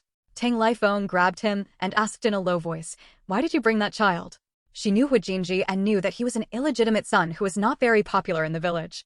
Because Hu Jinji's father had not shown up for 4 years, everyone in the village thought that Hu Jinji was an illegitimate son, and they often talked about Su Wanru behind his back. Tang Lifeng actually sympathized with the Hu family's mother and son, but she was a married woman, so even if she sympathized, she couldn't help much. However, she was still surprised when she saw Hu Jinji today. End of chapter. Chapter 85 Painted Skin. This child saved my little girl a few days ago. My little girl is now very close to this child and follows him wherever he goes. Tang Lijin explained. Tang Lifeng suddenly realized, then you have to treat people well. It's not easy for this kid. I look like he has great potential. If you don't even have enough to eat and can't go to school, how can you be successful? Tang Lijin sneered, not thinking too highly of Hu Jinji. Tang Lifeng sighed, what a poor child. After separating from Tang Lifeng, Tang Lijin caught up with Tang Xiaonan and the others. He was going to go to the busiest market to see if he could do some small business, but Hu Jinji wanted to go to the cinema. What's so interesting about the cinema is that the market is bustling. Girl, there are a lot of delicious food there. I'll buy them for you, Tang Lijin said seductively. Tang Xiaonan shook her head firmly. I won't eat. I want to read the postcard. Tang Lijin was discouraged. His little niece was getting harder and harder to coax. It was a headache. Finally, we went to the cinema. Tang Lijin was not worried about letting his little niece follow a group of half-grown children. The little niece was fat and fat. The kidnapper liked fat girls like this the most. If anything happened to the little girl, his elder brother could chop him with a knife. The urban area of Wuching is not big, nor is it too prosperous. It is far away from the world-famous small commodity city in later generations. It didn't take long to walk to the cinema. There was a large promotional poster at the door, which was the movie Painted Skin in Hong Kong City. After watching it this time, I can brag about it when I go back. No, I want to see the postcard. Okay, Wenhao, please watch the little girl and stop running around. There is an endless stream of people buying tickets, all coming for this movie. After being closed for more than 10 years, everyone is full of enthusiasm for new things. I'll keep a close eye on my little girl, she's right here. Hu Jinji promised. The costumes and makeup of Hong Kong movies are obviously much more beautiful than those of mainland movies at this time. Tang Xiaonan looked at the movie poster and saw that she was a very beautiful female star. The cast list was introduced next to it. She doesn't know anyone. She must be a long-established Hong Kong star, a real natural beauty. Even if her makeup and clothing are outdated, she is still full of charm. However, Tang Xiaonan is compared with later generations. Up to now, the makeup and clothing in this movie are very advanced. Second brother, you and your uncle go to the movies, and brother Hua and I go to see the postcards. Tang Xiaonan came up with an idea. This female star is so good-looking. If you want to watch a movie, I'll treat you. Tang Lijin's eyes widened when he saw the poster. He completely forgot the purpose of going to the city and just wanted to catch a glimpse of her beauty. Tang Aigua and Tang Lijin were hesitant. They really wanted to watch a movie, but they couldn't worry about Tang Xiaonan. Directed by Bao Fong, starring Zhu Hong and Gao Yuan. Do you want to watch it, little girl? Tang Aigua was also a little itchy. He hadn't watched a Hong Kong movie yet. Tang Xiaonan was very determined. She had seen Mr. Zhou's paintings, but how could they compare to the current ones? Of course, the acting skills of the old stars must be first class, but the makeup, costumes, and special effects would definitely not be as good as those of later generations. Tang Xiaonan couldn't arouse interest. Still unable to overcome the temptation of going to the movies, the uncle and nephew bought 2 tickets, 1 cent and a quarter, 2 cents each, and after some warnings when they entered the venue, they went to watch the movie excitedly. Hua Jinji tightened Tang Xiaonan's hand and went to look for his classmates with Chai Wenhao. They soon found a tall and thin boy carrying a small bag and stopping young men and women from selling. Do you want a still of Zhu Hong Gaoyuan? 1 piece of 3 cents, 2 pieces of 5 cents. Zhu Hong's painting is very scary. It was filmed in the 1960s and introduced to the mainland in 1978. It is said that some people were so frightened that they had a heart attack after watching it. It can be said to be the earliest horror movie in China. End of chapter. Chapter 86 Huge Business Opportunities. The young men and women should be lovers. The boy wears a Chinese tunic suit and has a presidential badge on his chest. The girl wears a red ski shirt and a badge. She has her hair cut short to the ears and is dressed in the most fashionable style nowadays. The boy was not interested and waved his hand to leave, but the girl was interested. Chai Wenhao's classmate was very smart and immediately selected a few of the most eye-catching ones and placed them in front of the girl. The girl's eyes lit up. They were the stills from the movie just now, the beautiful ghost Mein Yang and the handsome scholar. Although the movie was very scary and I was scared to death while watching it, the girls still liked the male and female protagonists in it. They were both so beautiful. This Painted Skin movie is China's first horror movie. It's too expensive. Can it be cheaper? It's really not expensive. These photos are very expensive to buy. They got them from there, so you have to bear the risk. The little boy lowered his voice mysteriously and pointed toward the south. The girl understood immediately and was even more interested. She liked the things over there, like the sound of Mimi. Do you have the tape over there? Teresa Ting's, the girl also asked in a lowered voice. When she went to play at a friend's house in Songqing, she heard Teresa Ting's tape. When her friend went to the south on a business trip, she bought parallel imports at a high price.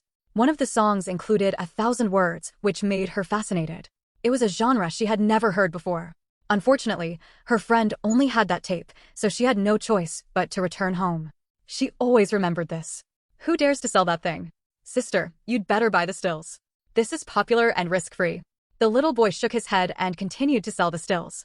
Hua Jinji's eyes brightened even more. He had to do this business. The monthly profit must be more than 100 yuan. His mother didn't buy any tapes, she only got some postcards and stills, and now she didn't have to buy them. She printed them at home, which was timely and saved money. There was no risk, and it was much safer than selling tapes. Tang Xiaonan blinked. Is this a horror movie? There is also the tape of Teresa Tung that the girl mentioned just now. This is also a business opportunity, but he is too impatient to eat hot buns, so he will get the postcards first. In just half an hour, the little boy sold 38 stills, at least 2 of them. Calculated at 50 cents for 2 pictures, 38 stills were worth 19 yuan. The cost was not even a fraction, and he made a net profit of 10 yuan in half an hour.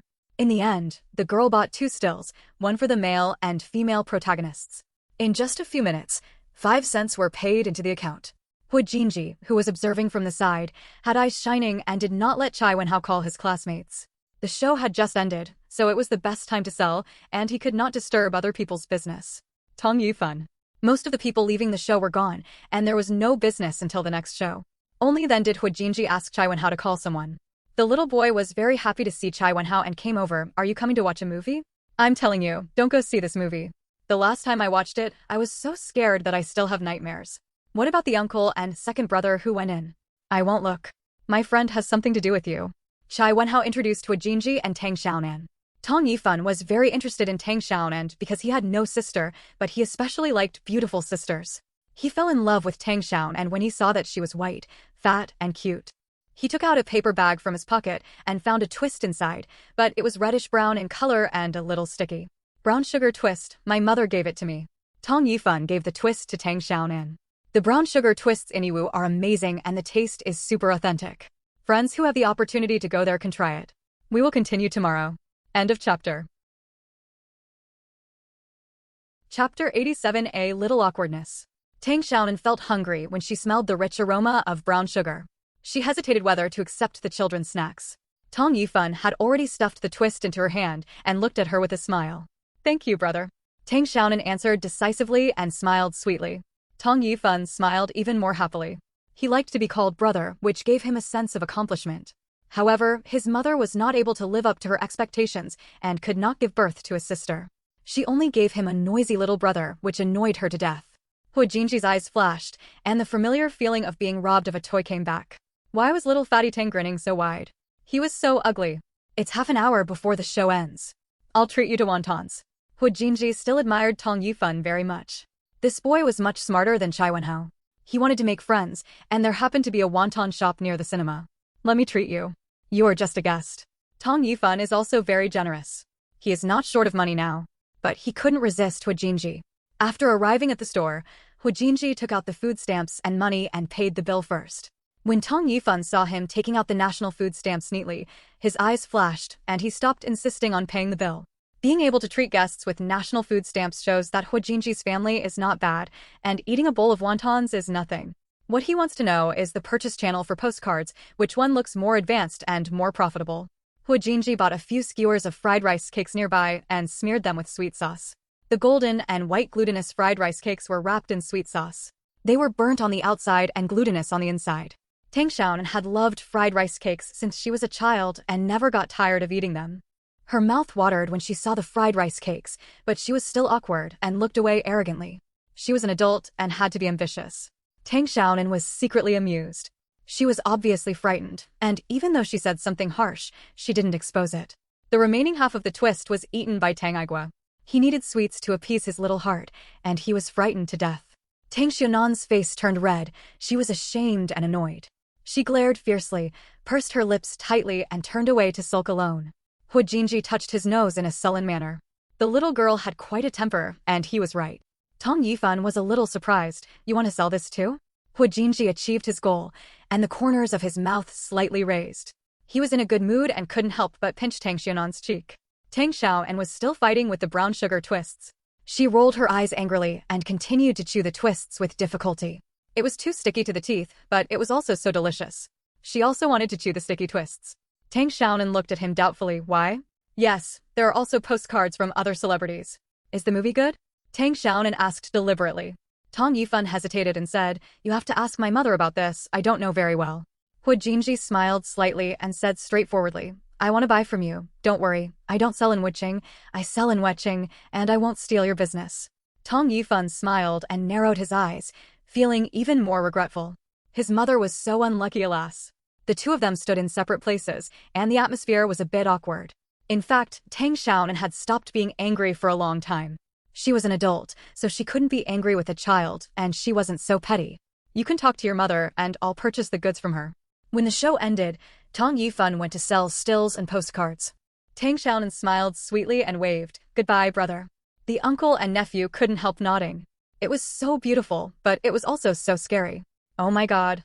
I knew it was an act, but it still scared them half to death, especially the part where the heart was ripped out alive. It was just like the real thing. Some girls were scared to tears, but even though they were scared, they still watched it with relish and didn't want to miss it at all. Okay, I'll ask you during lunch, and you can come back in the afternoon. Tang Lai, uncle and nephew also came out. They looked a little weird, and they were still shrinking their necks and timid. Chai Wenhao breathed a sigh of relief, but he figured it out. He didn't dare to speak just now. His cousin was so scary when he was angry. The steaming wontons were very tempting, and Tang Xiaonan was also greedy. However, she gave half of them to Hu Jinji and Chai Wenhao. She only ate 2 wontons and drank the soup with twists. The brown sugar twists now had enough ingredients, and she was full after eating one. Tell me what you have to say. Tang Yifan saw that Hu Jinji wanted to see him. Tang Yifan was very efficient and promised to go back and talk to his mother about it. Hu Jinji was actually not interested in stills. He could just go to the cinema to take a few stills and then print them out himself. Tang Yifan's mother must have done the same thing, and he had a camera left by his father. It's so ugly. Hu Jinji pointed to the gap in her mouth without mercy. Good looking. After Tang Yifan left, Hu Jinji whispered in Tang Xiaonan's ear, Stop grinning. It's not ugly at all. I lied to you. Eat it. Hu Jinji handed the rice cake skewers to her mouth and said something against her will. He was old and had to give way to Tang Xiaobang, so he should say something nice against his will. The tempting fragrance came in from time to time, and Tang Xiaonan's mouth kept drooling. Jiqi Jun was finally defeated by the fried rice cake. She snorted softly, took the rice cake and ate it. She doesn't care about it like a child. She eats it first and then talks about it. Well, it's so fried and the sweet noodle sauce is so fresh and delicious. End of chapter. Chapter 88 Big Shit Scumbag. Tang Lifeng prepared a sumptuous lunch: braised pork with tofu and oil, braised fish, steamed screws mixed with lard, vegetable rolls, shisher tofu. There were more than 10 dishes, all delicious and delicious. Uncle Chai Buliang also came back. He was not as tall as Tang Lifeng. He wore glasses, was polite, but Tang Xiaonan didn't like this uncle and Tang Lifeng's parents-in-law. Tang Lifeng's parents-in-law are not in good health. The father-in-law takes medicine all year round and cannot do any physical work. The mother-in-law is thin and small, less than 150 centimeters tall. There is not much flesh on her face, her eyelids are drooped down, and her face looks bad. The old couple spoke very politely and kept urging them to eat vegetables. But just now when Tang Xiaonan went to the kitchen to ask her aunt for a small bowl, she heard her mother-in-law say in a very dissatisfied tone that Tang Lifeng had cooked too much vegetables. There are 6 members of the Tang family, plus the 4 of them. There are 10 people in total, as well as the young man. 10 dishes are really not a lot, not to mention that they have brought so many things, and they are Tang Lifeng's mother-in-law who came from afar, but this mother-in-law can't even part with 10 dishes, and is even stingier than Zhang Manhwa. However, Tang Lifeng was also stubborn and replied to her mother-in-law, "My brother and the others didn't eat for free, they brought so many things." With one sentence, the old woman was silenced, but her face was gloomy, especially the drooped corners of her eyes. Looking at someone with a rash, she didn't even need to put on makeup to play a hag. But now the old woman was being polite and said, "Eat more vegetables. There are no decent dishes. I'm being negligent." How hypocritical. Chai Buliang's expression changed, and he glanced at Tang Lifeng covertly, thinking that she and her natal brother had complained, but Tang Lifeng kicked his brother under the table and glared. The mother-in-law sighed, wiped her eyes, and blamed herself. "Lifeng has suffered a lot when she married into my family. I can't live up to my expectations. I often get sick and suffer from minor illnesses. In the past few days, rheumatism has occurred again. I can't help it all. Alas, I am a useless old person." He was dissatisfied with Chai Buliang, and he was even more dissatisfied with Chai Buliang's parents. It was understandable that the old man was sick, but the old woman was not sick, and her clothes had to be washed by her pregnant daughter-in-law. "Damn it, you think of yourself as the queen mother." Tang Lijin spoke louder and louder, and the faces of the Chai family became more and more ugly, especially Chai Buliang. The brother-in-law was picking on him in person, and his wife must have complained. Tang Lijin muttered in a low voice, "It's such a cold day, and I still use cold water to wash clothes. I don't even want to boil some hot water. I've never seen anyone with a pregnant belly wash clothes with cold water. When my sister-in-law was pregnant with the child, my mother washed the clothes. She didn't even let her wash a handkerchief. Mom, how can I let you work?" Chai Buliang looked at Tang Lifeng reproachfully, feeling sorry for his wife for complaining. He also blamed Tang Lijin for being nosy. Is it his turn to take care of his family's affairs? Tang Xiaonan was filled with anger inexplicably. She felt sorry for my mother but not for my daughter-in-law. Is it right that her aunt was married to work as a cow and horse for the Chai family? Damn it, what a scumbag. Brother-in-law, we have almost nothing to eat. Give my sister more good food. My sister has become thinner every day since she got married, and now she is pregnant with a child. She needs to eat more. Tang Lijin couldn't help but say. Tang Lijin has been holding in his dissatisfaction all morning, and being able to bear it until now is the ultimate limit for Tang Lijin. Tang Xiaonan curled her lips and sympathized with Tang Lifeng. With her aunt's appearance, she could marry a better man. It would be a pity to marry Chai Buliang. My aunt can't work either. My aunt goes home and doesn't work. Tang Xiaonan hugged Tang Lifeng's arm and shouted loudly.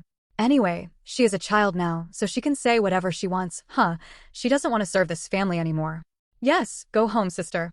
You pack up and go back together. You don't have to suffer this injustice at home. Who would let a pregnant daughter-in-law serve the whole family? There is no such rule. Tang Lijin also became angry and slapped the table and shouted. End of chapter. Chapter 89 Little Brother. Tang Lifeng actually felt aggrieved. Her belly was getting bigger and bigger, and her movements became slower and slower. However, she was still alive. Perhaps because of her age, this pregnancy was particularly difficult. Unlike the previous 2, she could still walk very fast at 8 months. Now, at only 5 months, she is no longer capable. But what can she do if she goes back to her parents' home? She will have to come back in the future, which won't change anything at all. Moreover, if she leaves, the daughter will be the one who suffers the hardship. The mother-in-law can only order her granddaughter around, and she will never do any work. She had been married for more than 10 years, but this old woman had never done any work. She was completely discouraged and had no hope at all. Lain, please stop saying a few words. Tang Lifeng scolded in a low voice.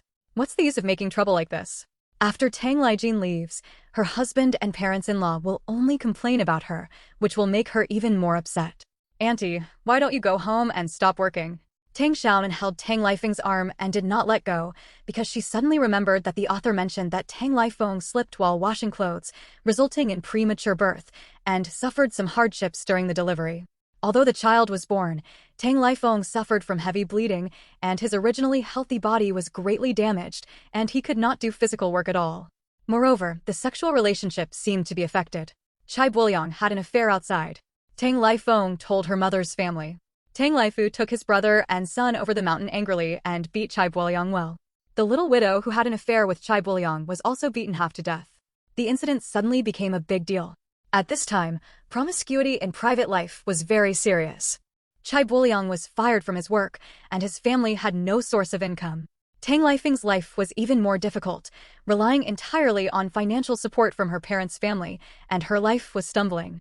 The author did not write about the ending, but it can be imagined that it must be bad.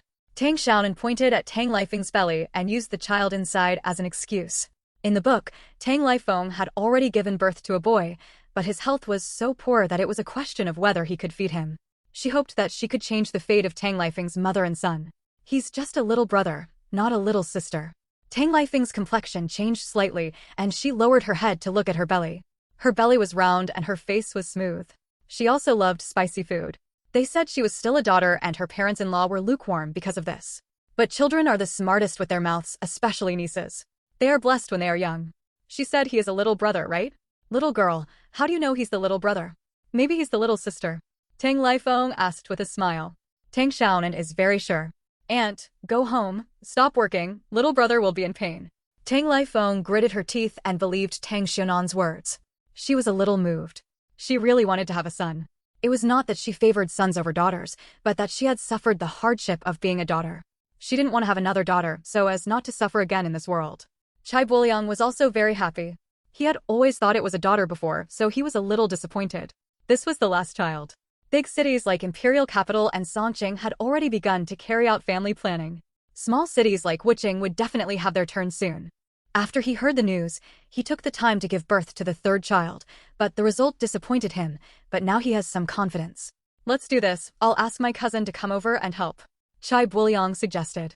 He was also worried that something would happen to his son. This was the incense of the Chai family and nothing could happen to him.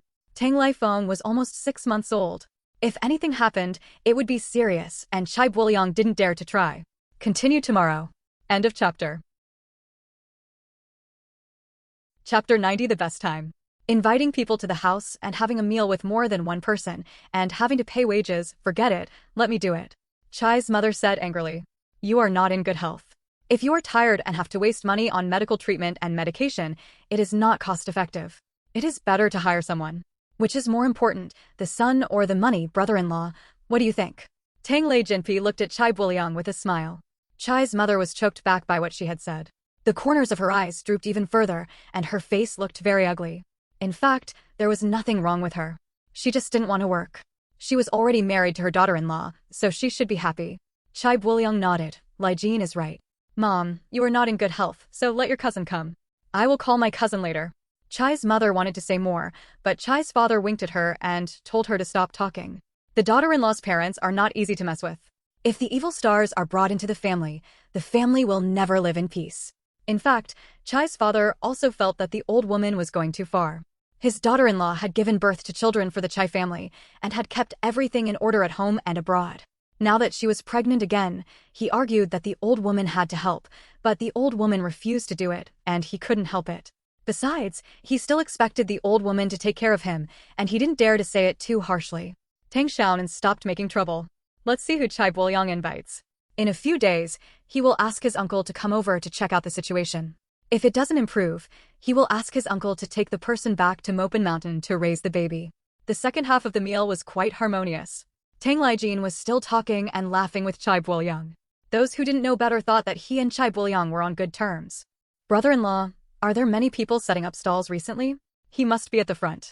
Whoever can seize this opportunity will be the trendsetter in the new era. Hua Jinji's eyes flashed. Grandpa Chi was right. There will definitely be big moves at the end of the year. Now is just the government testing the waters, which is also the best time. He didn't want to touch fashion. He had invested too much money. He didn't have that much money on hand, and he didn't want to do postcards. Tang Lijin felt that this thing couldn't make much money, and he didn't like it, so tapes were more suitable. Tang Lijin was also itchy, but he was not as ambitious as Hu Jinji. He just wanted to earn some extra money and marry a beautiful wife. Fashion, electronic watches, postcards, tapes, all kinds of things. In this way, even if his father's side fails, he can still make a fortune for himself. Tang Lijin chatted a few more off-topic topics, but he thought about Xiao Jiujiu. He wanted to go to the south. This time he wanted to sell tapes. He wanted to get some tapes of Teresa Teng and Lu Wenjing. Many people would definitely buy them. Quite a few. I've arrested more than a dozen this month. Chai Buliang was very happy to talk about work matters. This was the only way he could show his presence in front of Tang Lijin. Chai Buliang shook his head. Now that I'm loose, I don't need to do a forced labor camp. All my things will be confiscated, and I'll be fined a bit. Arrested and sent to labor camp? Brother-in-law, what do those people sell? After lunch, Tang Lifeng wanted to clean up the dishes, but Tang Xiaonan called out, Auntie, take a rest, I'll do it. She held Tang Lifeng down and stood on tiptoes to clear away the dishes. However, she was only half a head taller than the table, and she was holding the plate tremblingly. Tang Lifeng was frightened when she saw it. She wanted to continue several times, but was stopped by Tang Lijin. Anyway, it was not his bowl that was broken, which made the Chai family feel distressed. Chai Yuxiang came to help, and Tang Igua suddenly asked, Where's the toilet? End of chapter. Chapter 91 Revealing the Truth. Outside, I'll take you there. Chai Yuxiang ignored the dishes and took Tang Igua out. Tang Xiaonan and her second brother exchanged glances and continued the performance. Ouch! Take a few less. Chai's mother finally couldn't stand it anymore. It cost several cents to buy a bowl. This little girl from the Tang family was really not easy to work at all. She couldn't even lift a bowl. It looked like she was lazy and delicious. Oh! Tang Xiaonan slowly put the bowl back on the table. She only took one bowl, but she still held it tremblingly, shaking it a few times after taking a few steps. Her eyelids twitched when she saw her daughter-in-law, and when she saw her daughter-in-law still sitting there, her heart was filled with anger. I'll take care of it. Chai Buliang couldn't sit still anymore, so he had to stand up. Chai's mother immediately took over the work. How can you, a grown man, do this work? I'll do it. You just go to work. The old woman did it very quickly, and she didn't look like she was in poor health at all. Chai Buliang retracted his hand and continued to sit back. Tang Xiaonan is really disgusting with this family. They are so poor and yet they treat themselves like an uncle and treat her aunt like a maid. It's so shameless. The corner of Chai Buliang's mouth twitched. This was obviously a disservice. The more help he got, the more help he got. His uncle's daughter was really too ignorant, and she was the treasure of the Tang family, so he looked down on her. The bowl hit the pot, making a crisp sound. Chai's mother, who had almost reached her seat, turned around again when she heard the sound. Her heart ached with anger.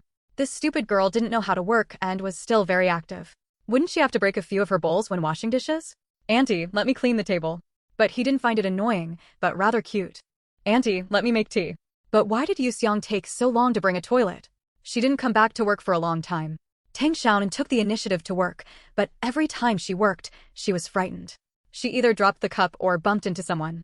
Hu Jinji saw her intention and had a smile on his lips. In this way, Tang Xiaonan was as willful as before. Under Tang Xiaonan's active leadership, Chai Mu washed the dishes, wiped the table, and made tea, all in one go. Auntie, I know how to wash dishes. My little girl just likes to work and is becoming more and more sensible. Tang Lijin looked at his busy niece with a smile. In the yard, Tang Igua pulled Chai Yuxiang to ask questions and told her about the movie Hua Pai he watched today. This guy has a talent for telling stories. Chai Yuxiang listened with great interest and had long forgotten about work. Auntie, let me get the plate. Lifeng, please stop your niece. Tang Xiaonan raised the plate high and wiped it with a rag, which made people worried that the plate might fall down at any time. Chai's mother was not feeling well. Seeing that Tang Lifeng had no reaction, she had to go over and take over washing the dishes. Bang! Chai Mu finished cleaning up the dishes and chopsticks and threw them into the pot without washing them. Tang Xiaonan lay down on the stove again, took a rag and planned to wash them. Humph, this family has the nerve to watch her little child work. Grandma is really good at work, even better than my aunt. Tang Xiaonan clapped her hands and praised loudly, and Tang Lijin also gave a thumbs up, much faster than my sister. Chai Buliang's face changed slightly. Of course, he could hear the sarcasm in his brother-in-law's words. His mother did not look like she was in poor health when working. What the brother-in-law meant was that his mother was usually lazy. Chai's mother later realized that she had been exposed, so she hurriedly beat her waist a few times and sighed, "I'm really useless now that I'm old. My back aches when I do some work. Ouch! I'm going to lie down on the bed, so I won't be with you any longer." End of chapter. Chapter 92. Mommy's Boy. Mom, let me help you. Chai Buliang was a little suspicious at first, but when Chai's mother acted like this, he was immediately ashamed and quickly helped his mother to lie down in the back room. Chai's father coughed a few times and said he was not feeling well. He drank the medicine and went back to the room. Tang Xiaonan sneered. He had seen through this family and did not regard his sister as one of his own. No wonder his sister had aged quickly in recent years and was not tired. Let's see how the cousin behaves after he comes. If he stays the same, he will take his sister home no matter what. Anyway, he will make a lot of money soon, and he will definitely be able to support his sister. Tang Xiaonan leaned close to Tang Lifeng's ear and whispered, "Auntie, if you don't work, your little brother will be in pain." Tang Lifeng's heart moved. Her niece had already said it twice. It was impossible for a child to say these words for no reason. Could it be that there was something wrong with her pregnancy, and God used her niece's mouth to warn her? "Little girl, why does my little brother feel pain?" Tang Lifeng's expression was serious. Tang Xiaonan thought for a while and then said, "Auntie wrestled, there was a lot of blood, my little brother is in pain." She deliberately spoke vaguely, and Tang Lifeng's expression changed drastically. Tang Lijin was also startled. He thought his niece was talking nonsense, so he quickly scolded her, "Don't talk nonsense, little girl. How can my aunt fall when she's so good? You can't say this anymore." "I fell down. I'm not talking nonsense." Tang Xiaonan nodded. The future boss was smart, but the uncle was stupid. "Why do you feel uncomfortable all of a sudden?" Chai Buliang's tone was obviously doubtful. Tang Lifeng felt a blockage in her heart and said angrily, "I have never felt comfortable with this pregnancy. I feel uncomfortable every day. It's not like you don't know that my brother feels sorry for me, so he asked me to go to the hospital." Tang Lifeng felt relieved. Fortunately, his brother came over, otherwise there would be no one around him to rely on. "Sister, I will accompany you to the hospital this afternoon." Tang Lijin was not at ease. "I will accompany my sister to the hospital this afternoon. She is not feeling well." Tang Lijin said hello to Chai Buliang and wanted to see how he was doing. Tang Lifeng was a little confused, so she naturally believed it. Children's dreams are very spiritual. No wonder the little niece was acting strangely today, and her stomach was really uncomfortable these past few days, with a faint pain. She didn't want to spend money to go to the hospital, so she might as well go to the hospital for a checkup. Hu Jinji thought about it and asked, "Did you see it in your dream?" Tang Xiaonan pursed her lips, looking a little aggrieved. "Okay, I'll be there soon." Chai Buliang was speechless again. He was still a little afraid of Tang Lifeng. As soon as Tang Lifeng showed his power, he would give in. Then Chai Mu provoked him a few times from behind, and he became tough again. Hu Jinji said solemnly, "It's better to believe this kind of thing than to take it seriously. Aunt Tang would be better to be careful." Chai Buliang frowned slightly. His mother was indeed right. His brother-in-law was deliberately summoned by his wife to protest. He started to find faults and even went to the hospital to spend money. He had never seen his wife say she was feeling unwell before. Chai Buliang stayed in the room with his parents for more than 10 minutes, and he didn't know what they said. It was necessary to be filial to your parents, but Chai Buliang was too filial and didn't care about his wife at all. He was the most annoying mama's boy. Over the years, the Chai family has maintained balance in this way, only at the expense of Tang Lifeng. "Then go, your hard work will pay off," Chai Buliang said dryly. "My own sister has nothing to do." Tang Lijin smiled half-heartedly, his eyes sarcastic. "It will continue tomorrow. The PK will be held soon. I hope you can vote and leave more messages. If I can pass the PK, there will be more updates." End of chapter. Chapter 93. Any grudge must be avenged on the day. Chai Buliang's face was a little hot, and he didn't dare to look directly at Tang Lijin. He said he had to go to work and left. When he saw Chai Yuxiang chatting animatedly with Tang Igua in the yard, he couldn't help but get angry and shouted, "Go and make your grandpa a cup of hot tea. I have no eyesight at all." Chai Yuxiang jumped up in shock and ran into the house to make tea like a little rabbit. Tang Igua glanced at Chai Buliang sinisterly, followed Chai Buliang out with a sneer on his lips. Chai Buliang rode his bicycle to work. Unknown to him, he was followed by the cautious Tang Igua, who was riding slowly. Tang Igua walked behind, picked up a stone, threw it after a few moves, and hit Chai Buliang accurately on the back of the head. Ouch! Some evil spirit threw it. Ouch! Chai Buliang was frightened and fell hard. The car hit his leg. He couldn't get up for a long time. There was a big bulge on the back of his head. The pain made him shed tears. He looked around for the culprit, but didn't see even a ghost, so he had no choice but to admit that he was unlucky. Cursing, he got up and helped the bicycle. The bridle of the bicycle was crooked. He cursed a few more times in distress and then limped to work. Tang Xiaonan walked out of the corner, snorted proudly, clapped his hands, and went back swaggeringly. At the door, they met siblings Tang Lijin and Tang Lifeng, who were about to go to the hospital for a checkup. Tang Lifeng asked doubtfully, "It seems that Bai Liang is swearing. What's going on?" "My uncle fell down while riding his bicycle and cursed a few times," Tang Xiaonan said calmly. "God opens your eyes, you deserve it." Even if Tang Lijin didn't come this time, Tang Lifeng still wanted to go to the hospital. It was okay in the first 3 months, but then she became more and more uncomfortable. She felt dizzy from time to time, and she couldn't stand when she was so dizzy. One time, she suddenly fainted when she was getting boiling water. If Chai Yuxiang hadn't reacted quickly, she would have definitely been burned. Among the 3 nephews, Tang Xiaonan, the second, is the most like him. In the past, he and Tang Xiaonan did many immoral things such as throwing stones, releasing venomous snakes, and beating sap. "It's not broken. I'll go take a look." Tang Lifeng was a little worried. "If you have a grudge, report it on the same day. If you can't do it clearly, you will come to the Yin. If you can't chew the flesh, you have to suck some blood. My uncle left on his bike, it's nothing. His true legacy is..." There were shouts and curses coming from the house. It was the old woman scolding Chai Yuxiang. The dialect is similar to the Weqing dialect. The Weqing dialect belongs to the Wu dialect family and is very similar to the Songqing dialect. However, the Songqing dialect is spoken softly by Wu Nome, while the Weqing dialect is harsh. Tang Lijin gloated over his misfortune and exchanged understanding glances with his nephew. God was very busy and he had to rely on himself, so only his second nephew got his true biography, which was good. "That should be fine. Igua, you and Xiaonan and the others are playing at home. I'll buy you manhwa later." Tang Lifeng gave a few instructions before leaving with Tang Lijin. There was a big difference between this pregnancy and the previous 2. Tang Lifeng vaguely sensed something was wrong, so she just kept dragging it until now. Tang Lifeng felt relieved to have someone with her. She didn't dare to go out alone now, for fear of fainting suddenly while walking, or what if she was hit by a car on the street. Some people joke that lovers in Songqing speak tenderly and sweetly, while lovers in Weqing talk like they are quarreling, which shows that Weqing dialect is stiff. There is another saying about the dialect of Weqing. There are 18 tunes in Weqing, which are different across the river. Even people from Weqing might not be able to understand the dialect spoken in a village across the street. Since Chai Boiliang's side is next to Weqing, the dialect is similar to that of Tang Xiaonan and others. The old woman's curses were so angry and so unpleasant that even Tang Lifeng also cursed her. "Thanks to Ano, Meng Xianyaling, and for the 7,665 book coins reward, I feel Jli 69, Mei Ran, 1 flying bottle 1 for the reward. Thank you to all the little angels who support me, for updates today." End of chapter.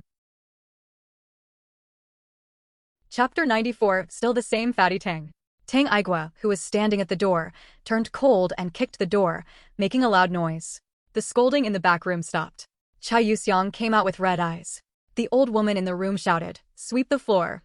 Chai Wenhao opened his mouth, not knowing what to say, so he silently went to take the broom in his sister's hand. Chai Yuxiang turned her hand angrily and started sweeping. Her grandparents and father often beat her and scolded her, but they treated her brother with care and kindness. She obviously had better grades than her brother and did the most work, but she was the least popular. She saw her grandparents secretly giving snacks to her brother many times and asked her brother not to tell her. Although her brother always left some for her, Chai Yuxiang didn't eat a bite. She was holding her breath. In the future, she will earn money to buy it herself and will not give it to her grandparents to eat. Too many different treatments made the 8-year-old Chai Yuxiang feel cold, and she also had opinions about Chai Wenhao. However, their brother-sister relationship was still very good. Chai Yuxiang only had a temporary quarrel and reconciled with her brother after a while. Chai Wenhao banged his head in annoyance. On one side was his grandparents who loved him, and on the other was his younger sister who was scolded and hurt. To help his younger sister, he would have to fight against his grandparents. If he didn't help his younger sister, he would have to watch his younger sister get scolded. It was so difficult for him. After sweeping the floor, I fed the chickens. I know how to play with them every day. I'm as lazy as your mother. The old woman started scolding again. The old woman had just been tortured by Tang Xiaonan to do the heaviest physical work in the past 10 years. The old woman held back her anger. She didn't care that Tang Lifeng's mother-in-law was still outside. By beating her granddaughter, she scolded Tang Lifeng. "Humph, a countrywoman with no job and no education has been blessed for 18 lifetimes by marrying her son who is a public servant. She should work as a cow and horse for the Chai family. What's wrong with doing this kind of work? Which of the previous daughter-in-laws didn't come here like this? She actually complained to her mother's family. The dissatisfied little prostitute still wanted to be served by someone? Pooh. Have her spring and autumn dreams. Why don't you just give birth to a child? What's the big deal? She has given birth to 6 children without anyone taking care of her. When the Tang family leaves, let's see how she deals with this little whore. When she grows up, sooner or later she will let this old woman know how powerful she is. Tang Xiaonan rushed over to grab the broom. Chai Yuxiang did not dare to use force for fear of hurting her, so she begged in a low voice, "Xiaonan, please stop making trouble. The more trouble you make, the more she scolds her. I will finish sweeping in a while." Although it was pleasant to talk back at the time, she and her mother would suffer more afterwards, so they had better endure it. Tang Xiaonan couldn't bear it anymore. She didn't take them seriously. She scolded her aunt in front of her. "Damn it, this old lady deserves a beating. Stop sweeping, just sweep your ass. You're so afraid of her. Cousin, come home with me. Humph, you won't serve this old witch." Tang Xiaonan raised her broom and ran towards the house. Humph, weren't they all saying she was coquettish and willful? Today, she will let this old woman see her. Chai Yuxiang bit her lip and vented her anger on the broom. She swept it loudly and did not dare to talk back. "Little girl." Chai Yuxiang was so anxious that she chased after her. Tang Igua stopped her and shook his head with gloomy eyes. Chai Yuxiang did not dare to look at him. Her heart was beating very fast, and she felt that something was going to happen. Tang Xiaonan ran to the door of Chai's parents' room and kicked the door open with her little fat legs. She was full of momentum. The corners of Hu Jinji's mouth raised and she felt relieved. Tang Xiaoping is still the arrogant and overbearing fat girl, and she has not been possessed by the wronged ghost. End of chapter. Chapter 95. My dad can't spare you. This fat girl really did what she said. She changed a lot in front of him. Tang Xiaoping, who kept her promise, was quite cute. Hu Jinji and Tang Igua stood at the door together, watching Tang Xiaonan make trouble. Tang Xiaonan was holding a broom that was taller than her and was sweeping the ground randomly. Chai's father was lying on the bed, and Chai's mother was sitting on the side eating melon seeds. There were many melon seed shells on the ground, and Tang Xiaonan became even more angry when she saw them. Mom is so embarrassed. They brought so many things here, but this damn old woman secretly eats melon seeds. She is going to let this old woman know how powerful she is. I sweep, sweep and sweep. Tang Xiaonan shouted while sweeping and deliberately swept the melon seed shells towards the old woman. Now it was a cement floor. No matter how clean it was, there was still dust. After a while, the dust and melon shells flew in the room and all splashed on the old woman. "Stop sweeping, Yuxiang, you are dead. Come here and drag this dead girl away." Chai Mu dodged around, but she still got a lot of splashes on her body, and she was even wiped with the broom a few times. Chai Yuxiang was blocked by Tang Igua and couldn't move, and she didn't want to go in. She was so relieved to watch outside that she accepted it even if she was punished by her grandma and father at night. "You are the dead old witch. You scolded your aunt and your cousin. You are a black-hearted and evil witch." Tang Xiaonan held her broom and scolded the old woman. Chai's mother was so angry that her face turned purple and she rolled her eyes. When she saw the two kings standing at the door, Hu Jinji and Tang Igua, she became even more angry. She grabbed the feather duster on the cabinet and tried to slap Tang Xiaonan. Tang Igua stepped in with a quick stride, grabbed Chai Mu's hand, and said coldly, "My little girl has grown so big, and no one dares to lay a finger on her." He was afraid that his sister would be angry. "That's right, my second brother will blow your head off with just one finger, you black-hearted old witch." Tang Xiaonan jumped up and scolded her. She was not afraid of this damn old woman who would scold her to death. His father is in Wecheng, and water far away cannot quench his thirst nearby. The little girl is relying on him now. Chai Wenhao outside wanted to come in to break up the fight, but Chai Yuxiang stopped him. She didn't say a word and just stared. Chai Wenhao lowered his head soon and did not dare to go in again. Chai's mother was out of breath, her old pine bark face was a little pale, and she couldn't stand still. Chai's father wanted to pretend to be asleep, but he couldn't pretend anymore due to such a big movement, so he had to say, "Everyone, big or small, if you have any tutors, get out quickly. She was the one who bullied my aunt and cousin first. She is so old and deserves to be scolded." Tang Xiaonan was equally disgusted with this damn old man. The two blood-sucking insects were sucking her aunt's blood.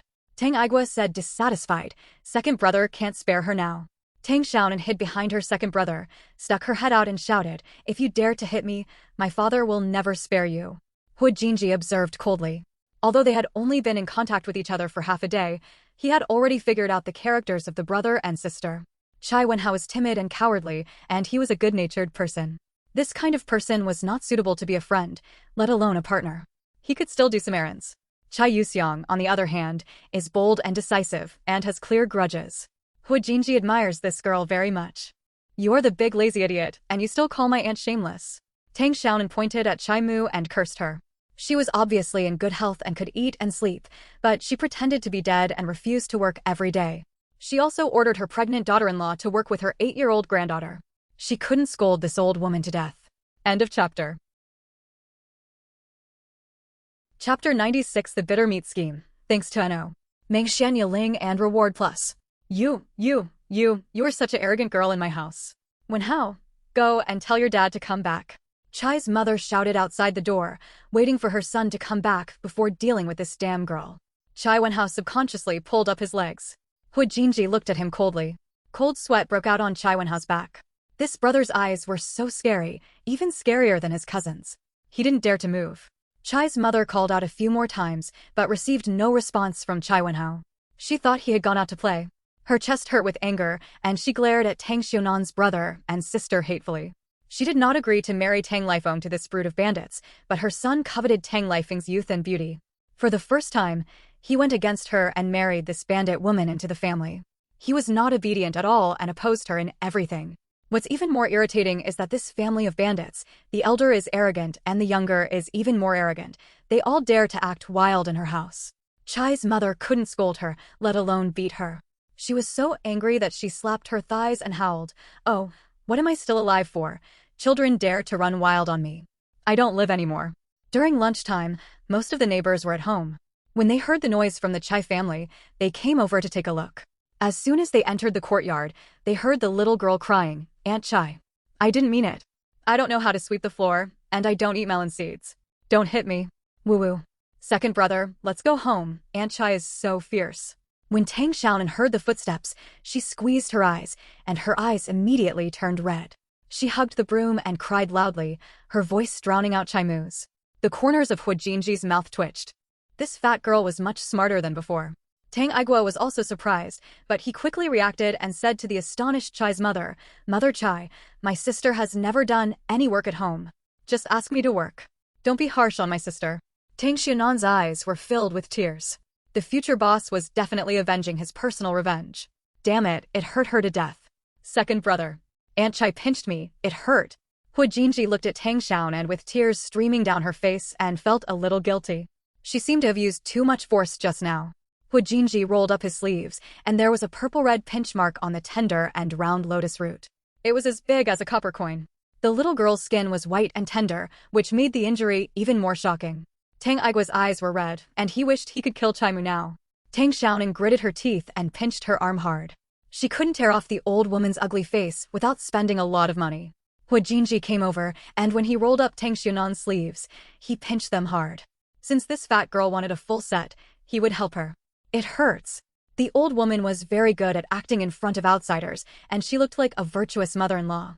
Not to mention how much she felt sorry for Tang Lifeng.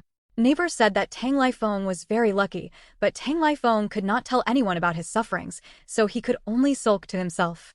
The heart-wrenching pain made Tang Xiaonan unable to hold back and screamed out. Tang Aigua thought that Chai Mu had really pinched her, so he became a little colder and looked at Chai Mu with a rash. "Let me take a look. It hurts that she has to pay for the sins she has committed." Tang Xiaonan's face was throbbing with pain. "Oh mom. Why does it hurt so much? I don't know if Wu Qing came out. My sister doesn't eat your rice or wear your clothes. Why do you pinch her?" "I didn't pinch." Chai's mother was so angry that she couldn't speak. She really didn't expect that dead girl to beat her up, but she looked guilty in the eyes of outsiders. Moreover, the bruise on Tang Xiaonan's arm is real. It couldn't have been pinched by the little girl herself, right? Several neighbors who came over looked at Chai's mother in surprise. They really didn't expect that Chai's mother was such a person. Continue tomorrow. Good night. End of chapter. Chapter 97 Duplicity. The neighbors still couldn't believe that Mrs. Chai, who had always been kind, would be so cruel to a little girl who came from afar. Everyone knew that Mrs. Chai favored sons over daughters. They also knew that she was not good to her granddaughter, and they didn't think anything of it because they were all like this. Sons are the lifeblood of the family line, and daughters will marry sooner or later. But Chai's mother usually only cursed a few times. The neighbors had never seen her touch Chai Yuxiang, but today she did it to Tang Lifeng's niece and let a little girl from afar do the work. This was too much. You didn't pinch me? Could it be that my sister pinched her herself?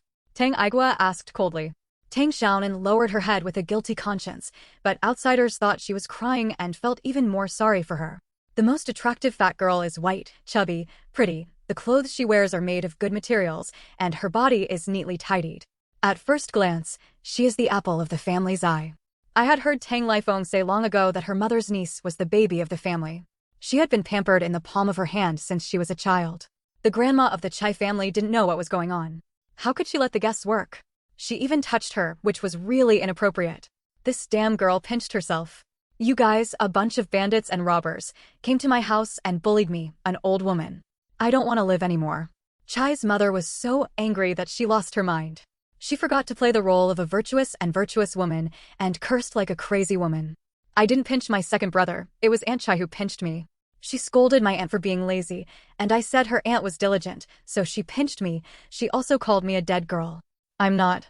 I'm a sweetheart. Tang Xiaonan sobbed and cried and hiccuped from time to time. The neighbors were convinced. How could such a young child tell lies? Moreover, this child's childish talk is very annoying. Grandma of the Chai family went too far this time. Although Tang Lifeng has a bad temper, she is known to be very capable and well-organized inside and outside. Tang Igua snorted coldly, ran to the kitchen, picked up the things he brought today, and placed them in front of Chai Mu. These are all brought by us. I made a knife of meat for lunch. You didn't eat less. You also brought meat here before. You ate my food and called us bandits. Aren't you afraid of thunder? No wonder the Chai family can eat meat from time to time. It turns out that it was brought by Tang Lifeng's mother-in-law. A dozen of these in-laws would not be too much for them. The Chai family's grandma is too dissatisfied. The neighbors saw a bunch of good things, including meat, cane stems, rice cakes, and sweet potatoes. They were all life-saving treasures.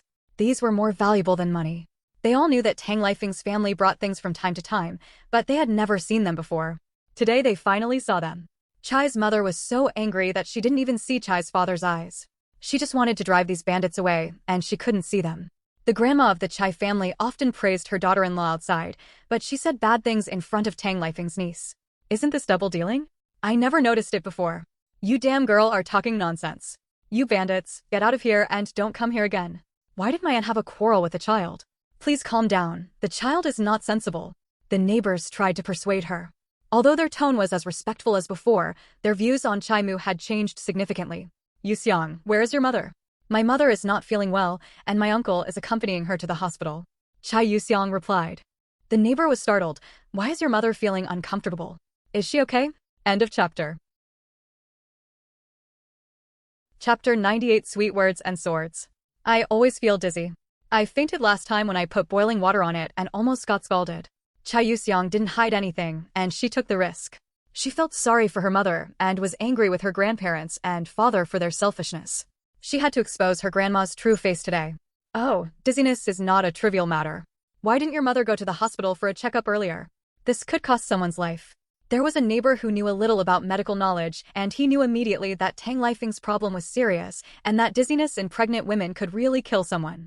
Chai Yuxiang's eyes were red, and she choked with sobs. Mom has to work every day and has no time. My uncle forced my mother to go today. Why didn't your mother tell me?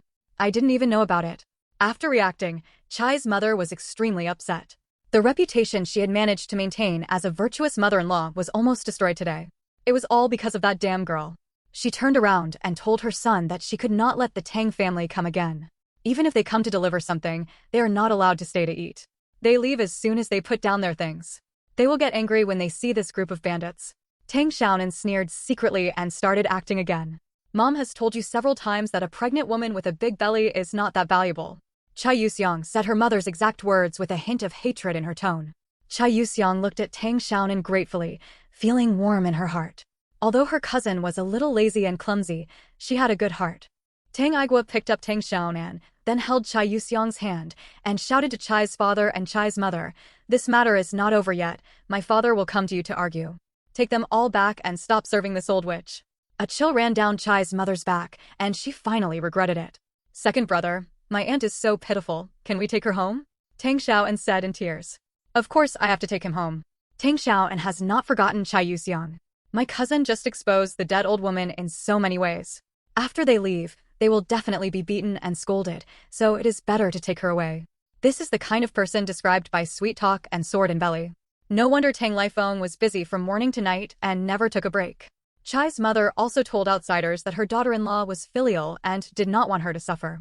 She was really a cruel person and did not regard her daughter-in-law as a human being. He is a child, soft-spoken, and if his words don't work, he has to let Tang Lifeng come over and deal with it. The neighbors were startled.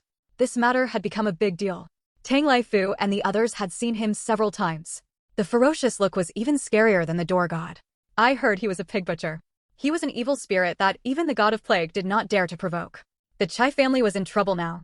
The neighbor stopped the angry Chai Mu, shook his head secretly, and truly recognized Chai Mu's true face. And cousin. I'll beat you to death, you damn girl. When did I say these things? Your mother never told me about it. You're such a chewy thing. Chai's mother came over with a feather duster. Chai Yuxiang hid behind the neighbor, crying and shouting, Mom has said it several times, and you always said this. Tang Aigua was also very angry. When his aunt was a girl, she was also very favored in the Tang family, but after she got married, she was punished by this damn old woman. Damn it, she won't serve her anymore. The bandit leader Tang Lifeng really came, and her whole family couldn't handle it. Ouch! I shouldn't have married Tang Lifeng, a bandit woman. Yuxiang, come back here. If you dare to leave, don't come back. Chai's mother chased her out and scolded her. Who will do the work now that the granddaughter is gone? I won't come back if I don't come back. My cousin lives in my house.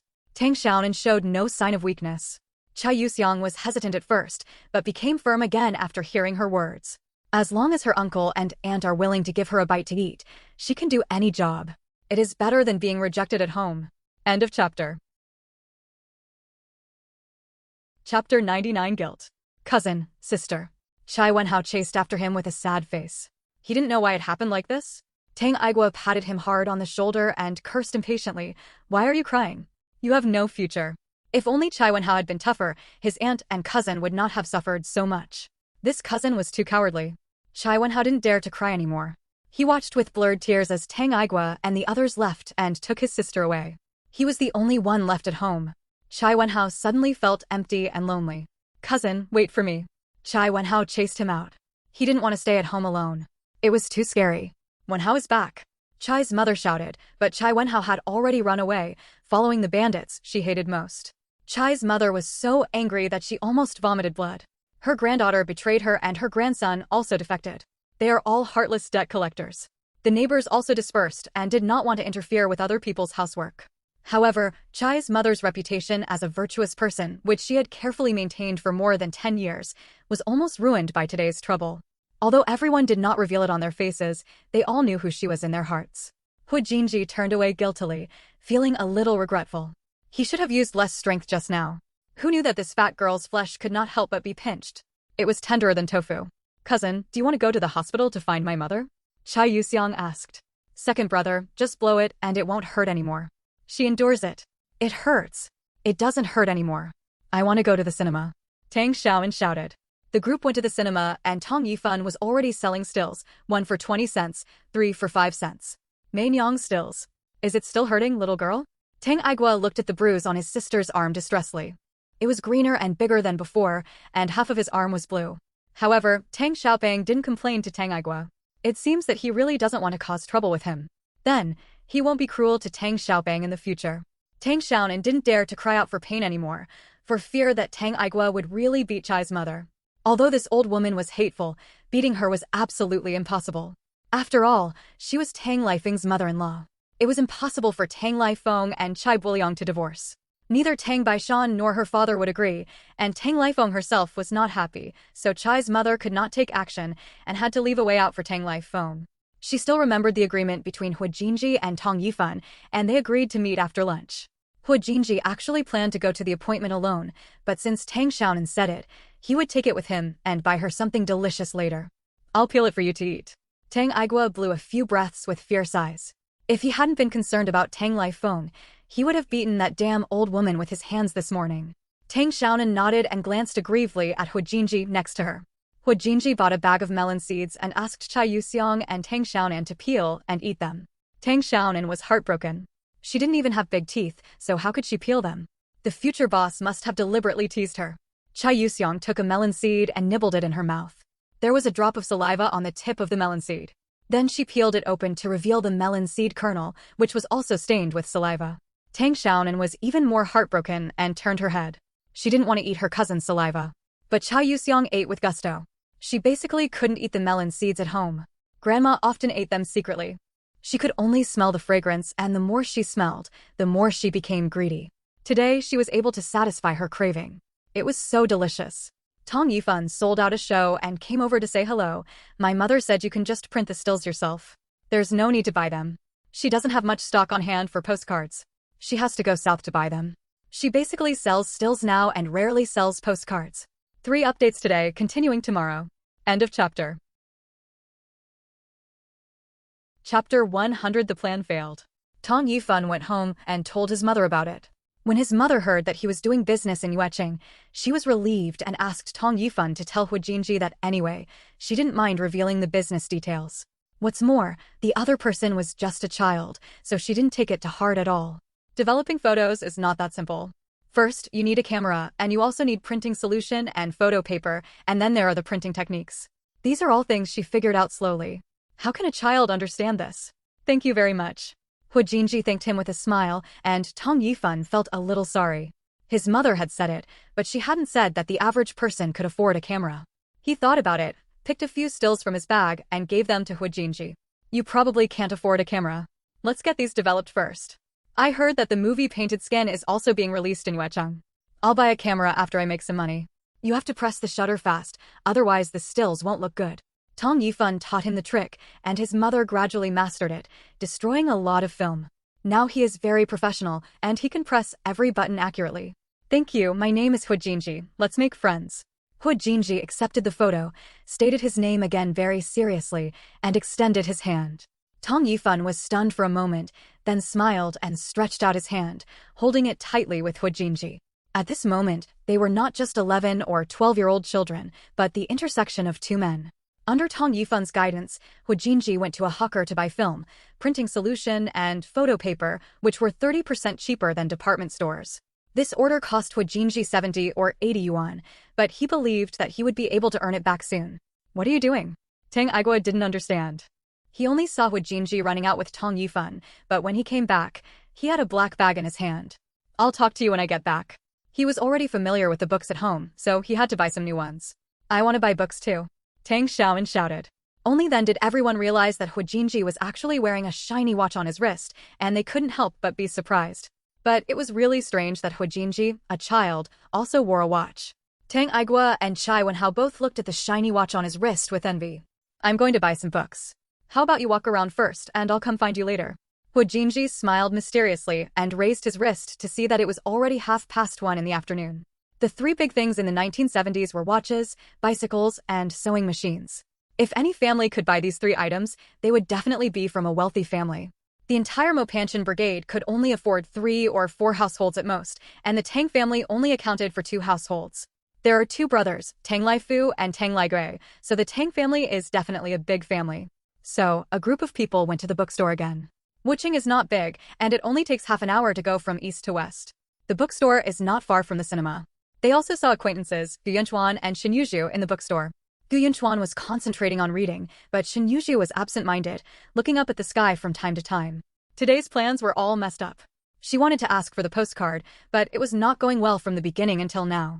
She didn't get the postcard, but Gu Yunchuan was just short of the money to buy the book. If he hadn't bought that damn rice ball in the morning, Gu Yunchuan would have bought the book. She can also go to the cinema and ask for postcards. But now Gu Yunchuan wanted to stay and finish reading the book, taking notes from time to time. Seeing that he hadn't even finished half of it, all his plans for today were ruined. Thanks to Crazy Heart 80, Yo 190102121, VLVine, Jali 69 babies for their rewards, thanks to the little angels who voted and punched in and left messages of support, thanks to those who sent red envelopes, oh, little babies who were despised, thank you all. The 3rd update today, PK has to wait for the editor's notice. I haven't received it yet. It should be soon. End of chapter. Chapter 101. The heroine is green tea. Shen Yuzhu's resentment against Tang Xiaonan deepened. It was all because of this fat girl's troubles. For some reason, nothing good happened when she met this fat girl. She was just as annoying as her 3 brothers.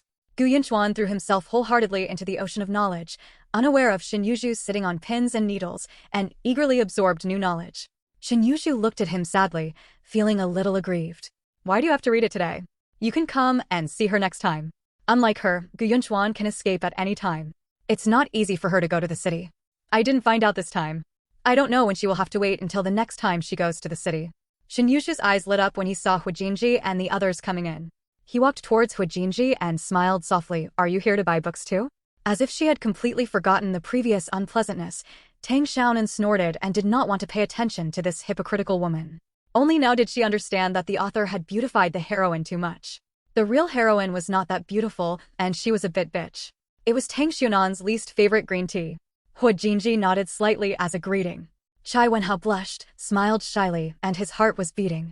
This girl is so beautiful, more beautiful than the most beautiful female classmate in his school, and her voice is nice. Shin Yuzhu caught a glimpse of Chai Wenhao's panic from the corner of his eye, and his confidence returned. She was still as popular as before. It was the Tang family and Huijinji who were abnormal. Jinji, can you lend me a dime? I'll pay you back when I get back. Shin Yuzhu begged in a low voice. As long as she buys the book, she can go to the cinema. There is still time. Maybe she can find out about the postcard today. Huijinji said calmly, I just have enough money to buy books, but I can't even get a penny out. Chai Wenhao begged softly. He didn't want to disappoint Shin Yuzhu. You don't treat me and my little girl to a nice meal because you have money. Your skin is itching, right? Take it out. Shin Yuzhu's face bloomed with a smile like a spring flower, and he glanced at Chai Wenhao, a little disappointed. He looked too ordinary, and he looked silly, and he didn't dress like a child from a wealthy family. Normally, he would have borrowed just a dime, but now he didn't want to borrow it. Tang Aigua grabbed the 50 cents and gave it to the beggar, even though he couldn't give it to the vixen's daughter. Chai Yuxiang also glared at her brother, who was so generous to others, and his brain was shut down. I promise, Yuxiang, you keep the money. He happened to have 5 cents given by Tang Lifeng and asked him to take his cousin out to buy snacks and food. But he didn't spend a penny, so he could borrow Shin Yuzhu's dime. The smile on Shin Yuzhu's face turned awkward. I'm sorry. Chai Wenhao felt a little sorry for Shin Yuzhu like this and blurted out, I'll lend it to you. Although disappointed, Shin Yuzhu still thanked him gratefully. Chai Wenyuan smiled honestly and took out the money from his pocket, but, leave me a dime, I promised you. Thank you.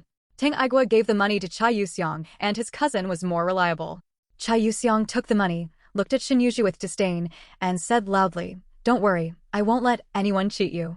My mother was reluctant to spend money even to go to the hospital, but my stupid brother generously lent money to strangers. 1 dime could buy 5 boxes of matches, and 2 months' worth of salt, which was not a small sum. Shin Yuzhu's face turned red, feeling ashamed. Chai Wenhao looked at her guiltily. Shin Yuzhu smiled helplessly and whispered, Thank you. Chai Wenhao felt even more uncomfortable. He didn't keep his word, but people didn't blame him. He was so useless. End of chapter. Chapter 102 Scrap Collection Station. Shin Yuzhu knew that there was no chance of borrowing money, so she had no choice but to leave in despair, but the hatred in her heart became more and more intense. The Tang family ruined her things every time, which was so hateful. Gu Yunchuan felt nothing about Shin Yuzhu's departure and return. His heart was immersed in the book. Shin Yuzhu had no intention of reading and sat feeling sad. For some reason, her heart was heavy, as if she had lost something very important. But she didn't know what it was, she just felt uncomfortable and resentful. Tang Xiaonan was actually too rough at reading. If she looked more carefully, she would have remembered that Shin Yuzhu had gained a lot from her trip to the city. She and Gu Yunchuan had a smooth journey. They learned about postcards from the rice ball seller. Without spending a penny, Gu Yunchuan bought all the books he wanted. He and Shin Yuzhu went to the cinema and met Tang Yifan, who was selling stills. Shin Yuzhu was beautiful and gentle, Chai Wenhao had no resistance to her, and neither did Tang Yifan. He revealed the business details in a nice manner and gave Shin Yuzhu some of the best-selling stills for free. These were Shin Yuzhu's starting capital. After that, Shin Yuzhu made a fortune from these stills, making a net profit of 50,000 yuan in less than 2 years. This data is not an exaggeration. A woman who sold postcards and stills earned 50,000 yuan in 2 years. The business at that time was so good that I couldn't even imagine. Shin Yuzhu, who was going smoothly, learned more about wuching through Tang Yifan, so he was able to buy 10 stalls at the beginning of the market. These stalls were golden chickens that laid golden eggs. By the time Shin Yuzhu was admitted to college, she was already worth tens of millions.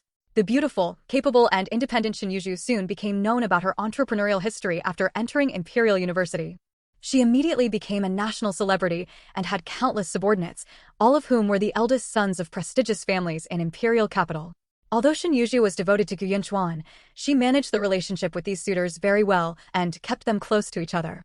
Many approval letters were obtained by relying on these young masters. In the 1980s, the approval letter was wealth, and people without power could not get it. Shen Yuji's life has since reached its peak, and she has become a female entrepreneur that everyone envies. But she couldn't remind her directly. Soon Tang Xiaonan had an idea. She took a book and asked Hua Jinji, "Brother Hua, how much does this book cost?" Hua Jinji's heart moved. "Old books?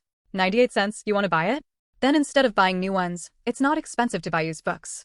Tang Xiaonan breathed a sigh of relief, but she got around it.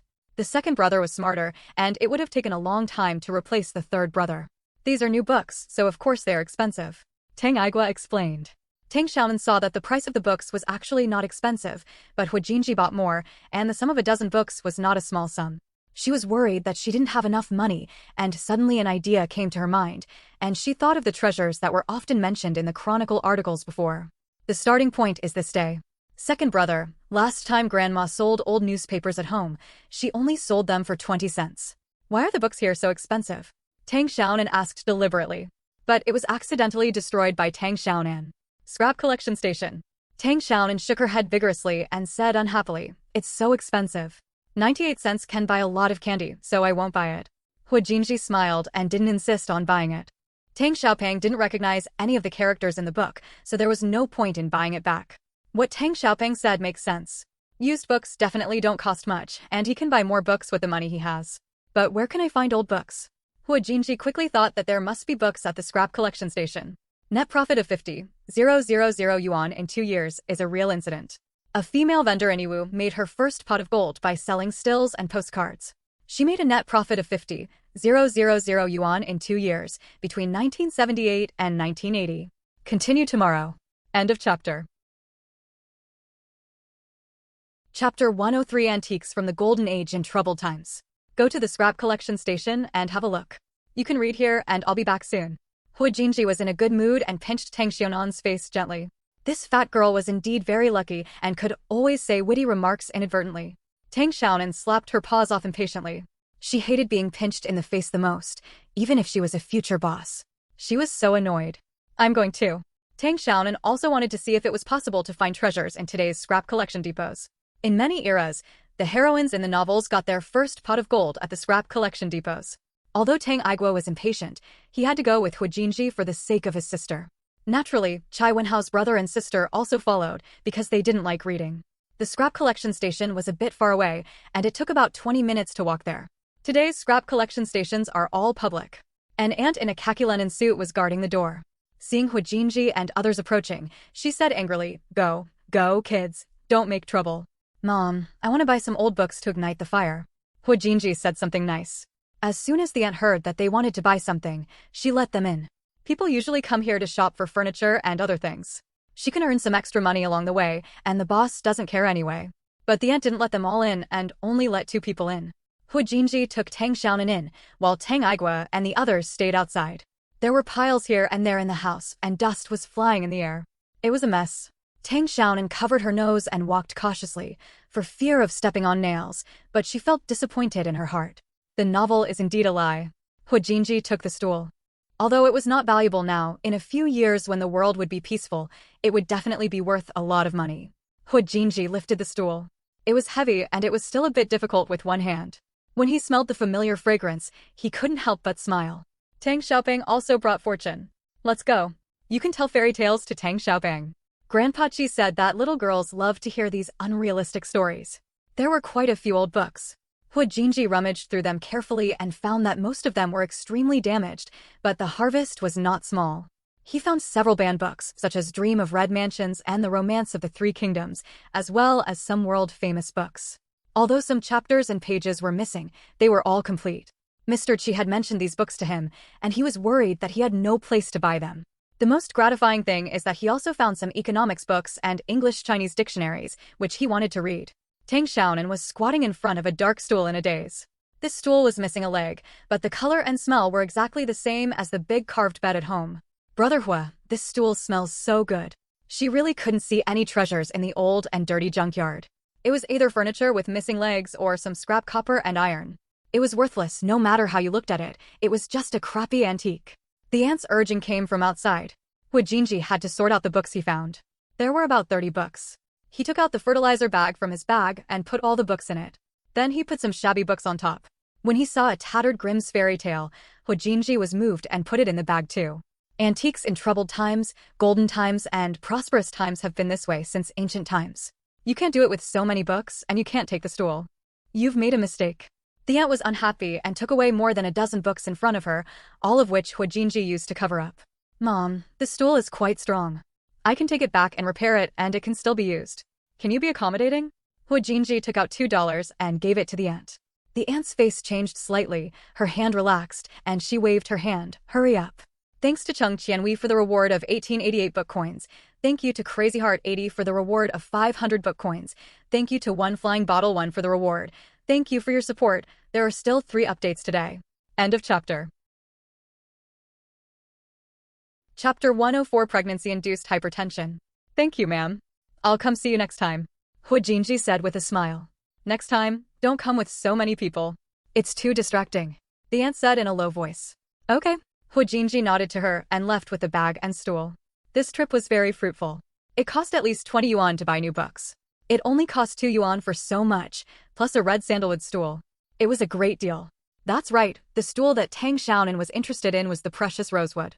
Although Jinji did not live a good life after he was born, the Hu family's starved camels were bigger than horses, so there were still some good things.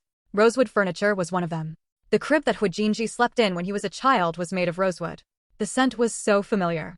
This whole process took a lot of time. It was already 3:30 in the afternoon, and it would be dark in 2 hours. What are you doing with these rags? It's so heavy that you can carry it yourself later. Tang Igua glared at the rags with disgust. He was going to carry his sister, so he definitely wouldn't help. I'll carry it myself. Jinji didn't expect Tang Igua to be able to carry it. Brother Hua, why does this stool smell so good? I know, but I can't help it. Leave me alone and get Xiaonan and the others back. Go quickly. Tang Xiaonan leaned into his ear and whispered in his ear. Her heart was beating very fast. It was definitely a valuable treasure.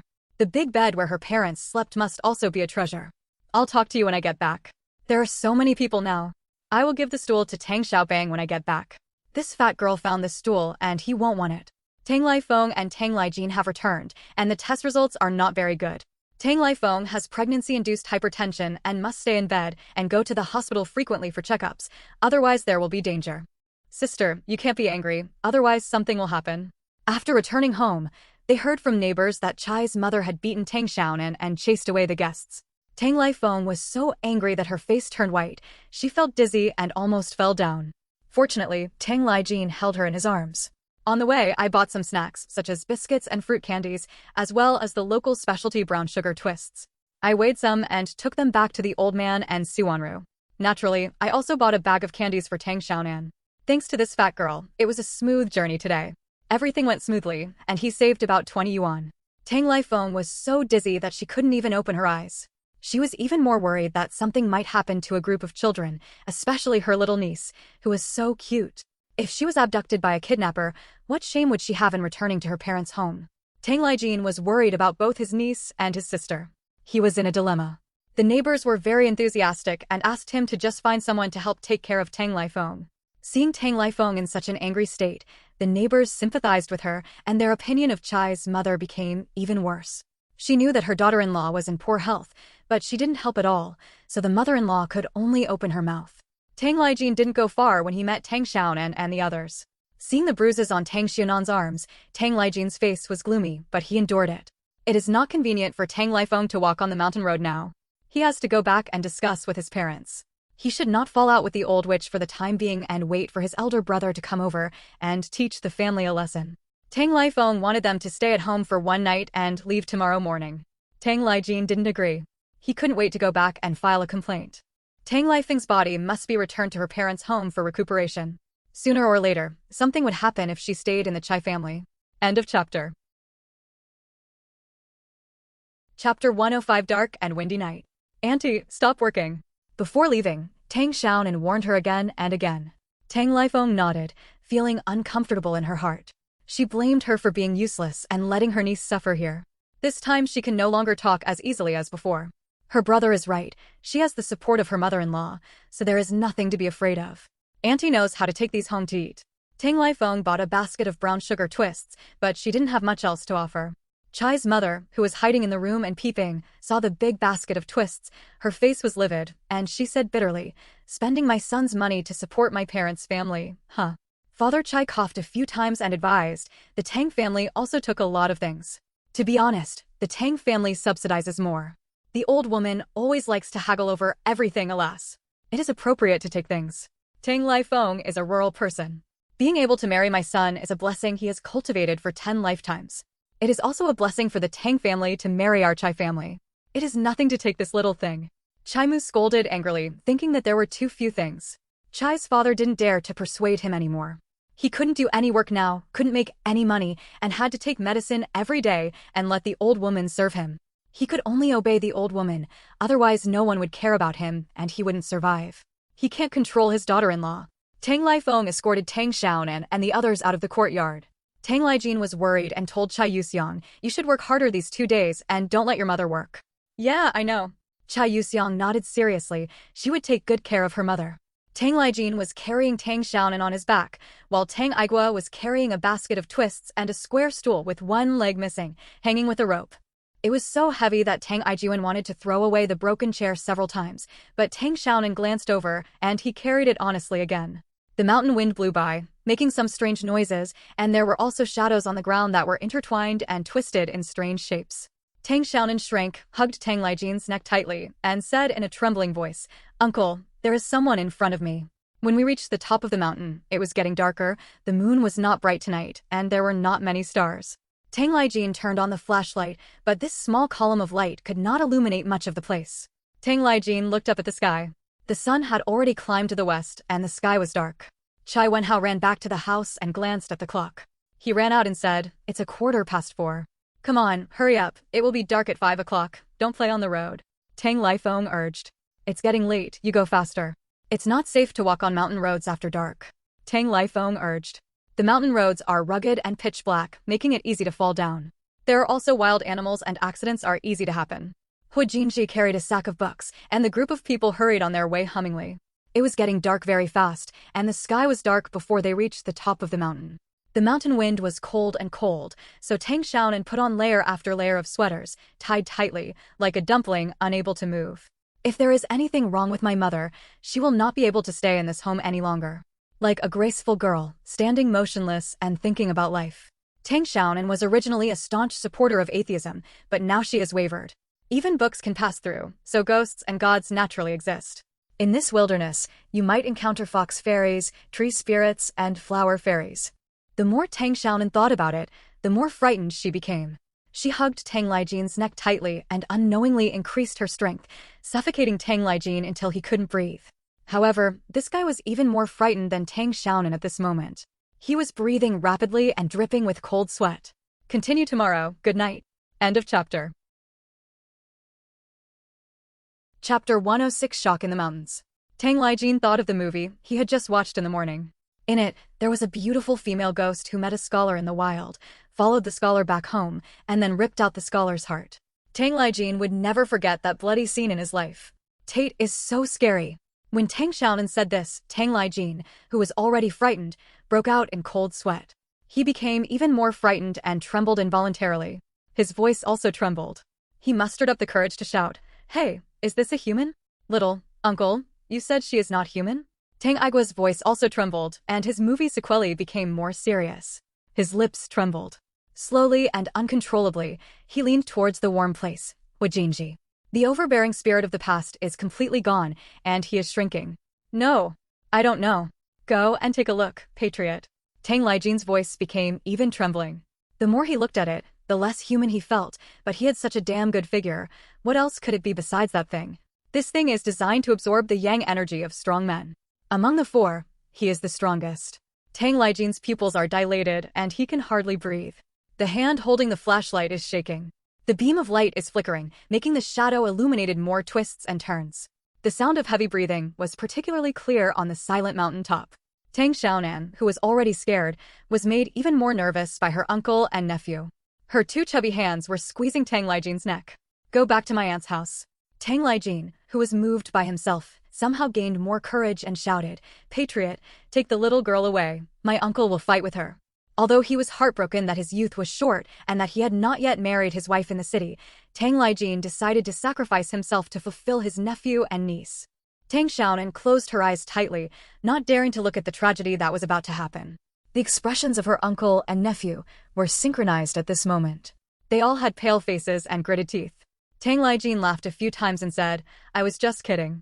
How could there be such a thing in the clear sky and in broad daylight? Come on, let's go home. Hurry up, the wind is very cold. Hu Jinji's calm voice broke the suffocating tension, as if spring had returned to the earth. The warm sun was shining, and Tang Xiaonan suddenly felt refreshed. Tang Lijin felt a pair of invisible hands pinch his destiny's neck, making him unable to breathe. He could feel life passing by bit by bit. Walk. I can't walk, that thing is strangling my neck. Aiguayu, take the little girl away. I'll hold on. It's just a tree. The uncle and nephew looked embarrassed and very uncomfortable. They were so embarrassed just now, and they were in front of Hu Jinji.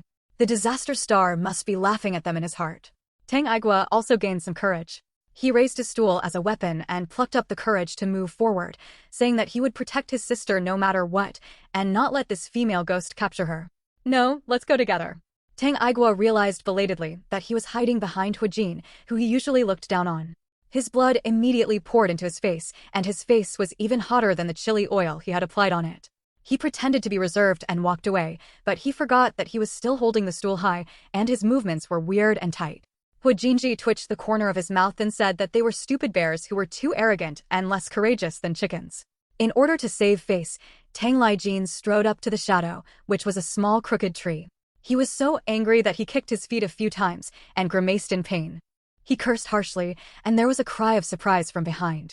Thanks to Jli69 for the tip, and thanks to the babies for their support. I will continue with 3 updates today. End of chapter. Chapter 107 Jealousy. Shinyuju trotted to catch up. She was frightened all the way. She looked like a monster no matter what she looked at. Even Gu Yinchuan's comfort was useless. Now that she heard the voice of the Tang family, she felt at ease. Evil ghosts are also afraid of bullies. At this time, the overbearing Tang family is more reliable than Gu Yinchuan. What a coincidence. Shinyuju smiled and said hello, secretly breathing a sigh of relief and feeling warm all over his body. Tang Aigua snorted and turned his head and ignored her. Hu Jinji nodded lightly. Shinyuju did not feel embarrassed and still followed closely. Gu Yinchuan followed quickly. He was not afraid because he was a staunch atheist, so he could not understand Shinyuju's fear. Gu Yinchuan bought a few books, all of which were high school study materials. There was still one book he didn't buy, but he took notes so he could review them first and buy them later when he had money. Seeing Hu Jinji carrying a large sack, and judging from the edges, there were quite a few books. Gu Yinchuan was very envious and couldn't help but ask, how many books did you buy? Not many, about 20 copies. Hu Jinji didn't want to talk to him. He didn't like Gu Yinchuan. To be precise, he was jealous of Gu Yinchuan. He also came from a bad background. He was alone and had to take care of his weak mother, but Gu Yinchuan had a stable and warm family, and his strong grandma protected him in everything. The old lady of the Gu family was well known as a strong woman in hundreds of miles around. Therefore, Hu Jinji was particularly jealous of Gu Yinchuan. The Gu family is a big landowner. Before the confiscation, Mrs. Gu donated money to build roads and bridges every year, and she also treated poor people for free. The Gu family opened a medicine hall and her medical skills were quite good and saved many people's lives. Why is he hated by everyone? Hu Jinji especially wanted Gu Yinchuan to fall into the abyss and experience all the suffering in this world to see if he could still smile so warmly. The sight of the warm and kind smile on Gu Yinchuan's face was dazzling. So many books cost a lot of money, right? Shinyuju was also envious. She couldn't afford a single book. Therefore, the older generation in the village always cherished the kindness of the Gu family. Even if the Gu family was classified as landlords, the villagers did not make it too difficult for them. Only when the superiors came to inspect, they held a symbolic batch meeting. After the superiors left, it was as usual, doing whatever they should do. He picked and finally selected 6 books. If he had sufficient funds, even buying 60 books would not be too much. He and Gu Yinchuan were like night and day, never able to blend together. Of course, not everyone is good. Some hot-blooded and angry young people can't stand Gu's family and always bully Gu Yinchuan. Old Mrs. Gu doesn't argue with others and goes to the other party's adults to talk calmly. In the end, Those angry young people are often beaten up by their parents. He also has a hardworking and tenacious mother who takes care of him. So many. Gu Yunchuan was even more envious because he only bought 6 copies. After that, fewer and fewer people bullied Gu Yunchuan. Apart from not being able to go to school, Gu Yunchuan's life was much easier than Hu Jinji's. Why is Gu Yunchuan protected by his grandma? But she can read it with Gu Yunchuan, and Gu Yunchuan will also explain the exercises to her, which makes her read better than herself. It's only a few dollars. I bought a used book, but I can't afford new books. Hu Jinji didn't want to show off his wealth, but Gu Yunchuan wasn't worried. Although this guy was annoying, his character was fine. What he was worried about was Shin Yuzhu. Several incidents happened today that made him change his mind about Shin Yuzhu, and he became more wary. Gu Yunchuan thought about it. Why didn't he think that he could buy used books, which would save much money than new books? End of chapter. Chapter 108 Sense of Crisis. Jinji, where did you buy the used book? Gu Yunchuan asked eagerly, feeling very regretful. His 6 new books cost more than 7 yuan. A sack of books as big as Hu Jinji's only costs a few yuan, which is a great deal. Scrap collection station, my little girl reminded me.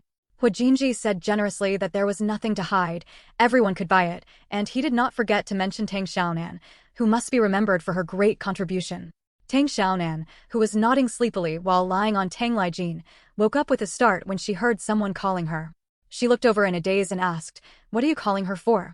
"Nothing, just go to sleep." Hu Jinji patted her head gently, and Tang Xiaonan rubbed it, and then she fell asleep peacefully. Tang Igua felt something was wrong. Why did this action look like teasing a puppy? Gu Yunchuan couldn't help but smile. This fat girl was so cute. He had heard Shin Yuzhu say how coquettish and domineering the girls of the Tang family were before, and he had said it many times. His impression of Tang Xiaonan was not good, but today he changed his mind a lot. She was obviously a cute fat girl. Shin Yuzhu is confident. She has full confidence in her own intelligence, and even more confidence in Tang Xiaonan's stupidity. Moreover, she is only 6 years old, and Shin Yuzhu doesn't take Tang Xiaonan seriously. Is he the 3rd child? Thank you for letting me know. I will also go to the scrap collection station next time. Gu Yunchuan thanked him sincerely. The Hu family at the foot of the mountain emits warm light, and several people feel refreshed. They are now home. There are voices in the distance, and the sound gets louder as they get closer, and there is flashlight light dangling. But now she has a sense of crisis, because Gu Yunchuan's attitude towards Tang Xiaonan has changed. She cannot take it lightly and pay more attention to the Tang family, especially Tang Xiaonan. Nothing. Shin Yuzhu felt jealous and angry. It had only been 1 day, but Gu Yunchuan was so kind to Tang Xiaonan. He knew that she didn't like Tang Xiaonan, so couldn't Gu Yunchuan think about her? Hu Jinji didn't realize that he would peek at the fat girl from time to time, and his palms were itchy. He really wanted to pinch the fat girl's face a few times, which was much more interesting than pinching a rubber ball. And she didn't believe what Hu Jinji said at all. She didn't expect anything. How could that stupid girl Tang Xiaonan think of going to the scrap collection station to buy used books? It was clearly Hu Jinji's idea to put the credit on Tang Xiaonan to please the Tang family. Hu Jinji's expression was still calm, and there was a hint of disagreement. He was not used to talking to Gu Yunchuan at such a close distance, and it felt strange. And she is not arrogant at all. Although she is a bit squeamish, she has parents and brothers who love her, so she should be more squeamish. Shin Yuzhu may have some misunderstanding about Tang Xiaonan. He will have to persuade her later not to argue with the little girl. A few people were walking and chatting, and it was a rare harmony. It didn't take long for them to go down the mountain. Tang Xiaonan was already sleeping like a little pig, with her mouth slightly open, dripping with glistening saliva, and smacking her lips from time to time. She must have dreamed of delicious food. It was Tang Lifu, and he came to pick her up as soon as it got dark. But until he reached the bottom of the mountain, he couldn't squeeze it for fear of waking up the fat girl. "Brother, it's me." Tang Lijin called back and walked faster. "How is my little girl?" Tang Lifu also came over and was relieved when he saw his sleeping daughter. He took Tang Xiaonan from Tang Lijin's back and kissed her on the face. After not seeing his daughter for a day, Tang Lifu's heart was empty, but now it was filled. Continue tomorrow. End of chapter. Chapter 109 Being Pampered Since Birth. The unkempt chin stung Tang Xiaonan awake. She opened her eyes and looked around in confusion. She smelled a familiar scent, closed her eyes again, and murmured, "Dad." Both hands naturally wrapped their arms around Tang Lifu's neck and fell into a deep sleep again. His 6-year-old body was so sleep-deprived that he had to sleep for more than 10 hours a day. Tang Lifu gently changed his position to make Tang Xiaonan sleep more comfortably. His face was full of kindness, but there was no trace of evil spirit. Shin Yuzhu felt even more sour. Although she hated the Tang family's vulgarity, she was also jealous that Tang Xiaonan was loved by so many people. Even if she broke the sky, her father and brother would be there to support her. It's not like she has to rely on herself for everything. Although her father loves her, he can't protect himself. At most, he can only make suggestions behind the scenes, and it's impossible to stand up for her. Why can the stupid Tang Xiaonan get so much love, but she is smart and capable, but even her biological mother doesn't want to see her? Even if everyone in the village praises her, it's because of her hard work. She has to smile at people she hates. No matter how busy or tired she is, she can't refuse when others ask for help. She worked so hard to build a good reputation, but her mother still doesn't like her. In her heart, her naughty brother is her treasure. Shin Yushu gritted his teeth, put on a smile, and greeted generously, "Come to Uncle Fu." Only then did Tang Laifu see Shin Yushu. The kindness on his face disappeared and turned black again, but his eyes were soft. After all, she was Huang Fengxian's daughter. Tang Laifu still treated Shin Yushu differently. "Go home quickly, your mother will be waiting impatiently." Tang Laifu's voice was also different from the usual softness. Tang Igua snorted softly and said that there was nothing wrong with the vixen. Humph, even the little girl wouldn't believe it. Tang Igua lifted the heavy broken stool. His hands were a little sore, but he retracted the idea of throwing it away. Since his sister liked it, he took it back and kept it. Without waiting for Tang Igua's response, Hu Jinji left with the sack on his shoulders, but after walking a few steps, he came back and whispered in Tang Igua's ear, "That stool is Tang Xiaonan's favorite treasure, please put it away." He was worried that the idiot would throw the stool away. "Yeah." Shin Yushu smiled mockingly and walked ahead. Hu Jinji had already arrived home. He gave Tang Igua a bag of snacks, something for my little girl. Shin Yushu felt a little panicked. In the morning, she and her mother promised to go home before dinner, and her mother just gave her a day off. Now it is so late, and she will definitely be scolded and possibly beaten when she goes back. Looking at Tang Xiaonan, who was sleeping in Tang Laifu's arms again, the jealousy in her heart was deeper and a little more bitter. She didn't ask for anyone to greet her, she just wanted to go home without being beaten or scolded. But even this small request turned into a luxury wish. Why are there such big differences between people? Some people are born to be loved, while others are born to suffer. Tang Xiaonan is the former, and she is the miserable latter. Tang Laifu glanced at Hu Jinji doubtfully. He hadn't seen him for a while. The child seemed to be more pleasing to the eye than before. He was less sinister, and the relationship with his son was not as tense as before. He seemed to have a pretty good relationship with him. What happened? Looking at Gu Yunchuan again, Tang Laifu's face softened, and he said to him, "Go to my house for dinner. After dinner, my boss will take you back on his bike." Su Jinfeng's natal family was from Gu Xiyuan, and his father-in-law had received favors from the Gu family. Tang Laifu also had a good impression of the Gu family, especially the child Gu Yunchuan, who was good-looking, smart, and polite. However, he did not catch up with the good times and was classified as a landlord and could not even go to school. Thank you EUF for the 500 book coins reward. Thank you everyone for your support. Today is the third update. End of chapter. Chapter 110 Tang Ijuan, the housekeeper. It's too annoying. It won't take long for me to leave by myself. Gu Yunchuan didn't want to go to other people's houses to eat. Nowadays, every household has limited rations, and everyone is very conscious of this. They stop visiting other people's homes when it's time to eat, and try to eat at other people's homes as little as possible. It's more than 10 miles, and you have to walk for more than an hour. Come on, I won't miss you a bite to eat at home. Tang Laifu said he would not refuse, so Gu Yunchuan had no choice but to follow behind, but he was grateful in his heart, and his view of the Tang family had also changed somewhat. Outsiders said that the Tang family was arrogant and unreasonable, but he felt that it was okay. The most terrifying thing is to follow what others say. Maybe the Tang family is indeed a bit barbaric, but it has been amplified by rumors from people with intentions, right? It is most true to see it with your own eyes and hear it with your own ears. When Hu Jinji returned home, Tang Ijuan was also there, looking extremely impatient. When he saw him, he said angrily, "I'm going home. Take a good look. Your mother is missing neither an arm nor a leg. My mission is completed." Damn you, the eyes of those second-rate scoundrels were so blinded by shit, how come one or two of them ran to his house like dogs after smelling shit? When they saw Su Wanru, an ugly woman who barked more happily than a male dog, he had to take out the house treasure, the butcher's knife. After showing the name of the knife and his father, those second-rate men did not dare to mess around, but they kept hanging around to his house, just waiting for him to leave.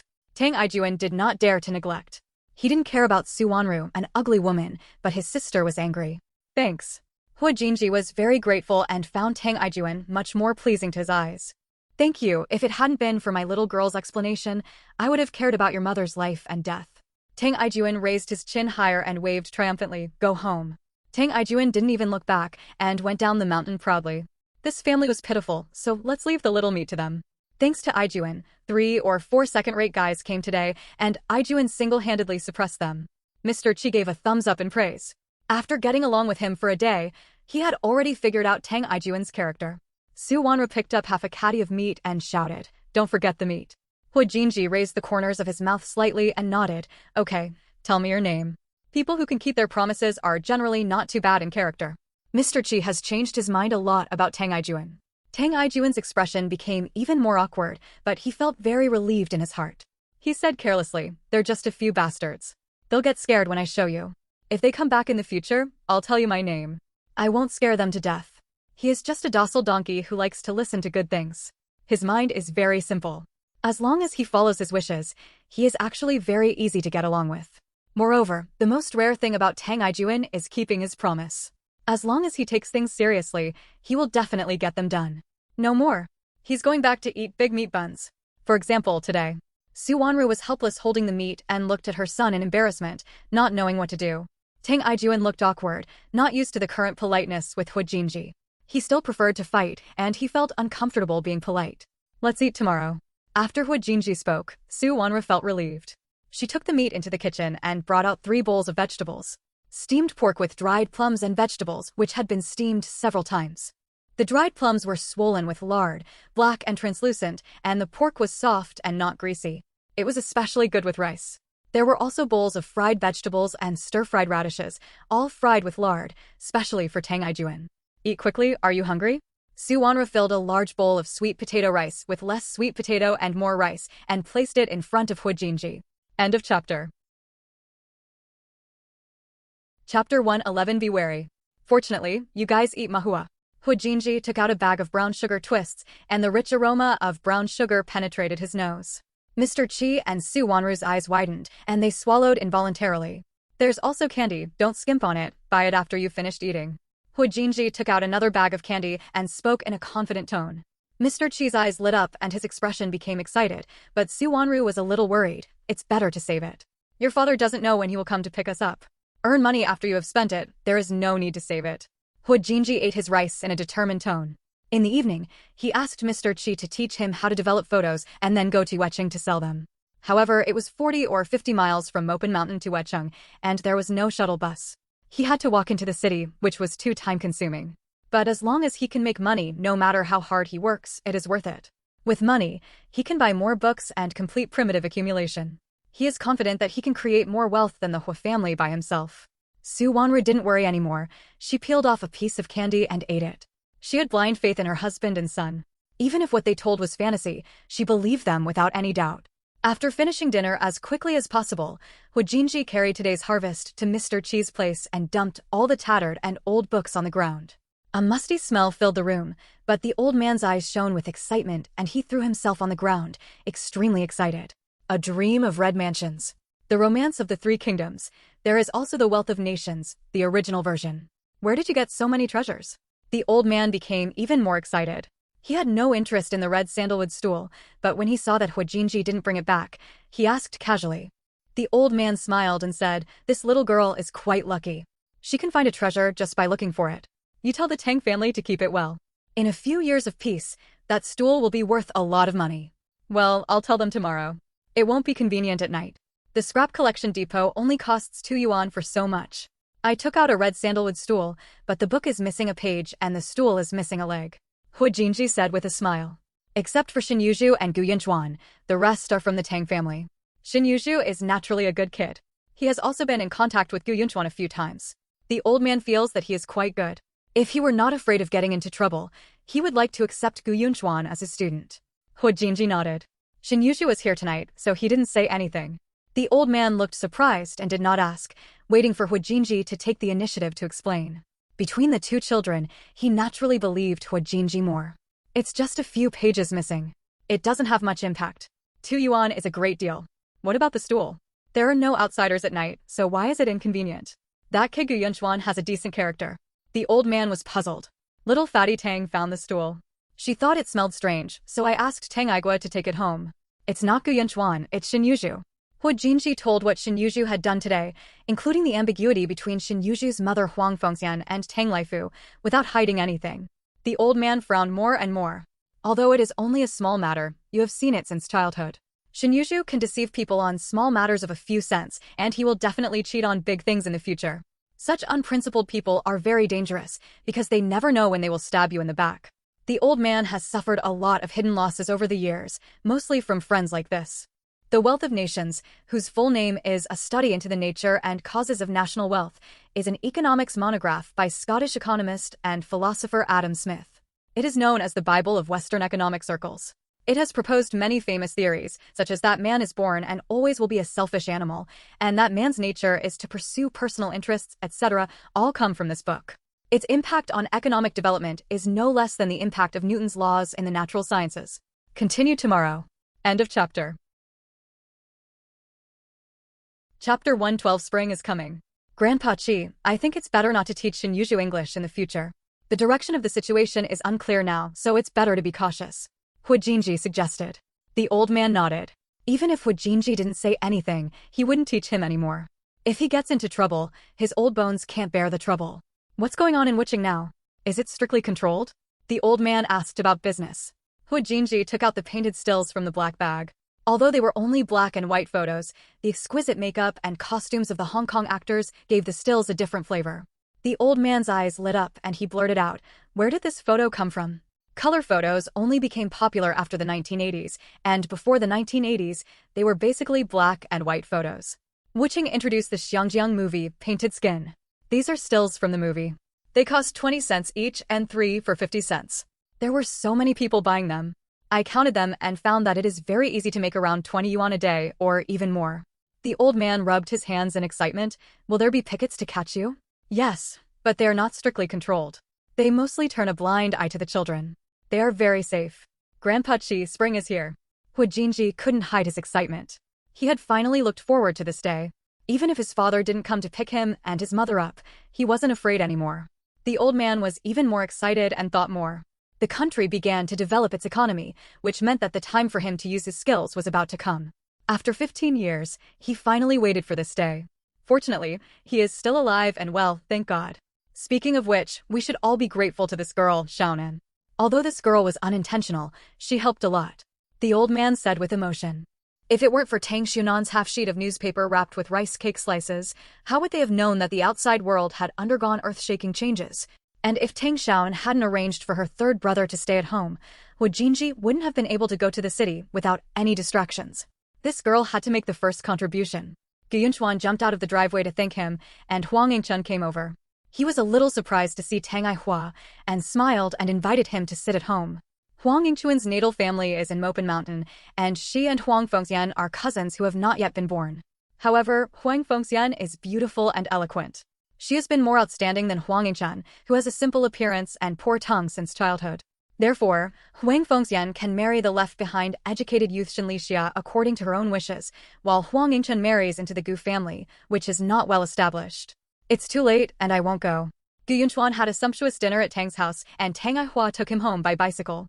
The riding speed was much faster, and he arrived in only half an hour. From a distance, he saw his mother Huang Yingchun looking at the entrance of the village. Warmth surged through his heart. No matter how late he came home, his mother would light a lamp for him. I'm here, thank you, brother Aihua. Hu Jinji suddenly thought of the bruise on the fat girl's arm, and felt even more guilty. He should buy 2 packs of snacks today, and buy more next time he goes to the city. As long as he makes money, he will cover all Tang Xiaopeng's snacks in the future. Tang Aihua got on the car and returned. Huang Yingchun said with concern, "You must be hungry. The rice is heating on the stove. I will fry a chicken, egg for you. I ate at Uncle Laifu's house. Aunt Jifeng gave me a lot of meat, and my stomach was very full." Gu Yunchuan sounded helpless. The Gu family always abide by the rule of eating only 7/10 of the meal for dinner, but Jifeng was too enthusiastic. Not only did he serve him a large bowl of rice, but he also kept filling him with meat. They were all real big meat slices. He ate more than 10 pieces, and Gu Yunchuan was full for the first time. Thanks, Vivine. 1 flying bottle, 1 reward. Thank you to all the babies who support me. There should be a PK tomorrow. There will be more updates. Give more tickets to Lao Yang. I love you, okay? End of chapter.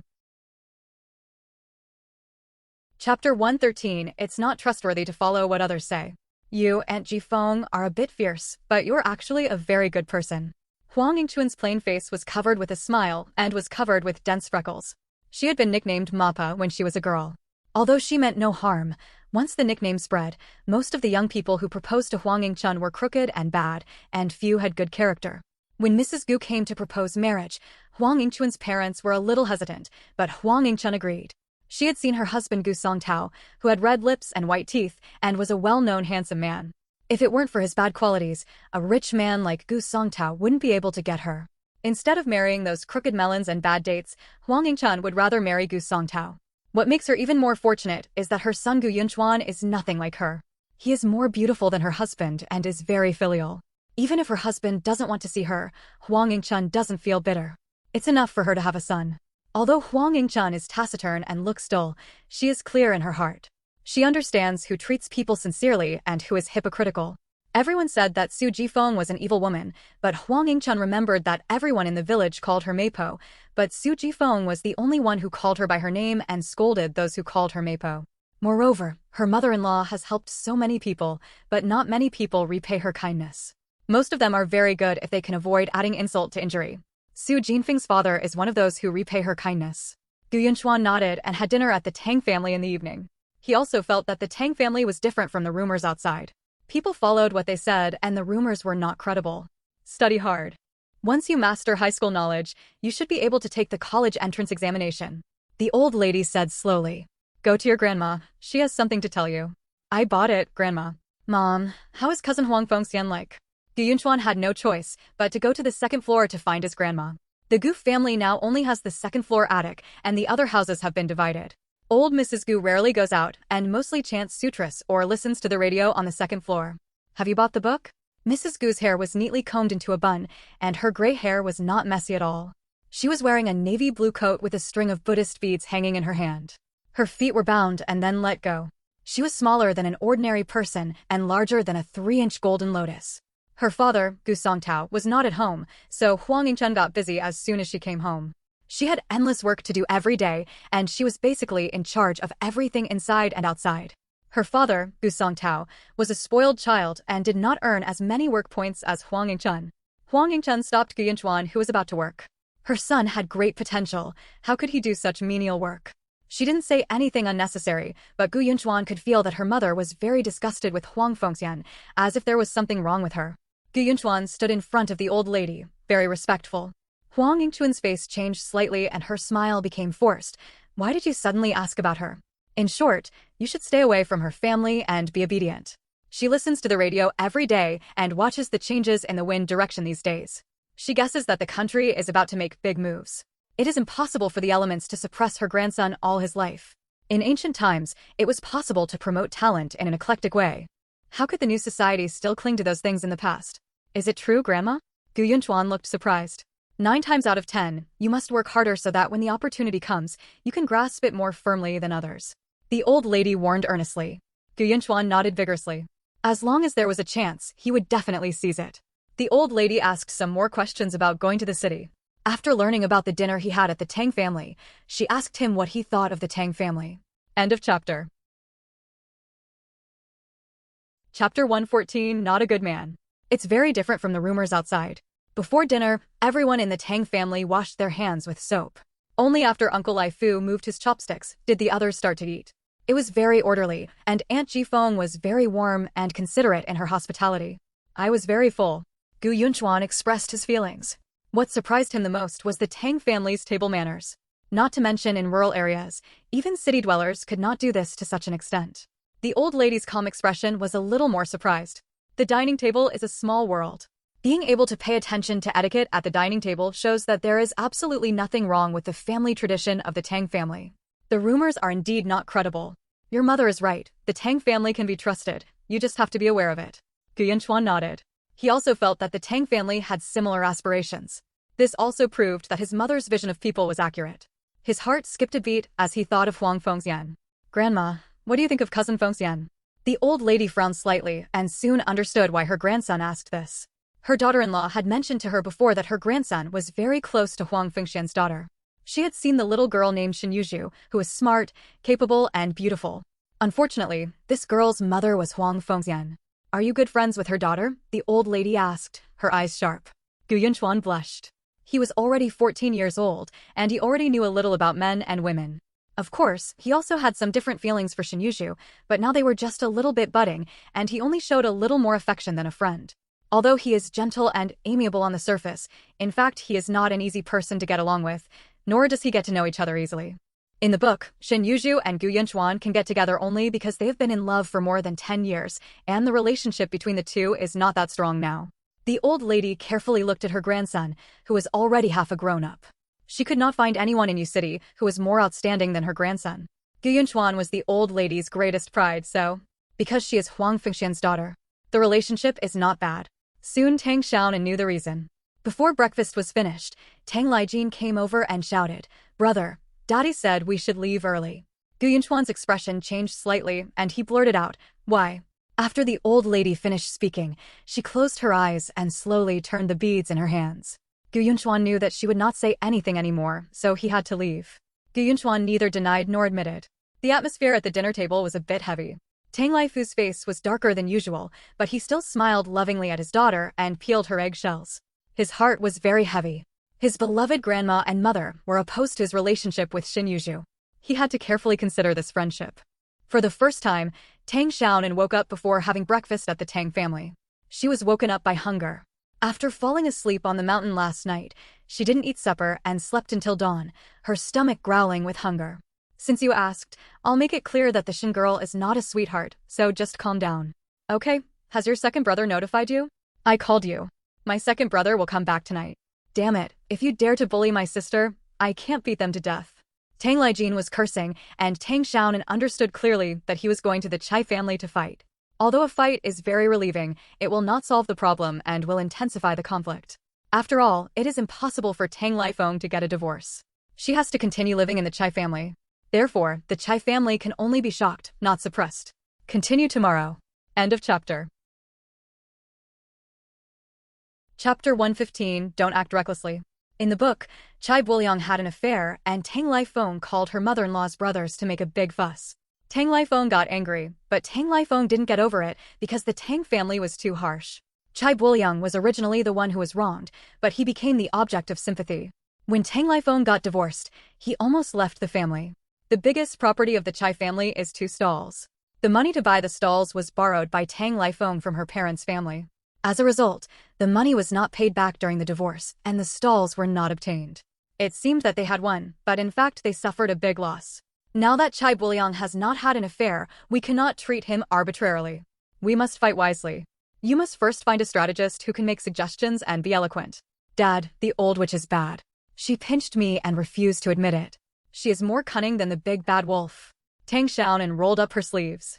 The bruises on her arms became even bigger, and there was a large area of light purple around her. Tang Lifu's body was filled with air conditioning.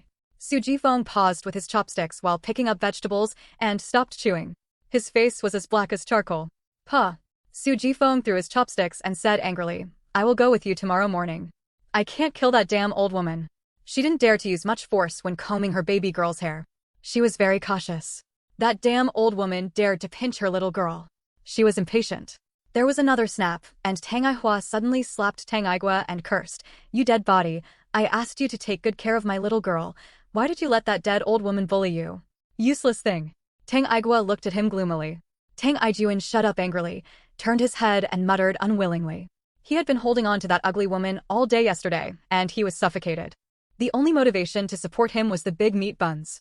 When he came back, he didn't even get a small steamed bun, and his heart went cold. That's right.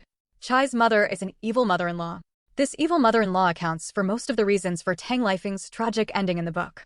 She knew for a long time that her son was having an affair, but she kept silent and helped her son hide it. However, she enjoyed Tang Lifeng's care at home with peace of mind. She scolded people when she didn't get what she wanted. She didn't care about Tang Lifeng's weak body at all, and her heart was filled with darkness. Naturally, he would not have any grudges against his little girl. His sister was only 6 years old, so it was normal for her not to remember. Tang Aijuan only blamed his second brother. For such a big man, he couldn't even remember Robaozi. Humph, he must have forgotten it on purpose. He was just jealous of him because his sister liked him more. But not all old people are kind and amiable. Second brother didn't see it. The old witch was very cunning. She pinched her when she saw that second brother was not around. Tang Xiaonan hurriedly explained that her conscience did not hurt at all for wronging an old lady. Tang Xiaonan whispered that if he were to go, he would never let his little girl be bullied. Not even a hair would fall out, and his second brother would be useless. Chai Yuxiang also had a bad life in the book. After only 2 years of elementary school, Chai's mother asked her to set up a stall to earn money. All the hard-earned money that Chai Yuxiang earned from waking up early and working late at night was pocketed by this vicious old woman. She did not leave a penny for Tang Lifeng and her daughter. The book specifically describes the tragic life of Tang Lifeng's mother and daughter. Tang Xiaonan was furious after reading it. Although Tang Lifeng took people to the Chai family to make trouble, they turned rationality into unreasonableness. Tang Lifeng was kicked out and returned to her parents' home, where her life was not good. Tang Lifeng was in poor health and could not do much work. It was like eating ready-made food. Even her parents would have resentment over time, not to mention her sister-in-law. She was depressed every day. Tang Lifeng's health became worse and worse. Although the author did not say it clearly, the ending can be imagined. Tang Xiaonan made up her mind. Tang Lifeng's fate had to be changed. First, she had to appease her parents' explosive temper. Some readers asked why Tang Lifeng was not allowed to divorce. In that era, divorce was not an easy matter for women. Even now, divorce is not a trivial matter. The law is not biased towards women. Tang Lifeng will definitely divorce, but not now. End of chapter. Chapter 116. Need a strategist. Tang Lifeng is the eldest son and has absolute authority in the family. He can speak more effectively than Tang Baishan, but he has a fiery temperament and can't get a grain of sand out of his eyes, so he leads his brothers to go to war. Although he felt sorry for his sister Tang Lifeng, he was kind-hearted but did the wrong thing. Tang Lifeng was brave enough but lacked thoughtfulness. Tang Baishan was more thoughtful, but he was short-sighted and only focused on immediate gains. For example, he took 500 yuan from the Hua family but failed to take good care of his mother and son. This caused the Hua family to feel resentment towards the Tang family, which was the main factor in the downfall of the Tang family. Zhang Manhwa didn't have much hope. Tang Lifeng's explosive temper was inherited from her, and other things might be fine. Her biological daughter was bullied, and Zhang Manwei wanted to go to Chai's house to chop people with a kitchen knife. Therefore, none of the people in charge of the Tang family have any brains. It is absolutely impossible to make such a rash move. We must have a strategist who can suppress the situation and have brains and eloquence. But who should I look for? Tang Xiaonan's brain ached with thought, and for a while she couldn't think of anyone to find as a military advisor. Most of the villagers were farmers, and they had no problem doing the work, but few used their brains to be useful. Dad, the old witch can also act. She is very fierce when she scolds me, and she laughs when anyone comes over. Tang Xiaonan performed Chai Mu's face-changing technique. Apart from her childish face, which was hilarious, her performance was also lifelike. Although Tang Lifeng and others were very angry, they were also amused by her. Tang Lijin said with a smile, "That damn old woman is like that. She can change her face faster than turning the page in a book. She is very cunning. And the old man, who is dying for half his life, is very evil. This whole family is very evil." Tang Lifeng, who has always been obedient to his daughter, was very resolute this time. He didn't let Tang Xiaonan act coquettishly. He was not a guest tomorrow. If he didn't do well, he would see blood. He couldn't scare his daughter. Tang Lifeng made the decision, and it was basically decided to go to Chai's house to make a big fuss. Tang Xiaonan said anxiously, "Dad, I want to go too. My little girl is playing at home. It's not fun over there. I'll bring you meat buns when I come back." Su Jifeng slapped her hand on the table, causing the plates to shake. "No matter who they are, they can't bully my little girl. It depends on whether she is good at acting or I am good at fists." She couldn't think of a military advisor at the moment, so she had to go alone. If the Tang family went too far, she would have to stop it even if it was a shameless act, but go to bed early at night and set off early tomorrow morning. Tang Xiaonan nodded vigorously, and her uncle summed it up very well. The Chai family is a sinister villain who talks sweetly but hides his sword. Tang Ijuan then showed his fists. He was not a vegetarian with his fists. If he dared to bully his aunt and sister, hey, he would kill the Chai family tomorrow. Tang Lifeng looked with relief at the 3 tall sons who were almost grown up.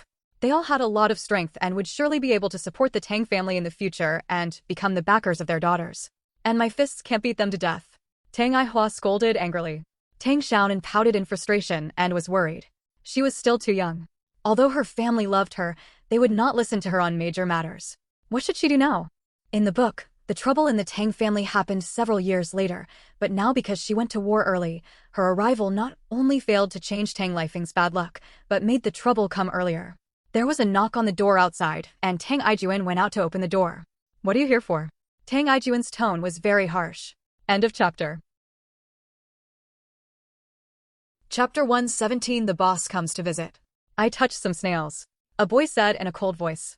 Tang Xiaonan's heart skipped a beat, and she ran out quickly, shouting happily, "Brother Hua."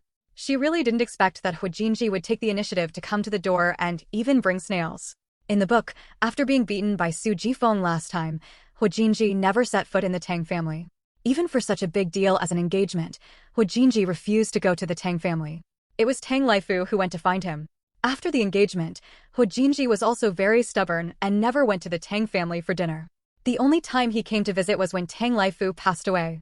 As his unmarried son-in-law, he attended Tang Laifu's funeral, but it was only that one time. Tang Xiaonan was so excited that her heart almost jumped out of her chest. Her efforts were not completely meaningless. If Hu Jinji could visit again, Tang Lifeng's fate could also be changed. The world in this book is not static. As long as she works harder, the Tang family will have a happy ending, and she will not die. Hu Jinji may not become a psychopath, let alone run to Africa to go crazy.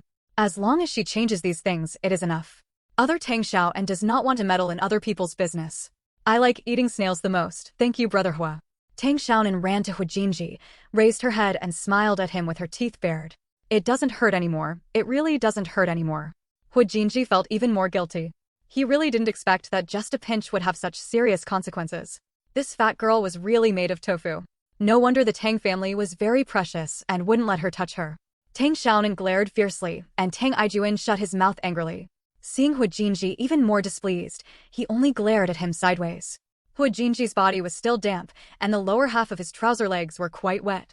He was also wearing tattered clothes with lots of patches. These were his work clothes, which he wore when working. The clothes he wore yesterday were for going out.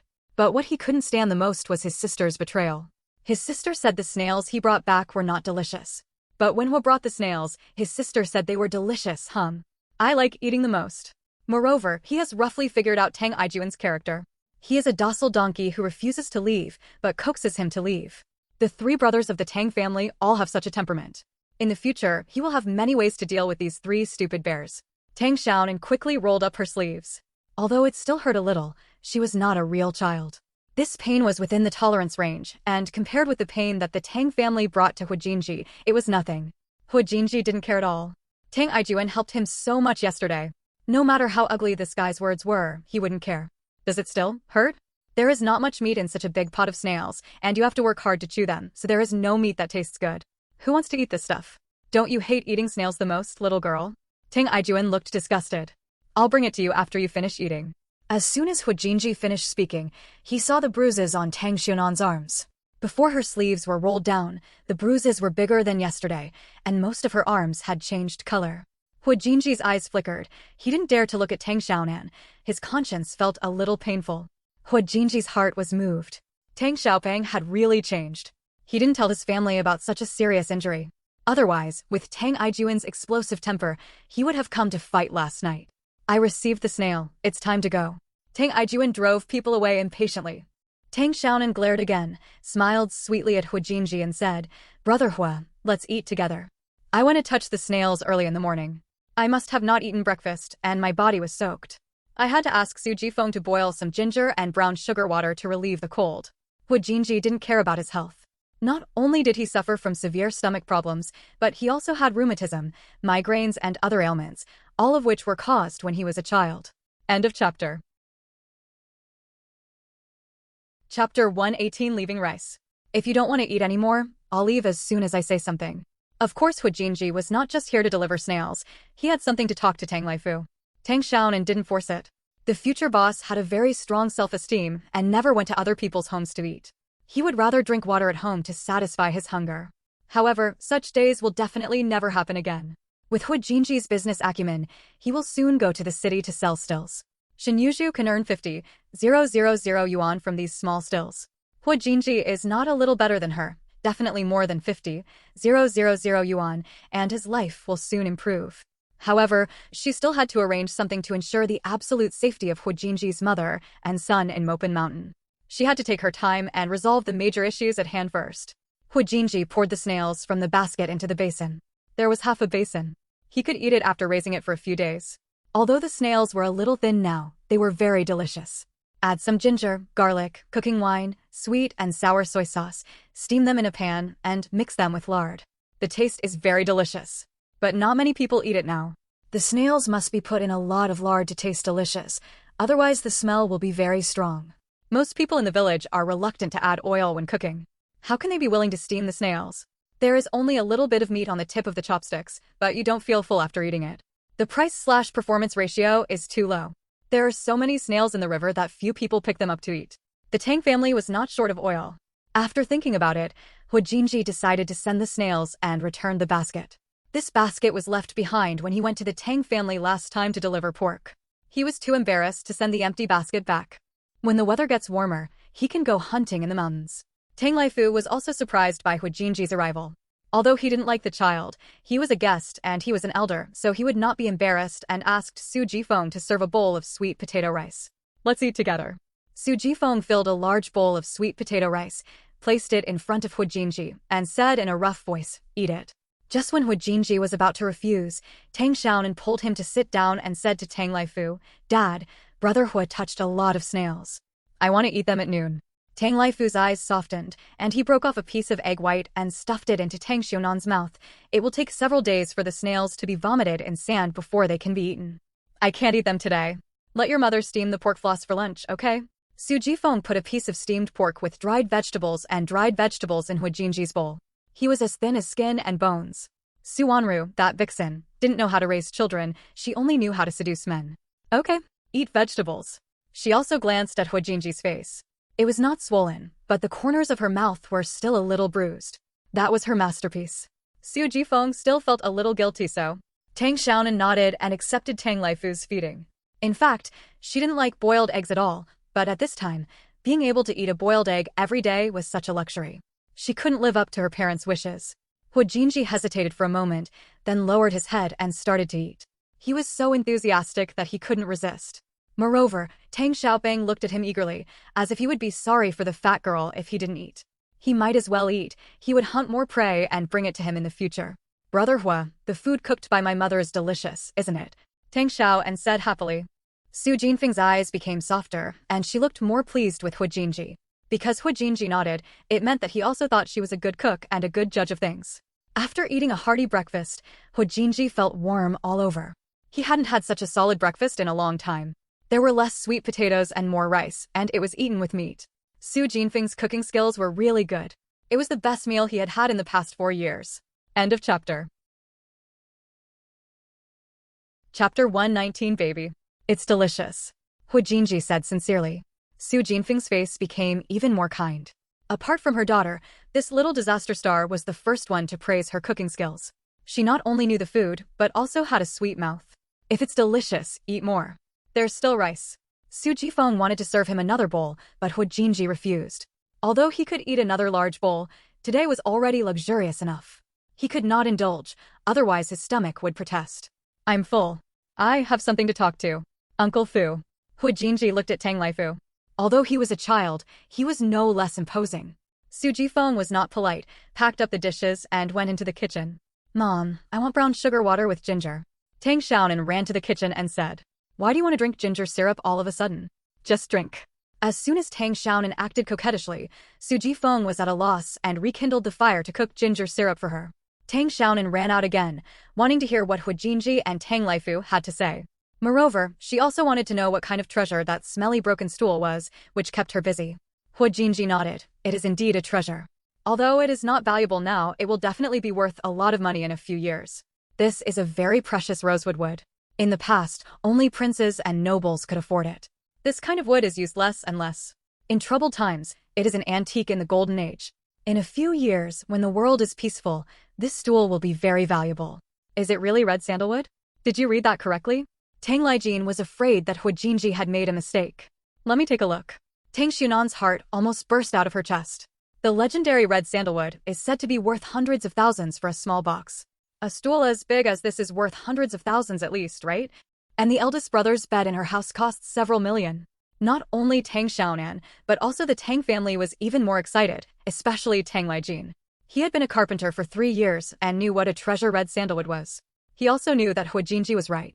This stool was a treasure that could be used as a family heirloom. My little girl saw the stool at a scrap collection station. Although it is missing its legs, it is not an ordinary stool. Tang Xiaonan was elated and shouted happily, "Is it a baby? This child is very knowledgeable and has a flexible mind at a young age. He is much smarter than his 3 nephews. No wonder my niece likes to play with this child. Her eyesight is as good as his." He believed it in his heart and couldn't help but look at Hu Jinji with admiration. Tang Laifu took the stool, which was indeed heavy. What surprised him even more was the familiar fragrance. He looked at the stool carefully, and the more he looked at it, the more excited he became. Hu Jinji went to the yard and brought in a broken stool. Tang Igua had thrown it in the corner of the yard last night. Tang Laifu didn't know about it at all. He was even more puzzled when he saw Hu Jinji carrying the stool solemnly. Of course, the bed I slept on when I was a child was made of rosewood. There is no mistaking it. Rosewood is very heavy and has a unique fragrance. Smell it. Hu Jinji handed the stool to Tang Laijin. Tang Laijin casually carried it with one hand and dropped it quickly, almost dropping the stool. He quickly carried it with both hands. When he got closer, he smelled a very special fragrance. He couldn't describe it, but the fragrance was very good, a bit like sandalwood. "Brother Hua, can this baby buy a lot of candies?" Tang Xiaonan asked innocently. "Of course, I can buy dozens of trucks of candy." Tang Xiaonan grinned, and the big gap in her mouth was particularly eye-catching. Hu Jinji couldn't help but said, "It's not good to eat too much sugar, it will rot your teeth." This fat girl doesn't even have a few good teeth left in her mouth, and she still wants to eat sweets every day, and Tang Laifu and his wife don't care about it. End of chapter. Chapter 120 Baizi Rosewood Bed. Tang Xiaonan shut her mouth tightly to prevent Hu Jinji from seeing her gap. It would be too detrimental to her cute image. A smile appeared in Hu Jinji's eyes, and he was about to say the second thing. This was the focus of his special visit today, but, "Dad, Bed Xiang is also a big treasure," Tang Xiaonan reminded Tang Laifu. Tang Laifu was even more excited. He thought so too, but he didn't understand this, so he forced a smile to Hu Jinji. "There is a bed at home. Can you take a look?" Hu Jinji was a little surprised. The Tang family had been farming for generations. How could they have a red sandalwood bed? Following Tang Laifu into the bedroom, he saw the large carved bed that was very inconsistent with the simple room. Just looking at the carved patterns on the bed, he knew it had an extraordinary origin. Hu Jinji touched the wood and smelled it, and he knew it. "Brother, where did your Baizi bed come from? It's so well carved." Tang Laijin touched the bed excitedly. It seemed that such exquisite patterns were carved by a skilled carpenter. Even his master couldn't carve them out.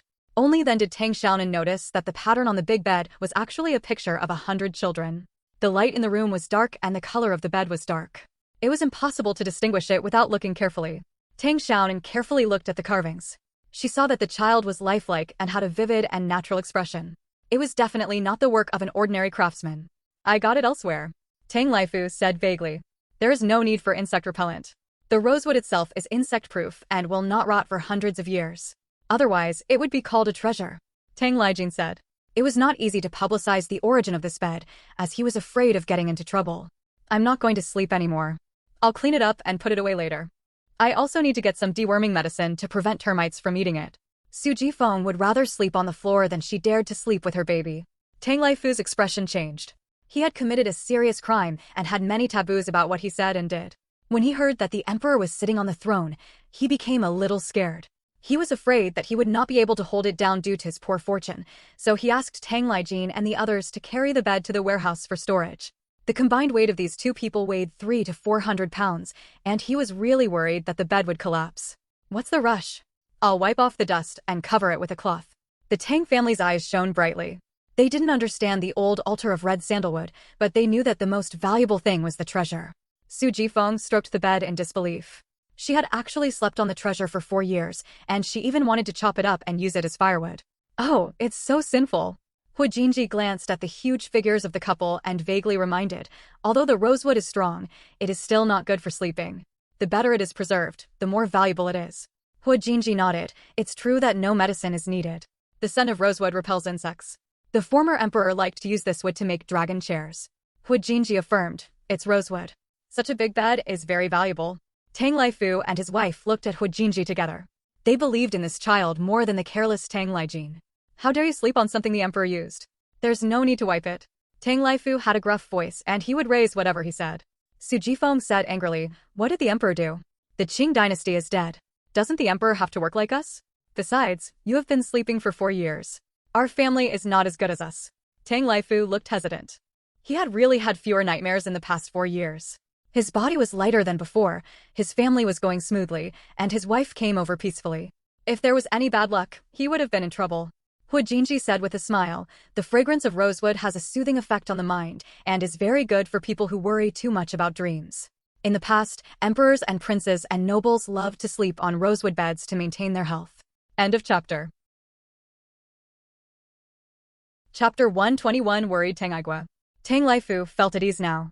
No wonder he had fewer nightmares in the past 4 years, and half of the credit for being in love with this bed was due to it. The biggest credit must be given to his baby girl. Ever since his daughter was born, he has had fewer nightmares. It must be his baby girl's good fortune that suppressed the Emperor's dragon energy. Tang Laifu picked up Tang Xiaonan and kissed her on the face. He smelled the faint scent of milk and felt more at ease. He kissed her again. Tang Xiaonan patted his face in disgust. Beard prick, hurts. He had a thick and stiff beard, and he always liked to kiss her face, which hurts so much. Haha, it doesn't hurt. Tang Laifu laughed loudly and pinched Tang Xiaonan's fleshy nose a few more times before he put down his daughter with satisfaction. He was in a great mood and was even more pleased with Hu Jinji. Although the child was a little more aggressive, he repaid his kindness. He gave him a knife and meat last time, and he returned the snail today. Although the thing was not valuable, it showed that the child was polite, and he came here specifically to tell him that the broken stool was a treasure. If Hu Jinji hadn't said anything and secretly got off the stool, no one would have known about it. Moreover, Hu Jinji lived so hard, but still chose to tell the truth, not greedy for money and open-minded. Tang Laifu's impression of this child changed greatly. Why don't you hide the stool yourself? Tang Laifu couldn't help but ask. Hu Jinji raised his head proudly. I won't take anything that's not mine, and it's just a stool. I don't take it seriously. He will fight for what he wants, and he won't do anything wrong with a little girl. He, Hu Jinji, can't do anything bad.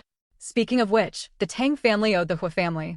I took the 500 yuan, put the money in my pocket, and ignored it after saying hello to the village. This was indeed a dishonest thing about him. Su Jifeng took a rag and wiped the wooden bed carefully, not daring to use too much force for fear of damaging the baby. Tang Xiaonan looked funny, and she even shouted to chop it down and burn it a few days ago. Anyway, since my daughter likes to play with this child, she should take care of them more in the future. The heavy atmosphere in the Tang family was much more relaxed because of Hu Jinji's arrival, and everyone was beaming with joy. The 3 brothers stopped blowing their beards and glared at Hu Jinji, which was much more pleasing to the eye. Tang Laifu's eyes were surprised, and he also thought more highly of Hu Jinji.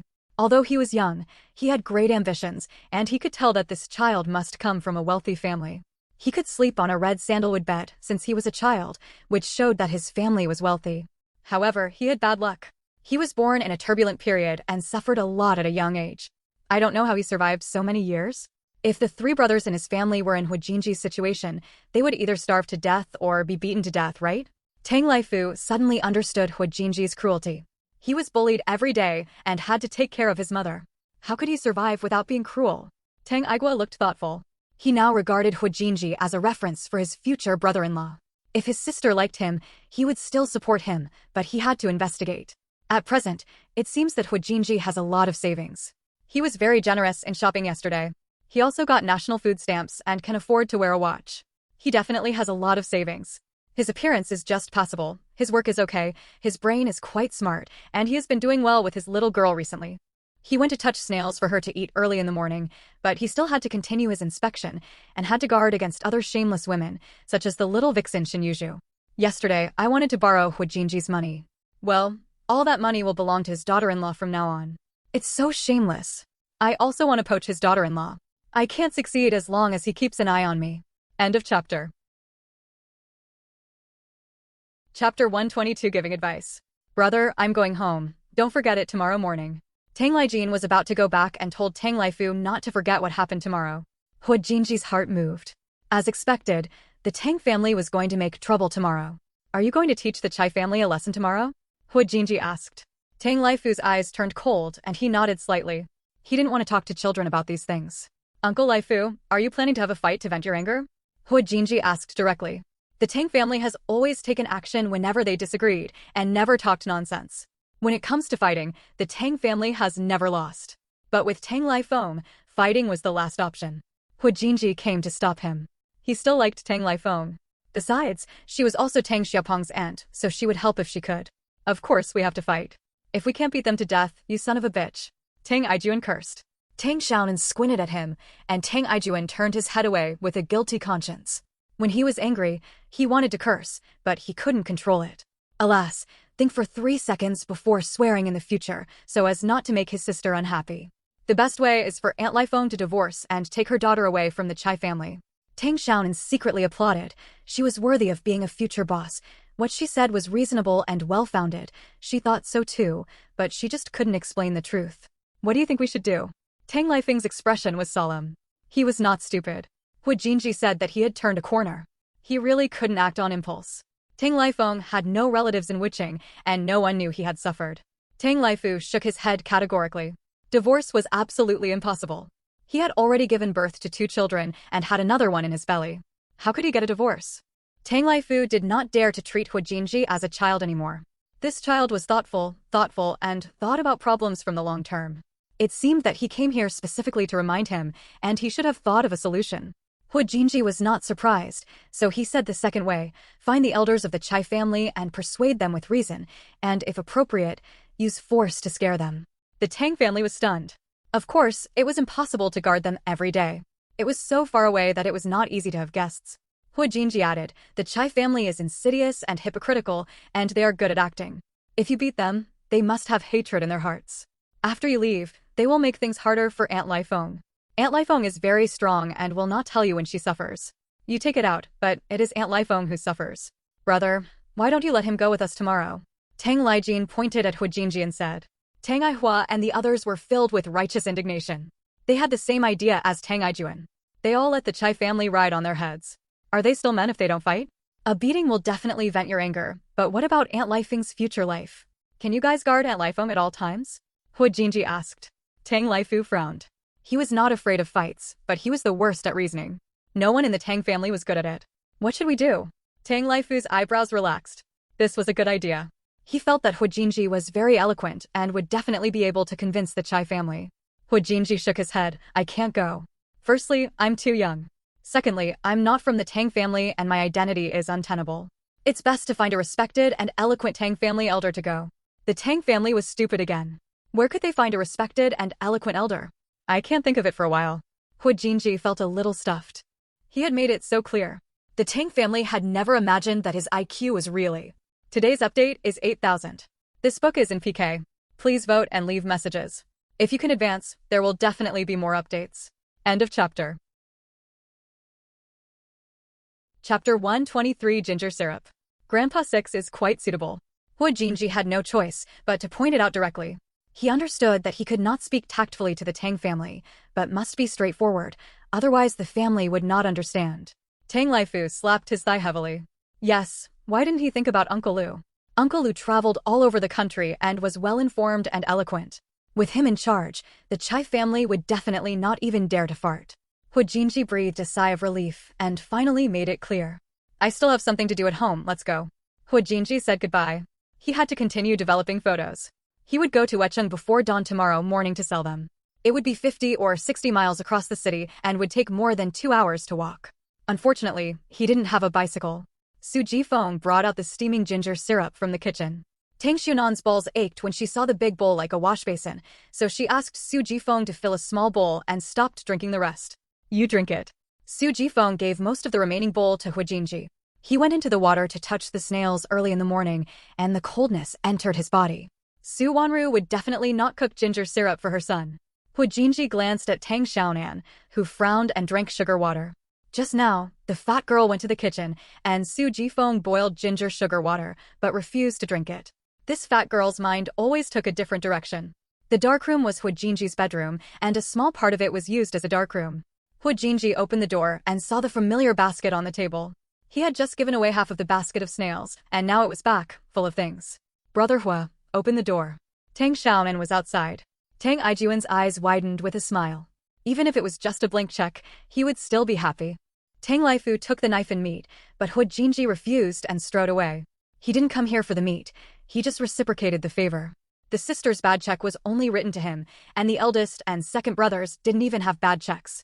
Hu Jinji went to develop photos as soon as he got home. He and Mr. Chi set up a darkroom last night and practiced developing them again. Today he started developing large batches of photos. Just as he was getting ready, he heard the sound of the outer room. Thank you. I'll send it to the Hua family later and put some rice cakes in it.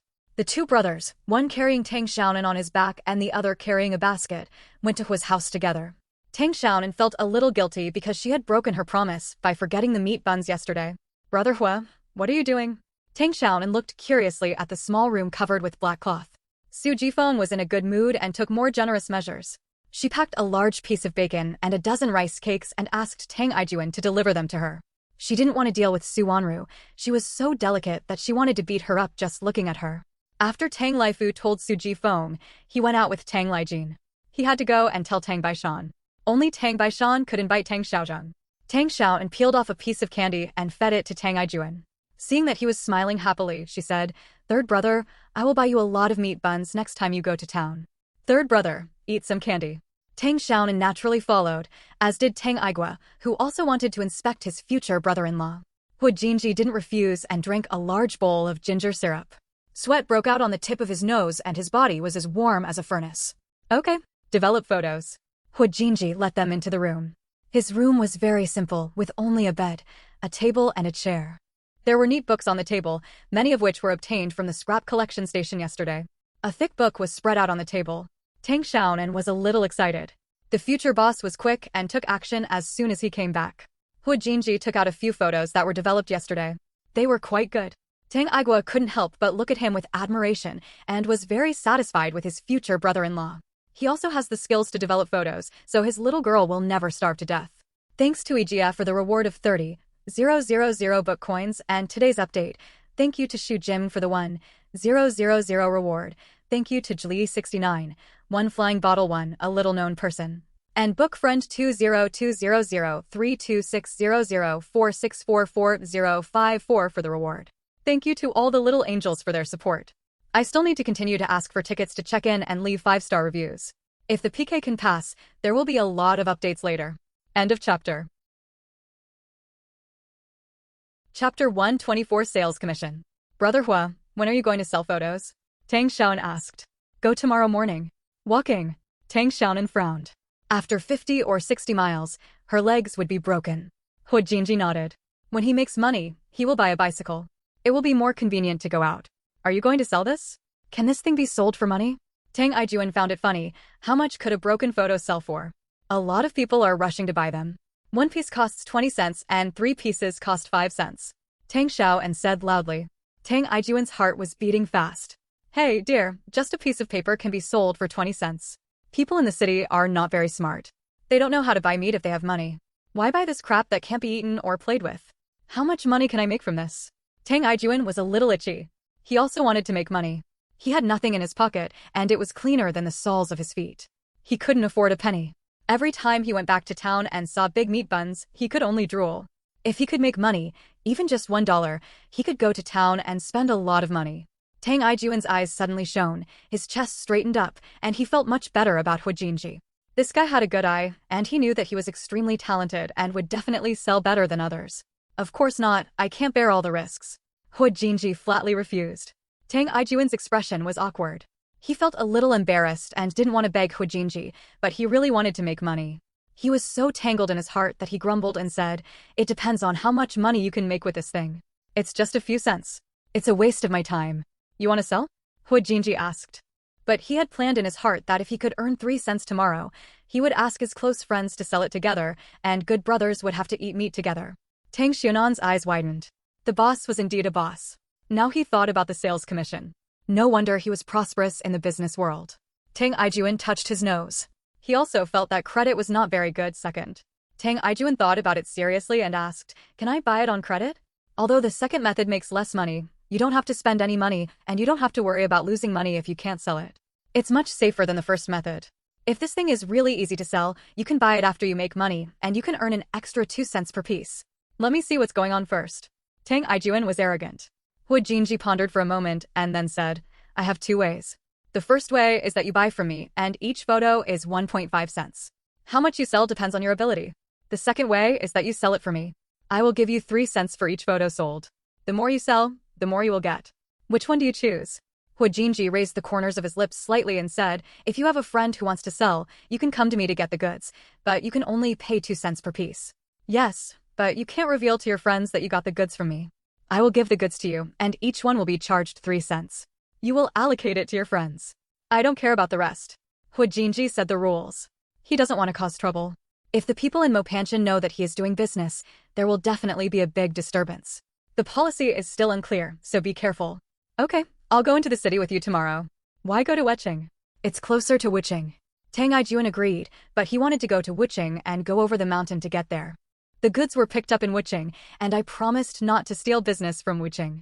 Hu Jinji explained the reason, and then ordered, we will set off at 5 o'clock tomorrow morning, and it will be around 8 o'clock when we enter the city. End of chapter. Chapter 125 Separate Actions. Tang Xiaonan was not happy. He hated getting up early. 5 o'clock was the time when Demeng had a good sleep. He couldn't get up, so he said, why are you getting up so early? I will ride with you tomorrow morning. I can set off at 7 o'clock. Tomorrow Tang Laifu and the others were going to Wuching. The car was empty. Hu Jinji's eyes lit up. It would be great to have a car. He also wanted to sleep more. Okay, I'll find you at 7 o'clock. The two set a time, but they got closer. Tang Xiaonan still felt awkward. He never thought that he would sell things in partnership with a man named Hua, and they were chatting so calmly. In fact, it was not too bad, just awkward. Tang Xiaonan observed silently and found that Tang Xiaonan was actually quite business-minded and knew how to turn. Maybe this cheap third brother could sell a jackpot tomorrow. Should we go to Wuching tomorrow to watch the excitement, or go to Wucheng to sell stills? Tang Xiaonan was extremely torn. She just hated that she didn't have the ability to clone herself. She wanted to go to both places, but it was a pity that she didn't know how to clone herself, so she could only choose one place. But she didn't have to choose the next day.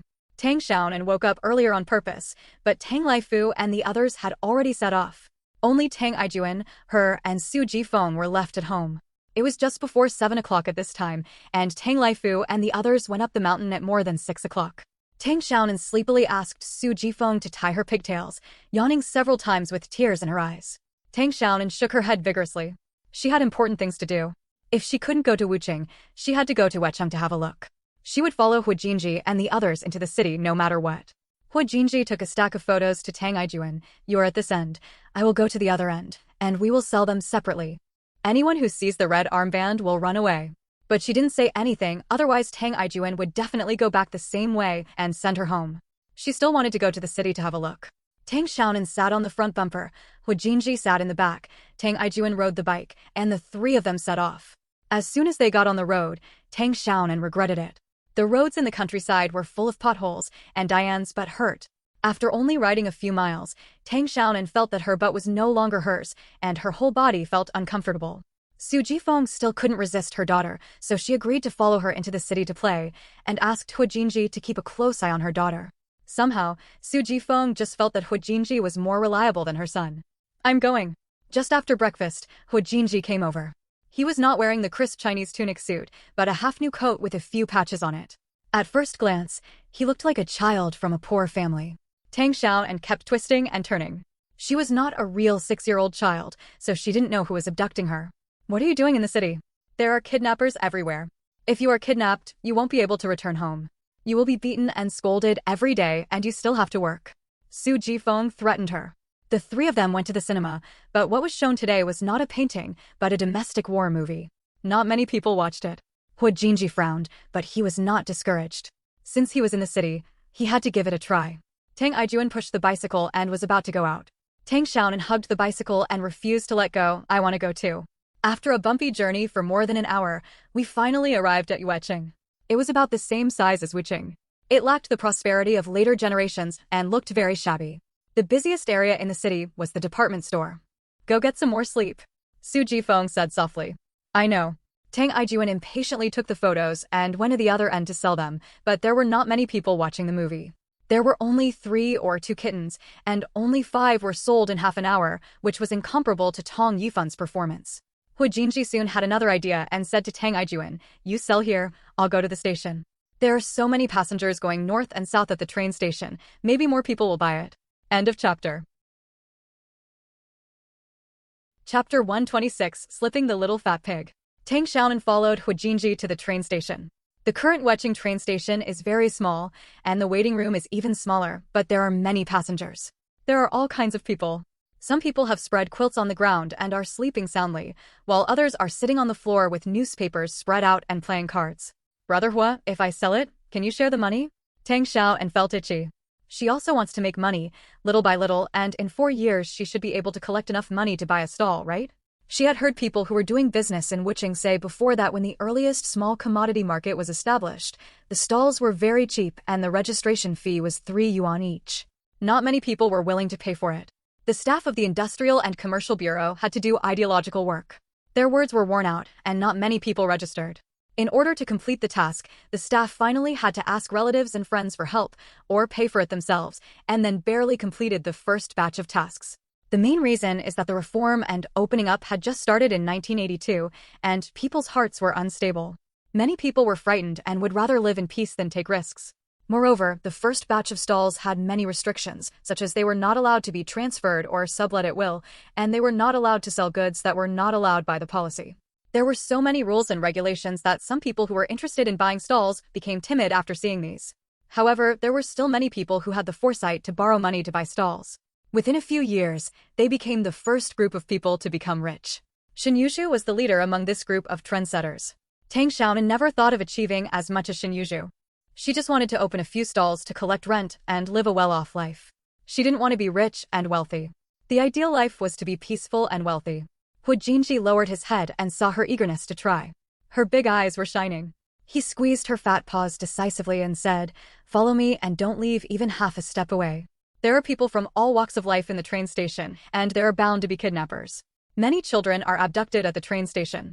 Although Tang Xiaopeng is ugly, he is fat and not very smart. Kidnappers specialize in picking such fat girls, so he has to keep a close eye on them. "Stop pinching, I tell you, I will be angry." Tang Xiaonan slapped the offending claws away hard, and she bared her teeth in anger, but the gapped teeth were really not threatening at all. Hu Jinji had a smile in his eyes. It was stupid to be like this, but seeing that Tang Xiaonan was really unhappy, he said, "Dogs use chains, of course you are not a puppy." Tang Xiaonan ignored him. Even if she wanted to curry favor with the future boss, she still had dignity. More like a little fat pig. Tang Xiaonan's eyes widened. Damn it, my uncle can't bear it and my sister can't bear it. I'm not a puppy. She is not a real child, how could she be deceived by a kidnapper, but she cannot say that she is an adult, alas. I will sell here, not outside, Tang Xiaonan said, pointing to the waiting room. Hu Jinji looked at her fierce breasts and hairy look, and couldn't help but pinch her fat face, and then pinched her again. No wonder the 3 stupid bears of the Tang family loved pinching this fat girl. It was soft and elastic, and it was fun. Hu Jinji was indifferent, and squeezed his hands tighter. After thinking about it, he still felt uneasy. He took out a cloth belt from his bag, tied one end around Tang Xiaonan's waist, and the other end around his wrist. He pulled it again and found it was very firm. The future boss felt relieved and twitched his lips with satisfaction. Tang Xiaonan protested so hard that her hair was about to explode. She tried her best to make the most ferocious expression so that the future boss could feel her overwhelming anger. Snort. Don't let her betray her dignity. You sell it with me, and I'll share the money with you after it's sold. Tang Xiaonan immediately turned her head, her eyes bright, and nodded vigorously. If you had told me earlier, she would be very well behaved. As for dignity. Oops, the banknotes smell so good. End of chapter. Chapter 127 Railway Station. Hu Jinji couldn't hold back anymore and tugged on Tang Xiaonan's pigtails. This fat girl was still a little money crazy. When she heard about cents, her eyes lit up like light bulbs. Tang Xiaonan smiled and was not upset. It was the uncle who gave the money, so just grab it. She is magnanimous. Meat dumplings, tea eggs, steamed buns. An aunt wearing station work clothes came over with a cart. The cart was filled with food, including portable snacks such as tea leaf rice dumplings, steamed buns, and wontons.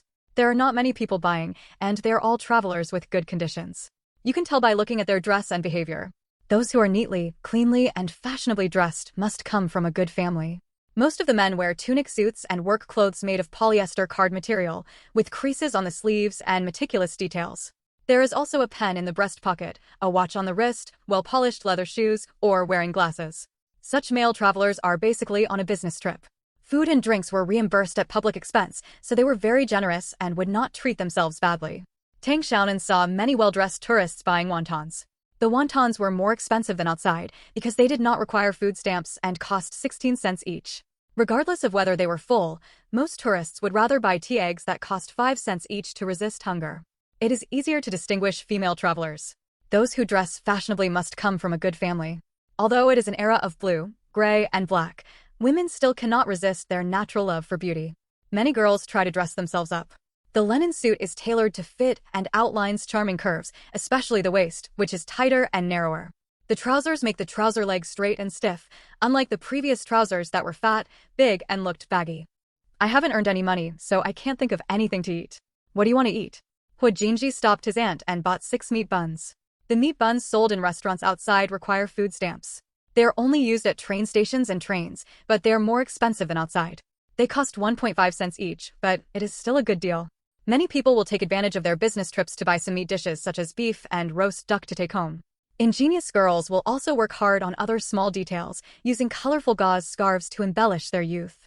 A simple plain handkerchief tied in the hair is the most beautiful headdress and can also be used as a headband. These small accessories are both simple and beautiful and have become a beautiful scenery in this special era. Tang Xiaonan shook her head. I don't want to.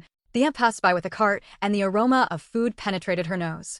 Jinji lowered his head and asked, as for those tourists whose clothes are rough and slovenly, their family background is basically not very good, and they are reluctant to buy tea eggs for 5 cents each. Some are hungry, while others bring their own dry food and get some free boiled water for a meal. Such tourists basically don't have to think about it. They will definitely not buy a still for 2 cents each. For them, this is like buying a bag worth 10,000 yuan for the current working class. It is too unrealistic. This little girl is so pretty. The aunt looked at Tang Xiaonan with a smile. Here in Weqing, girls are called Xiaonan and boys are called Nuan. The pronunciation is the same in Mandarin, but the dialects are different. Nuan is pronounced as nu and Nuan is pronounced as ni. Tang Xiaonan smiled sweetly. Her eyebrows were crooked, and she liked to hear people compliment her on her beauty. She also felt good-looking when she looked in the mirror, and she didn't know why she grew so stupid and fat later on. After the aunt walked away, Jinji took Tang Xiaonan to look for someone to sell, and soon found a target. A young girl with a badge on her chest and 2 braids, who looked like a college student going to school. End of chapter. Chapter 128 Big Sales. Comrade, do you want a still? Mei Niang and Wang Xing in the painting. Jinji walked up to the female student and took out 2 stills of the male and female protagonists. They were as mysterious as a secret agent meeting. The female student was startled at first, but her eyes lit up when she saw the photos. She had just seen the painting 2 days ago. Although she was scared to death, she watched it with gusto, especially the costumes and makeup of the actresses in it, which were so beautiful. She also plans to watch this movie with her classmates after going to Songqing to go to school. How to sell this? The female student showed great interest. Jinji was calm on the surface, but he was very happy inside. 2 cents apiece. It's too expensive. Can it be cheaper? The female student looked reluctantly, but the price made her a little prohibitive. It only costs a dime to watch a movie, but 2 cents for a photo. It's really too expensive. This is from the south. It's expensive when you get it. So, if you buy 3 of them, they'll cost you 50 cents. Jinji saw that the female student really wanted it, and it was not that she couldn't afford a few cents, but she just thought it was not cost-effective, so she deliberately offered 3 pieces of 50 cents. It seemed that she made a dime less, but as the amount went up, she would naturally earn more. The female student looked moved, but she still felt it was a bit expensive. She could watch 3 movies for only 50 cents. How could the little girl tell lies in the film, indicating whether they are really beautiful and handsome, or a child with clean eyes who can see their beauty? Well, it seems, they are all so beautiful. Tang Xiaonan nodded vigorously, her big eyes gleaming with 10,000 points of sincerity. What are you doing? Sister, you look like this sister. Tang Xiaonan looked at the female student sincerely, completely ignoring the girl's round face. The female student touched her face happily. Really? Tang Xiaonan's mouth was like honey. When she saw a girl, she would praise her for looking like Mei Niang, and when she saw a boy, she would say that he looked like Wang Xing. She coaxed those people into willingly paying money, without even suspecting that Tang Xiaonan was telling lies. The female student became even happier. She looked at the stills of Mei Niang. After looking at it, she felt that it looked very similar. She felt very good and took out the 5 cents without hesitation. The actress Mei Niang has an oval face. More and more people are buying stills. Jinji printed 300 photos last night and gave 100 to Tang Ijuan. In just 2 hours, all the 200 photos he brought were sold out. He basically bought 3 photos. People are greedy for cheap. If you pay 50 cents for 3 photos, you can save a dime, which is naturally more cost-effective than buying one. Other tourists were also attracted. Some were immediately frightened away when they heard that they were asking for 2 cents a ticket, while others started to bargain. Most of them were young men and women, who accepted new things more quickly. The girl carefully selected 2 Main Yang and 1 Wang Xing. Hu Jinji had just sold the last few tickets and was about to go back to the cinema to meet Tang Ijuan when he saw a man wearing station uniform striding over. Tang Xiaonan was startled and started to run away, but she forgot that she was still wearing a cloth belt, so she couldn't run after only 2 steps. She was lighter than Hu Jinji, so she was naturally pulled back and bumped into Hu Jinji. Her nose felt sore and tears flowed down uncontrollably. When the staff came over, he saw a fat girl looking at him with tears in his eyes. Her tearful eyes made him feel tender and soft, and his tone became softer. What were you selling just now? End of chapter. Chapter 129 Issuing the Good Guy Card. Not sold. Hu Jinji was very calm. All the stills were sold out. Even if he was searched, nothing would be found. Moreover, he was still a child, so it was impossible to arrest him and send him to a labor camp. The staff member was an uncle in his 40s, tall and muscular, with a Chinese character face, and he looked calm and confident. The other tourists who bought the stills were too scared to say a word and lowered their heads to pretend they didn't see anything. Why are there so many people gathering if you don't have anything to sell?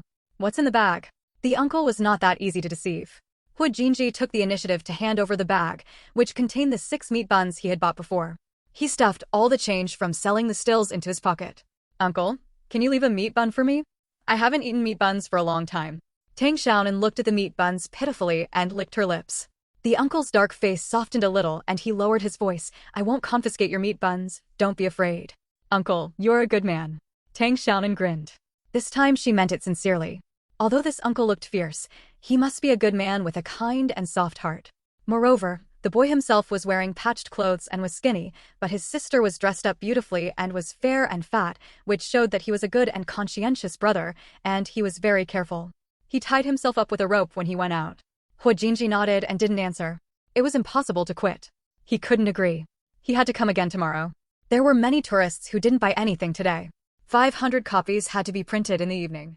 The uncle squeezed out another smile and patted Tang Xiaonan on the head. Go home quickly. The uncle twitched his lips, feeling suddenly happy. Colleagues and friends said that he was a black-faced father-in-law. All the children in the family were afraid of him. When they saw him, they were like a mouse seeing a cat. But this little girl was not afraid of him and said he was a good person. Tang Xiaonan pursed her lips, and her pitiful look made Hu Jinji feel very guilty. He took out a meat bun from his bag and stuffed it into her. It won't hurt if you eat the meat bun. It hurts. Don't come here again. You will be punished if you come again. In just a short while, the uncle came up with the tragic life experiences of Hu Jinji's brother and sister and awarded Hu Jinji a good brother certificate. He had a very good impression of him. It must be that life at home is difficult, so he comes out to sell things. Although the uncle is very sympathetic, he has work responsibilities and he can't just sit back and watch. The uncle returned the school bag to Hu Jinji and scolded him with a serious face. Even if no evidence of crime was found, he was sure that Hu Jinji was definitely selling things just now. Judging from the child's clothes, the family must be having a hard time. He took such a young sister with him when he went out. It showed that there were no adults in the family. The brother and sister depended on each other, which was very pitiful. Then he yelled at Hu Jinji, "Don't do anything illegal or indiscipline. Adults who can be gentle with children have a kind heart." After a few words of instruction, the uncle let them go. Tang Xiaonan waved her hand. "Goodbye, uncle." In the excitement, Hu Jinji forgot to hold someone on his hand and strode forward. Tang Xiaonan had short legs and couldn't keep up, so she fell down with a plop. Fortunately, she was wearing a thick cotton-padded jacket, so it didn't hurt if she fell. Only then did Hu Jinji react and quickly picked up Tang Xiaonan. It didn't hurt from the fall, did it? The meat buns were a little cold. Tang Xiaonan was not interested and didn't want to eat a bite. She asked Hu Jinji to put her down. This guy was so skinny that she was afraid he would be crushed. Hu Jinji saw that she disliked the meat buns being cold, so he bought 6 more meat buns. He made money today, so he could have some luxury. Eat something hot. Hu Jinji stuffed Tang Xiaonan with hot buns. The meat buns were now very solid, with thin skin and plenty of fillings, and a lot of oil. They tasted really good. Tang Xiaonan got the filling after taking one bite, but she saw Hu Jinji taking a cold bun to eat. End of chapter. Chapter 133 Smiles. I don't want to eat anything cold, my stomach hurts. Tang Xiaonan took Hu Jinji's hand. It was written in the book that Huijinji had a very serious stomach problem and his health was not very good. It was the root cause of the disease caused by being hungry and cold when he was a child. It was too late to pay attention now. Huijinji didn't care whether it was hot or cold, as long as he could fill his stomach. He just took a bun casually. It didn't matter whether it was hot or cold. As soon as Tang Xiaonan reminded him, he changed it to hot buns. Tang Xiaonan couldn't finish one piece. The bag was bigger than her Tang Laifu's fist. She broke off a small portion and ate it, and gave the rest to Huijinji. Huijinji ate 2.5 meat buns and felt energetic. He thought Tang Xiaonan was walking slowly, so he picked her up and rushed to the cinema. He wanted to know how Tang Xiaoyan's sales were going, and he also wanted to go to the cinema to find out if there were any other Xiangjiang movies, but the stills of painted skin were definitely not enough. Products must be diversified in order to win among competitors. This is what Grandpachi said. He must be the only one selling stills in Yuecheng. The news in the newspaper last time said that someone was selling postcards in Yuecheng. He had to find a way to get more stills. Brother Hua, how much did you sell for today? Tang Xiaonan lay on his back, wanting to know today's performance. It seemed that she had sold a lot just now, and she was already talking about it. I'll give you some money after I meet your third brother. The office was deserted, and there was no one there. It was with great difficulty that I found a janitor, who looked kind and seemed easy to talk to. Maybe he went nearby. Let's wait here. Where did third brother go? There are trailers on the movie theater's promotional wall. All the movies that will be released in the next half-month are on it. They are basically inland movies, but there is also a Xiangjiang movie called 3 Smiles. It is an opera comedy starring Chen Sisi and Xiang Kun. It will be released in 3 days. The movie theater has already hung up the stills posters of the male and female protagonists. Tang Xiaonan curled her lips. Nowadays, these people who eat from the government are all like uncles and have no service spirit. In more than 10 years, when movie theaters will become privately owned, these people will no longer be arrogant. Seeing that Huijinji hadn't left yet, she said fiercely, "If you don't want to buy a ticket, get out of the way and don't block the window." Huijinji was not worried at all. Tang Xiaoyan, the Demon King, only bullied others and could not be bullied, let alone get into trouble. He led Tang Xiaonan to the ticket window, where a middle-aged woman was sitting. I don't have time to watch today. I want to ask what movies will be released in the next few days. Just like painted skin, women are beautiful and men are handsome. Huijinji went to buy 2 kilograms of biscuits, but Tang Xiaoyan hadn't come back yet. He went to do some errands first and took Tang Xiaonan to the cinema's office. The 2 children went in easily without batting an eye. Huijinji walked quickly and arrived at the cinema soon, but he didn't see Tang Xiaoyan or his bicycle. Tang Xiaonan was a little worried, afraid that something might happen to Tang Xiaoyan. After all, he was only an 11-year-old child. What if he was abducted by a kidnapper? How many will you buy? The woman said impatiently, "Go and see for yourself. It's written clearly on the wall." Uncle, I want to ask something. Huijinji took a meat bun and stuffed it to the old man. The old man didn't look very well. He probably hadn't eaten meat for a long time. After getting the meat bun, the old man became more talkative and answered all questions. Want a poster of 3 Smiles? It's not easy to get one. There aren't enough posters in the cinema. How about I help you get 2 of them? The uncle was quite willing to help. He was an old employee of the cinema and he still had some respect. After a while, the uncle came out with 2 posters, which were stills of Sanshao. End of chapter. Chapter 131 poster. Thanks to Ejia Baby for the reward plus. This is the only one. The old man handed the poster to Huijinji and Tang Xiaonan glanced at it. They were all stills of the heroine Xiaoxiang, with a charming smile and a beautiful look back. Although the makeup was a bit old-fashioned, the actress was really beautiful, much more beautiful than the stereotyped faces of internet celebrities in later generations. This version of Xiaoxiang Tang Xiao and has an impression. The actress is called Chen Sisi. She was a beautiful star in Hong Kong in the 1970s and 1980s. Her ancestral home is Z Province. She is a typical Jiangnan beauty. 3 Smiles is Chen Sisi's masterpiece. It was popular all over the country at that time, and she was considered a top star. Thank you, sir. Huijinji thanked him gratefully and stuffed 2 kilograms of biscuits to the old man. The old man was wearing a whitewashed Chinese tunic suit. He was thin and had a sloppy face. He was obviously malnourished. Take it back quickly. Take it back and eat it yourself. I have enough meat buns. The uncle refused to accept it. If the family hadn't had meat for a few months, he wouldn't have asked for the meat buns before. Adults can handle it without eating meat, but children need nutrition, so he accepted the meat buns shamelessly. He must never ask for biscuits again. Moreover, he saw that Huijinji was wearing patched clothes and was not physically strong. He thought that his family was not well off. If he accepted these 2 kilograms of biscuits, his conscience would be uneasy. Grandpa, I need your help with something. Director Hu smiled helplessly. Old Wu, you are too principled. You need to change your temper. You haven't suffered enough in the past few years. Most of it has been buried in the soil, and it can't be changed.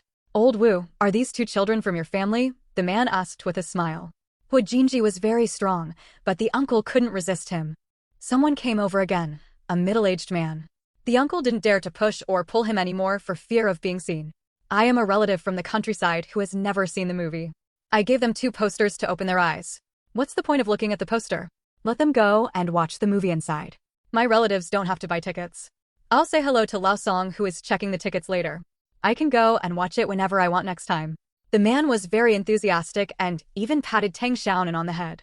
This little girl looked very festive and lovable. Uncle Wu shook his head firmly. That's not okay. They are not employees of the cinema and cannot enjoy free movies. Director Hu, I appreciate your kindness. Uncle Wu smiled. He felt good like this. Although his life was a little more miserable, he was worthy of heaven and earth and his conscience. Only when he went down to see his brothers could he straighten his back. And compared to those brothers who died, his survival is a gift from God, and it would be too shameless to ask for it. Director Hu shook his head and left. This old Wu was too bad-tempered and tough, and he didn't know how to be flexible. He offended the people above him, and was demoted again and again. The old revolutionary who was supposed to enjoy the treatment of a cadre was now reduced to being a gatekeeper in a movie theater, receiving a meager salary of about 20 yuan a month, and having to feed a large family, who couldn't even eat vegetables and tofu. If only Lao Wu had surrendered, he wouldn't have lived in such a miserable state. Director Hu sighed. He could only help with some small things at most. The old man wouldn't appreciate it if he helped too much, saying that he couldn't take advantage of the country. It was really a headache. He would rather bend than bend. Hu Jinji took a closer look at Uncle Wu, who was thin but upright. His temperament was completely different from the ordinary old man. It seemed that there was a story behind this janitor. End of chapter. Chapter 132, The Flexible Tang Xiaonan. Thanks to Jiabao. Grandpa Wu, I would like to ask you a favor. If there are still posters like this in the future, can you save a few for me? Hu Jinji requested. It's not that easy to go to the cinema to take stills. It's best to have ready-made ones, which can save a lot of trouble. Uncle Wu felt strange. What do you want these posters for? It looks good. Put it on the wall. Tang Xiaonan gestured like a New Year picture. Uncle Wu smiled. Sure, I'll keep it for you, and you can get it when the time comes. Thank you, Grandpa Wu. Hu Jinji put 2 kilograms of biscuits on the table and 2 meat buns. Before Uncle Wu could react, he picked up Tang Xiaonan and ran away. Take the things away, this kid. As soon as Uncle Wu chased them out, the 2 of them disappeared. The meat bun in his hand was still warm, and the fragrant oil dripped from the pleats. Uncle Wu swallowed his saliva. He couldn't remember how long it had been since he had eaten meat buns. 2 kilograms of meat in a month was not enough to increase the nutrition of the child. He could only eat a piece of meat during the Chinese New Year to satisfy his craving. He usually had to make ends meet with vegetable and tofu porridge. Every day he was so hungry that stars appeared in his eyes and water gushed out of his stomach. He could eat all 3 meat buns in one go. The pride on Tang Xiaoanan's face froze. He still wanted to brag, but he had some doubts. Hu Jinji had twice as many photos as him, so how could it be sold faster than him? Tang Xiaonan looked proud. He had sold out everything. Tang Xiaonan said happily, they're all sold out. Third brother, have you sold out? Tang Xiaonan pointed to the front. Tang Xiaonan rode over with a smile on his face. It seemed that the sale was very good. It's all sold out. There are still a lot of people who haven't bought it. I'll have to print more when I go back later. Come back tomorrow. Where did you sell it? Hu Jinji took out the meat buns from his bag and handed them over. Tang Xiaonan happened to be hungry, so he took a big bite and finished the buns in 3 mouthfuls. He ate 2 meat buns in a row and drank water. Then he said, I went to the bus station. Not many people bought it here. You went to the train station, so I went to the bus station to try my luck. There were quite a lot of people buying. How long have you been back? How's the sales going? Third brother is back. Of course they're sold out. Are you really sold out? Tang Xiaonan gave a thumbs up. She was really surprised. I didn't expect that Tang Xiaonan would be flexible. He thought of selling in a place with a lot of traffic at the bus station. He was very talented in doing business. Tang Xiaoanan's tail was raised again, and he was smiling brightly, with his mouth reaching behind his ears. He also felt that he was very powerful. He earned 3 yuan in just half a day. It took his father a long time to kill a pig, but it only cost 2 yuan. Hu Jinji was also surprised. This stupid bear also knew how to change the venue. A child can be taught. Hu Jinji held Tang Xiaonan and ran for a while. Seeing that Uncle Wu didn't catch up, he let Tang Xiaonan go. Hu Jinji shook his hand. This fat girl was very heavy. Uncle Wu stuffed the meat buns into the lunchbox and put away the biscuits, taking them back for the children to eat. Third brother is so awesome. How much did it cost? Count it quickly. Tang Xiaonan opened his school bag, which contained a dime and 2 cents in change. He had counted it several times just now, but the total each time was different. For him, who had never scored 10 digits in a math test, it was indeed difficult to count so much money. Change somewhere. Hu Jinji held Tang Xiaonan's hand, and the three of them found a secluded alley and poured out all the money in their bags. The sight of the colorful money made Tang Xiaoyan's eyes widen and his mouth opened wide. He had never seen so much money in his life. There are thousands of updates today, and I will continue to add more updates tomorrow. If you are still satisfied with it, please vote more and leave a check-in and leave a 5-star review. Thank you everyone. End of chapter. Chapter 133 Ignorant Scumbag. Such a lot of money. Can you get 100 yuan? Tang Xiaonan murmured, so excited that his hands and feet were nowhere to be found, and his little heart was pounding to the point of jumping to his throat. No, about 50 yuan. Hu Jinji looked very calm, but his inner excitement was no less than that of Tang Xiaonan. He smoothed out the money one by one and placed it first, then the $2 ones, then the $2 ones, and finally the divided tickets and some steel buns, numbering them in an orderly manner. There's no way it's only 50 yuan for so much. You made a mistake. Tang Xiaonan was very sure. He felt it must be at least 100 yuan. Tang Xiaonan suppressed her silence and said that it was her cheap third brother who was unlearned and ignorant. Hu Jinji only brought a total of 300 photos. Even if each photo was sold for 20 cents, it would only be 60 yuan, but many people bought 3 photos. Counting 50 cents and 3 photos, it was at least 50 yuan, so the pile of money should be between 50 and 60 yuan. Very simple arithmetic problems can be solved by the 3rd grade of elementary school. Tang Xiaonan is already in the 4th grade. As expected, he is a scumbag who has never exceeded 10 digits in exams. He deserves a beating. How many photos did I bring in total? Hu Jinji asked. Tang Xiaonan scratched his head. 300 photos. Do you know how many photos you brought? He didn't say the next sentence, fool. After all, it was thanks to Hu Jinji that he could earn 3 yuan. He was not a white-eyed wolf, so he didn't say it out loud. He silently despised the fool in his heart. Hu Jinji saw through this stupid bear's thoughts at a glance and really wanted to give him a slap. However, this stupid bear's performance today was still very good. He would definitely not earn as much as working alone as if he worked together. Grandpa Chi said that the group is always stronger than the individual, and cooperative management is the king. 2 dimes, 1 dime, 5 cents and 3, isn't that what you decided? Tang Xiaonan was a little impatient. My teeth are itching, How much does one cost? Oh, little girl, what are you doing? Tang Xiaoyan's anger subsided immediately, and he even reached out his hand. If you feel itchy, bite a few more times. I have thick skin and it won't hurt. You don't even know the price you set? Are you out of your mind? Tang Xiaonan felt a huge pain in his arm and glared at the culprit angrily. Tang Xiaonan raised her head and was not afraid at all. She was stupid as hell. The boss made it so clear. She hadn't turned a corner yet, but with her IQ. I'm afraid the road to school is a bit difficult. Tang Xiaonan bared her teeth and lowered her head as if nothing had happened. If she hadn't been afraid of being regarded as a monster, she would have told the answer long ago. This kind of itching that she knew the result, but couldn't say out loud was too uncomfortable. His sister had itchy teeth, so he obliged and offered his arm to help her grind her teeth. It was necessary. Tang Xiaonan's anger subsided all of a sudden, and she was still a little ashamed. She blew on Tang Xiaoyan's arm a few times, and the gaping tooth mark was particularly obvious. It was her masterpiece, but Tang Xiaoyan was not angry at all. How could she dislike her brother who really loved her? Even if he is not a top student, he may not be very promising in the future, but as long as he loves her and does not go astray, it is enough. She will earn the money, and the brothers only need to be responsible and love her. It doesn't hurt at all, just bite it. Tang Xiaoyan smiled and didn't care. It's not itchy anymore. Third brother, you have to study hard, otherwise you won't even be able to count, and you won't know how much money you earn. Tang Xiaonan said seriously. She was really worried for this silly child. Hu Jinji glanced at her and felt that this fat girl seemed to be able to calculate the money, but it shouldn't be possible. Tang Xiaoping had just entered kindergarten and couldn't count within 10. How could he calculate such a difficult math problem? Thanks to the fish on fire, book friend 160221101311934, V7250 for the reward. Thanks to the babies who support this book. There are still thousands of updates today. I will see the PK results tomorrow. If it passes, continue to add updates. End of chapter. Chapter 134 The Power of Banknotes.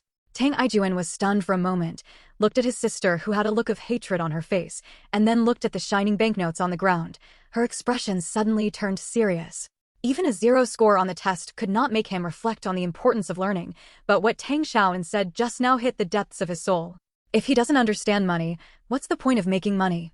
He wouldn't understand if someone cheated him out of his money. How much money do you think there is here? Tang Ijuan looked at Hu Jinji, wondering if others were like him. I definitely can't calculate the specific amount. I just said it's about 50 yuan. It's actually very simple. I brought 300 photos, 1 for 2 cents and 3 for 50 cents. Some people bought 1 and some bought 3. Assuming they were all bought for 2 cents, the total amount is 60 yuan. If they were all bought for 50 cents, the total amount is 50 yuan, so the money must be between 50 and 60 yuan. Hu Jinji spoke so quickly that Tang Ijuan couldn't turn his head and his eyes turned into mosquito coils. Why couldn't he understand something like 50 or 60? Tang Xiaonan sighed softly and gave up her plan to let Tang Ijuan change his destiny by studying. It was too difficult for this child, so he should think of other careers. Among the 365 lines, there is always one that suits Tang Ijuan. She cannot be discouraged. Hu Jinji slowed down his speaking speed and repeated it several times. Only then did Tang Ijuan understand. He smiled and touched the back of his head, so that's what happened. Listening to what you said, the math problems are actually not difficult. Why do the math teachers make me sleepy in class? Tang Ijuan already figured out how much money he made, and he was so excited that he rubbed his hands together. For 3 yuan, he could buy a new flower for his little girl and also buy high-end nougat. Tang Xiaonan complained silently in her heart. Tang Ijuan happily took the money, but when he saw the pile of money on the ground, the money in his hand suddenly didn't smell good. Because there is no money to be made from listening to the teacher's lessons. There are dozens of students in a class. If the teacher teaches each student in accordance with their aptitude, 48 hours a day may not be enough. The teacher can only choose a teaching method suitable for the general public. Tang Ijuan does not belong to the general public, so it is inevitable that he will become a scumbag. It's not that Tang Ijuan is stupid, but there is nothing in the class that interests him.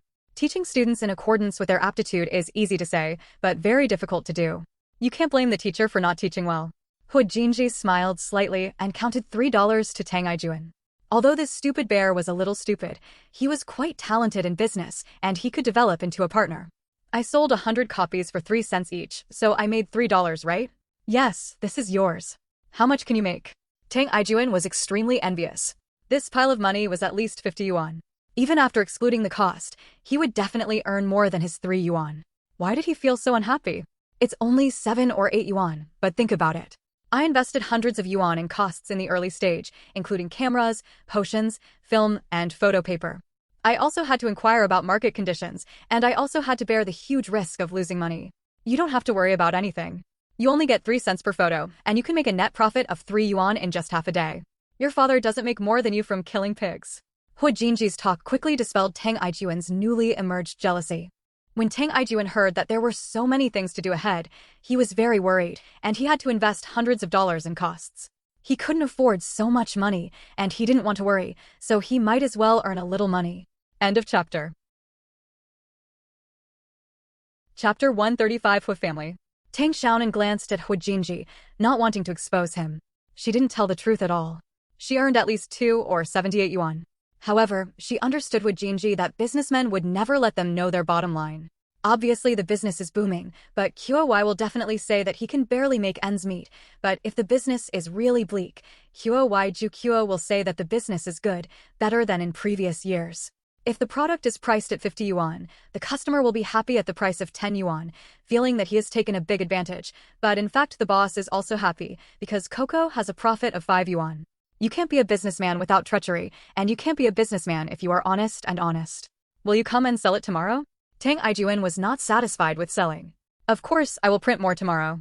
He asked me to go to Wuching in the afternoon to buy some photographic paper and potions. Hu Jinji was a little regretful. He was not too timid. Wuching should have bought more materials. He didn't know the situation in Wucheng. The photo paper in the department store must be expensive. The Hu family was his family. Although the Chen family and the Hu family were competing for the wrong side, they were also good friends. However, the Chen family was more miserable than the Hu family. During the war, the North fell. Mr. Chen was a fiery man. He would rather burn the factory than let the enemy gain his legs. He saw with his own eyes that the factory he founded fell into the fire and disappeared. Mr. Chen, who was already in poor health, was seriously injured and died of illness soon after. The person who almost bankrupted the Hu family was Hu Jinji's uncle and the eldest son of the Hu family. Hu Jinji's father, Hu Xiu, was a third brother, a concubine, and Hu Jinji was a concubine's grandson. Just controlling costs and reducing product quality is a stupid thing that only short-sighted fools would do. The Hu family was almost destroyed because of quality issues before. The Hu family was engaged in the printing and dyeing industry, and Beichen and Nanhua were the two printing and dyeing giants during the Republic of China. Although Hu Jinji has never met Mr. Qin, he often hears his father talk about some of his deeds, and he admires the ironclad old man very much. Although he is cunning as a businessman, he understands justice and never compromises when it comes to national affairs. Compared with the old man and his family, Mr. Qin has much more character. Fortunately, Mr. Qin had asked his children to go to Hong Kong City in advance, but he himself refused to leave and wanted to die in his hometown. No, department stores are too expensive. If you go there, you will earn less. I can buy candies here. Hu Jinji shook his head. Costs must be controlled, of course, on the basis of ensuring quality. Go to the department store to buy it. He wants to buy the big red rabbit. Tang Xiaonan suggested. The uncle was more than 10 years older than Hu Xiu. He was in charge of purchasing in the company. He bought a batch of low-quality dyes at a cheap price. It turned out that all the dyes on a large order of 500,000 yuan were ruined. According to the contract, the Hu family had to pay full compensation. That order almost made the old man have a stroke with anger. He sold several houses and some antiques to fill the gap. After that, he became more and more reluctant to see the big house. Because the sons of the second brother-in-law were not very useful and did not have much business acumen, the shrewd and capable Hu Xiu stood out and was deeply appreciated by the old man. If it had not been for the changes of the times, Hu Xiu would definitely be the head of the Hu family now. As for luck, Hu Xiu was a bit unlucky. He was born in a war-torn era, and when he grew up, he encountered the change of dynasties. Although Mr. Hu was not good at character, his ability to maneuver according to the wind was very strong. Looking at the situation, sure enough, they sold the factory and emigrated with their family overseas. Hu Xiu and his mother could have followed, but the big house made trouble and neither the second house nor the third house were allowed to leave. They stayed in Songqing under the pretext that they were allowed to keep the Hu family's ancestral property. Oh, the Hu family's ancestral property has almost been sold by the old man. There is something to be guarded. I am not afraid that they will go overseas to compete with Dafeng for the family property. End of chapter. Chapter 136 White Rabbit. Life was not easy for Hu Jinji's father in the first few years. After his property was confiscated, he could receive a large salary every month. The exact amount is unclear, but it must be a lot. At least when Hu Jinji was born, his family lived in a bungalow and could afford a nanny. There was never a shortage of milk, bread, coffee, and steak. His mother, Su Wanru, had nothing to do every day. She just played cards at home and lost more than she won. However, his father Hu Xiu was never angry. Instead, he felt that his mother was too petty for spending money. Capitalists did not live a hard life at the beginning. Before that 10 years, the quality of life of many wealthy people had not declined.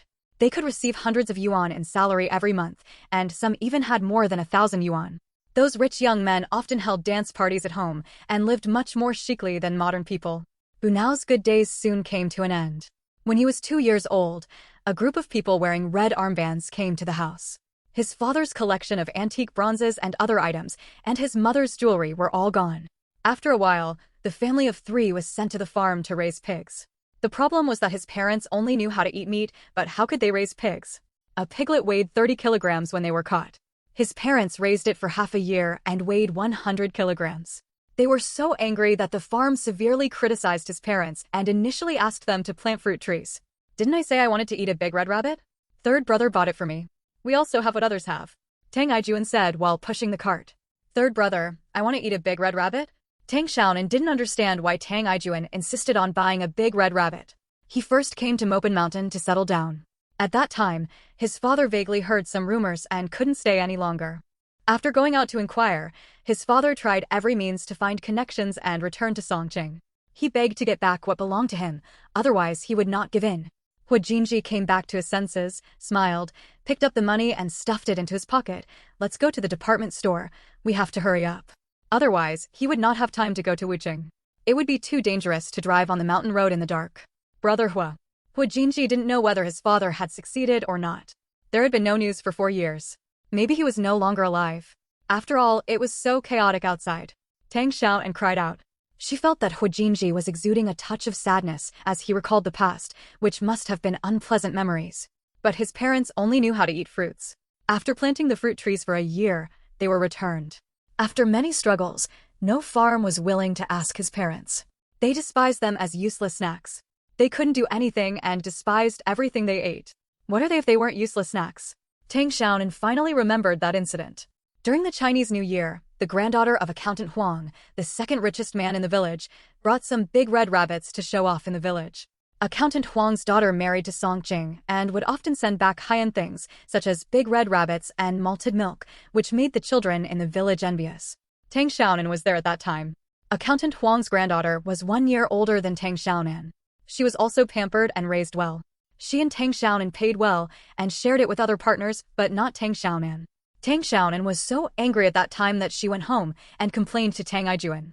But children are forgetful and she forgot about it not long after, but Tang Ijuan always remembered it. Tang Xiaonan felt warm in her heart. She held Tang Ijuan's leg and said seriously, "The big red rabbit is so unpalatable that I won't buy it. I will save the money to buy a dime and a half photo." Hu Jinji's eyes were surprised. The fat girl was very business-minded. She knew how to accumulate more with less and accumulated slowly and primitively. She was more talented in business than Tang Ijuan's stupid bear. End of chapter. Chapter 137 Worried Little Girl. Tang Ijuan didn't understand for a while what a dime and a quarter was. He was more concerned about the white rabbit. When did you eat the white rabbit?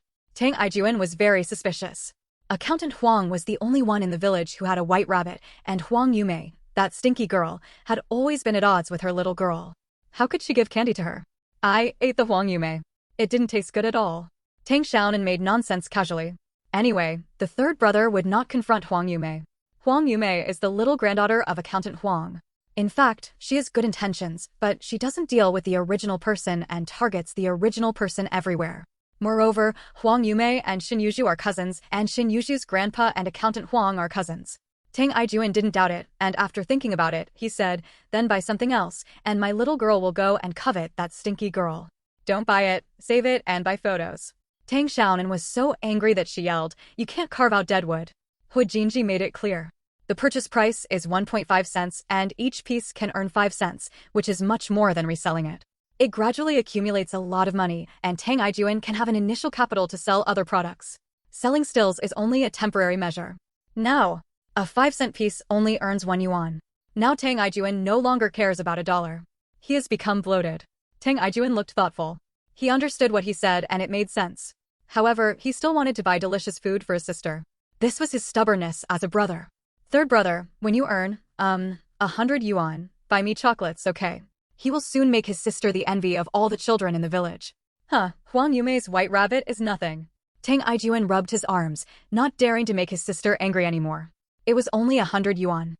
Even if he earned 3 yuan a day, he could earn it in a month. If he gets more goods tomorrow, he might not need it for a month.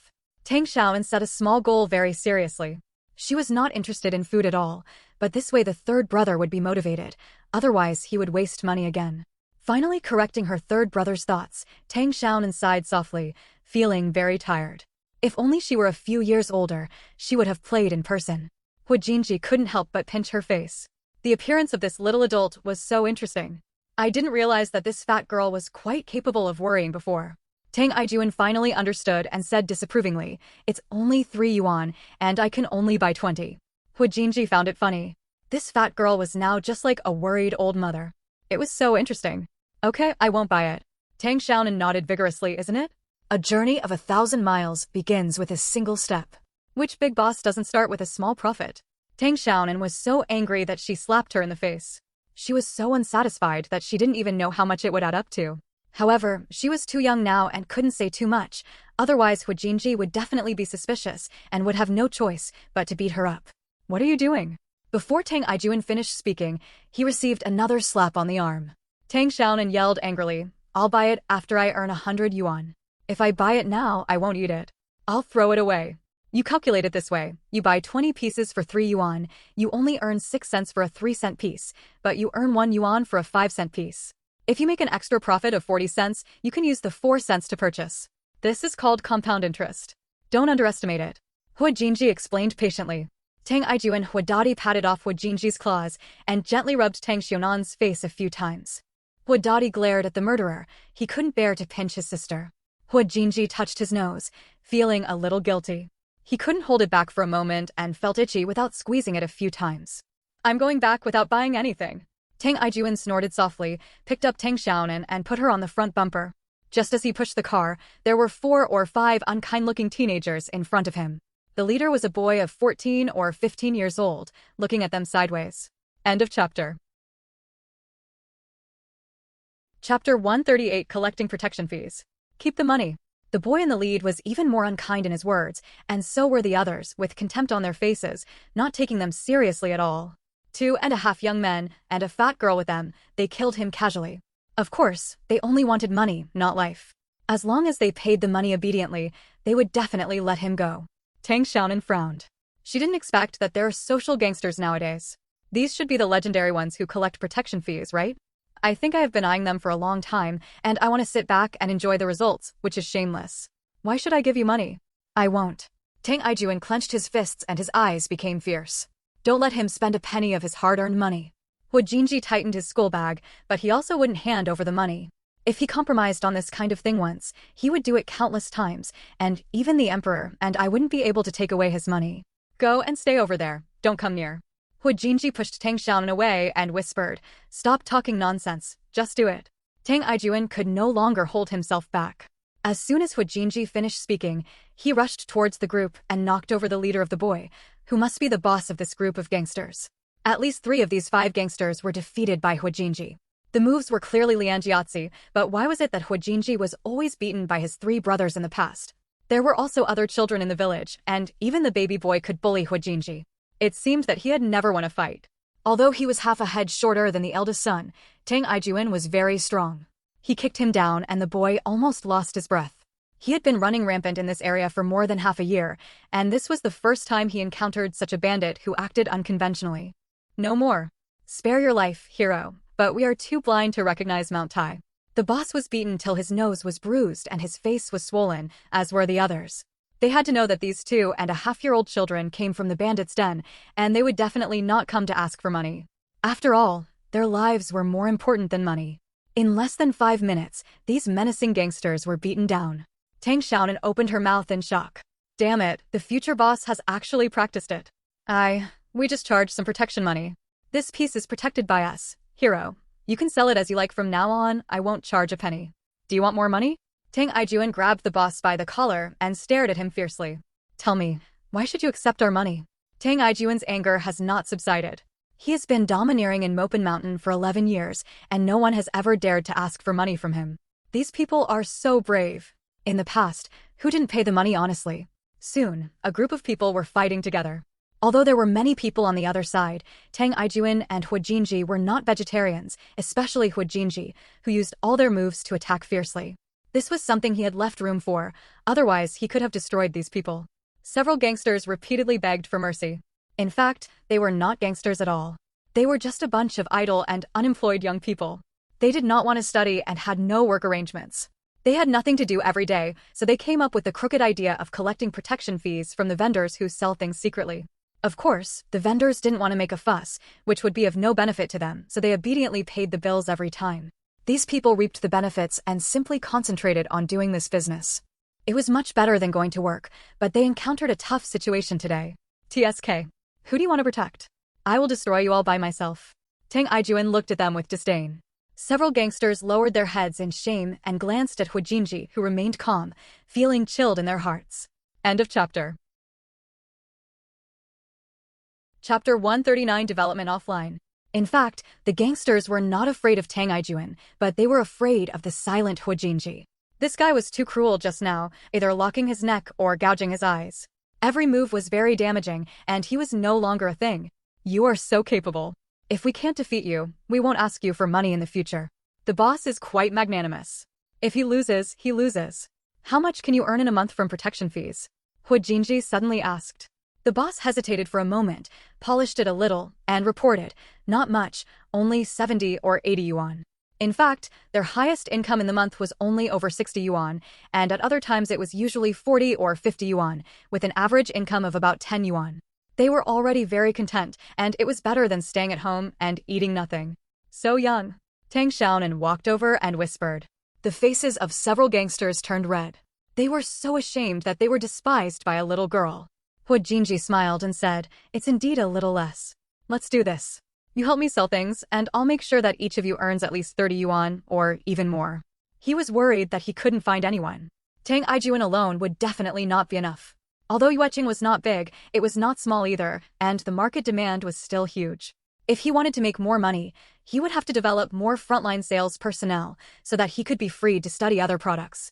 The gangster boss didn't believe it too much, but he wanted to believe that his father was an old fitter in a machinery factory, and his salary was only about 40 yuan. His mother was making cardboard boxes at home, and her eyes were almost blinded, and she only earned about 10 yuan a month. If he could earn 30 yuan, his mother wouldn't have to stay up all night. "Brother Song, why don't you give it a try? You'll waste a month at worst. If you can't make any money, let's call in a few more people to beat them to death. Can you really earn 30 yuan? The gangster boss grabbed a few companions and limped away to discuss it. Hu Jinji was not in a hurry. He was sure that these people would agree because they were short of money. "Yes, let's try it for a month. It would be great if we can really make 30 yuan. 30 yuan is nothing." He is confident that he can earn 300, 3,000, or even 30,000 yuan. These are not far away.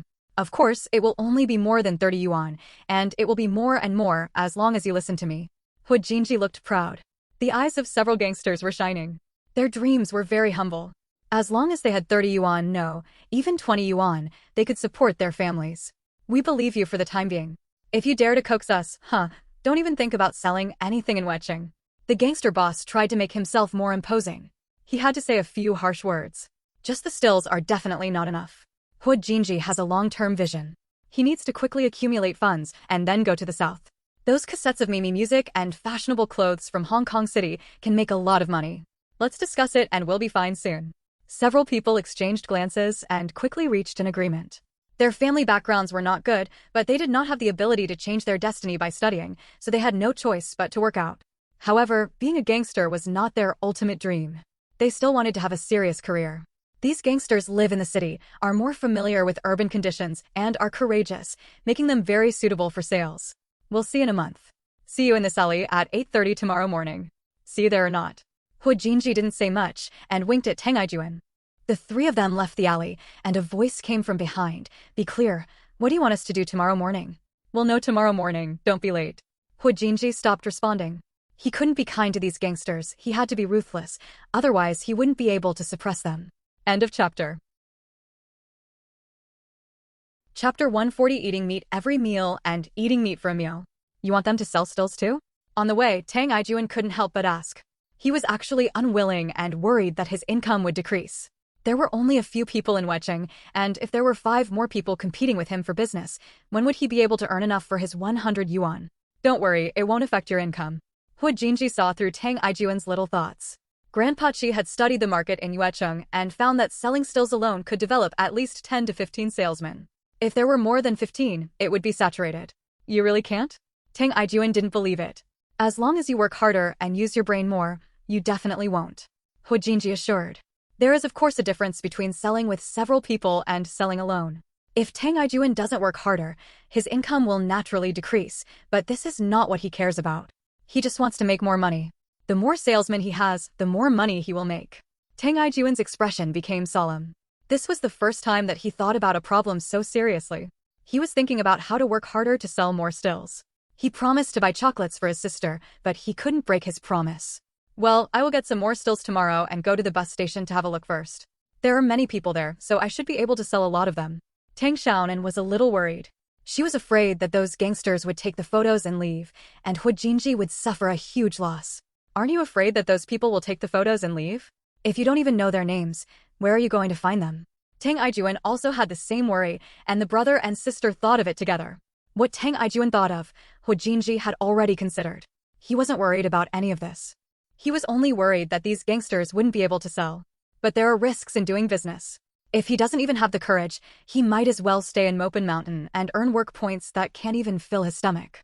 Tang Xiaonan nodded, feeling relieved, but he had new worries. Tang Xiaonan breathed a sigh of relief. Fortunately, the third brother asked. Hu Jinji explained in more detail. He was not too worried. Of course, there would be some risks. If he met a fool who just wanted to eat a meal of meat, he would lose money. That's good. If they also develop their own printing, they don't need to get the goods from you. Printing is not that simple. Firstly, they don't know the technology, and secondly, they don't have so much capital. The initial investment is several hundred. They can't afford it, and they are not willing to take such a big risk. Tang Xiaonan fell into deep thought. He had to spend some time thinking about such a profound question. Which one do you think they will choose between eating meat once or eating meat every day? Hu Jinji asked. Of course I won't give them too many stills tomorrow. I'll give each of them 30, and they can only get the goods when they are sold out. They have tasted the sweetness, and naturally they won't just pack up and leave, unless they don't want to make more money. Tang Xiaonan breathed a sigh of relief and felt completely at ease, but he had new doubts. He had so much money on his body, why was he living so miserable, and he didn't know how to use the money to buy meat. He felt that sometimes Hu Jinji was very smart, but sometimes he was very stupid. He would rather go hungry than spend money, and would rather be beaten than fight back. In the fight just now, he also saw Hu Jinji's true strength. Although he was worse than him, he could definitely do better than those in the village. However, in front of him, Hu Jinji was beaten by those weaklings until he was rolling on the ground. It was pitiful. At about 2:30 in the afternoon, the three of them returned home. This is for you. Hu Jinji took out 3 meat buns from his bag and stuffed them into Tang Xiaonan. There were a few left that he took home for Grandpa Chi and Su Wanri to eat, and Tang Xiaonan accepted them without politeness. End of chapter. Chapter 141. The first pot of gold is gone. Thanks to EGF for the reward plus. I will go to Wuching with you later, and maybe we can meet my grandfather and the others. Tang Xiaonan said. Okay, you can buy more. Let's go now. It will get dark soon. After having a fight together, the relationship between Hu Jinji and Tang Xiaonan changed very subtly, and they became more familiar with each other, a bit like two brothers. It's done. Tang Xiaonan hurried back to the house, put down the meat buns, and had a flashlight in his hand. It would definitely be dark when he came back. Tang Xiaonan looked at Hu Jinji blankly and was too embarrassed to say anything, but the boss clearly agreed. But if he still doesn't give it to her now, does he have to force her to ask for money? Feeling a certain burning gaze, Hu Jinji lowered his head and saw that Tang Xiaonan was hesitant to speak and could not help but wring her fingers and look at him eagerly. Is something wrong? Hu Jinji deliberately teased her. Tang Xiaopeng is much cuter now than before. It was fun to tease her. Tang Xiaonan pursed her lips. The boss had indeed forgotten. She was not to blame. She was a soft-spoken person. It was normal for her to forget what the boss said casually, but she also wanted to make money. Gritting her teeth, Tang Xiaonan groaned awkwardly. I just also help sell. Hu Jinji wiped his saliva calmly. His palms were a little itchy, and he wanted to poke the fat girl's cheek, but he didn't. He was afraid of making Tang Xiaonan cry, and it would be troublesome to call Su Jifeng out when he turned around. You promised to share my money. He had just made a rough calculation, and after excluding the cost, he earned at least 15 yuan from this order today. After deducting the 5 yuan from Tang Xiaoyan's brother and sister, he could still earn 10 yuan. What did you sell? Su Jifeng walked out and saw the $2 in Tang Xiaonan's hand, and took it in one hand. It's yours. You've helped a lot, so you deserve it. Tang Xiaonan looked at him in astonishment. Damn it, the future boss has such a bad memory? But when she saw the smile in Hu Jinji's eyes, she immediately became angry and angry. She grabbed the future boss's paw and bit it hard. Damn it, you dared to tease her. You deserve to be bitten. Hu Jinji took a breath, and there was a gaping tooth mark on the back of his hand. The little girl was quite strong. Here you go. Before Tang Xiaonan could react, the money was gone. She didn't dare to say that she earned it from selling stills. If her parents knew that they went to the city to buy things today, they would definitely interrupt the third brother's Geo. Hu Jinji took out $2 from his bag and gave it to Tang Xiaonan. The fat girl had done a lot of work today. Her little mouth looked like it was covered with honey. She should give the $2. Picked it up, picked it up. Tang Xiaonan yelled in anger. Her speech was slurred, and some saliva spat out from the gap, which splashed on Hu Jinji's hand. Tang Xiaonan was angry and embarrassed. Her eyes were rounded, and her cheeks were bulging. She was so angry. Hu Jinji returned the money. Tang Xiaonan had already come out, and the two of them left in a hurry. Tang Xiaonan stood at the door with $2 in her hand. She was so proud. Where's your third brother? Hey, where did you get the money? Hu Jinji held back his laughter and pretended not to know that the fat girl's fingers were almost broken. The bosses all said she deserved it, which shows that they recognized her ability. Haha, Tang Xiaonan is really loved by everyone. Tang Xiaonan was a little embarrassed. She just kept talking and said that $2 was too much. She gave Hu Jin $1. She couldn't take less of what she deserved, and she didn't want what she didn't deserve. Who could be so careless and lose $2? My little girl is still a good girl. Mom will make steamed meat and eggs for you tonight. Su Jifeng was overjoyed, kissed Tang Xiaonan hard on the face, and went back to the room happily. Her precious daughter was so blessed that she could pick up money wherever she walked. Tang Xiaonan. Her first pot of gold was just gone. It hurts so much. End of chapter.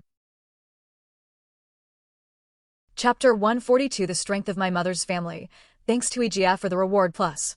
When Tang Laifu and the others returned home, it was already dark. Tang Ijuan, who came back with Hu Jinji and the others, did not dare to tell the truth. He only said that he was worried about his aunt and was praised by Tang Xiaoying for his filial piety. However, Tang Xiaoying was confused. When did Tang Ijuan have such a good relationship with a kid from the Hu family? We used to fight each other when we met. Tang Xiaoying didn't have a deep impression of Hu Jinji because he didn't have many interactions with him. He only knew that this kid was a ruthless character. He could protect his weak mother at a young age and survive for 4 years. He was definitely not an ordinary person. Tang Laifeng and Chai Yuxiang were also brought back. Tang Laifeng was in poor health and had a big belly, so he was carried back. Tang Laijin and the others took turns carrying them without any effort. Su Jifeng prepared dinner at home, killing chickens and fish to stew meat. He moved very quickly. Tang Xiaonan took a nap, her heart still ached. 2 yuan. She originally wanted to use the money to wholesale some stills and sell them for herself, but her plan was ruined. Sighing again, Tang Xiaonan went to chat with Chai Yuxiang, who was not stopping. Chai Yuxiang, who was only 8 years old, was busy as soon as she got home. She helped Su Jifeng cook and wash vegetables. Cousin, did you have a fight today?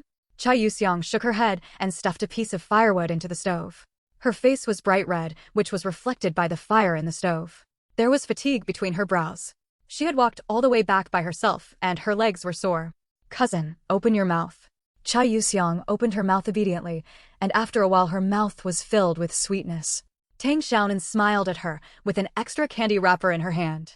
Chai Yuxiang also smiled and felt more at ease. Her cousin was so kind. Originally, Grandpa and the others didn't want to bring her back today, but her second cousin said that her cousin wanted her to play with her, so her uncle brought her back.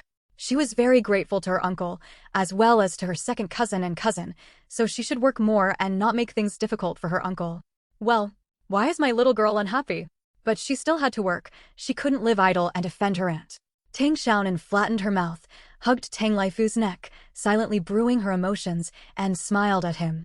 Tang Laifu felt relieved and pinched her nose a few times before going to greet Tang Xiaozheng. Tang Xiaozheng had the greatest credit today, and he had to accompany her.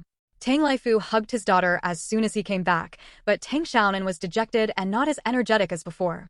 He touched her forehead and found that the temperature was normal. Live peacefully at home and wait until the baby is born.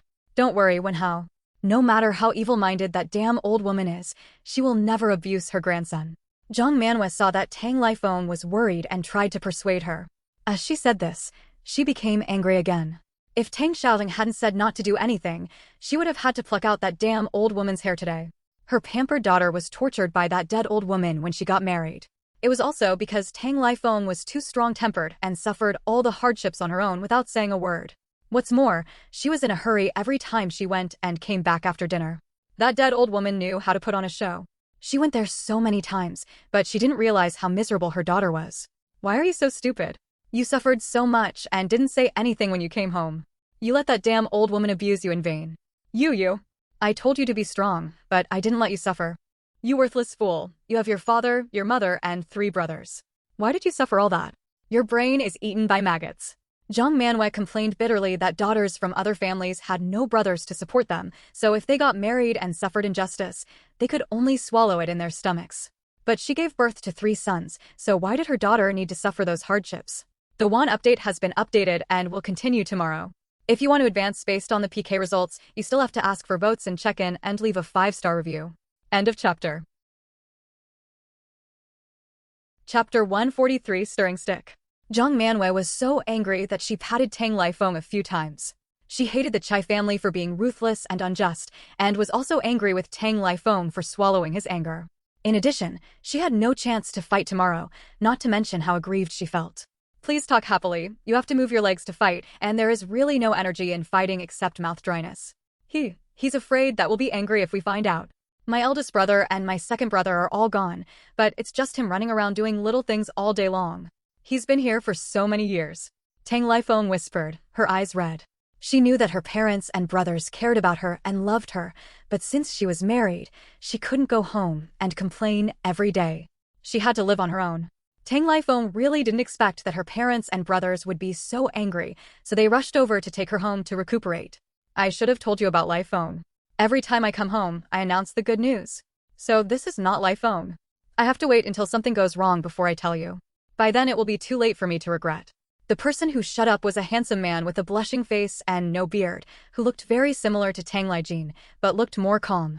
He was Tang Ligui, the second eldest son of the Tang family, and was a technician at the winery. He received a cadre salary of more than 40 yuan a month, which is considered a high income nowadays. There is still time to go. The daughters of their Tang family are not married off to be maids, Tang Lifu said solemnly. The ending of Tang Ligui and his wife in the book is also quite miserable.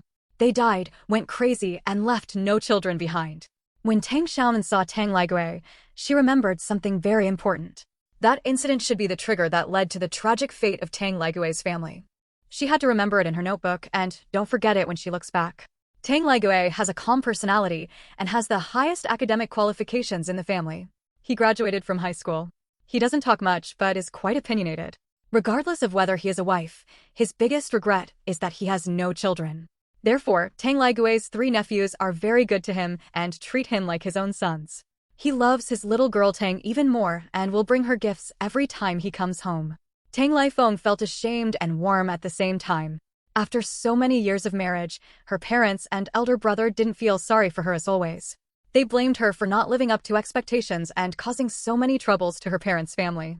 Chai Buliang is pretty good, but he is too foolish and filial. Although Lifeng's father-in-law is cunning, he is not in good health and has no energy to cause trouble. The biggest troublemaker is Lifeng's mother-in-law. I hope that old woman will live in peace and Lifeng's life will be easier. Tang Lijin nodded vigorously, not forgetting to flatter himself. He must have said it early on. Chai Buliang is not a good person. The whole family is very hypocritical. We don't believe it. Tang Xiaonan analyzed slowly and explained the situation of the Chai family clearly. Tomorrow, thanks to the old man's eloquent tongue, the Chai family was speechless and honestly asked them to pick up Tang Lifeng and his daughter. Otherwise, the Chai family would be really reckless. It would not be easy for them to take her away, and they would have to use their legs. But if his legs are moved, things will become even bigger. The Chai family is not a small family. There are many cousins and uncles of Chai Buliang. Those people are really involved.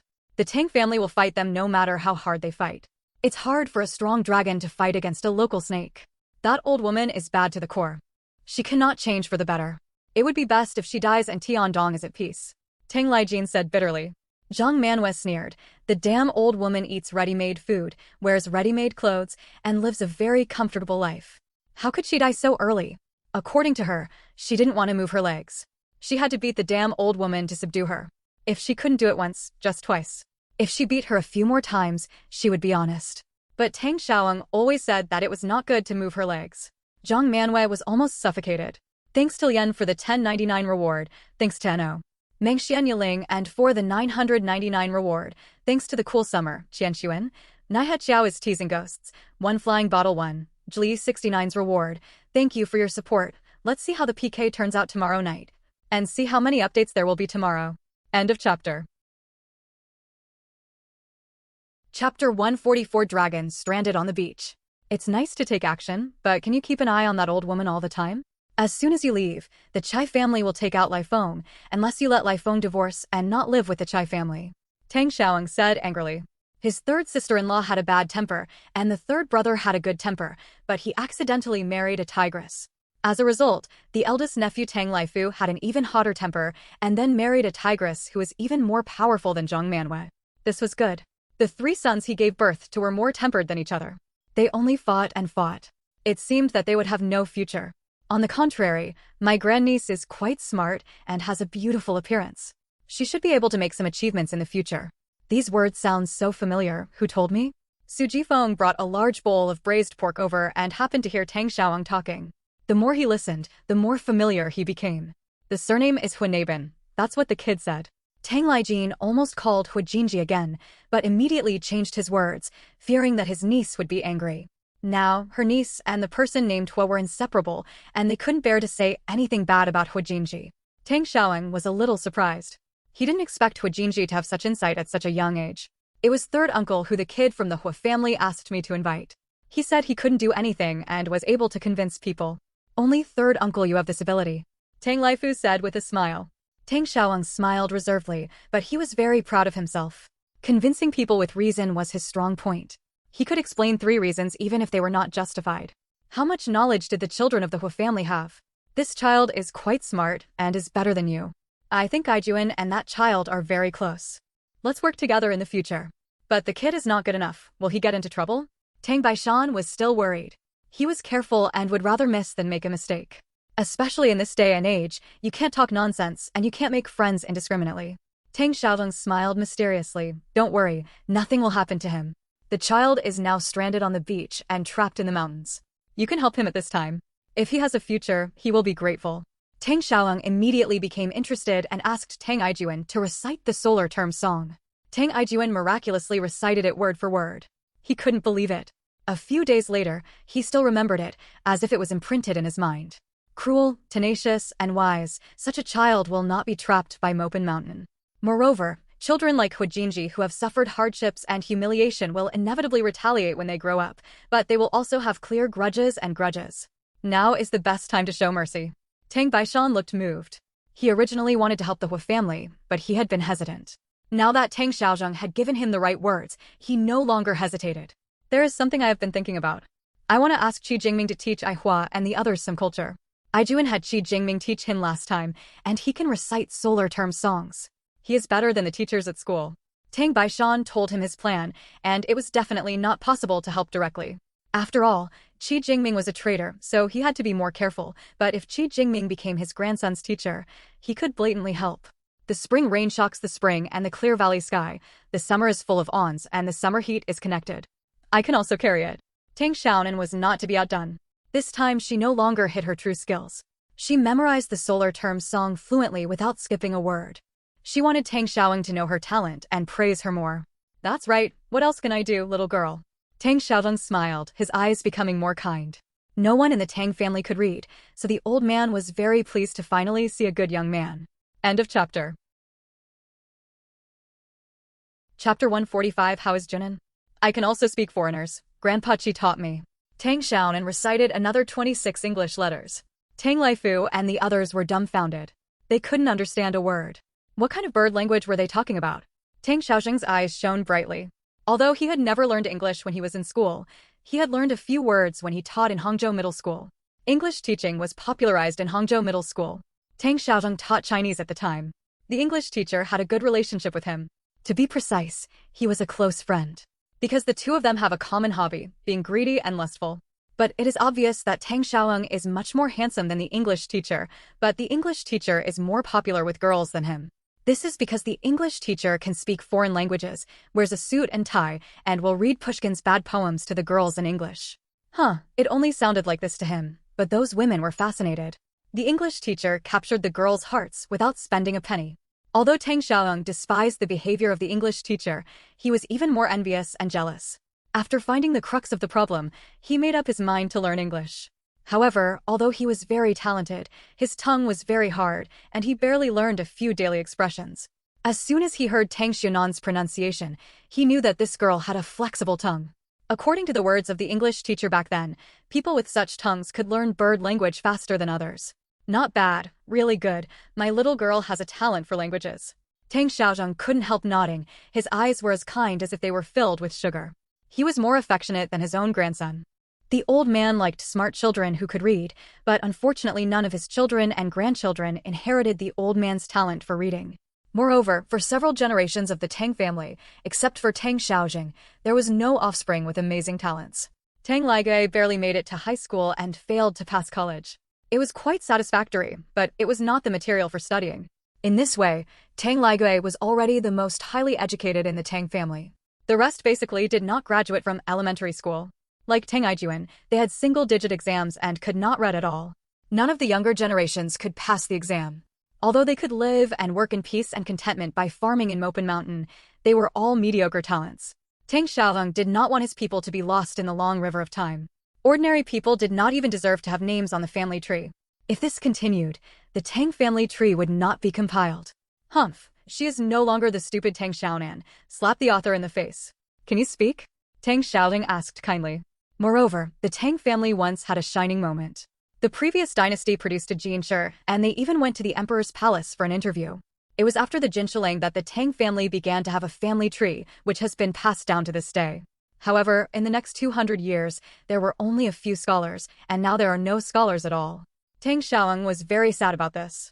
He was well informed and knew that only by studying hard could he get out of the mountains. He had already left the mountains back then, but due to bad luck, he had to return to the mountains.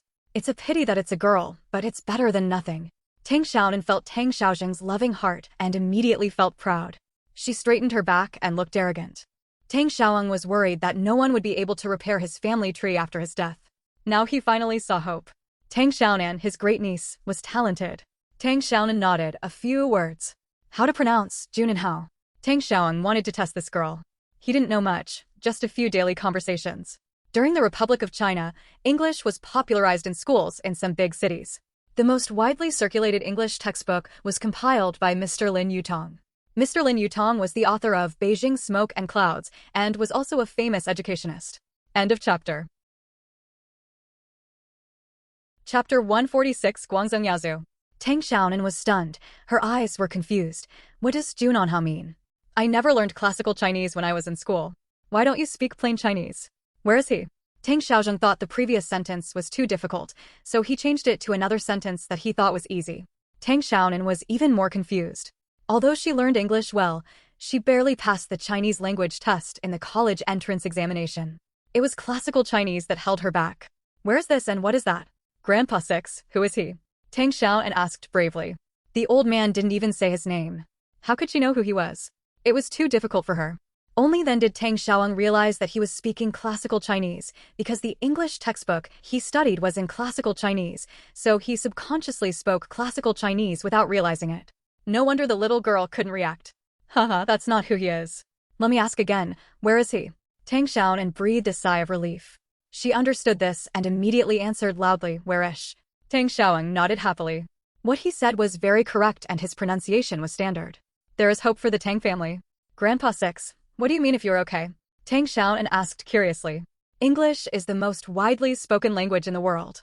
If you learn English and do the same job, your salary will be at least 10% higher than others. Third brother, my little girl is very good. If you train this girl well, she will definitely be able to honor the Tang family in the future. Tang Xiaonan smiled. It's just you, okay? Tang Xiaonan happily picked up Tang Xiaonan, but he overestimated his arm strength and stopped halfway through the hug, looking a little embarrassed. The weight of the chubby girl was indeed too heavy for an old man who rarely did physical work. Tang Xiaoxing's serious look made Tang Baishan also become serious. He looked at his granddaughter with some suspicion. Can this little girl learn to honor his ancestors? Uncle 6, what did the little girl just say? I couldn't understand what I was saying. Tang Laifu asked with a smile. I know, how are you? Tang Xiaonan read loudly. Tang Xiaonan climbed up on the old man's arm. She grunted and let herself climb up. She sat on Tang Xiaoxing's lap and hugged his neck. She was afraid that the old man was too weak to throw her down. Tang Xiaoxing's expression froze for a moment, and he deliberately ignored the soreness in his legs. The weight of his little niece was beyond his imagination.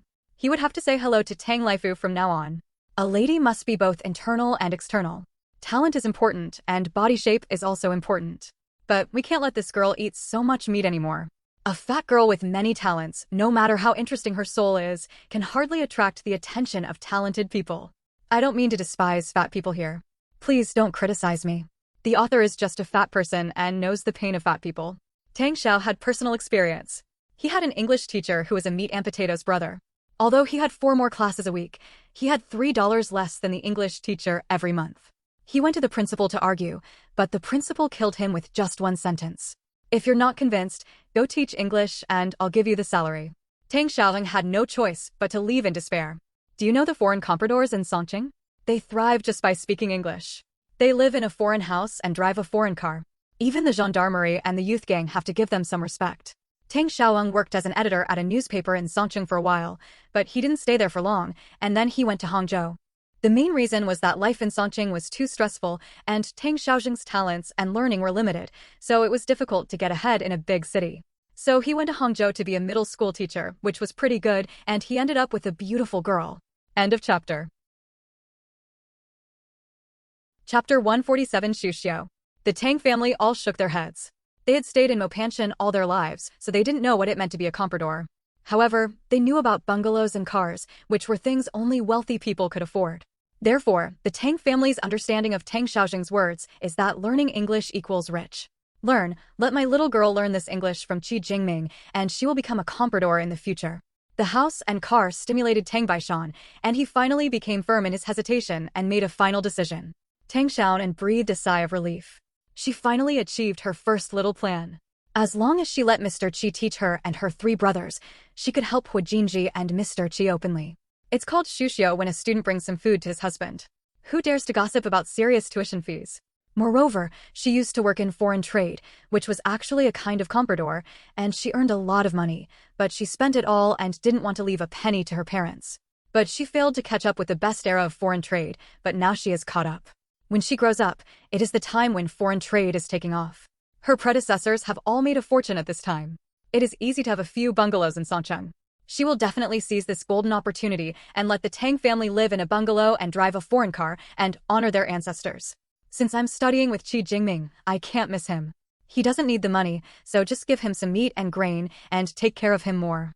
I see that Qi Jingming's background is not simple. Now that he's in trouble, if you help him, he will be rewarded in the future. Tang Xiaoling asked. Tang Baishan nodded. Shuxiao must have realized that it is necessary to help. I plan to tell my second brother to let the Hua boy also work as a herdsman so that I can have more time to take care of Mr. Qi. Tang Xiaonan thought, isn't Shenlixia Shen Yuju's father? It seems that the job of cattle herding is comparable to that of civil servants in the village. Everyone is rushing to do it, but this job must be given to Hu Jinji. Shenlixia, a grown man, has the nerve to compete with a child, Tang Xiaoling nodded slightly. Yes, I'll go with you to 4th brother's place. Huang Zhengqiang is making the biggest fuss. He wants to get this quota for his son-in-law Shenlixia. We need to talk faster. There are many people competing for this quota. The villagers are all competing to decide whether herding cattle is light work or full-time work. The decision has not yet been made, but spring plowing is about to begin, and this matter must be decided. As soon as the matter was settled, Tang Baishan changed his tune and addressed himself as Sir. Mr. Qi's job is easy, herding cattle for the brigade, and weeding was originally the old man's job, but last year he got a few more cows, and the old man can't handle it alone. Now the team takes turns weeding the cattle, but this is not a solution, and someone else has to be sent to herd the cattle. Captain Mopanchen is Tang Baishan's 4th cousin. Everyone in the family these days is relying on connections. Shenlixia can't earn full points for his work, so he just goes to herd the cows because he wants to be lazy.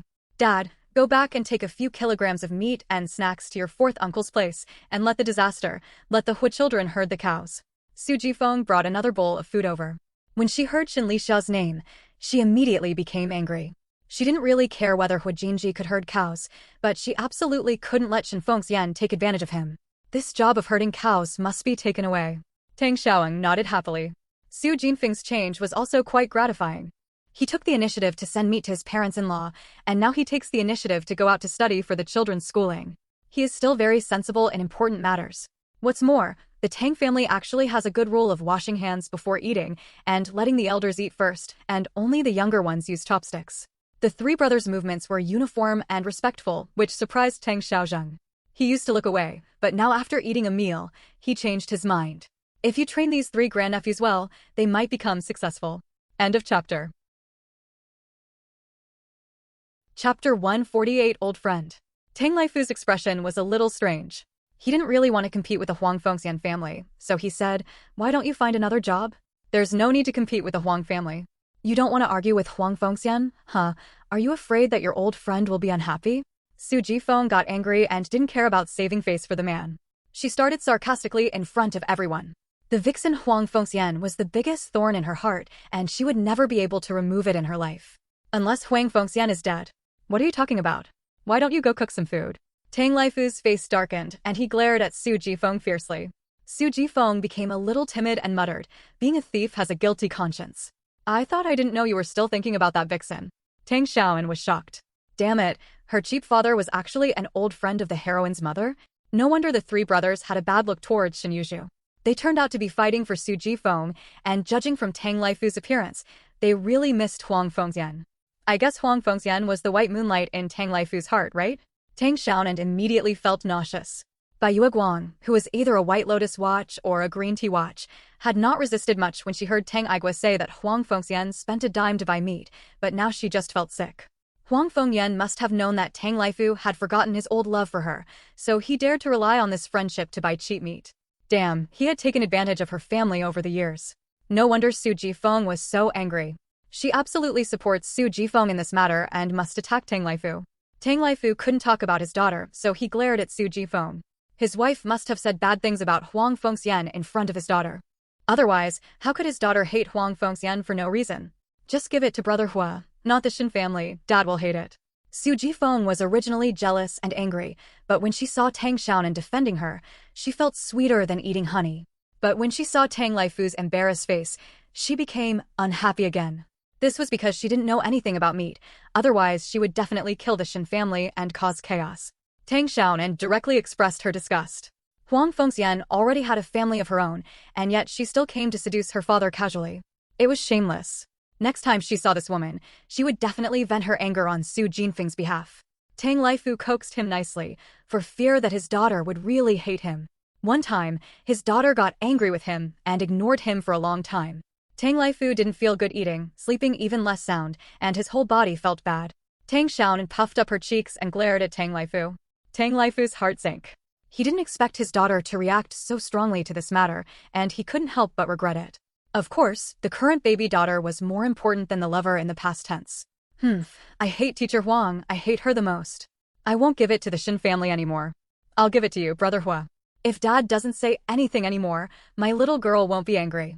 In fact, he and Huang Fengxian have not had that problem for a long time, but they've been together for a while, so he helps if he can. However, Su Jifeng is like a jealous person. When he sees him talking to Huang Fengxian, he gets into trouble and goes around the village to say bad things about Huang Fengxian. This means that Huang Fengxian is generous and does not care about Su Jifeng, but this also makes Tang Laifu feel more guilty and feels that he has caused Huang Fengxian. Su Jifeng rolled her eyes, not afraid at all. If Tang Laifu dared to do anything random, she would call her own father over and beat the bastard. This matter has been settled. I will talk to my fourth brother tomorrow. After Tang Xiaozheng finished speaking, he glanced meaningfully at Tang Laifu and said deliberately, I heard that Huang Fengxian has been very close to Gu Songtao from Gu village recently. This woman has a romantic mole on the corner of her eyebrow. She is flirtatious and dissolute. She is not a woman who can run the family with peace of mind. Laifu, don't be confused. End of chapter.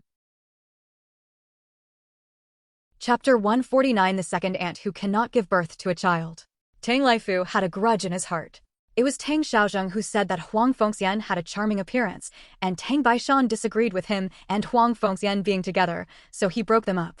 But Huang Fengxian had always kept to himself after getting married, and there had never been any rumors. Tang Laifu naturally had resentment towards Tang Xiaozheng, but he did not dare to express it for fear of being beaten. Uncle Six, she and I have stopped interacting with each other a long time ago. Her affairs have nothing to do with me. That's good. Tang Xiaonan smiled slightly, and his sharp eyes made Tang Laifu feel guilty, and he lowered his head. Tang Ijuan couldn't help but mutter, I sold meat a few days ago. It's all nonsense. Tang Laifu glared at him fiercely. Tang Ijuan trembled and did not dare to murmur anymore. He was even more disgusted with Huang Fengxian's family.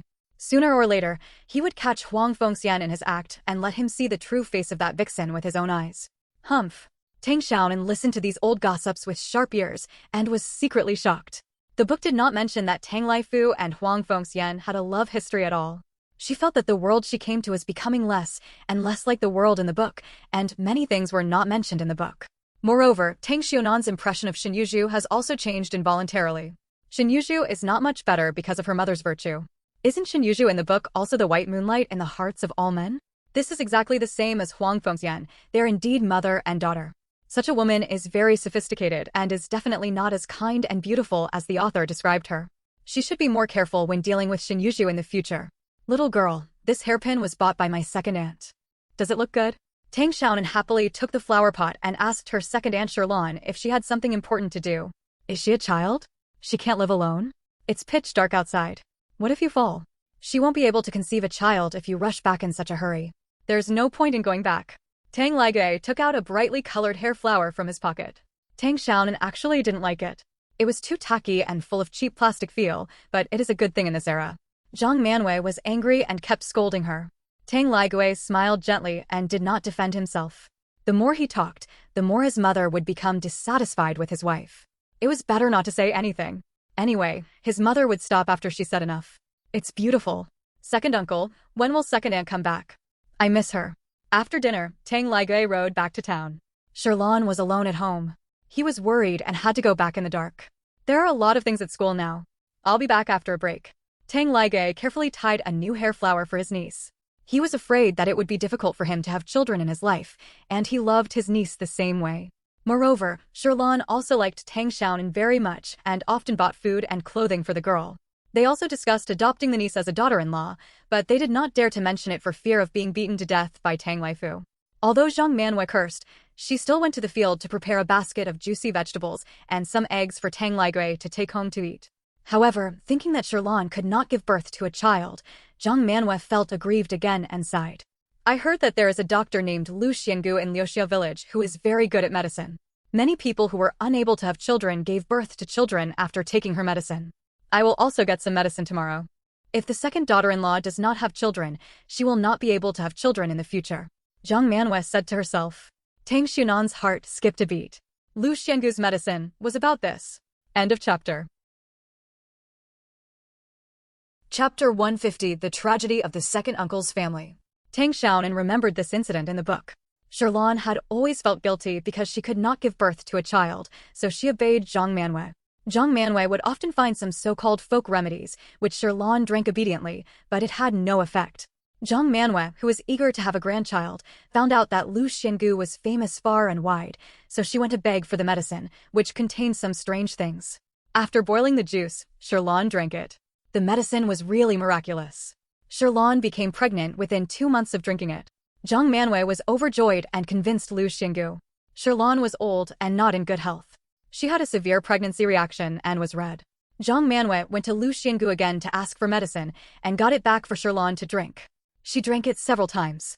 The root of the tragedy was also laid here. Sherlan was born prematurely at 8 months and gave birth to a deformed baby with a long tail. Sherlan was so frightened that she bled profusely and could not be rescued.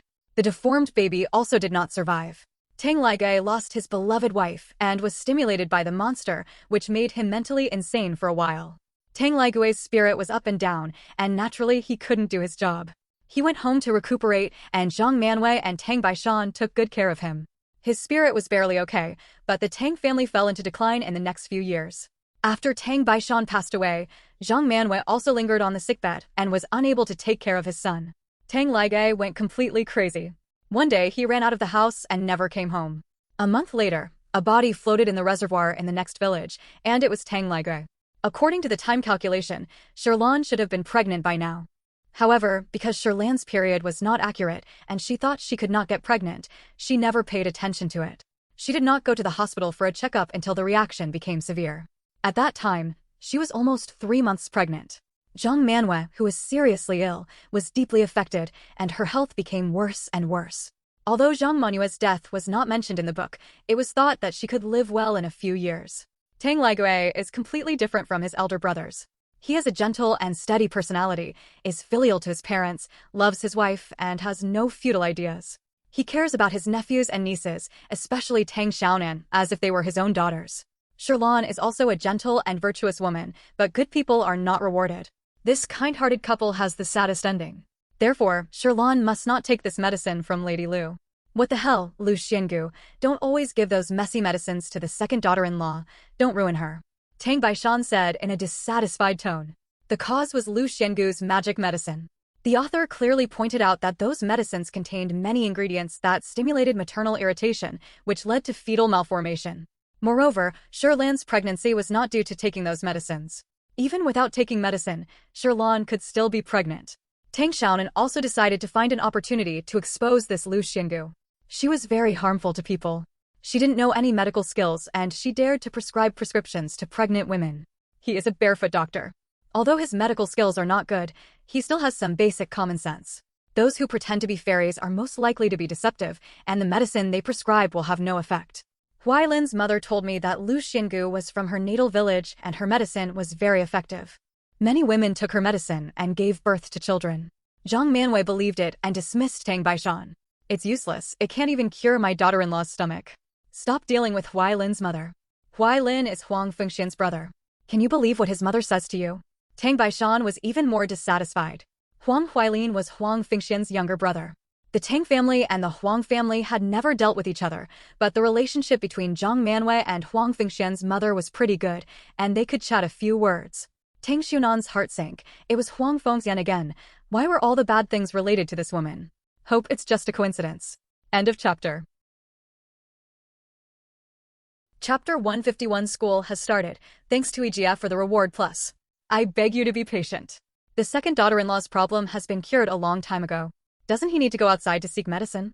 Zhang Manwei said impatiently. Tang Baishan suddenly choked and looked embarrassed. His barefoot doctor has never formally studied medicine, but went to the health station for a few days for training, but he can only treat colds and coughs and bandage wounds. Can he cure a difficult problem like infertility? Is it really necessary to be a barefoot doctor in Mopin Mountain? I've already gone to the town hospital for a walk-in. Even the county hospital dares to try it. Tang Baishan didn't take that matter to heart. Anyway, it was the grassroots and bark of Shanzai that could not kill people, so he had to let the old woman toss it.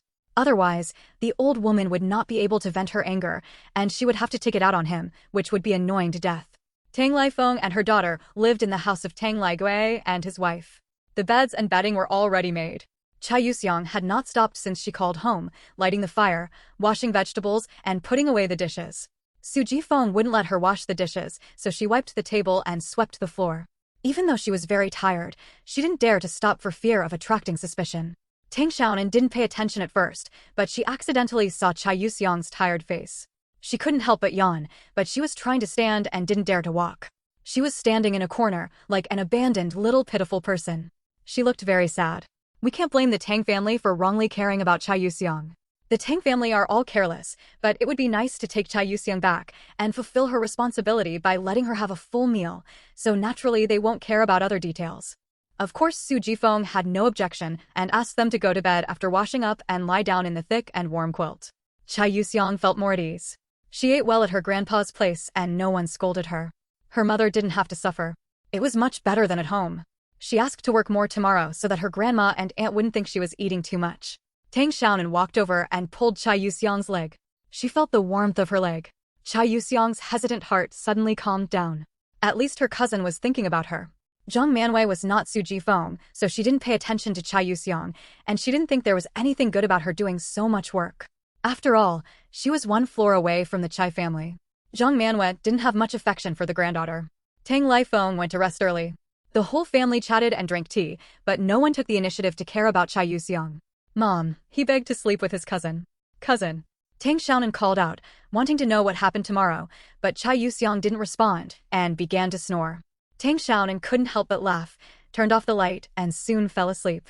The Jingxia passed quickly, and the leisure life of the villagers ended, and spring plowing began. Schools also started. Tang Aihua was in high school, Tang Aigua was in junior high school, and they were both in the town middle school. Tang Aijuan was in elementary school in Gutsuan next door, and Tang Xiaonan was in the village's kindergarten. Tang Xiaonan from Bu now has already convinced Tang Laifu to let her go to Gutsuan as a first grader. At least she is better than the little kid with a runny nose in kindergarten.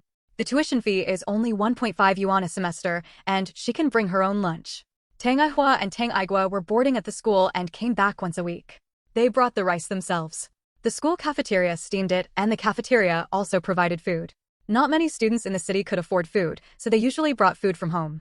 The most popular dish is steamed prunes, which are brought in an enamel jar and can be eaten for half a month. If the conditions are good, add some brown sugar and lard to make a special and fragrant rice. End of chapter. Chapter 152 My old friend is also green tea, thanks to Ejia for the tip. Most families couldn't bring out lard and sugar, so they could only bring dry pickles, which definitely didn't taste good, but no one complained. It was already very difficult for the family to support them in school, and they could tolerate eating pickles every day. Occasionally, some wealthy families would bring steamed meat with dried prunes and vegetables. Tang Aihua and Tang Aigua were such wealthy families. They not only brought meat, but also brought a few dollars to buy food in the cafeteria. Except for their academic performance, these two brothers made their classmates envious in everything. But this time when school started, the brothers had different ideas in mind. Before school started, the two brothers followed Tang Xiaonan to study with Mr. Qi for a few days and were deeply impressed. My sister's ability to absorb new knowledge is much better than theirs, and she speaks English fluently than them all. Moreover, Tang Xiaonan, that ignorant brat, has actually made progress secretly and can even recite solar term songs. English was not taught in schools in the 1970s, nor was it tested in the college entrance examination. Only foreign language majors took the English test. Brothers Tang Aihua and Tang Aigua were greatly stimulated. They were the elder brothers, but the two youngest ones in the family were more powerful than them. Their faces were dull. Did the little girl ask us about our test scores last night? Tang Aihua was not sure. Well, you didn't say it, and I didn't say it either. The two brothers exchanged helpless looks. Why did the little girl suddenly become interested in their results? In the past, she was only concerned about food, clothing, and fun, but now she is not interested in any of this. Shin Yuhai is Shin Yuju's younger brother, and is in the same class as Tang Xiaonan. Shin Yuju is in the 3rd grade and the school is in Gutsuan. He has to walk more than 10 miles. Su Jifeng prepared lunch for Tang Xiaonan and steamed it on the school stove before eating. No, I can't sleep in class anymore. I turn around and tell my desk mate that if he gets sleepy, I'll prick him with a compass. Tang Aigua reminded him that he was already planning to work hard. He couldn't fool his little girl into asking about his grades next time, right? Tang Aihua smiled even more helplessly. He felt sleepy as soon as the class started. The teacher's voice was the most pleasant lullaby. He was energized as soon as the class was over. He also wanted to study hard, but his physical condition did not allow it. The last place is a real fool, and all conditions do not allow him to take the 2nd place. 1st grade teachers had to teach Chinese and math. To Tang Xiaonan's surprise, the teacher who taught her was actually Huang Fengyan. She didn't know her at first, but when she saw Shin Yuhai calling the new teacher mom, she realized that she was Tang Laifu's old sweetheart Huang Fengyan. After all, he has always been around the 20th place, but the eldest brother is the 2nd oldest in 10,000 years, the last. Please be serious in class. Tang Xiaonan didn't know that her casual question would have such a big impact on her two brothers. She was also in the classroom with Chai Yuxiang now. With her efforts to persuade, Tang Laifeng agreed that Chai Yuxiang should go to school with her. Chai Yuxiang had never gone to school in Wuching before. Next time I ask about my grades, are you embarrassed to say that I am 2nd to last in the class? Tang Aigua looked disdainful. Tang Aihua's expression changed. He was really embarrassed about this. As the eldest brother, he was ranked 2nd to last in the exam. What prestige would he have in front of his younger brothers and sisters in the future? After seeing Huang Fengyan, Tang Xiaonan understood why Tang Laifu could not forget this woman. Compared with the strong and sturdy Su Jinfeng, the beautiful and gentle Huang Fengyan does have the ability to make men miss her. Moreover, Huang Fengyan is more beautiful than her daughter Shin Yuju. Shin Yuju is not similar to Huang Fengyan. She looks like her father Shin Lixia and does not have the delicate facial features of Huang Fengyan. Huang Fengyan speaks softly, always smiles, and has an amiable appearance, which makes it easy for people to like her. No wonder she is very popular in the village, but Tang Xiaonan doesn't like this woman at first sight. She exudes a bitch from head to toe, a green tea bitch. There are still 10,000 updates today. The rewards and updates have been completed. Let's see what the PK results are tomorrow. Good night. End of chapter. Chapter 153, Very Bad Impression. The textbooks were distributed in the afternoon, and there were only 2 books, Chinese and mathematics, and 2 exercise books. Tang Xiaonan finally saw the ancient textbooks. The cover was very period style. Among the flowers, there was a boy and girl wearing a red scarf, holding books in their legs and studying. Students, the teacher is calling the roll now. When your name is called, stand up and say here. Do you understand? Huang Fengyan, who was standing on the podium, was smiling and glanced at Tang Xiaonan from time to time. Her eyes were intriguing. If she were a real child, she would not have noticed Huang Fengxian's prying eyes, but Tang Xiaonan was not. Therefore, as soon as Huang Fengxian started to look at herself, Tang Xiaonan noticed it and had a bad impression of that woman. She hates anyone who peeks at her secretly, even if it is a boy who admires her. She will definitely not like a boy who dares to spy on her without even daring to express his love. What's more, the way Huang Fengxian looked at her was not kind, and he didn't know what the woman wanted to do. Tang Xiaonan. Huang Fengxian's voice came from the podium. After the names were called, Huang Fengxian began to arrange the seats. Tang Xiaonan was the youngest and shortest, so she was placed in the first row, sharing the same table with Huang Fengxian's son Shin Yuhai. In the middle row, next to the podium, Chai Yuxiang was taller and went to the back. Huang Fengyan smiled and continued to call other students. There were many students in the class, 42 people. The primary school brought together students from Mopanshan, Gu Village, Liuxia Village, and Yanhua Village. There was one class for each grade. Starting next year, the class size will become smaller and smaller. Many people dropped out of school and went home to work. Moreover, Tang Xiaonan was very dissatisfied with her new deskmate. Xin Yuhai was 1 year older than her. She looked like Huang Fengyan, with red lips and red teeth, but she was not likable no matter how she looked. The problem was with her eyes. Let me take a peek. I am watching openly now, She didn't attend the first class in the afternoon. After arranging their seats, Huang Fengxian asked them to read by themselves. However, she ran away without knowing where she was. No one was seen for a long time. Tang Xiaonan's impression of her was even worse. She was not responsible at all, and how could she be a role model for others? Facing Tang Xiaonan's big, blank eyes, Huang Fengxian felt guilty inexplicably, but soon felt that she was overthinking. She was just a silly little girl. What did she know? Chuidong. Tang Xiaonan stood up, responded softly, and raised her head to look directly at Huang Fengxian. Arrived. The distance between the child's eyes was too narrow, the eyebrows and eyes were squeezed together, and the forehead was also narrow, and the eyebrows were pointed. The whole face looked particularly petty. Tang Xiaonan firmly believed that people with narrow eyebrow distance must be narrow-minded. Xin Yuhai was not pleasant in appearance, and his personality was even more annoying. The child was walking unsteadily as if he had ADHD. After a while, his arms moved over and took up most of the table on Tang Xiaonan's side. After talking, he moved a little further, but it didn't take long before he moved over. Tang Xiaonan was too lazy to argue with the child and moved a little further to the aisle. What she didn't know was that Xin Yuhai thought she was afraid of him because he was the teacher's son, so Tang Xiaonan had to fawn over him, otherwise he would ask her mother to punish Tang Xiaonan. In that classroom, his mother was the eldest, and everyone listened to him. Xin Yuhai thought deeply at a young age, thinking of himself as a green onion, and had other ideas. End of chapter. Chapter 154, Let's Hurt Each Other. When lunchtime came, Tang Xiaonan and Chai Yuxiang went to the cafeteria to get food and brought it back to the classroom to eat. Her lunch was very rich. Su Jifeng fried a poached egg, as well as prunes and vegetables.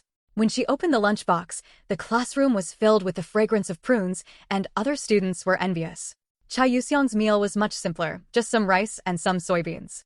Tang Xiaonan suspected that her grandma had added soybeans a few times. The bones of the pig's feet were probably melted, and the rest was all soybeans. Although it was nutritious, it was really not enough for rice. However, Chai Yuxiang is not picky about food. She can eat even plain rice. She can go to school and still have enough to eat. Even if she only eats pickles, she is very satisfied. Cousin, I can't eat it. I'll give this to you. Tang Xiaonan served Chai Yuxiang with meat, and Su Jifeng cut the meat very powerfully, big and thick. A few pieces of meat filled half the box, and the rice was packed very hard. Even if there was enough for adults, Tang Xiaonan would never be able to finish it. I have enough, little girl, you eat. Chai Yuxiang only wanted a piece of meat and held the lunchbox with her hand, while Tang Xiaonan had to pick it up for her. She really didn't want to eat it.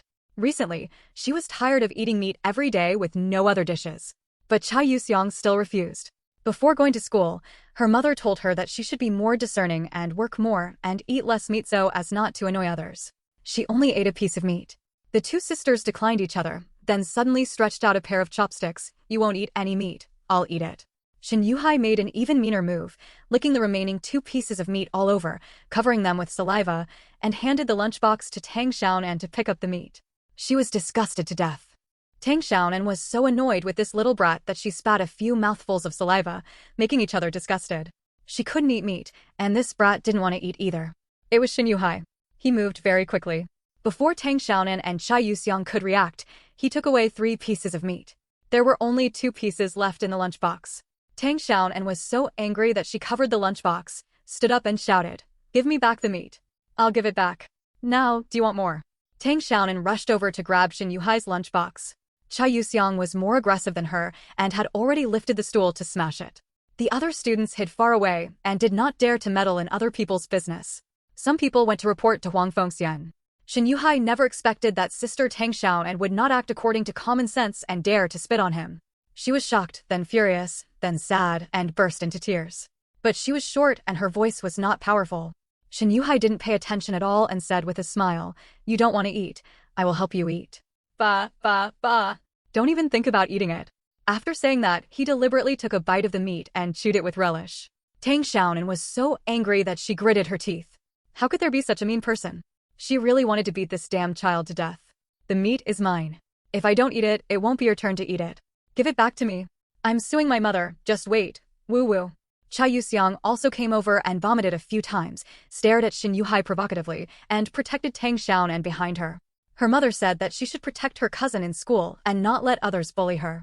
You stole my flesh first. Tang Xiaonan didn't feel guilty at all about bullying children. Some children just lacked beatings. Shin Yuhai was the one who needed beatings, but she had to use some strategy to do it. I won't go to school, I want to go home. Woo woo. Tang Xiaonan cried more miserably than Shin Yuhai. Cha Yuxiang thought she was really sad, so she was so angry that she picked up a chair and threw it at Shin Yuhai, beating her first. End of chapter. Chapter 155 Wolf Girl Cousin. Ah, it hurts so much, Mom. Shin Yuhai's shrill screams echoed throughout the night.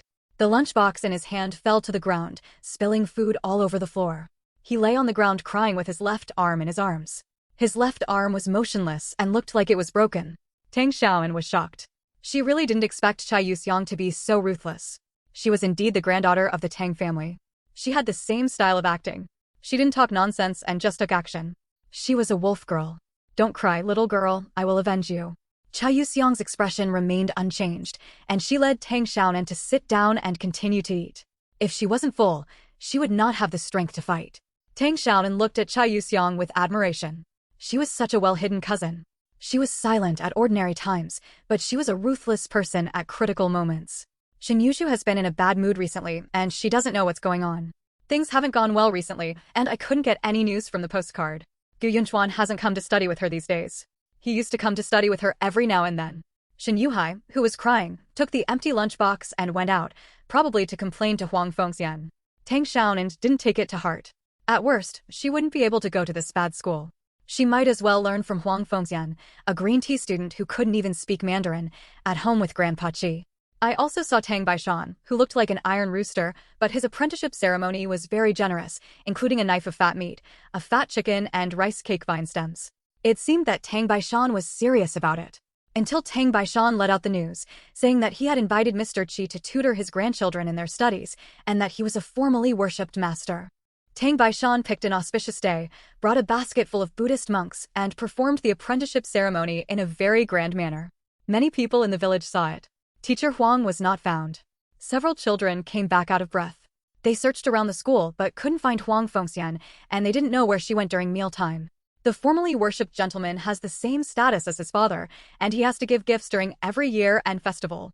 As a result, Mr. Qi's status in the village has been greatly improved. He has a big backer from the Tang family behind him. Who dares to bully him? However, Shin Yuzhu thought that Mr. Qi rejected her because she could not afford shuxiu. She not only resented Mr. Qi, but also hated the Tang family for bullying others. Why did a bunch of idiots need to study? Learning was in vain. In the future, they would either kill pigs or farm. There was no need to learn too much knowledge. It was enough to know how to write your own name and count. Tang Xiaonan gave most of the meal to Cha Yuxiang, and each person shared half of the meat and eggs. After just a few bites, Shin Yuzhu came over holding the aggrieved Shin Yuhai. Shin Yuhai's crying gradually stopped and he got up. Seeing the messy food on the ground, which even the dogs couldn't eat, he cried sadly again. He was so hungry. What makes Shin Yuzhu hesitate the most is that Mr. Qi refuses to teach her, saying that he has no time to do spring plowing.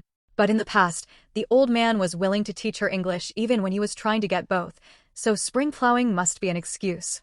But she was different. She was going to college. The Tang family took away her opportunity to study, which was tantamount to cutting off her livelihood. How could she not hate it? Little girl, was it you who knocked over Yuhai's lunchbox? Although she was very angry, Shin Yuzhu was still gentle, but the smile that always appeared on her face was gone. She really couldn't smile at the Tang family and hated her to death. It's the third update today. I'll add more updates based on the recommendation arrangements later. Or should I ask for a recommendation ticket and a 5-star rating? End of chapter. Chapter 156 The third brother is mighty. I'm the one who beat you. It's none of my daughter's business. Cha Yuxiang retorted, not afraid at all. He grabbed my meat first and then spit on me. It's so bad. Tang Xiaonan pointed at Shin Yuhai and shouted, now she is annoying the Shin family to death and she doesn't like Shin Yuzhu, so there is no need to be polite. Cha Yuxiang was even more sharp-tongued and sarcastically said, if my family can't afford meat, I'll take other people's meat to eat. It's shameless, so I'm going to beat him. If you tell me you want to eat meat, I can give you a piece, but you can't take it away. Tang Xiaonan still wanted to reason with the child, but Shen Yushu thought that Tang Xiaonan was mocking her brother for being a beggar. Only beggars would beg for food from others, and his expression immediately changed. It's wrong for Yuhai to steal meat, but it's even more wrong for you to beat someone and knock over his lunchbox. He will be hungry in the afternoon. Little girl, you are not a good boy. Shen Yushu suppressed his anger. Although his voice was still gentle, his tone was much more serious. He is a bad boy, a thief, a beggar, and a shameless person. Tang Xiaonan pointed at Shen Yuhai and complained. Tang Ijuan didn't waste any words. He picked up Shen Yuhai and scolded her fiercely. If you want to eat meat, let your mother do it. If you can't afford meat, eat shit. If you dare to steal Xiaonan's things next time, I will throw you to the manure pit to eat maggots. You bullied my sister while I was away? Which little cousin is so brave? Third brother, he took my meat and spit on me. Shen Yushu gritted her teeth, knowing that there would be no justice in this matter today. The three bandits could not be reasoned with at all. She turned around and told her mother. She had come over in time to argue. How can you, a grown man, bully a child? Let him go. I told the teacher. Shen Yushu's face was already very ugly, and her fists were clenched tightly. If it weren't for the fear of affecting her image, she really wanted to slap the stinky girl. She was as annoying as her three brothers. There was no good person in the Tang family, they were all bandits and robbers. Tang Ijuan glanced at his cousin. Yes, with the momentum of the Tang family, he was much more promising than when he was in Wuching. Tang Ijuan saw that the siblings were wilted, so he put down Shen Yuhai, who was crying incessantly, kicked his feet, and warned, if you bully me again, I will break your legs. The corner of Tang Xiaonan's mouth twitched. Her third brother's words were too damaging. Although it was not good to talk about a girl like this, she felt very happy listening to it now. Tang Xiaonan also got angry. She wanted to build a memorial arch even though she was a cousin. The whole family is full of bitches. She is not afraid. She will do it if it doesn't make sense. You are so grown up and you still bully a little girl. Don't bully someone just because your mother is a teacher. My uncle is a pig butcher. Chai Yuxiang scolded her back unceremoniously. Shen Yuhai kicked her feet wildly and started crying again in fright. Shen Yushu's face turned pale with anger. Although he did not dare to confront the bandit Tang Ijuan, if something happened to Shen Yuhai, Huang Fengxian would definitely punish her for not protecting her brother.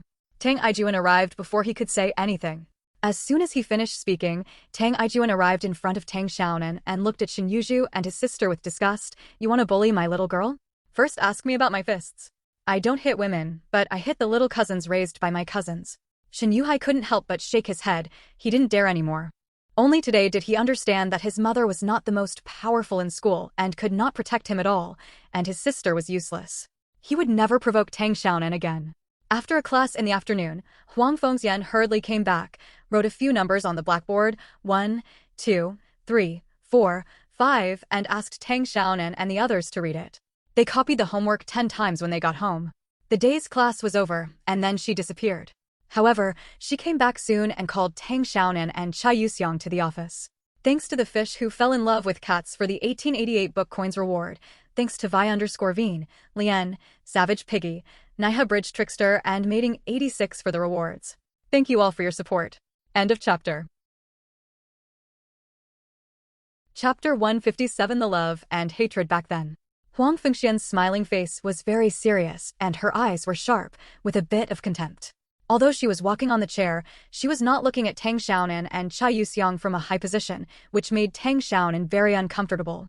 Chai Yuxiang lowered her head, very uneasy. Although she was bold, she was afraid of the teacher deep down. Facing Huang Fengxian at this moment, she didn't even dare to breathe. Her legs were so red that she couldn't help but twist them. Out of the corner of his eye, he caught sight of Tang Xiaonan holding her head high, bravely making eye contact with Huang Fengxian. Chai Yuxiang was filled with admiration and felt a little ashamed. She is older than her cousin, not as smart, not as good-looking as her cousin, and not as bold as her cousin. Alas, no wonder grandma always calls her a loser. At that time, Huang Fengxian chose to express her love, but Tang Ligui refused. Afterwards, she even said nothing to Huang Fengxian and avoided her when he saw her. Moreover, Sherlan never took Huang Fengxian seriously. She had a deep relationship with Tang Ligui and had never blushed. She also never knew that Huang Fengxian had coveted her husband. It can be said that Huang Fengxian was purely sentimental.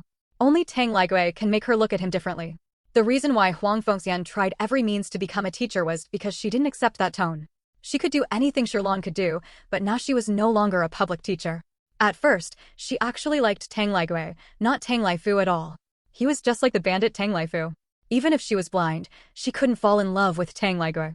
She could barely look at Tang Laigui because the Tang family was well off. Tang Laigui was in the same class as her in elementary and middle school. They looked good and had good grades. Huang Fengxian was wronged by Tang Xiaonan's bold direct gaze, but was very unhappy. She was a gangster at a young age and looked exactly like Su Jinfeng, the shrew. She didn't like anyone in the Tang family, including Tang Laifu. She was attracted to Tang Laigui, but Tang Laigui and Shirlan had a fierce fight. Shirlan was in the same class as them and came from a good family. Her father was a middle school teacher. Shirlan had good grades and naturally became a teacher after graduating from high school. Huang Fengxian selectively forgot that her level was barely above that of a first-grade elementary school student, but Shirlan was rated as an outstanding teacher every year. The salary of a middle school teacher was quite different from that of an elementary school teacher. They were not at the same level at all. Huang Fengxian has known what she wants since she was a child. Just like Shen Yuzhu, she has been ambitious since she was a child and is willing to do everything possible to get it. Huang Fengxian's family is very poor and she is a laggard in studies. She can change her destiny by getting married. Didn't I, Tang Laigui, want to avoid her, so she married her and became my sister-in-law? I, Tang Laigui, couldn't avoid her even if I wanted to, so I had to respectfully call her my sister-in-law. Huang Fengxian's wishful thinking was shattered again. They were already proposing to marry, but the Tang family suddenly retorted, saying that she and Tang Laifu were not compatible and could not get married. Within 2 months, Tang Laifu hastily married Su Jifeng, a tough and vulgar woman. Huang Fengxian was not reluctant to leave Tang Laifu, but she felt aggrieved. Everyone in the village said that the Tang family did not care about Huang Fengxian and would rather marry the pig butcher's daughter than marry her. There were all kinds of unpleasant things said. During that time, Huang Fengxian did not even dare to leave the house, and the Tang family hated her, especially Su Jifeng, that shrew. Very much like the daughter of that shrew. End of chapter. Chapter 158. You are a bullshit teacher. Tang Xiaonan, classmates should help each other and care for each other, and never fight. The teacher just said that in the afternoon, so I will take the lead in making trouble. What does it look like? Even when Huang Fengxian was criticizing people, her voice was soft, but her speech speed was much faster, and her eyes were more disgusting, looking at them like they were trash. Tang Xiaonan's heart suddenly became angry. She was so damned and blatantly protecting her own brat. She was really just a 6-year-old baby. She would definitely be punished tomorrow. Which student in that era would dare to resist the teacher? Shen Yuhai snatched his meat first, then he is the bandit. Tang Xiaonan retorted loudly. Huang Fengxian's eyes were even more disgusted, and she actually dared to talk back. As expected, she asked Su Jifeng for a vulgar request. What's wrong with her son eating a few pieces of meat? Tang Laifu wanted to give all the meat to her. Even if she is married and has children, in Tang Laifu's heart, she will always beg for more than Su Jifeng. If she wants to beg for meat, Tang Laifu will send it to her. That stinky girl dares to bully her son. Humph, she will vent her anger that she has been holding in for more than 10 years on that stinky girl tomorrow. In those years, Huang Fengxian got some meat from Tang Laifu from time to time. If there was Tang Laifu, the meat would definitely be free of charge and given by red gifts. Tang Laifu's actions made Huang Fengxian more confident in her charm. She felt that Tang Laifu liked her very much, and her status was higher than that of Su Jinfeng and Tang Xiaonan. Huang Fengxian's face turned pale, and she dragged Tang Xiaonan out while dragging Chai Yuxiang with her other leg. She never thought about trying to reason with those two stinky girls. She was the teacher, and she had the final say. Anyone who dared to resist her would be punished. You dare to talk back to the teacher, just stand outside for him. My child is so untutored. Didn't my mother teach me to respect the teacher? The teacher punished me for daring to curse, so I had to go out and stand. Tang Xiaonan was startled. She didn't expect that Huang Fengxian would fall out with her whenever she wanted to, and beg her to be punished without even asking. Damn it, how did that kind of person become a teacher? What did the leader of the education bureau do for a living? Shen Yuhai snatched his meat and made him spit. Why should I not punish him? My officials protect each other like a nest of cats and mice. I am not a good teacher. He begged his father not to give him meat anymore. Woo-woo. I punished him by eating his meat. I am shameless and shameless. Shen Yuhai and I worked together. Tang Xiaonan was so angry that she cursed out loudly. If she didn't have some sense, she would have cursed a long time ago. Chai Yuxiang, who was being dragged by Huang Fengxian's other leg, was so impressed by her cousin that she could even use so many idioms to curse. Her cousin was so awesome, and she would be the first person she admired from now on. Huang Fengxian was so angry that she lost her grace. She let go of Chai Yuxiang and dragged Tang Xiaonan with her legs. The damn girl was as strong as Su Jifeng and was very heavy. It was very difficult for her to drag her with her legs. I'm protecting my son. Why don't I punish Shin Yuhai for snatching his flesh? Why should I punish him if I don't punish him? I'm not worthy of being a teacher. I can't even speak Mandarin. I'm a bullshit teacher. Tang Xiaonan used Shin Dongya's Dantian Qi to use the trick that naughty children usually use, and she walked on the ground. If she had the ability, she would drag that stinky woman out. Anyway, she would never compromise when she was wrong. The commotion there was so loud that it attracted other teachers. An ordinary-looking female teacher in her 30s came over. She happened to hear Tang Xiaonan's words and couldn't help laughing. Tang Xiaonan was also lucky. The female teacher happened to be well-matched with Huang Fengxian because the female teacher had been a private teacher for 6 years. She was originally the one to be promoted to a full-time job last year, but Huang Fengxian snatched her away with her legs. The female teacher held a grudge and wished that Huang Fengxian would be unlucky. We will continue tomorrow. Please ask for it every day. Show your love. End of chapter. Chapter 159. The hand is dislocated. The female teacher's name is Song Hongmei. She is married in Gu village. She is from Hongmiaozheng. Her husband's family name is Gu, which is a common surname in Gu village, just like the Tang family in Mopen Mountain. She is a local snake. Although she is a private teacher, she still has the final say in the school, and the principal must respect her. Theoretically, Song Hongmei was confirmed to be promoted to a regular position last year, but Huang Fengxian somehow got involved with the leaders of the school district in the town. It turned out that it was Huang Fengxian, the unskilled substitute teacher who had been teaching for a year, who was promoted to a regular teacher. Song Hongmei's regularization was far away. The salary of public teachers is 18 yuan per month, while the salary of private teachers is 8 yuan, and the benefits paid during the New Year and holidays are much less than that of public teachers. The most important thing is that public teachers can go to the city for training to improve their professional skills and broaden their horizons. Private teachers are not there. In terms of qualifications and professional skills, Song Hongmei rejected Huang Fengxian more than 10 times, and the principal even agreed that she should become a regular employee, but she let Huang Fengxian wear a beard. Naturally, Song Hongmei hated Huang Fengxian deeply and wanted to catch Huang Fengxian every day. But Huang Fengxian acted cautiously, and Song Hongmei failed several times. That time, Huang Fengxian and Tang Xiaonan were having sex, but Song Hongmei didn't think twice about it. The teacher punished the students as a matter of course. No matter how big the fuss, no one said the teacher was wrong. But Tang Xiaonan was very articulate and spoke a lot of idioms. She was obviously not an ordinary child. Huang Fengxian became even more angry when she saw Song Hongmei. The woman stared at her every day and shut up in a weird way. She dragged her away with all her strength. Tang Xiaonan's legs and wrists hurt, and she heard a clicking sound. She was startled and cried out. Tang Xiaonan cried miserably, and her tears were like a flood. Huang Fengxian was also startled, and quickly let go of her leg, only to see that Tang Xiaonan's leg and wrist were bent at a very strange angle, and it really looked like it was broken. Song Hongmei sounded reproachful and looked at Huang Fengxian with dissatisfaction, but out of the corner of her eyes she was looking at Tang Xiaonan. She was a chubby girl with a pretty face, and she looked like the baby of the family when she was dressed. Especially the sentence, "Don't let daddy give me meat anymore." Song Hongmei became interested immediately, and she was keenly aware that there must be female sex in it, so she came over with great interest. "My leg is broken. It hurts. Dad. Mom, my little girl's leg is broken. Woo-woo. My little girl is begging to die. Teacher Huang, why is it so noisy? Everyone is in class, and I can hear the sound from far away. Oh, that child's leg is really broken. Teacher Huang, I was too careless. Don't forcefully pull the child's leg, otherwise something big will happen." Teacher Song, he was criticizing and educating those two children.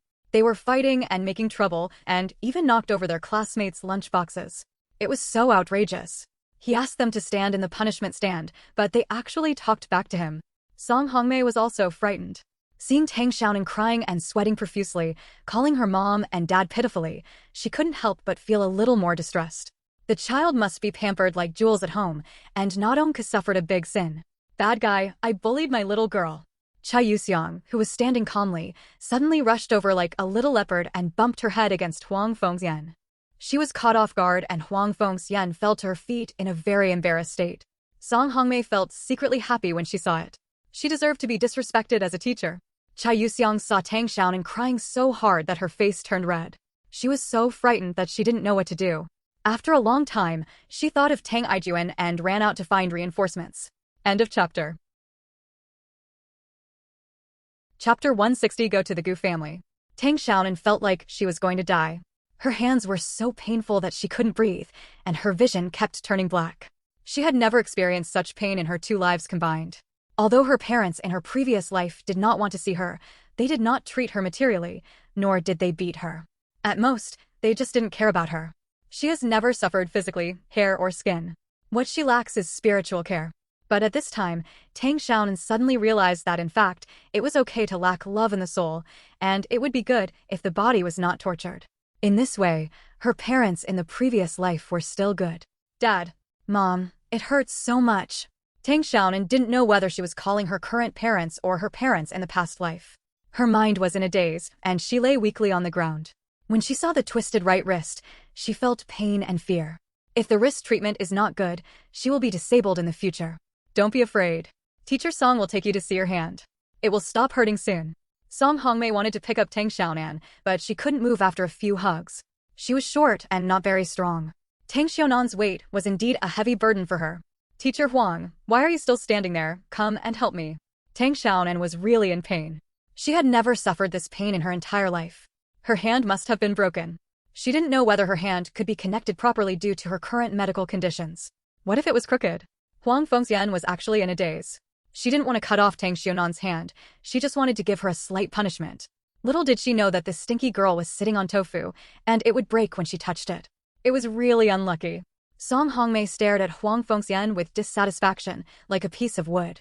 She was the culprit who caused the little girl to lose her hand, but she still had the face to remain indifferent. She was so cruel. I can't get up, my waist is about to break. Song Hongmei saw what she was thinking, sneered, and was about to call for help. Tang Ijuan rushed in with a gust of wind. When he saw his sister who was about to faint from the pain, her eyes were red. She didn't bother to teach Huang Fengxian a lesson and picked up Tang Xiaonan. But she wasn't too worried. A few casual explanations from Tang Laifu would be enough. As for the school, she was even less worried. She had taken care of the above relationships and the principal couldn't do anything to her. Third brother, it hurts. Huang Fengxian groaned exaggeratedly and secretly gritted her teeth. That dead girl was like a calf. Of course her waist was not broken, but her buttocks hurt a lot. Moreover, she didn't want to lift Tang Xiaonan, so she simply sat on the ground and pretended to be dead. Don't be afraid, little girl. Third brother will take you to the hospital. Tang Ijuan was heartbroken and looked fiercely at Huang Fengxian on the ground.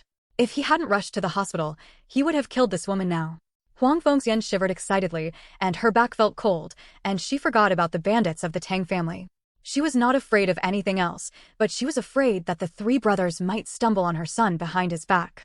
She would have to tell Tang Laifu in advance to ask him to properly discipline his son and daughter. Tang Ijuan rushed out of the school with Tang Xiaonan in his arms. He didn't know where to go for a while and was so anxious that Song Hongmei came over and said, "Go to Gu's house and follow me." Although most of the people in Gu village have the surname Gu, there is only one family that deserves to be called the Gu family, and that is the Gu Yunchuan family. Despite these extraordinary times, the Gu family's prestige in the village still remains. Firstly, Mrs. Gu knows how to be a good person, and the people of Gu village are also grateful. Secondly, there is a person in the village who has headaches and fever. He never goes to the hospital, but goes to Gu's house to get some medicine. It doesn't cost a penny, and the effect is very good. End of chapter. Chapter 161. Gu Yunchuan shows off his skills. Tang Ijuan followed Song Hongmei to the Gu family's house. It was a large blue brick house with white walls and glass. There were few houses with glass in rural areas now. The Gu family's house would not be out of date even in a few decades. Moreover, they all use good materials and were built before liberation. The cement, steel bars, and other building materials are all of high quality, and the floors are also very particular. They may look ordinary on the outside, but in fact there is something going on inside. The first floor of the Gu family is not damp even on rainy days, and the floor is still dry. It is not hot in summer and not cold in winter, because the floor is hollowed out and separated by layers of special moisture-proof materials. Only rich people can make this kind of labor-intensive and expensive floor, but the effect is really good, and you will not catch the cold even if you lay the floor in winter. Huang Yingchun was drying the quilt in the yard and was startled by Tang Ijuan who rushed in. It wasn't until Song Hongmei ran in panting that Huang Yingchun breathed a sigh of relief. She knew Song Hongmei. "Sister-in-law Yingchun, please ask the old lady to look at my little girl's hand. I don't know if it's broken. Auntie, help me take a look. My little girl is hurting to death." Tang Ijuan was so anxious that he was about to cry. His sister had never suffered such a crime before. Before going to school, his parents asked him to protect his little girl. Now something happened. If the little girl's hand was really broken, he would definitely knock off Huang Fengxian's hands and feet, and not a single one would be left. Come into the house quickly, don't be impatient. Huang Yingchun shouted into the room. Yanchuan, come out and take a look.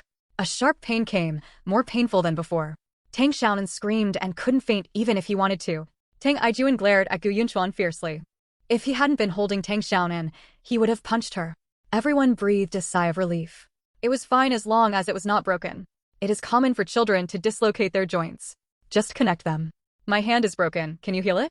Tang Ijuan carefully raised Tang Xiaonan's right hand, his wrist still twisted. Gu Yunchuan pointed at the plaque on the wall and asked. Tang Xiaonan looked at it subconsciously and blurted out, treat everyone equally, Ayo. Little girl, what does that word mean? Okay, but does Gu Yunchuan know medical knowledge? It's not mentioned in the book. Let me take a look. Tang Xiaonan saw a tall young man walking out in a daze. It was Gu Yunchuan whom he had just met not long ago. Oh, the author's description of the male protagonist was really not exaggerated at all. He was so good-looking that he could be regarded as a young master like Jade. Gu Yunchuan saw Tang Ijuan first and was stunned for a moment. Then he saw the unconscious Tang Xiaonan in his arms. With a solemn expression, he quickly walked a few steps to Tang Ijuan and asked, "What's going on?" Gu Yunchuan held up his wrist and touched it gently. Tang Xiaonan woke up from the pain, tears streaming down her face. It hurts. Third brother, it hurts. Tang Ijuan became anxious and shouted at Gu Yunchuan, "Be gentle." Gu Yunchuan smiled and said, "It's not broken, it's dislocated." Gu Yunchuan looked at Tang Xiaonan with a smile, and his eyes were surprised. He could actually understand the words on the plaque, and it was in traditional Chinese. This little girl was completely different from the stupid pig that Shin Yuzhu said. She was obviously very smart, and although she was a bit delicate, she was kind-hearted, and she was a very cute little girl. Tang Xiaonan was dubious and carefully moved her wrist. It didn't hurt. After moving it a few more times, her wrist moved freely. The pain just now seemed like a dream. Tang Xiaonan opened her mouth wide in surprise. This was amazing. I didn't expect Gu Yunchuan to have such a hand. It doesn't hurt anymore, thank you, Brother Gu. Tang Xiaonan thanked her gratefully. We will continue tomorrow. We still ask for collection tickets and positive reviews. End of chapter. Chapter 162 Duplicity. Tang Ijuan looked a little awkward. He wanted to beat someone just now, but he had misunderstood. Thanks. You're welcome. How come my little girl's hand is dislocated? Gu Yunchuan asked with concern. Teacher Huang pulled her. She protected her son and punished her to stand outside. When she refused, she dragged her out and broke her hand. Chai Yuxiang, who came in a hurry, said loudly that she was heartbroken when she saw that Tang Xiaonan was fine. Which teacher Huang? Children just need to be reasonable. Huang Yingchun took a clean towel, washed it with warm water and wiped Tang Xiaonan's face. She cried until her eyes were swollen. How pitiful. Huang Yingchun only gave birth to a son, Gu Yunchuan, but she desperately wanted to have another daughter, but her husband was not willing. Moreover, she and her husband had separated beds, and they couldn't have a baby, so when she saw the plump and clean Tang Xiaonan, she was so happy that she moved very gently. It's Huang Fengxian. When I passed by, she dragged this girl to crawl on the ground. Oh, she was really cruel, but for what reason I didn't understand. Song Hongmei deliberately did not say what Tang Xiaonan said about Huang Fengxian, but emphasized Huang Fengxian's evil deeds. She just wanted to ruin Huang Fengxian's reputation and vent her bad anger. Huang Yingchun frowned. It was that woman again. She was annoyed when she heard the name, but she also felt pity for Tang Xiaonan even more. It must be Huang Fengxian's fault for taking out her anger on the child. Tell me, Teacher Huang said that I should care for my classmates, but I don't want to give meat to Shin Yuhai. I want to give it to my cousin. Why does Teacher Huang punish me? Gu Yunchuan frowned. It was obvious that Shin Yuhai had done something wrong first. Huang Fengxian punished Tang Xiaonan and Chai Yuxiang without asking any questions. No wonder Tang Xiaonan was not convinced, and Huang Fengxian even pulled the little girl's hand out of joint. It can be seen that she used hard force at that time and was so cruel to the 6-year-old little girl. Huang Fengxian is indeed not as kind as she seems on the surface.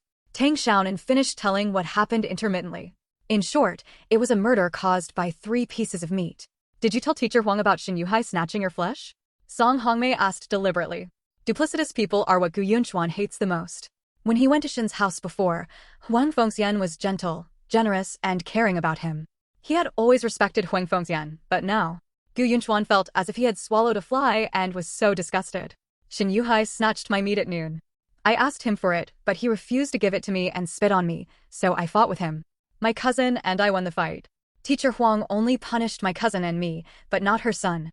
She is not a good teacher. I don't want to go to school. The third brother went home and stopped going to school. Chai Yuxiang also said, Teacher Huang is dead and I won't go to school anymore. Grandpa Chi's lectures are much better than hers. Tang Xiaonan looked at Song Hongmei innocently.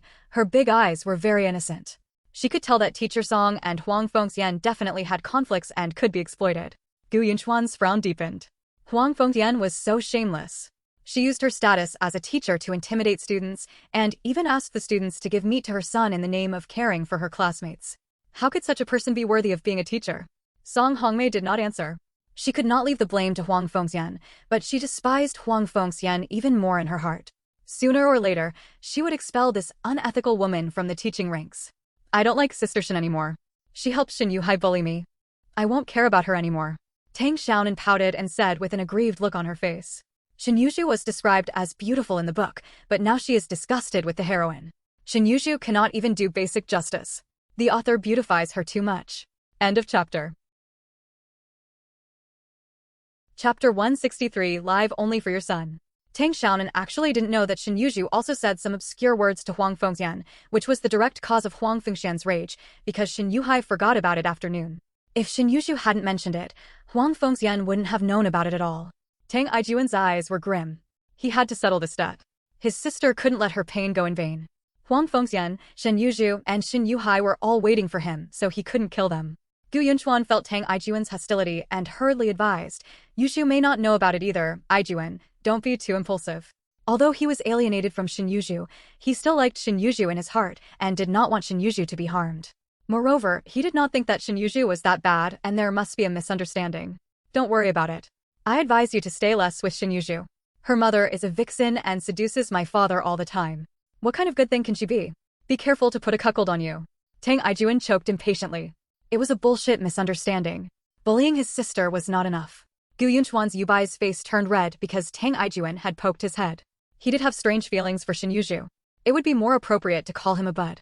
He had deliberately not gone to see Shin Yuzhu these days, but he was worried about her. However, he was rational and filial. Since Huang Yingchen didn't like the Shin family, it would be better for him to have less contact with Shin Yuzhu. Don't talk nonsense. Gu Yunchuan stammered, and Huang Yingchen looked over with a scrutinizing look. She knew her son was like a mother, and Gu Yunchuan's little thoughts couldn't be hidden from her. Huang Yingchuan's heart sank, and she became more resentful. Damn Huang Fengyan, the daughter she raised is not a good thing, and she actually came to harm her son. Yes, my name is Tang Xiaonan. Gu Yunchuan nodded. Huang Yingchen smiled. She is so handsome and polite. Those people are really talking nonsense. I think my little girl is very good. People who say bad things about her are not good people. After they left, Huang Yingchen asked, is this little fat girl's father Tang Laifu? Go back and read quickly. Tang Ijuan snorted and didn't bother to refute. Nothing could escape his fiery eyes. If Gu Yunchuan and Shin Yuzhu didn't have an affair with women, he would be the bastard. Go back to class. Song Hongmei urged. Huang Yingchen dried her clothes, took a basket and scissors and prepared to go to the mountains. The flowers were blooming in spring, and medicinal materials on the mountains could be collected. She would go to the mountains every day to pick a basket and bring it back to dry. She also planted some in the yard, cooked them and sold them to the town's medicinal materials purchasing station. Most of the money Gu Yunchuan spent on books was saved little by Huang Yingchen. Gu Yunchuan's expression changed slightly. Shin Yuzhu also said that Tang Xiaonan was not good. His mother was taciturn, but what she said was very reasonable. She never said anything unrealistic, unlike his father Gu Songtao, who talked from morning to night, but few words were true. Tang Ijuan carried Tang Xiaonan on his back, and Tang Xiaonan waved to Gu Yunchuan and her son, Auntie, Brother Gu, goodbye. I'll go with you. Gu Yunchuan saw the white frost on his mother's temples and her slightly rickety back. He felt sour in his heart. He couldn't sit at home and eat what he was eating now. The whole family was supported by his mother alone. She was too tired. I don't need you, just go read a book. Huang Yingchen pushed her son into the house. How could her son do those menial jobs? As long as her son could go to college, it would be sweet for her no matter how hard it was. She only lived for her son in this life. Gu Yunchuan helplessly watched his mother leave in a hurry. He sighed and went back to his room to read. He also became more determined to distance himself from Shin Yuzhu. Life had already overwhelmed his mother. He had better not let her worry anymore. End of chapter. Chapter 164 Private Meeting.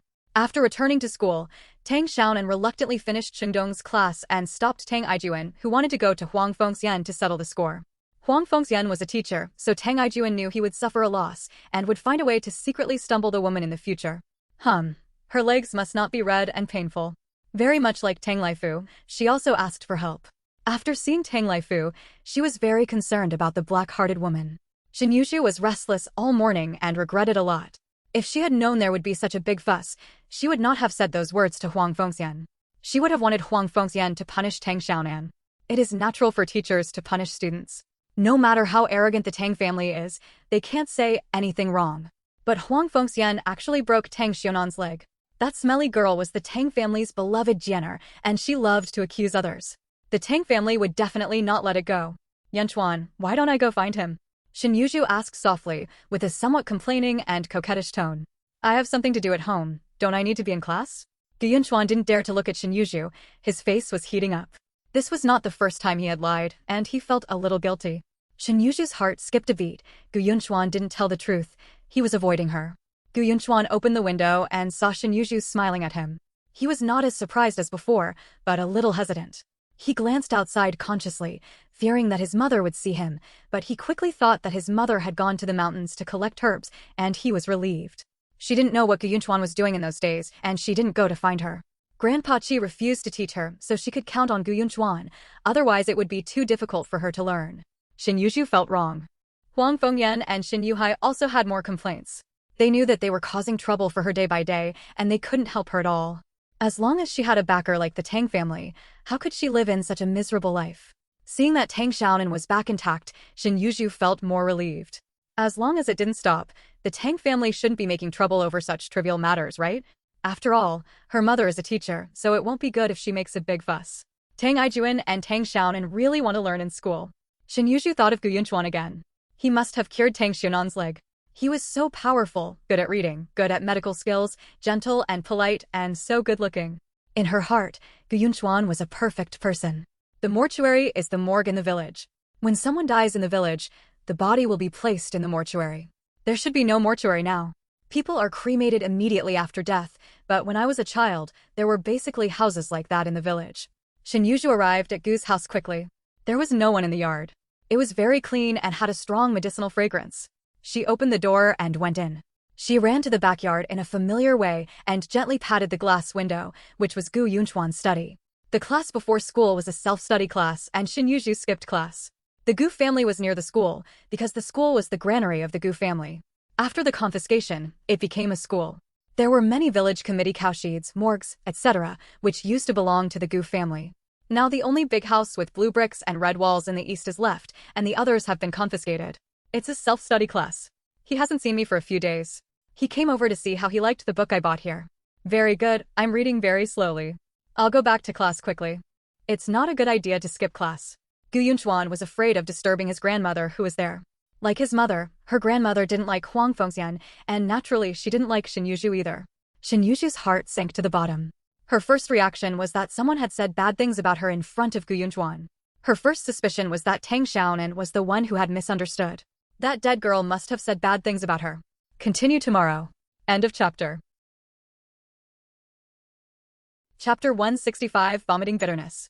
Brother Yunchuan, did Tang Xiaonan say something to you? Although it was wrong for Yuhai to grab meat, Tang Xiaonan and her cousin knocked over Yuhai's rice and even spit on it. I just said a few words to her, and then I also said Yuhai. Shen Yuzhu felt a little aggrieved. She and Gu Yunchuan had known each other for so many years. Didn't Gu Yunchuan still understand her as a person? Now that she was separated from her because of an overbearing and stinky girl, Shen Yuzhu couldn't help but feel a little cold and even more sad. She didn't care about other people's opinions, but she cared about Gu Yunchuan. Although she was only 10 years old, the precocious and thoughtful Shen Yuzhu had already developed feelings for Gu Yunchuan. She felt sour in her heart and was jealous of Tang Xiaonan. Gu Yunchuan felt her grievance and softened his heart. He said sarcastically, I didn't say you were wrong. There is something really wrong. Maybe there was a misunderstanding. Tang Xiaonan was only 6 years old and couldn't tell who was right and who was wrong, so she said she hated Shen Yuzhu. He also felt that Shen Yuzhu would not do that. Shen Yuzhu smiled mockingly. I understand, Brother Yunchuan, are you not coming to see me anymore? No, don't think blindly. Gu Yunchuan blurted out, but he was conflicted in his heart. He was not happy to go to Shen Yuzhu's mother and grandmother. If he didn't go, he was afraid of Shen Yuzhu's discomfort. It was too confusing. Then when you finish your work, let's study together, Brother Yunchuan. Shin Yuzhu looked at him expectantly, with his heart in his throat. I'm leaving. Goodbye, Brother Yunchuan. Gu Yunchuan hesitated. He couldn't bear to refuse, but he didn't dare to agree easily. No one, I'm reciting the text. Shin Yuzhu didn't dare to stay any longer when she heard the voice of an old woman from upstairs. The person she feared the most in the Gu family was Mrs. Gu. Even if she didn't speak and just looked at her quietly, she didn't even dare to express her anger. Yamokawa, who is here? In fact, the author also beautified him a lot. Gu Yunchuan's biggest problem was his indecisiveness. After experiencing in the mall, his character became more decisive. But at this time, Gu Yunchuan lacked decisiveness. She needed Gu Yunchuan's guidance, and even more needed the study materials collected by Gu Yunchuan. She didn't have any of them, and she would definitely not be able to get into college if she only relied on what was taught in school.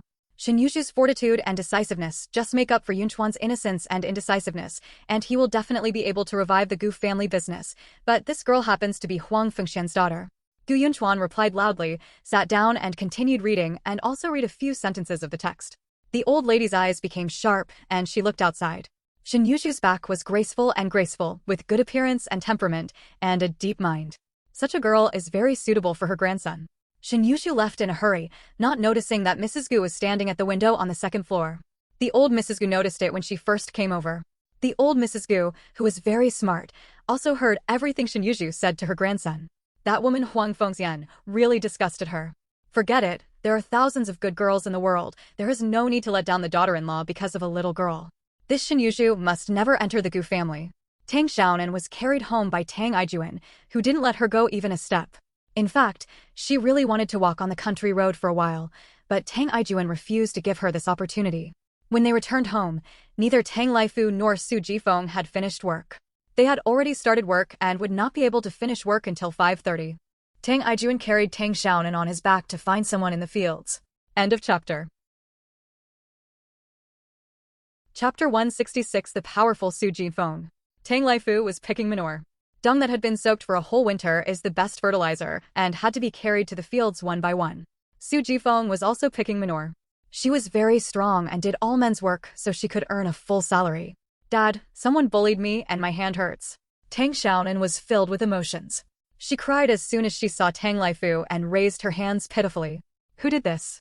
Third brother, you are dead. When Tang Laifu saw a dark purple circle on his daughter's fair and tender wrist, his face immediately darkened, and he yelled at Tang Xiaonan. Useless things, even if you can't protect your sister at school, you just know how to eat them. Teacher Huang pinched me and broke my hand. Brother Gu fixed it. Tang Xiaonan complained aggrievedly, with tears in her eyes. Su Jifeng happened to come over with an empty load. When he heard that his hand was broken, he frightened the boss, threw the pole and rushed over. Which teacher Huang pinched me? A stench rushed into her nose. It was too strong. Tang Xiaonan held her breath and whispered, it's teacher Huang from the village. Her son Shin Yuhai robbed my meat, and teacher Huang punished me. I'll kill this cousin. If you beat him well, you can't kill this little beast. Is that cousin named Huang here? Su Jifeng asked viciously. Su Jifeng rolled up his sleeves and left. Tang Laifu caught up with him and shouted, let's ask clearly first. But in Su Jifeng's eyes, it was the cousin who broke her daughter's hand and wanted to seduce her man. Su Jifeng, who rarely used his brain, started to think conspiracy theories this time. Tang Xiaonan howled at the top of her voice, raised her right hand high, and there was a shocking circle of blue marks on her wrist. In fact, it was nothing serious. The child's meat was tender, and Tang Xiaonan's meat was even more tender.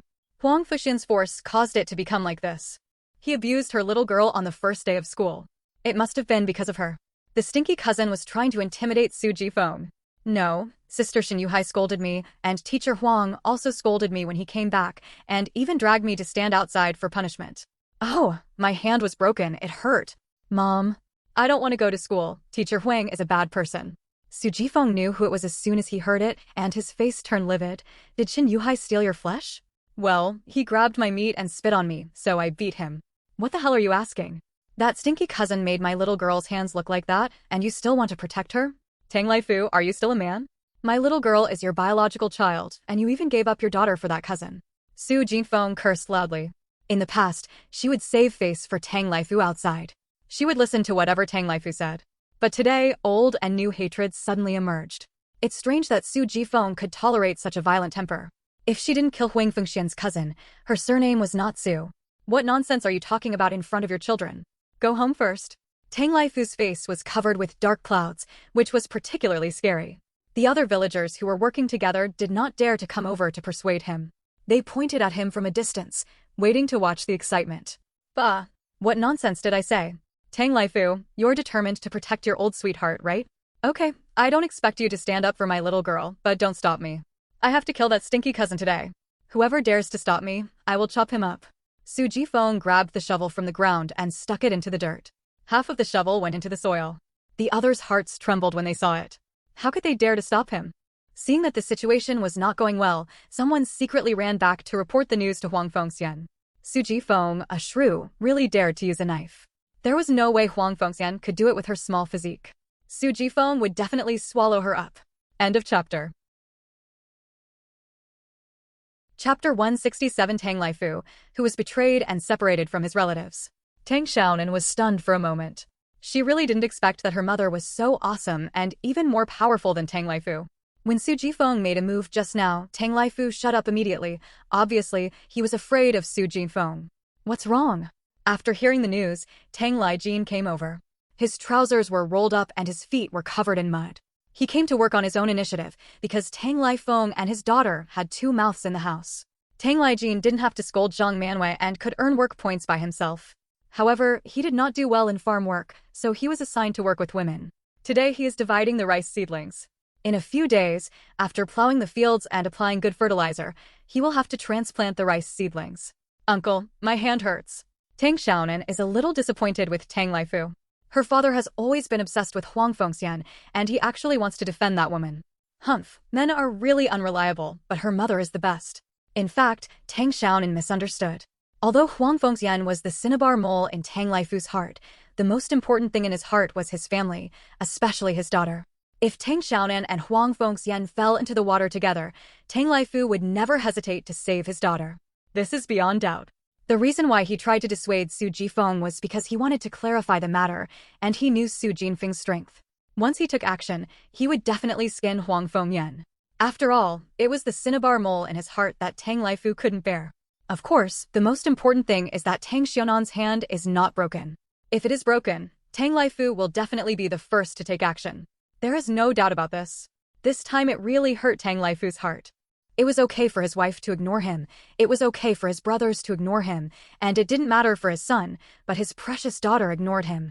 Tang Laifu was so worried. It didn't even taste good to eat dragon meat. What the fuck? I'm going to kill her. Tang Laifu felt extremely aggrieved. He didn't say anything.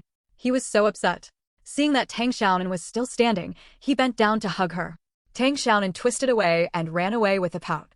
Tang Laijin saw a circle of bruises on his niece's hand and immediately became angry. Who did this? Tang Laijin glared with hatred, was too lazy to say anything more, and went in fight with Su Jinfeng heroically. Tang Aijuan looked at it with disappointment and trotted to follow. Brother, you are really... Huang Fengxian, her son snatched the little girl's flesh, her daughter scolded the little girl. Huang Fengxian pulled the little girl's hand and dislocated it, and the whole family united to bully the little girl. Tang Aijuan said angrily and looked at Tang Laifu dissatisfied. Uncle, I'm leaving too. Tang Laifu glared fiercely, and Su Jifeng rolled her eyes. She could give men face in other matters, but when it came to the child, she would dare to chop him into pieces. The most important thing in your brother's mind is that slut, and you were trying to stop me just now. Su Jifeng taunted in a sinister way. Tang Laijin immediately darkened his face, swore a bunch of curse words, and walked barefoot towards the Shin family. He turned back and yelled at Tang Laifu, Brother, if you dare to help that stinky cousin, don't blame me for ignoring brotherhood. Chai Yuxiang whispered something and ran away. She actually felt that something was wrong with her uncle. She was usually such a precious cousin, but she slipped up at the critical moment, which must have made teacher Huang dizzy.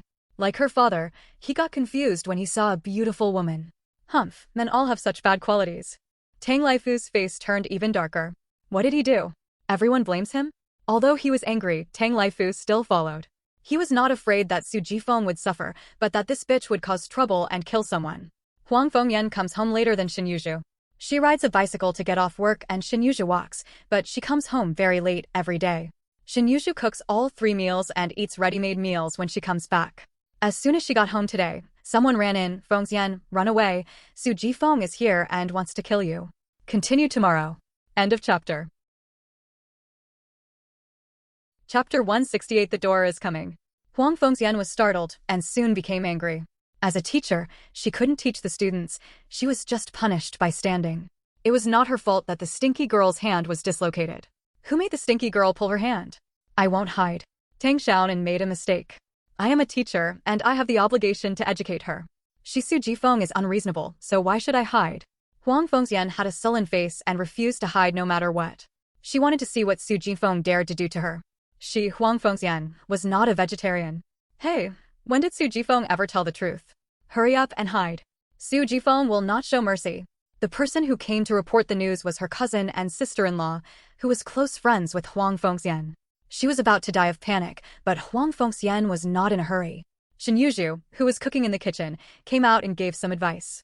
Huang Fengxian's face became more and more ugly. She was frustrated that she, a dignified public teacher, was still afraid of an uneducated shrew. However, she was also worried that Su Jifeng was acting rude, so she had better avoid it first to avoid suffering any physical pain. After drinking some water, Huang Fengxian was about to go out to escape. She wanted to go find Tang Laifu. She was originally going to come back after school to complain to the evil man Tang Laifu, but something happened and she delayed her return until now. She lost the opportunity and let Su Jifeng, a shrew, take the lead. Mom, hurry up, and Su is coming soon. Shen Yuzhu was almost anxious to death when she saw Huang Fengxian's slow movements. She urged her a few times, but Huang Fengxian glared at her. When she walked to the door, she came back and took her son Shen Yuhai with her. Tell your Aunt Su that your brother, and I won't be back tonight. Su Jinfeng's angry roar came from far and near. Huang Fengxian, who had just walked out of the hospital door, secretly screamed that something was wrong. She grabbed her son and tried to run away, but the back of her head hurt sharply. Her whole body was dragged back by a strong force. Before she could react, there was a burning pain on her face, her ears buzzed, and her head felt like an overturned vat of paste. Stars kept flashing in front of her eyes. Huang Fengxian, you are a naughty cousin. If you dare to bully my daughter, I will peel off your naughty fox skin today. My cousin raised a slutty fox. How can you cover up your stinky smell by wearing human skin? I have tolerated you for more than 10 years. You hang around in front of my man all day long and you can see and eat. I am too lazy to waste my time teaching you a slut, but you are kicking your nose in the face. You dare to bully my daughter. I will let you know how powerful you are today. Shen Yuzhu responded obediently, lowered his head to hide the anger in his eyes, and took away his precious son, but left her to face a bandit woman like Su Jifeng. Wasn't her mother worried at all that something would happen to her? Okay. Maybe in her mother's heart, her daughter is dispensable. Although Su Jinfeng's movements are not flexible, her strength definitely KOs Huang Fengxian. Even smaller men are no match for her. Huang Fengxian's short, ear-length hair was held by Su Jifeng, unable to move at all. Huang Fengxian's shiny black and smooth hair was her pride, and she would often shake it in front of men or twirl it with her hands. Although it was a simple little move, no man at this time had ever seen such methods before, so he was naturally fascinated and responded to Huang Fengxian's requests, including Tang Laifu. Although she didn't make any principled mistakes, she had given Huang Fengxian free meat over the years. Su Jifeng didn't know this, otherwise she would have made a big fuss in heaven. End of chapter. Chapter 169 Jealousy Creates Waves. Su Jifeng, why are you so crazy? I'm a teacher. Your daughter made a mistake. What's wrong with me educating her? Let me go. Huang Fengxian argued with reason. Her face was in pain, and the back of her head and scalp were torn. Bah! What qualifications do you have to teach my little girl how to seduce men? You are a shameless slut. The sons and daughters you raised are not toys. You can't afford meat, so you rob my little girl of it. Bullying my little girl for her young age? Humph. My little girl was bullied by your little beast because of her weak strength. I am not a vegetarian. I will kill you, you naughty fox. Su Jifeng sat on Huang Fengxian's body. Her weight of nearly 200 kilograms made the slender Huang Fengxian almost burp. There was a clicking sound in the lumbar vertebrae, which scared Huang Fengxian and kept screaming. My waist is broken. Please come quickly. Su Jifeng is going to kill someone. More and more villagers were watching, but most of them were watching the fun. No one dared to persuade Su Jifeng to fight.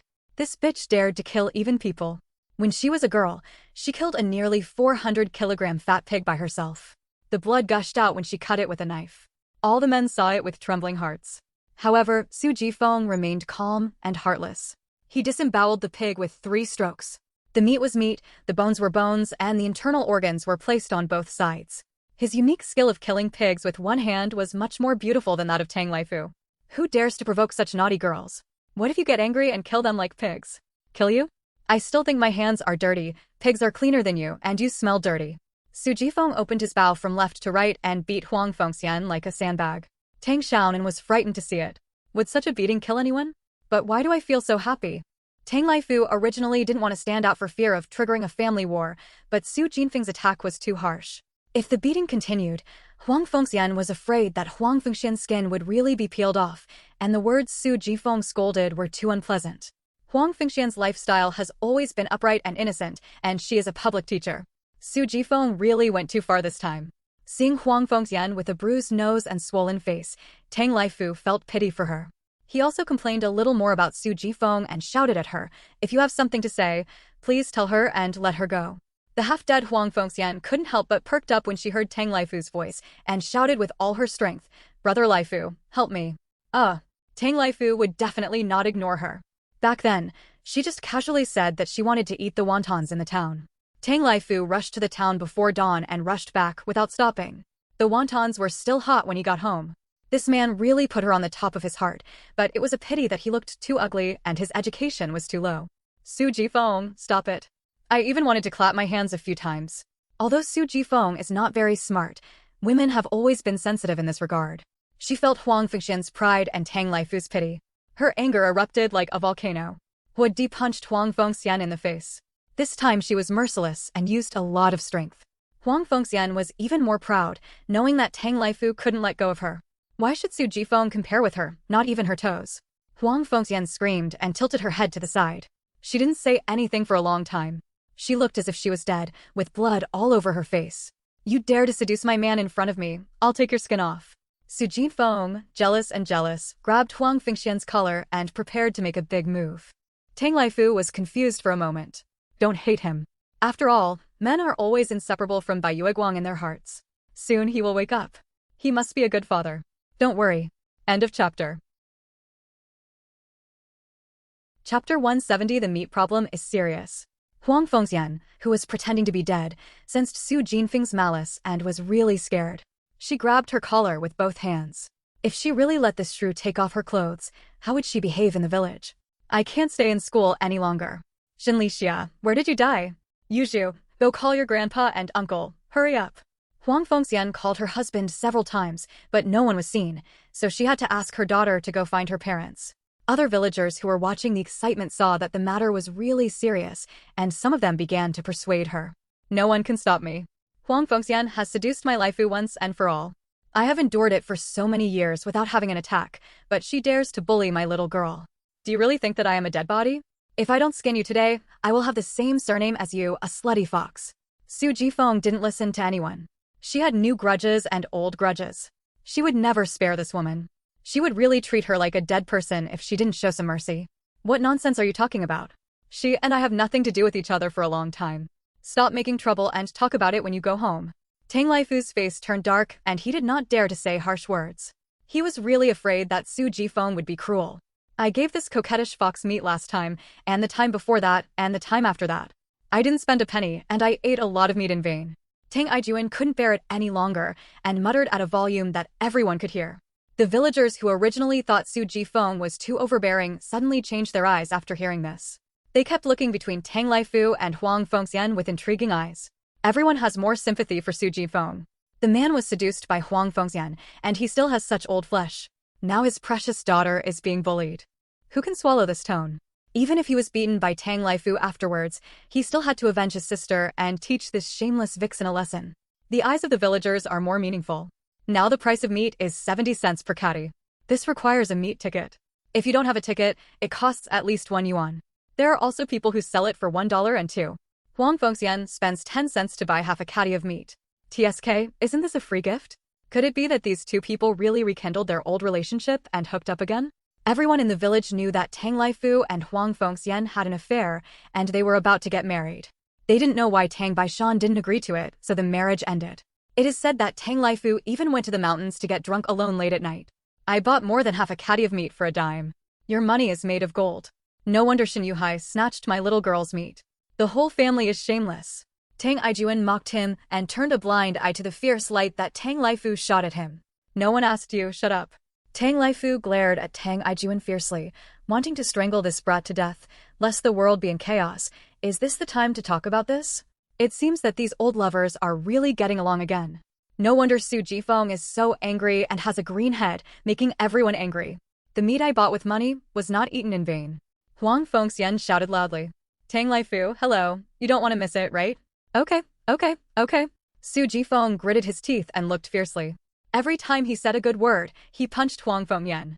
Tang Laifu felt guilty and did not dare to look at her. He lowered his head silently and saw the miserable Huang Fengyan. He couldn't bear it anymore and turned his head away, pretending to look at the scenery. Stop, Su Jifeng, you are crazy. Let go of my sister. A man in his 30s ran over, with a handsome appearance and a slight resemblance to Huang Fengxian. He was Huang Fengxian's younger brother Huang Huailin. Seeing that his sister had been beaten to the point of losing her humanity, Huang Huailin's eyes blazed, and he raised his fists to beat Su Jifeng. End of chapter.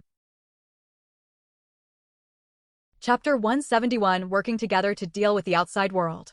You want to fight in a group? Do you think I'm dead? Huang Huailin's hand was frozen in midair, unable to move. He was grabbed by Tang Lijin, and he looked at him sideways, showing a sinister look.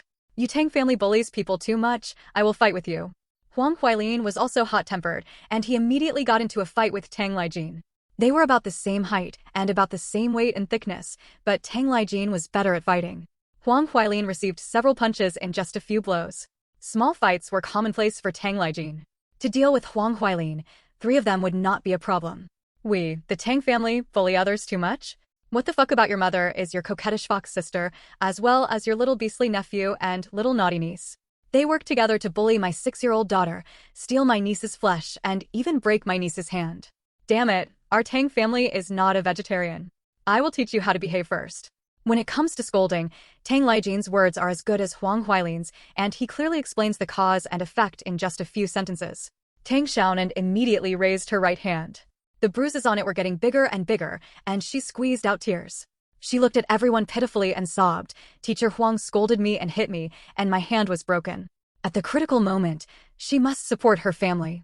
Moreover, this woman Huang Fengxian was so bitchy that it made her sick.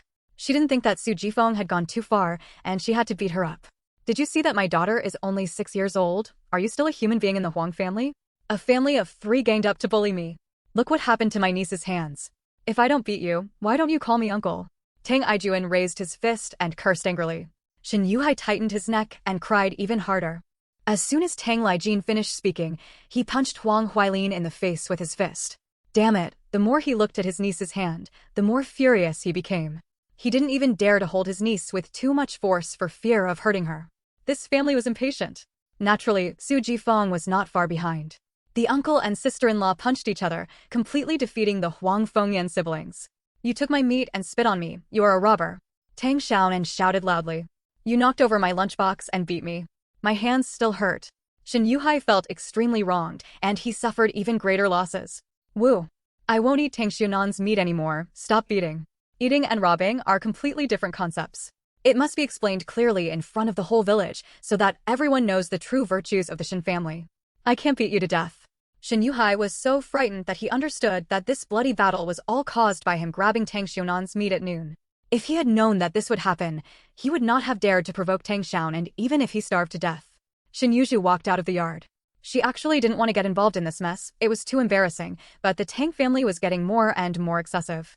If she didn't show up, others would definitely say she was too cold, but going to university requires a political review, and reputation is very important. It was indeed wrong for Yuhai to snatch Xiaonan's meat, but Tang Xiaonan and her cousin also beat Yuhai and scattered his lunchbox on the floor. Yuhai didn't even eat lunch. My mother may not have understood the details at the time, so she criticized her more harshly. My mother is a teacher, and she is strict because she wants her students to make progress. Her starting point is good. Uncle Fu, Aunt Jifeng, and Uncle Jean, please calm down first and sit down to clarify the misunderstanding, okay? Shen Yuzhu spoke softly, clearly, and logically, and every sentence was very reasonable. It not only showed that Tang Xiaonan had not suffered a loss, but also pointed out the identity of teacher Huang Fengxian. The teacher taught the students as a matter of course, and it was too arrogant for the Tang family to cause trouble. For updates today, we will continue tomorrow. End of chapter. Chapter 172, Fresh Strawberries. Jifeng, Lijin, Yuzhu is right. Sit down and talk carefully, don't fight or kill. Some villagers advised me kindly. Others also followed suit, helping the Huang family both inside and outside the words. After all, it was the Huang family siblings who were beaten badly now, and not even a hair of the Tang family was broken. What the hell? Huang Fengxian can bully my daughter even though she's a teacher. Who doesn't know how she, a teacher, slept with her? Bah, is a voluptuous vixen worthy of being a teacher? She hangs out with men every day. Everyone in Gu village knows that, and she really treats others as fools. Su Jifeng scolded her very harshly. Her natal family was from Gu village. Because they were close, she often went back to her natal family, so naturally she heard some rumors about Huang Fengyan. Although Huang Fengxian acted carefully, the paper could not contain the fire. No matter how careful she was, rumors would still leak out, especially with Song Hongmei, who was grabbing her pigtails every day, watching her. Although she did not catch the current situation, the rumors spread a lot, but they did not reach Mopen Mountain. Aunt Jifeng, you can't slander my mother. Shen Yuzhu's face flushed, with tears in her eyes, looking pitiful. The villagers were even more unbearable. Shen Yuzhu's reputation in the village was better than that of Huang Fengxian.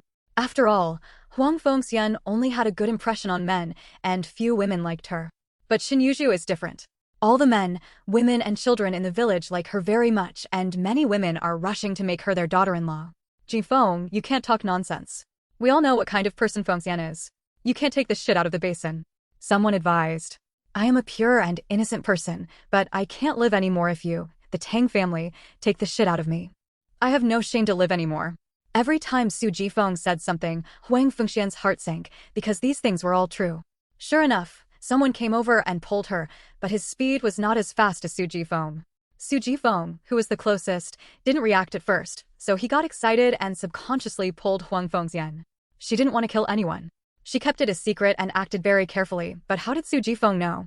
It must be that bitch Song Hongmei who spread the rumor. She just needs to bite the bullet and refuse to admit it. Anyway, she is not caught up in the current situation. Huang Fengxian suddenly pushed Su Jifeng away and staggered towards the courtyard wall. The speed was not very fast. Of course, she was not really seeking death, but just pretending that someone would definitely pull her away. If she took advantage of the situation, she would go down the next level.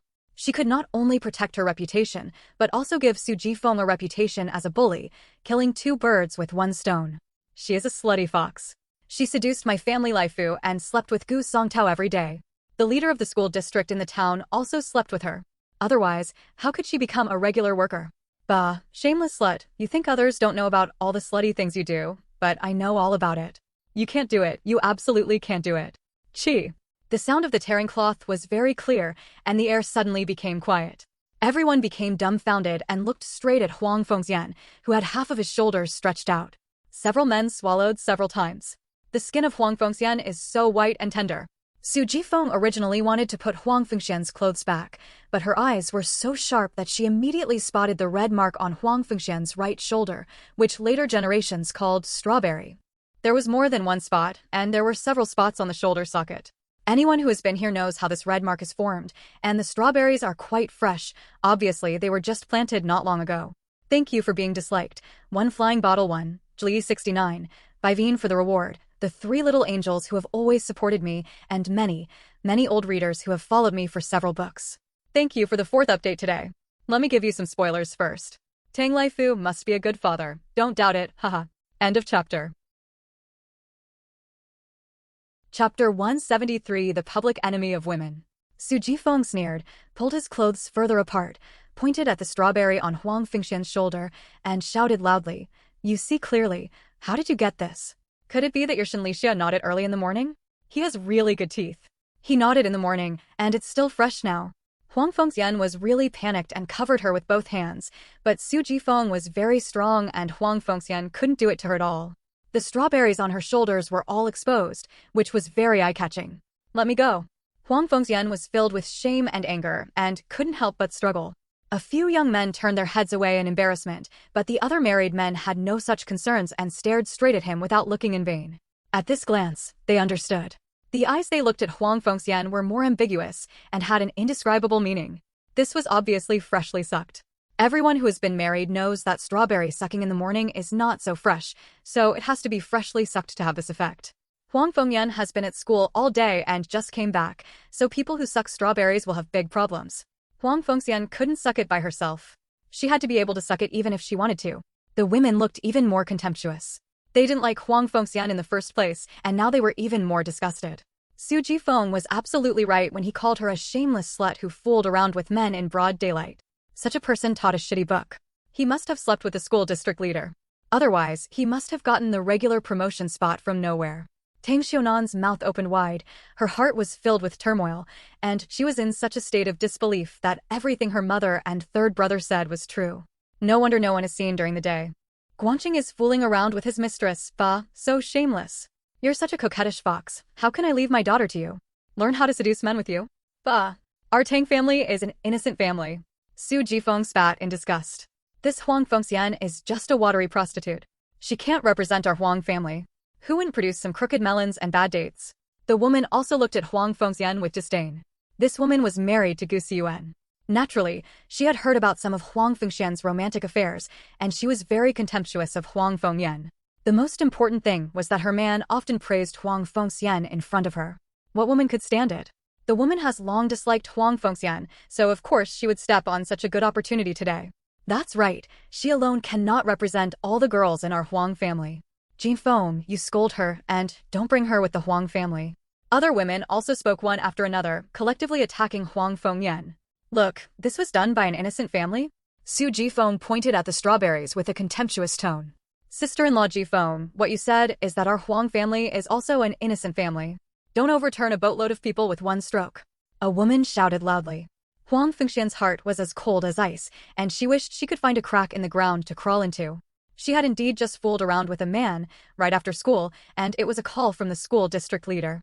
She had no choice but to go over and accompany the leader. She even pointed the leader to help get him to the elementary school in the town. But now, her reputation is completely ruined. I was wrong. You, the Huang family, have such a shameless slut. You are really unlucky. You have to watch your men closely from now on, otherwise the men will empty out all the things in the house and you won't even know it. Su Jifeng quickly admitted her mistake. She was not that stupid. She was against the entire Huang family, and it would be enough to kill Huang Fengxian. She glanced at Tang Laifu, and the fierce look in her eyes made Tang Laifu feel a chill down his back. End of chapter. Chapter 174. Xinlixia gloats over misfortune. You must be put in jail. You have been in trouble for 8 lifetimes. How come the Huang family has such a shameless cousin? My eldest girl will be engaged in 2 years. If she is implicated by this shameless cousin, I can't spare her. The woman who spoke before spat at Huang Fengxian, who had her head lowered, letting out all the anger she had held in for nearly 20 years. A middle-aged man pulled her and warned her not to make too much trouble. The man was the woman's husband, and he had a good impression of Huang Fengxian. Even if he was stoned now, the man still didn't want to believe that Huang Fengxian was that kind of person. The woman kicked her husband hard and helped the vixen at this time. She let the man eat pig food in the evening and she stopped cooking. Teacher Huang didn't go to class. He only had 1 class in the afternoon. He didn't see anyone else the rest of the time. Chai Yuxiang, who was as big as a brat, suddenly shouted that although she was only 8 years old, she knew a lot of things.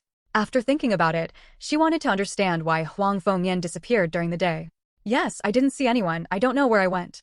Tang Xiaonan also shouted along. You must have been fooling around with a man. You didn't even attend class. You're a bullshit teacher. Su Jifeng pulled Huang Fengxian's hair hard, and Huang Fengxian, who had her head lowered, was forced to raise her head. Her face, which used to be beautiful, now turned purple and swollen, and was covered in blood. There was no trace of beauty. The strawberries on her half-stretched shoulders were particularly dazzling. In fact, he had wanted to divorce for a long time, but he had no good excuse. Although he was not a live-in son-in-law, he was even less status than a live-in son-in-law. Anyone in the Huang family could yell at him for anything, and no one took him seriously. Even a 3-year-old child could call him by his first name. He had endured this humiliation for 11 years. The excited Xinlixia didn't intend to show off at all. He wished that the Tang family would make more trouble, but someone pulled down the corner of his clothes. It was Xin Yuzhu, looking at him calmly with dark eyes. Xinlixia felt guilty inexplicably and laughed a few times. But he also had regrets. Why didn't Su Jifeng take off this bitch's clothes and strip him naked in the village?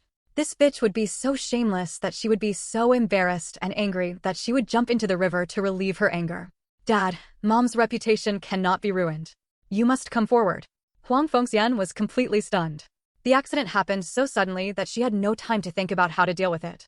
She was knocked out by Su Jifeng, whom she looked down upon, leaving no room for resistance. Huang Fengxian's husband, Xinlixia, never showed up from beginning to end. Everyone thought he was at work and didn't know something happened at home. Shin Lixia came back early in the morning, but he didn't show up, hiding in a quiet place to watch the excitement. When he saw Huang Fengxian making a fool of himself, Shin Lixia's eyes sparkled, and she wanted to set off a bunch of firecrackers to celebrate. But actually, although Shin Yushu's voice was low, his tone could not be refused, and his eyes became sharp. Shin Yuhai kept crying. He was only 7 years old and didn't know what to do except cry. It's better if it's bad. Dad divorces her and you live with him. Shin Lixia had already made plans and couldn't wait to divorce Huang Fengxian. Huang Huailin was even worse. Tang Lijin crushed him completely and beat him beyond recognition. He lay on the ground and groaned. Both his siblings were beaten into pig heads. It was too miserable to watch. That's all. After all, his life in Mopanshan was much easier after getting married. At least he didn't have to go hungry or do the hardest and most tiring work, so he could endure it. But Huang Fengxian went too far and gave him one cuckold after another. How could a man tolerate such a thing? He, Shin Lixia, couldn't bear it even more. This time, by catching Huang Fengxian's pigtails, he could get a divorce smoothly. He really has to thank Su Jifeng. With his ability, he can find someone better if he leaves. End of chapter. Chapter 175 Nursing Mother. Dad, please be careful when divorcing. Shin Yushu does not agree with Shin Lixia's breakup with Huang Fengyan now. Even if they get divorced, she will not follow Shin Lixia, even though she prefers her father. But she has to consider practical issues. Only by following Huang Fengxian can she live a better life, and the Huang family can protect her. Shin Lixia is an outsider. If she gets divorced, he can't even support himself, let alone support her. And she didn't want to be like Hu Jinji, who was bullied in the village. Even children could be insulted. Hu Jinji couldn't retaliate when he was scolded or hit, just because he was an outsider and had no backing in Mopan Mountain. Once Shin Lixia gets divorced, he will be the second Hu Jinji. She is not that stupid. Dad, you are still in Mopanshan now, and I also want to go to college. Don't let people know that I have an unruly mother. Dad, haven't you always wanted me to go to college? Shin Yushu persuaded her earnestly and sincerely that the only one who can save Huang Fengxian's reputation now is Shin Lixia. Although she was only 10 years old, she knew many things. She also knew that Huang Fengxian was not clear with men outside, and she also knew that her father, Shin Lixia, was not clear either, but she just pretended not to know. Some things are better not known. This is also the main reason why Shin Yushu wants to get into college. She wants to get out of Mopan Mountain and stay away from this terrible home. She has to get out no matter what method she uses. Huang Mu shook her a few times, but Tang Xiaonan was still hanging on her arm. She was so angry that she wanted to slap her, but Su Jifeng stopped her. She was holding Huang Fengxian's hair with one hand and holding Huang Mu with the other hand. I didn't, Dad, Mom, I didn't. Huang Fengxian defended in a low voice. She had woken up and knew that she could never admit this matter and her reputation could never be ruined, so Tang Xiaonan ran over and pulled Huang Mu. She liked Su Jifeng now. Naturally, she couldn't watch Su Jifeng suffer. She hugged Huang Mu's hand tightly and even tried to suck milk. Don't hit my mom, you bad guy. Huang Fengxian lowered her head in shame. Her eyes were full of hatred for Su Jifeng and the Tang family. Sooner or later she would settle the account, and they were all waiting for her. It's Ritsuka, him, and I this morning. Bah, you think I'm blind. Is this something I chewed in the morning or freshly chewed? Even a fool can tell it. If you still refuse to admit it, I'll beat you to death. Huang Fengxian's parents also arrived. Seeing the miserable condition of their children, the old couple were so angry that they almost vomited blood. Huang's mother wanted to save her daughter, so she forcefully broke Su Jinfeng's hand. She was an elder, and Su Jifeng could not fight back. She allowed Huang's mother to beat her and refused to let go. Let me go, you damn girl. I'm a bandit like your mother. If you don't let me go, I'll beat you to death. First of all, take care of your son. You show off in front of men all day long. You even fool around with men in class. Did you see this? This is what men chew on. You taught Huang Fengxian how to be such a coquettish cousin. A daughter is like a mother. Su Jifeng kicked the crook of Huang Fengxian's knee. Huang Fengxian knelt down in pain, but her hair was pulled by Su Jifeng, causing severe pain on her scalp. Huang Fengxian screamed miserably. Huang's mother was angry and distressed.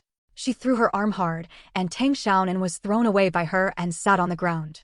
The coccyx clicked, and Tang Xiaonan almost lost her breath in pain. She moved her hand down and found a sharp stone just right on the coccyx. No wonder the pain was killing her. It hurts. It hurts so much. Dad. Tang Xiaonan cried happily, her tears flowing out like a faucet. Tang Laifu couldn't stand anymore, so he quickly picked up Tang Xiaonan and checked where she was injured. The 4th update is completed today and will continue tomorrow. It will be released in September.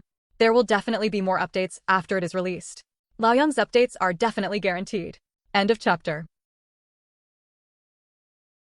Chapter 176 The Willing Shinlixia. But, hurts. Tang Laifu pressed his tailbone, and Tang Xiaonan screamed like a slaughtered pig. She lay pitifully on his shoulder, but Tang Laifu felt very distressed. He yelled at Huang Mu, "Auntie, you're angry at me. Why are you doing anything to the child? You old beast, I'll kill you." Su Jinfeng's eyes turned red and he threw Huang Fengxian away, preparing to teach Huang Mu a lesson. Stop. Zhang Manwei arrived in time and shouted Su Jifeng to death. If this fist was really hit, the Tang family's reasoning would be gone. Grandma. Tang Xiaonan cried out with tears in her eyes. Zhang Manwei checked her wrist, his eyes became sharp, and he opened her clothes again. He saw a large bruise on her lower back and some bloodshot eyes. His eyes were as cold as ice. Zhang Manwei pushed Su Jifeng away and looked down at Huang's mother. She was about the same height as Su Jifeng. She was one of the few tall women in the village. Some men were not as tall as them. You are quite old, and you are fighting with a 6-year-old girl. Have you been eating grass for decades? Su Jifeng had a high level of force and was also a good talker. She scolded Huang Mu until she was out of breath, blushing and thick-necked. She didn't need to use her belt. If Su Jifeng continued to scold her, her blood vessels would explode and she would go directly to the Lord of Hell to report. I chewed it. Zhang Manua's expression changed. Dozens of kilograms of meat. Did the old man get shit? You still fool around with men in broad daylight. Bah, you have raised such a shameless daughter and you still have the nerve to make a fuss. If I were you, I would hang a belt around my neck, kick off my legs, and go down there to apologize to the ancestors of the Huang family. I only want to do the best for my students, but you still want to throw dirty water on me and beat me like this. What do I mean by being a teacher? Look, what did your family do to my Fengxian and Huailin families? Your Tang family is such a bully. Huang's mother was so angry that her hands were shaking. Huang Fengxian breathed a sigh of relief, thinking that Shinlixia knew the current affairs and turned around to give him a good look. The voluptuous fox daughter you raised first beat my little girl, then seduced my daughter Laifu, and ate dozens of kilograms of my meat in vain. I beat her so lightly.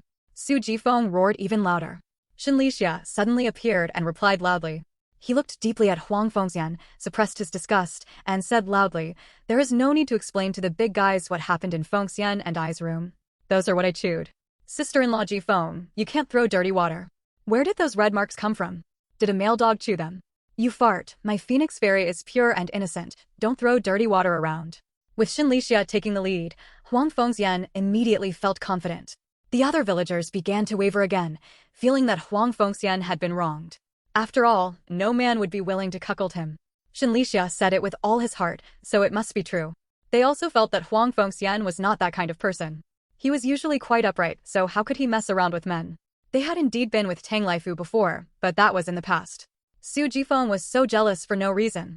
The wind direction suddenly changed. Huang Mu also straightened her back, clapped her hands and cursed. What's wrong with my Fengxian sleeping with her own man? Your Tang family is in charge of everything but still has control of my daughter's bed? What's wrong with her being a teacher and teaching students? If you don't train students as a teacher, how valuable is your Tang family? If you can't stand it, don't go to school. If you stay at home, there will be no one to train you. It will be put on the shelves in September, but the specific date has not been determined. It will not be put on the shelves tomorrow. Some readers made a mistake, haha. End of chapter. Chapter 177 A Good Student in Reading. Tang Xiaonan was so angry that she shouted, "It was Xin Yuhai who snatched my flesh first, and teacher Huang protected her son. She is unfair, does not lead by example, and is not worthy of being a role model." In a fit of anger, Tang Xiaonan forgot to hide her strength and blurted out an idiom. Some villagers didn't understand it at all. They just thought that the little girl's words were elegant and pleasant to the ears. Tang Baishan and Tang Xiaozheng hurried over, as well as the village chief Tang Pingjing, the highest administrative cadre in the village, who was also Tang Baishan's cousin and ranked 5th. Tang Xiaozheng happened to hear Tang Xiaonan's cry and was quite surprised. The little girl could actually use idioms. She had learned a lot from Qi Jingming in the past few days. Third brother, our little girl must be well nurtured. She is a young scholar and must be given away. Our Tang family must educate a college student. Tang Xiaoyang was very excited. What he was thinking about was that the Tang family could revive its family tradition and produce a few scholars. Tang Xiaonan gave the old man hope. Even if it was just a girl, Tang Xiaoyang was very happy. Tang Pizheng was also surprised. He didn't expect Tang Xiaoyang to have such high expectations for Tang Xiaonan. However, he believed in Tang Xiaozheng's vision and believed in Tang Xiaozheng's words. Naturally, he also took a high look at Tang Xiaonan. What's the fuss about? What does it look like? It's all gone. You have nothing to do but pick up shit. Tang Pengzheng was worthy of being the top administrative leader. After shouting a few times, the villagers immediately went back to their homes, and no one was left. Captain Su Jifeng was the one who took the lead. Look what they did to my Fengxian and Huailin. Look. Huang Mu complained. My Fengxian and Huailin are fighting like this. They can't even leave work. They have to take medicine and have to pay for it. Huang Mu said through gritted teeth. Su Jifeng glared at Huang Mu fiercely, as if she was eating someone. Tang Xiaonan immediately shed tears silently and then hummed a few more times, looking pitifully ravaged. Tang Baishan touched her forehead distressfully and found that the temperature was normal, and he was relieved. I know, I'll teach her a lesson when I get back. Zhang Manwei was easy to talk to. Anyway, her family didn't suffer, and no one would say anything in this situation. If you have a conflict, sit down and talk about it. What's it like to fight? Sister-in-law, please take care of it. It's so outrageous. I'll pay you MBI. How do you calculate my little girl's injuries? You pay first.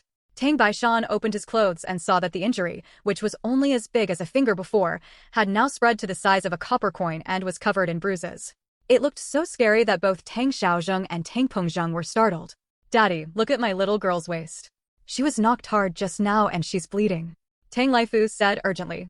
Tang Peng was reprimanding him with a straight face, but on the whole, it was still acceptable. After all, the Huang family accounted for half of the village's population and was quite powerful. Tang Pengzheng had already seen the tragic situation of Huang Fengxian and his sister.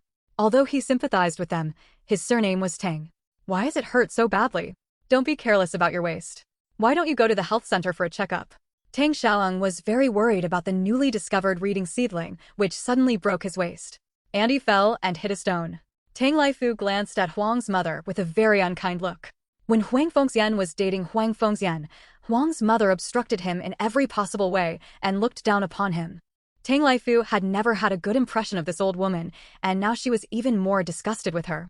Tang Baishan pressed on the wound a few times, and the pain made Tang Xiaonan sweat profusely. She was really unlucky today. First her hand was almost broken, and now her waist was injured. All thanks to Huang Fengxian. She and Huang Fengxian's family must be at odds with each other. They must stay away from each other in the future. End of chapter. Chapter 178, Mixed Doubles of Men and Women. Fortunately, no bones were injured. I'll get some medicine when I get back. Tang Baishan counted after a few presses. The child's bones were soft and it was no big deal, but he was annoyed in his heart. Tang Baishan didn't take Tang Baishan seriously when he bullied his granddaughter. The Huang family bullied others too much, and they still had the nerve to pay compensation. Bah, pay them a piece of shit. We accept compensation and let Fengxian and Huailin go to my place to treat their injuries for free. Tang Baishan paused and then said, my little girl was injured so seriously, how are you going to compensate? Tang Xiaonan hummed a few times in cooperation, squeezed out a few more tears, and lay down weakly, as pitiful as a seedling beaten by frost. That little injury is nothing, it can be cured without medicine. Huang Mu said angrily. Your Fengxian and Sephora japonica can be cured without medicine. They are just flesh wounds and do not affect eating, drinking, or diarrhea. Tang Baishan was slow and had a good temper, but what he said was so hidden that Huang Mu was speechless. It would be harder to pluck the most stingy iron rooster in the village than to reach the sky. Huang Mu had made the wrong calculation. Okay, both families are at fault, go back and reflect. Tang Ping was stepping in to smooth things over. Huang's mother still wanted to reason, but Huang's father winked at her and said with a smile, yes, both sides are wrong. The captain is right. Tang Baishan also said, yes, let's go back and reflect now. Lei Filajin, Jin Feng, come over and make amends with your aunt. Auntie, we were a bit harsh, don't be surprised. Huang Fengxian's mistress is Gu Songtao. Everyone in Gu village knows that if you had married her, now you would have the same head as Xinlixia, a green turtle and an old bastard. Although Huang Fengxian was once Zhang Manue's favorite daughter-in-law, Huang Fengxian was now an outsider. Tang Laifu gave an outsider dozens of kilograms of meat, which violated her taboo. If she didn't shoot Tang Laifu to death, she would be merciful. Tang Baishan's complexion changed slightly, dozens of kilograms of meat, fuck, the boss is so obsessed with sex. Puh. As soon as he got home, Zhang Manhwa slapped Tang Laifu on the head. You don't know how to honor your father and mother when you have meat. You give dozens of kilograms of meat to outsiders. Your brain has been eaten by maggots. But if you can't swallow it, you have to swallow it. No one from the Huang family can be the village chief, which puts him at a disadvantage to the Tang family. Tang Baishan couldn't help but slap him, and Zhang Manhwa slapped him again. Tang Laifu didn't dare to say a word and accepted the mixed doubles match honestly. The battle was over and Tang Baishan led his family back. Although Huang Fengxian was unwilling to give in, there was nothing she could do, but she hated Tang Xiaonan to the core. As long as this damn girl dared to come to school, she had 100 ways to punish this damn girl. Tang Xiaonan thought it was funny, she got the advantage and behaved well, she was talking about her grandfather, but this also completely offended the Huang family. This family is very petty, so they should be more careful in the future. Tang Laifu dragged the reluctant Su Jifeng, and Tang Laijin also came over and apologized very sincerely. Huang Mu's face was ugly, and she was so upset that Tang Ping was clearly favoring his own family. Even a fool could see how he could swallow this. Su Jifeng couldn't help but sneered, and before Tang Laifu got angry, he took a large basin of hot water to the bathroom. After carrying manure for a day, he was stinking. Tang Xiaonan heard the name Gu Songtao for the second time. His surname was Gu. He must be from Gu village. She didn't know if Gu Yunchuan recognized him. If you give her meat again, I'll break your legs. Zhang Manhwa scolded fiercely. Tang Laifu didn't dare to say anything, and naturally he didn't dare to give Huang Fengxian any more meat. And he also had a knot in his heart. Those red marks were so fresh that they were definitely not from Xinlixia. When he thought that Bai Yueguang in his heart actually had a wild man outside, Tang Laifu felt very uncomfortable. End of chapter. Chapter 179 Strike. The next day, Tang Xiaonan refused to go to school. If I don't go, Teacher Huang will definitely beat me. I will learn from Grandpa Qi, and Grandpa Qi won't beat me.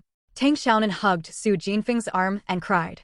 The injury on her wrist had gotten darker over the night. It was not serious, but she didn't want to go to school to waste time. Huang Fengxian's incident was an excellent excuse. What's the point of not going to school? Little girl, be obedient and Teacher Huang won't beat you. Tang Laifu coaxed nicely. Teacher Huang is a bad witch. She will beat me. If she beats me to death, you won't be able to see my little girl. Mom, I won't go to school. Tang Xiaonan no longer expects Tang Laifu. She must still be thinking about Huang Fengxian in her heart. After all, she has had a cinnabar mole for nearly 20 years, and the affection is endless. Humph, the mother is more reliable. No wonder the old saying goes that it is better to live with a mother who is a beggar than with a father who is an official. If there is a stepmother, there will be a stepfather. Okay, I won't go to school. The classes taught by that naughty cousin are not that good. I can teach them better than her. Su Jifeng was not happy to begin with. Huang Fengxian's coquettish fox was very vicious. Her daughter went to her cousin's territory, weak and helpless, and she was not around. Huang Fengxian didn't know how she would abuse her daughter. It's better to stay at home, with her watching to see who dares to bully her daughter. Be careful what you say in front of the children. Whether it's naughty or not, it doesn't sound unpleasant. Tang Laifu glared dissatisfied, feeling that Su Jifeng said this to him on purpose. Tang Xiaonan rushed over and hugged Tang Laifu's legs, raised her head, and looked at him pitifully. Her big eyes were misty, and Tang Laifu's heart melted. He couldn't hold his heart back, and when he saw the black and purple circle on Tang Xiaonan's wrist, he resented Huang Fengxian even more. If you don't go to school. Dad. Teacher Huang glared at me and beat me. You won't go to school. Tang Laifu was angry and helpless. Although he still remembered Huang Fengxian, he really had nothing to do with her. He didn't even talk to her. Su Jifeng slandered him in front of the child. Where was his authority as a father? Su Jinfeng's expression softened. Although she had a bad temper, she was not unreasonable. She muttered, who said she won't be able to go to school anymore? I just don't go to Huang Fengxian's place to go to school. How can you bear to let my little girl be abused by that daughter? Look at my little girl's hands. Don't you feel bad? It's not ugly for her to fool around with a man in broad daylight. What's wrong with my words? Are you wrong? Huang Fengxian is a stinky cousin, isn't she? Huh. The smell can be smelled even in the town. Are you having an affair with her, Tang Laifu? You are always helping that slutty fox talk. What nonsense are you talking about? I have a shitty relationship with her, but you can't hear your nice words? Are you going to stop going to school for the rest of your life? Are you as illiterate as you? Su Jifeng was not afraid at all and stared angrily. The anger he had been holding back yesterday suddenly burst out, and he saw that another war was about to break out. No matter what, it was a fact that the little girl was injured. Even the teacher had no reason to do anything to the child, especially Huang Fengxian, who didn't give him any face at all and gave him so much meat for nothing. Let's rest at home first and then go up in a few days. Tang Laifu came up with a temporary solution. Not going to school would definitely not work. He hoped that his 4 children, especially his youngest daughter, would be able to get ahead in education. Not only could they be admitted to college, but they could even be admitted to a technical secondary school. From now on, they would be city dwellers, and they would have an iron rice bowl and live a comfortable life for the rest of their lives. The fourth update is completed and will continue tomorrow. The release date is September. The specific date is to be determined. End of chapter. Chapter 180. The world is too small. Tang Xiaonan didn't make any more noise. At most, she would have to attend a few classes in the next few days.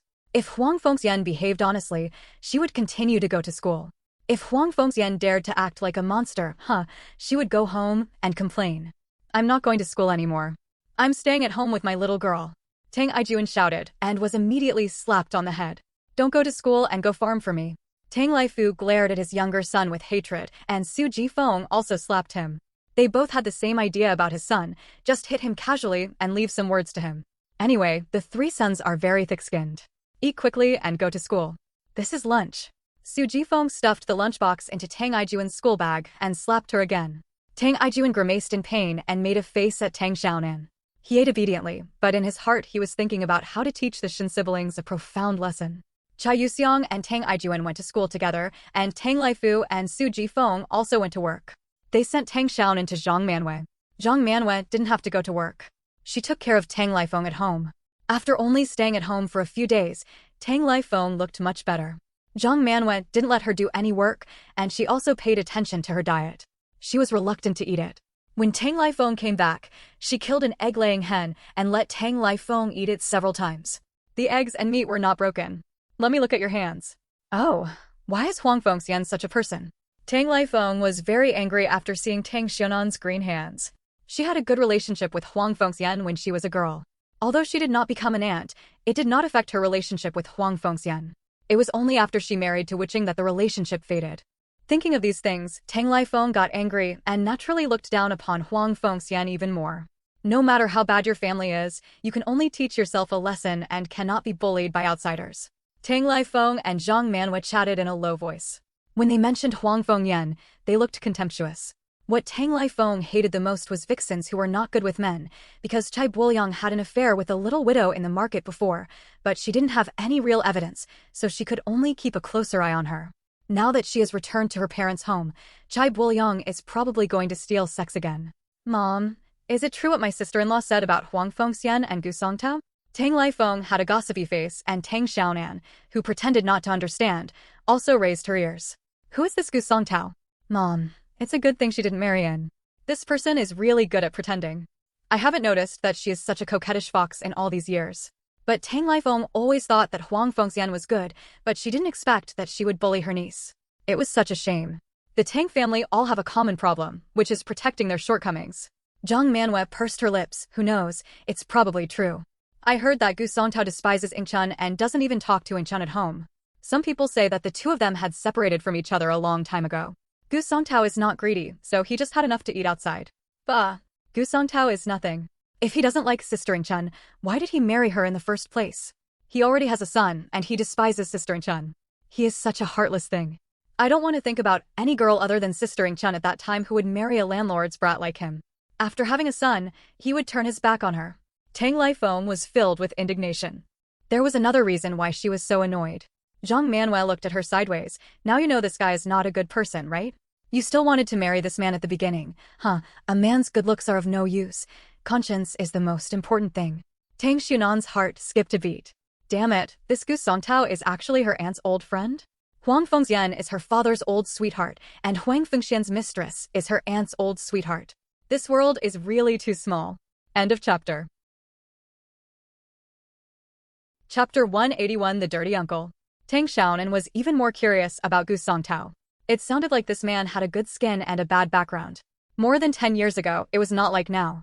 Once he was divided into landlords, it was like entering the 18th level of hell. There was no sky, no hope, no good things, and bad luck would definitely be shared. That Ingchun who dared to marry Gu Songtao was so courageous. I didn't say I had to marry Gu Songtao. If you and Dad don't agree, I won't get married. Besides, Chai Buoyang's conscience is just like that. I won't go out looking for a concubine. Tang Lifeng murmured in a low voice that there was no doubt that Chai Buoyang had a crush outside, but she had no evidence. She actually didn't like Chai Buoyang back then. Firstly, he was too far away from her natal family. Secondly, Chai Buoyang was too ordinary looking and could not compare with Gu Songtao. He was also short. Tang Lifeng was not happy at all, but Tang Baishan was very insistent.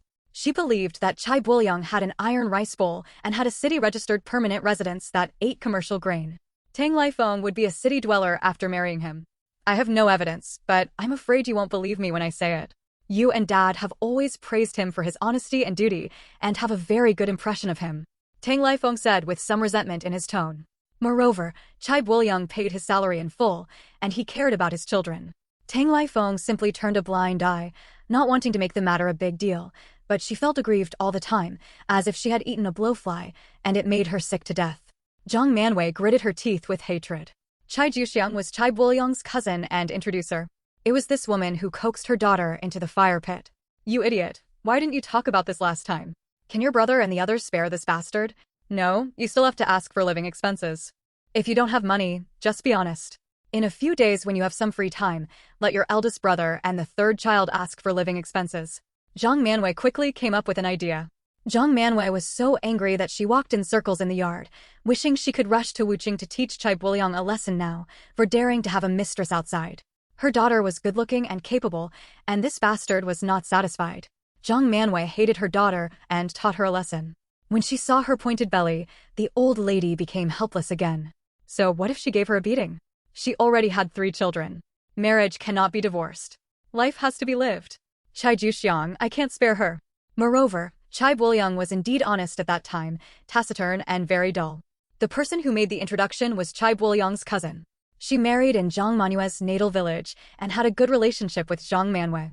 This cousin patted her chest to guarantee her cousin's character and praised Chai Buolyung's family to the heavens. Only then did Tang Baishan and Zhang Manwei agree to the marriage. Zhang Manue's ears were sharp and she asked sharply, Chai Buolyung has a crush outside. Who is it? Why didn't you say anything? Men become bad when they have money. Money is the root of all evil. Last time, we discussed giving Tang Lifeng and his wife 12 yuan a month for living expenses. Chai Buolyung's monthly salary was 35 yuan, and 12 yuan accounted for 1/3, which was not a small amount. But now Zhang Manwei is not satisfied anymore. She has to ask for at least 20 yuan. The remaining 15 yuan is for the Chai family to eat pickles every day to see if the beast still has the strength to go out and mess around. Chai Buolyung won't give it. Tang Lifeng was not so optimistic. If you don't give me, I'll beat you. Zhang Manwei snorted coldly. Fists are the last word, which means she didn't catch the current situation. Otherwise, she would definitely let her son break the 3 legs of that bastard. Anyway, her daughter gave birth to 3 children, and it didn't matter if the man wanted it or not. The only purpose of sparing Chai Buolyung's life was to earn that salary. End of chapter. Chapter 182 The Eccentric Zhang Manwei. Zhang Manwei scolded her a bit, calmed down some of her anger, and discussed Gu Songtao with Tang Lifeng again. It's so heartless. Sister Ingchen gave birth to such a good son for him, and she also worked as a cow to support the family. How could he have the nerve to go out and find a woman? Tang Lifeng was indignant, but also a little lucky. Fortunately, her parents stopped her, otherwise she would be the one jumping into the fire pit. Although the Chai family also has a fire pit, compared to Gu Songtao's, Chai Buolyung's fire pit is slightly smaller. At least he can contribute more than 30 yuan of salary every month, and there are also boxing gifts during the holidays. Aren't you disgusted with Ingchun's appearance? How many men have a conscience? They all have bad morals. Zhang Manwei snorted. She had seen through it. 9 out of 10 men were cheating. Tang Baishan had also touched Hua Hua's intestines back then, but she suppressed him with force. As for Tang Xiaozhang, that guy didn't even care about it now despite his age. If Sister Ingchun was beautiful, she wouldn't have married Gu Songtao in the first place. Alas, Sister Ingchun's life is really hard. Fortunately, she has a good son and a good mother-in-law. She will be successful in a few more years. My son is good, but my mother-in-law may not be good. Zhang Manwei sneered and said no more. The water in the pot boiled and she cracked 2 eggs. They solidified instantly. The white egg whites wrapped around the orange-red candy heart, rolling like a flower. After rolling for a few minutes, Zhang Manwei scooped up the eggs, added a large spoonful of sugar, and handed them to Tang Lifeng. Eat it quickly. Tang Lifeng scooped up an egg and wanted to feed it to Tang Xiaonan. Tang Xiaonan shut her mouth tightly and shook her head vigorously. She really didn't like boiled eggs like this. They always felt fishy, but now these sugar-coated eggs are the highest quality nutritional supplement. Eat it yourself, little girl. Eat the biscuits. Go ahead. Zhang Manwei went upstairs and got a biscuit, which Tang Liguei had brought last time. Tang Lifeng's eyes dimmed, but he soon felt fine again and lowered his head to eat the eggs. The only one to blame is the Chai family. If she wasn't worried about her daughter suffering in the Chai family, Why would she take her back to her parents' home and live under someone else's roof? Tang Xiaonan took the biscuit but didn't eat it. She stuffed it into a snack bag and gave it to Chai Yuxiang to eat. With her grandma's stinginess, she would never give it to Chai Yuxiang. Tang Xiaonan saw the instant change in her Aunt Tang Lifeng's expression just now. She should be grateful that her parents were able to take in the two of them and take care of her with all their heart so that Yuxiang could go to school. And of course her granddaughter was not as close as her granddaughter. Her mother was just reluctant to give Yuxiang biscuits, but she had 3 meals a day, which was much better than her mother-in-law. Grandma, I went to study with Grandpa Chi. Tang Xiaonan skipped away. She was going to find Hu Jinji and ask him how his business was these days. She also wanted to learn foreign languages from Grandpa Chi and listen to him talk about the wonderful world outside. This old man had visited many countries. Hu Jinji is now taking care of a few cows in the brigade with Mr. Chi. Tang Baishan fought for him. It is a very easy job. Now the grass on the mountain is fresh and tender. All he has to do is drive the cows to the hillside and cut some grass for feeding at night, and he can earn more work points than before. What makes Hu Jinji most satisfied is the freedom of time. Mr. Chi is all he needs on the mountain. If he can't, let Suwanra help look after him. He can mow the grass in the morning and it can be done in one morning. He can do other things in the rest of the time. Hu Jinji went to the city a few times these days. Not only did he sell a lot of painted skin stills, but also Sanxiao stills. Mr. Wu from the cinema got him a lot of posters, and with the help of some strangers who helped sell them, Hu Jinji earned more than 120 yuan this week. End of chapter. Chapter 183. The body is the capital of revolution. This is just a small effort, because the product is relatively simple. If the product can be diversified, Hu Jinji is confident that he can earn a household of 10,000 yuan a year. Unfortunately, the situation is not clear yet, so he can only work secretly and be careful. Jinji, I'm watching here. Go into the city. Mr. Chi drove several cows to the hillside to graze. Hu Jinji came back with a large basket of grass on his back. This was the 3rd basket of grass he had cut this morning. It would be enough to cut more in the evening. There was a lot of work in spring plowing. The cows had to plow the fields every day and had to be well fed. The Tang family had won such a good job for him. He had to take good care of the cows and not let anyone catch them. There were many people in the brigade who were eyeing his job, and the one who danced the most happily was Xinlixia. If Tang Baishan hadn't intervened, this easy job would have definitely gone to Xinlixia. Xinlixia would have robbed him of all the fat in her mouth, and Xinlixia probably hated him to death. But Hu Jinji doesn't care. He has Xinlixia's handle and is not afraid of Xinlixia's mischief. I'll cut another basket. Grandpa Chi, just keep an eye on the cows. I'll cut the grass. Hu Jinji put the grass back in the cowshed and continued to cut it. His clothes and pants were wet with dew, and his head was steaming. The quality of the food at home had made a qualitative leap these days, and the family looked much better. The most obvious change was Hu Jinji, who had grown taller and had more flesh on his face. The biggest change was his temperament. His eyes were much softer than before, but they were still cold and difficult to get close to. I'm not that delicate. Don't get up too early in the future. Children must get enough sleep, otherwise they won't grow taller. Mr. Chi's tone was stern. He felt very good now and did not need to be cared for as an old, weak, sick, or disabled person. Hu Jinji had to read and develop prints at night. He was busy until late at night every day, and he got up so early in the morning. He could only sleep for 5 or 6 hours a day at most. If he continued like this, his body would collapse. But there are also some people who are not very prominent when they are young. The older they get, the more talented they become, and their reputation in history becomes greater. Why? Of course, ability is one aspect, but the most important thing is to live long enough.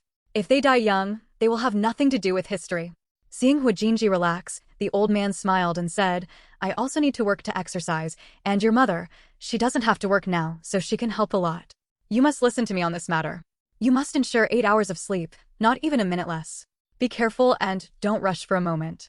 The body is the capital of revolution. If the body collapses, how can you start a business? Remember, the most important thing is the steady flow. The one who laughs last is often the one who lives the longest. Hu Jinji didn't care. He was much better now than before. He enjoyed being busy now and was very grateful to the Tang family. I'm fine. Although it has made an important mark in the long history, it is only one mark, and many others will be lost. Mr. Chi earnestly advised that talent and ability are important, but living a long life is the most important. Many people in history who were extremely talented and beautiful could only shine like fireworks for a short time, and then fell as soon as they became famous. Hu Jinji didn't let Suwanra work this year. He didn't earn much, and he had to endure harassment and bullying. With the money he earned now, he could live a good life even if he didn't work, and it was as good as Su Wanru's work points. Okay, I'll go to bed early from now on. Hua Jinji agreed. He also wanted to have a long life, and he also wanted to grow taller. He was too short now.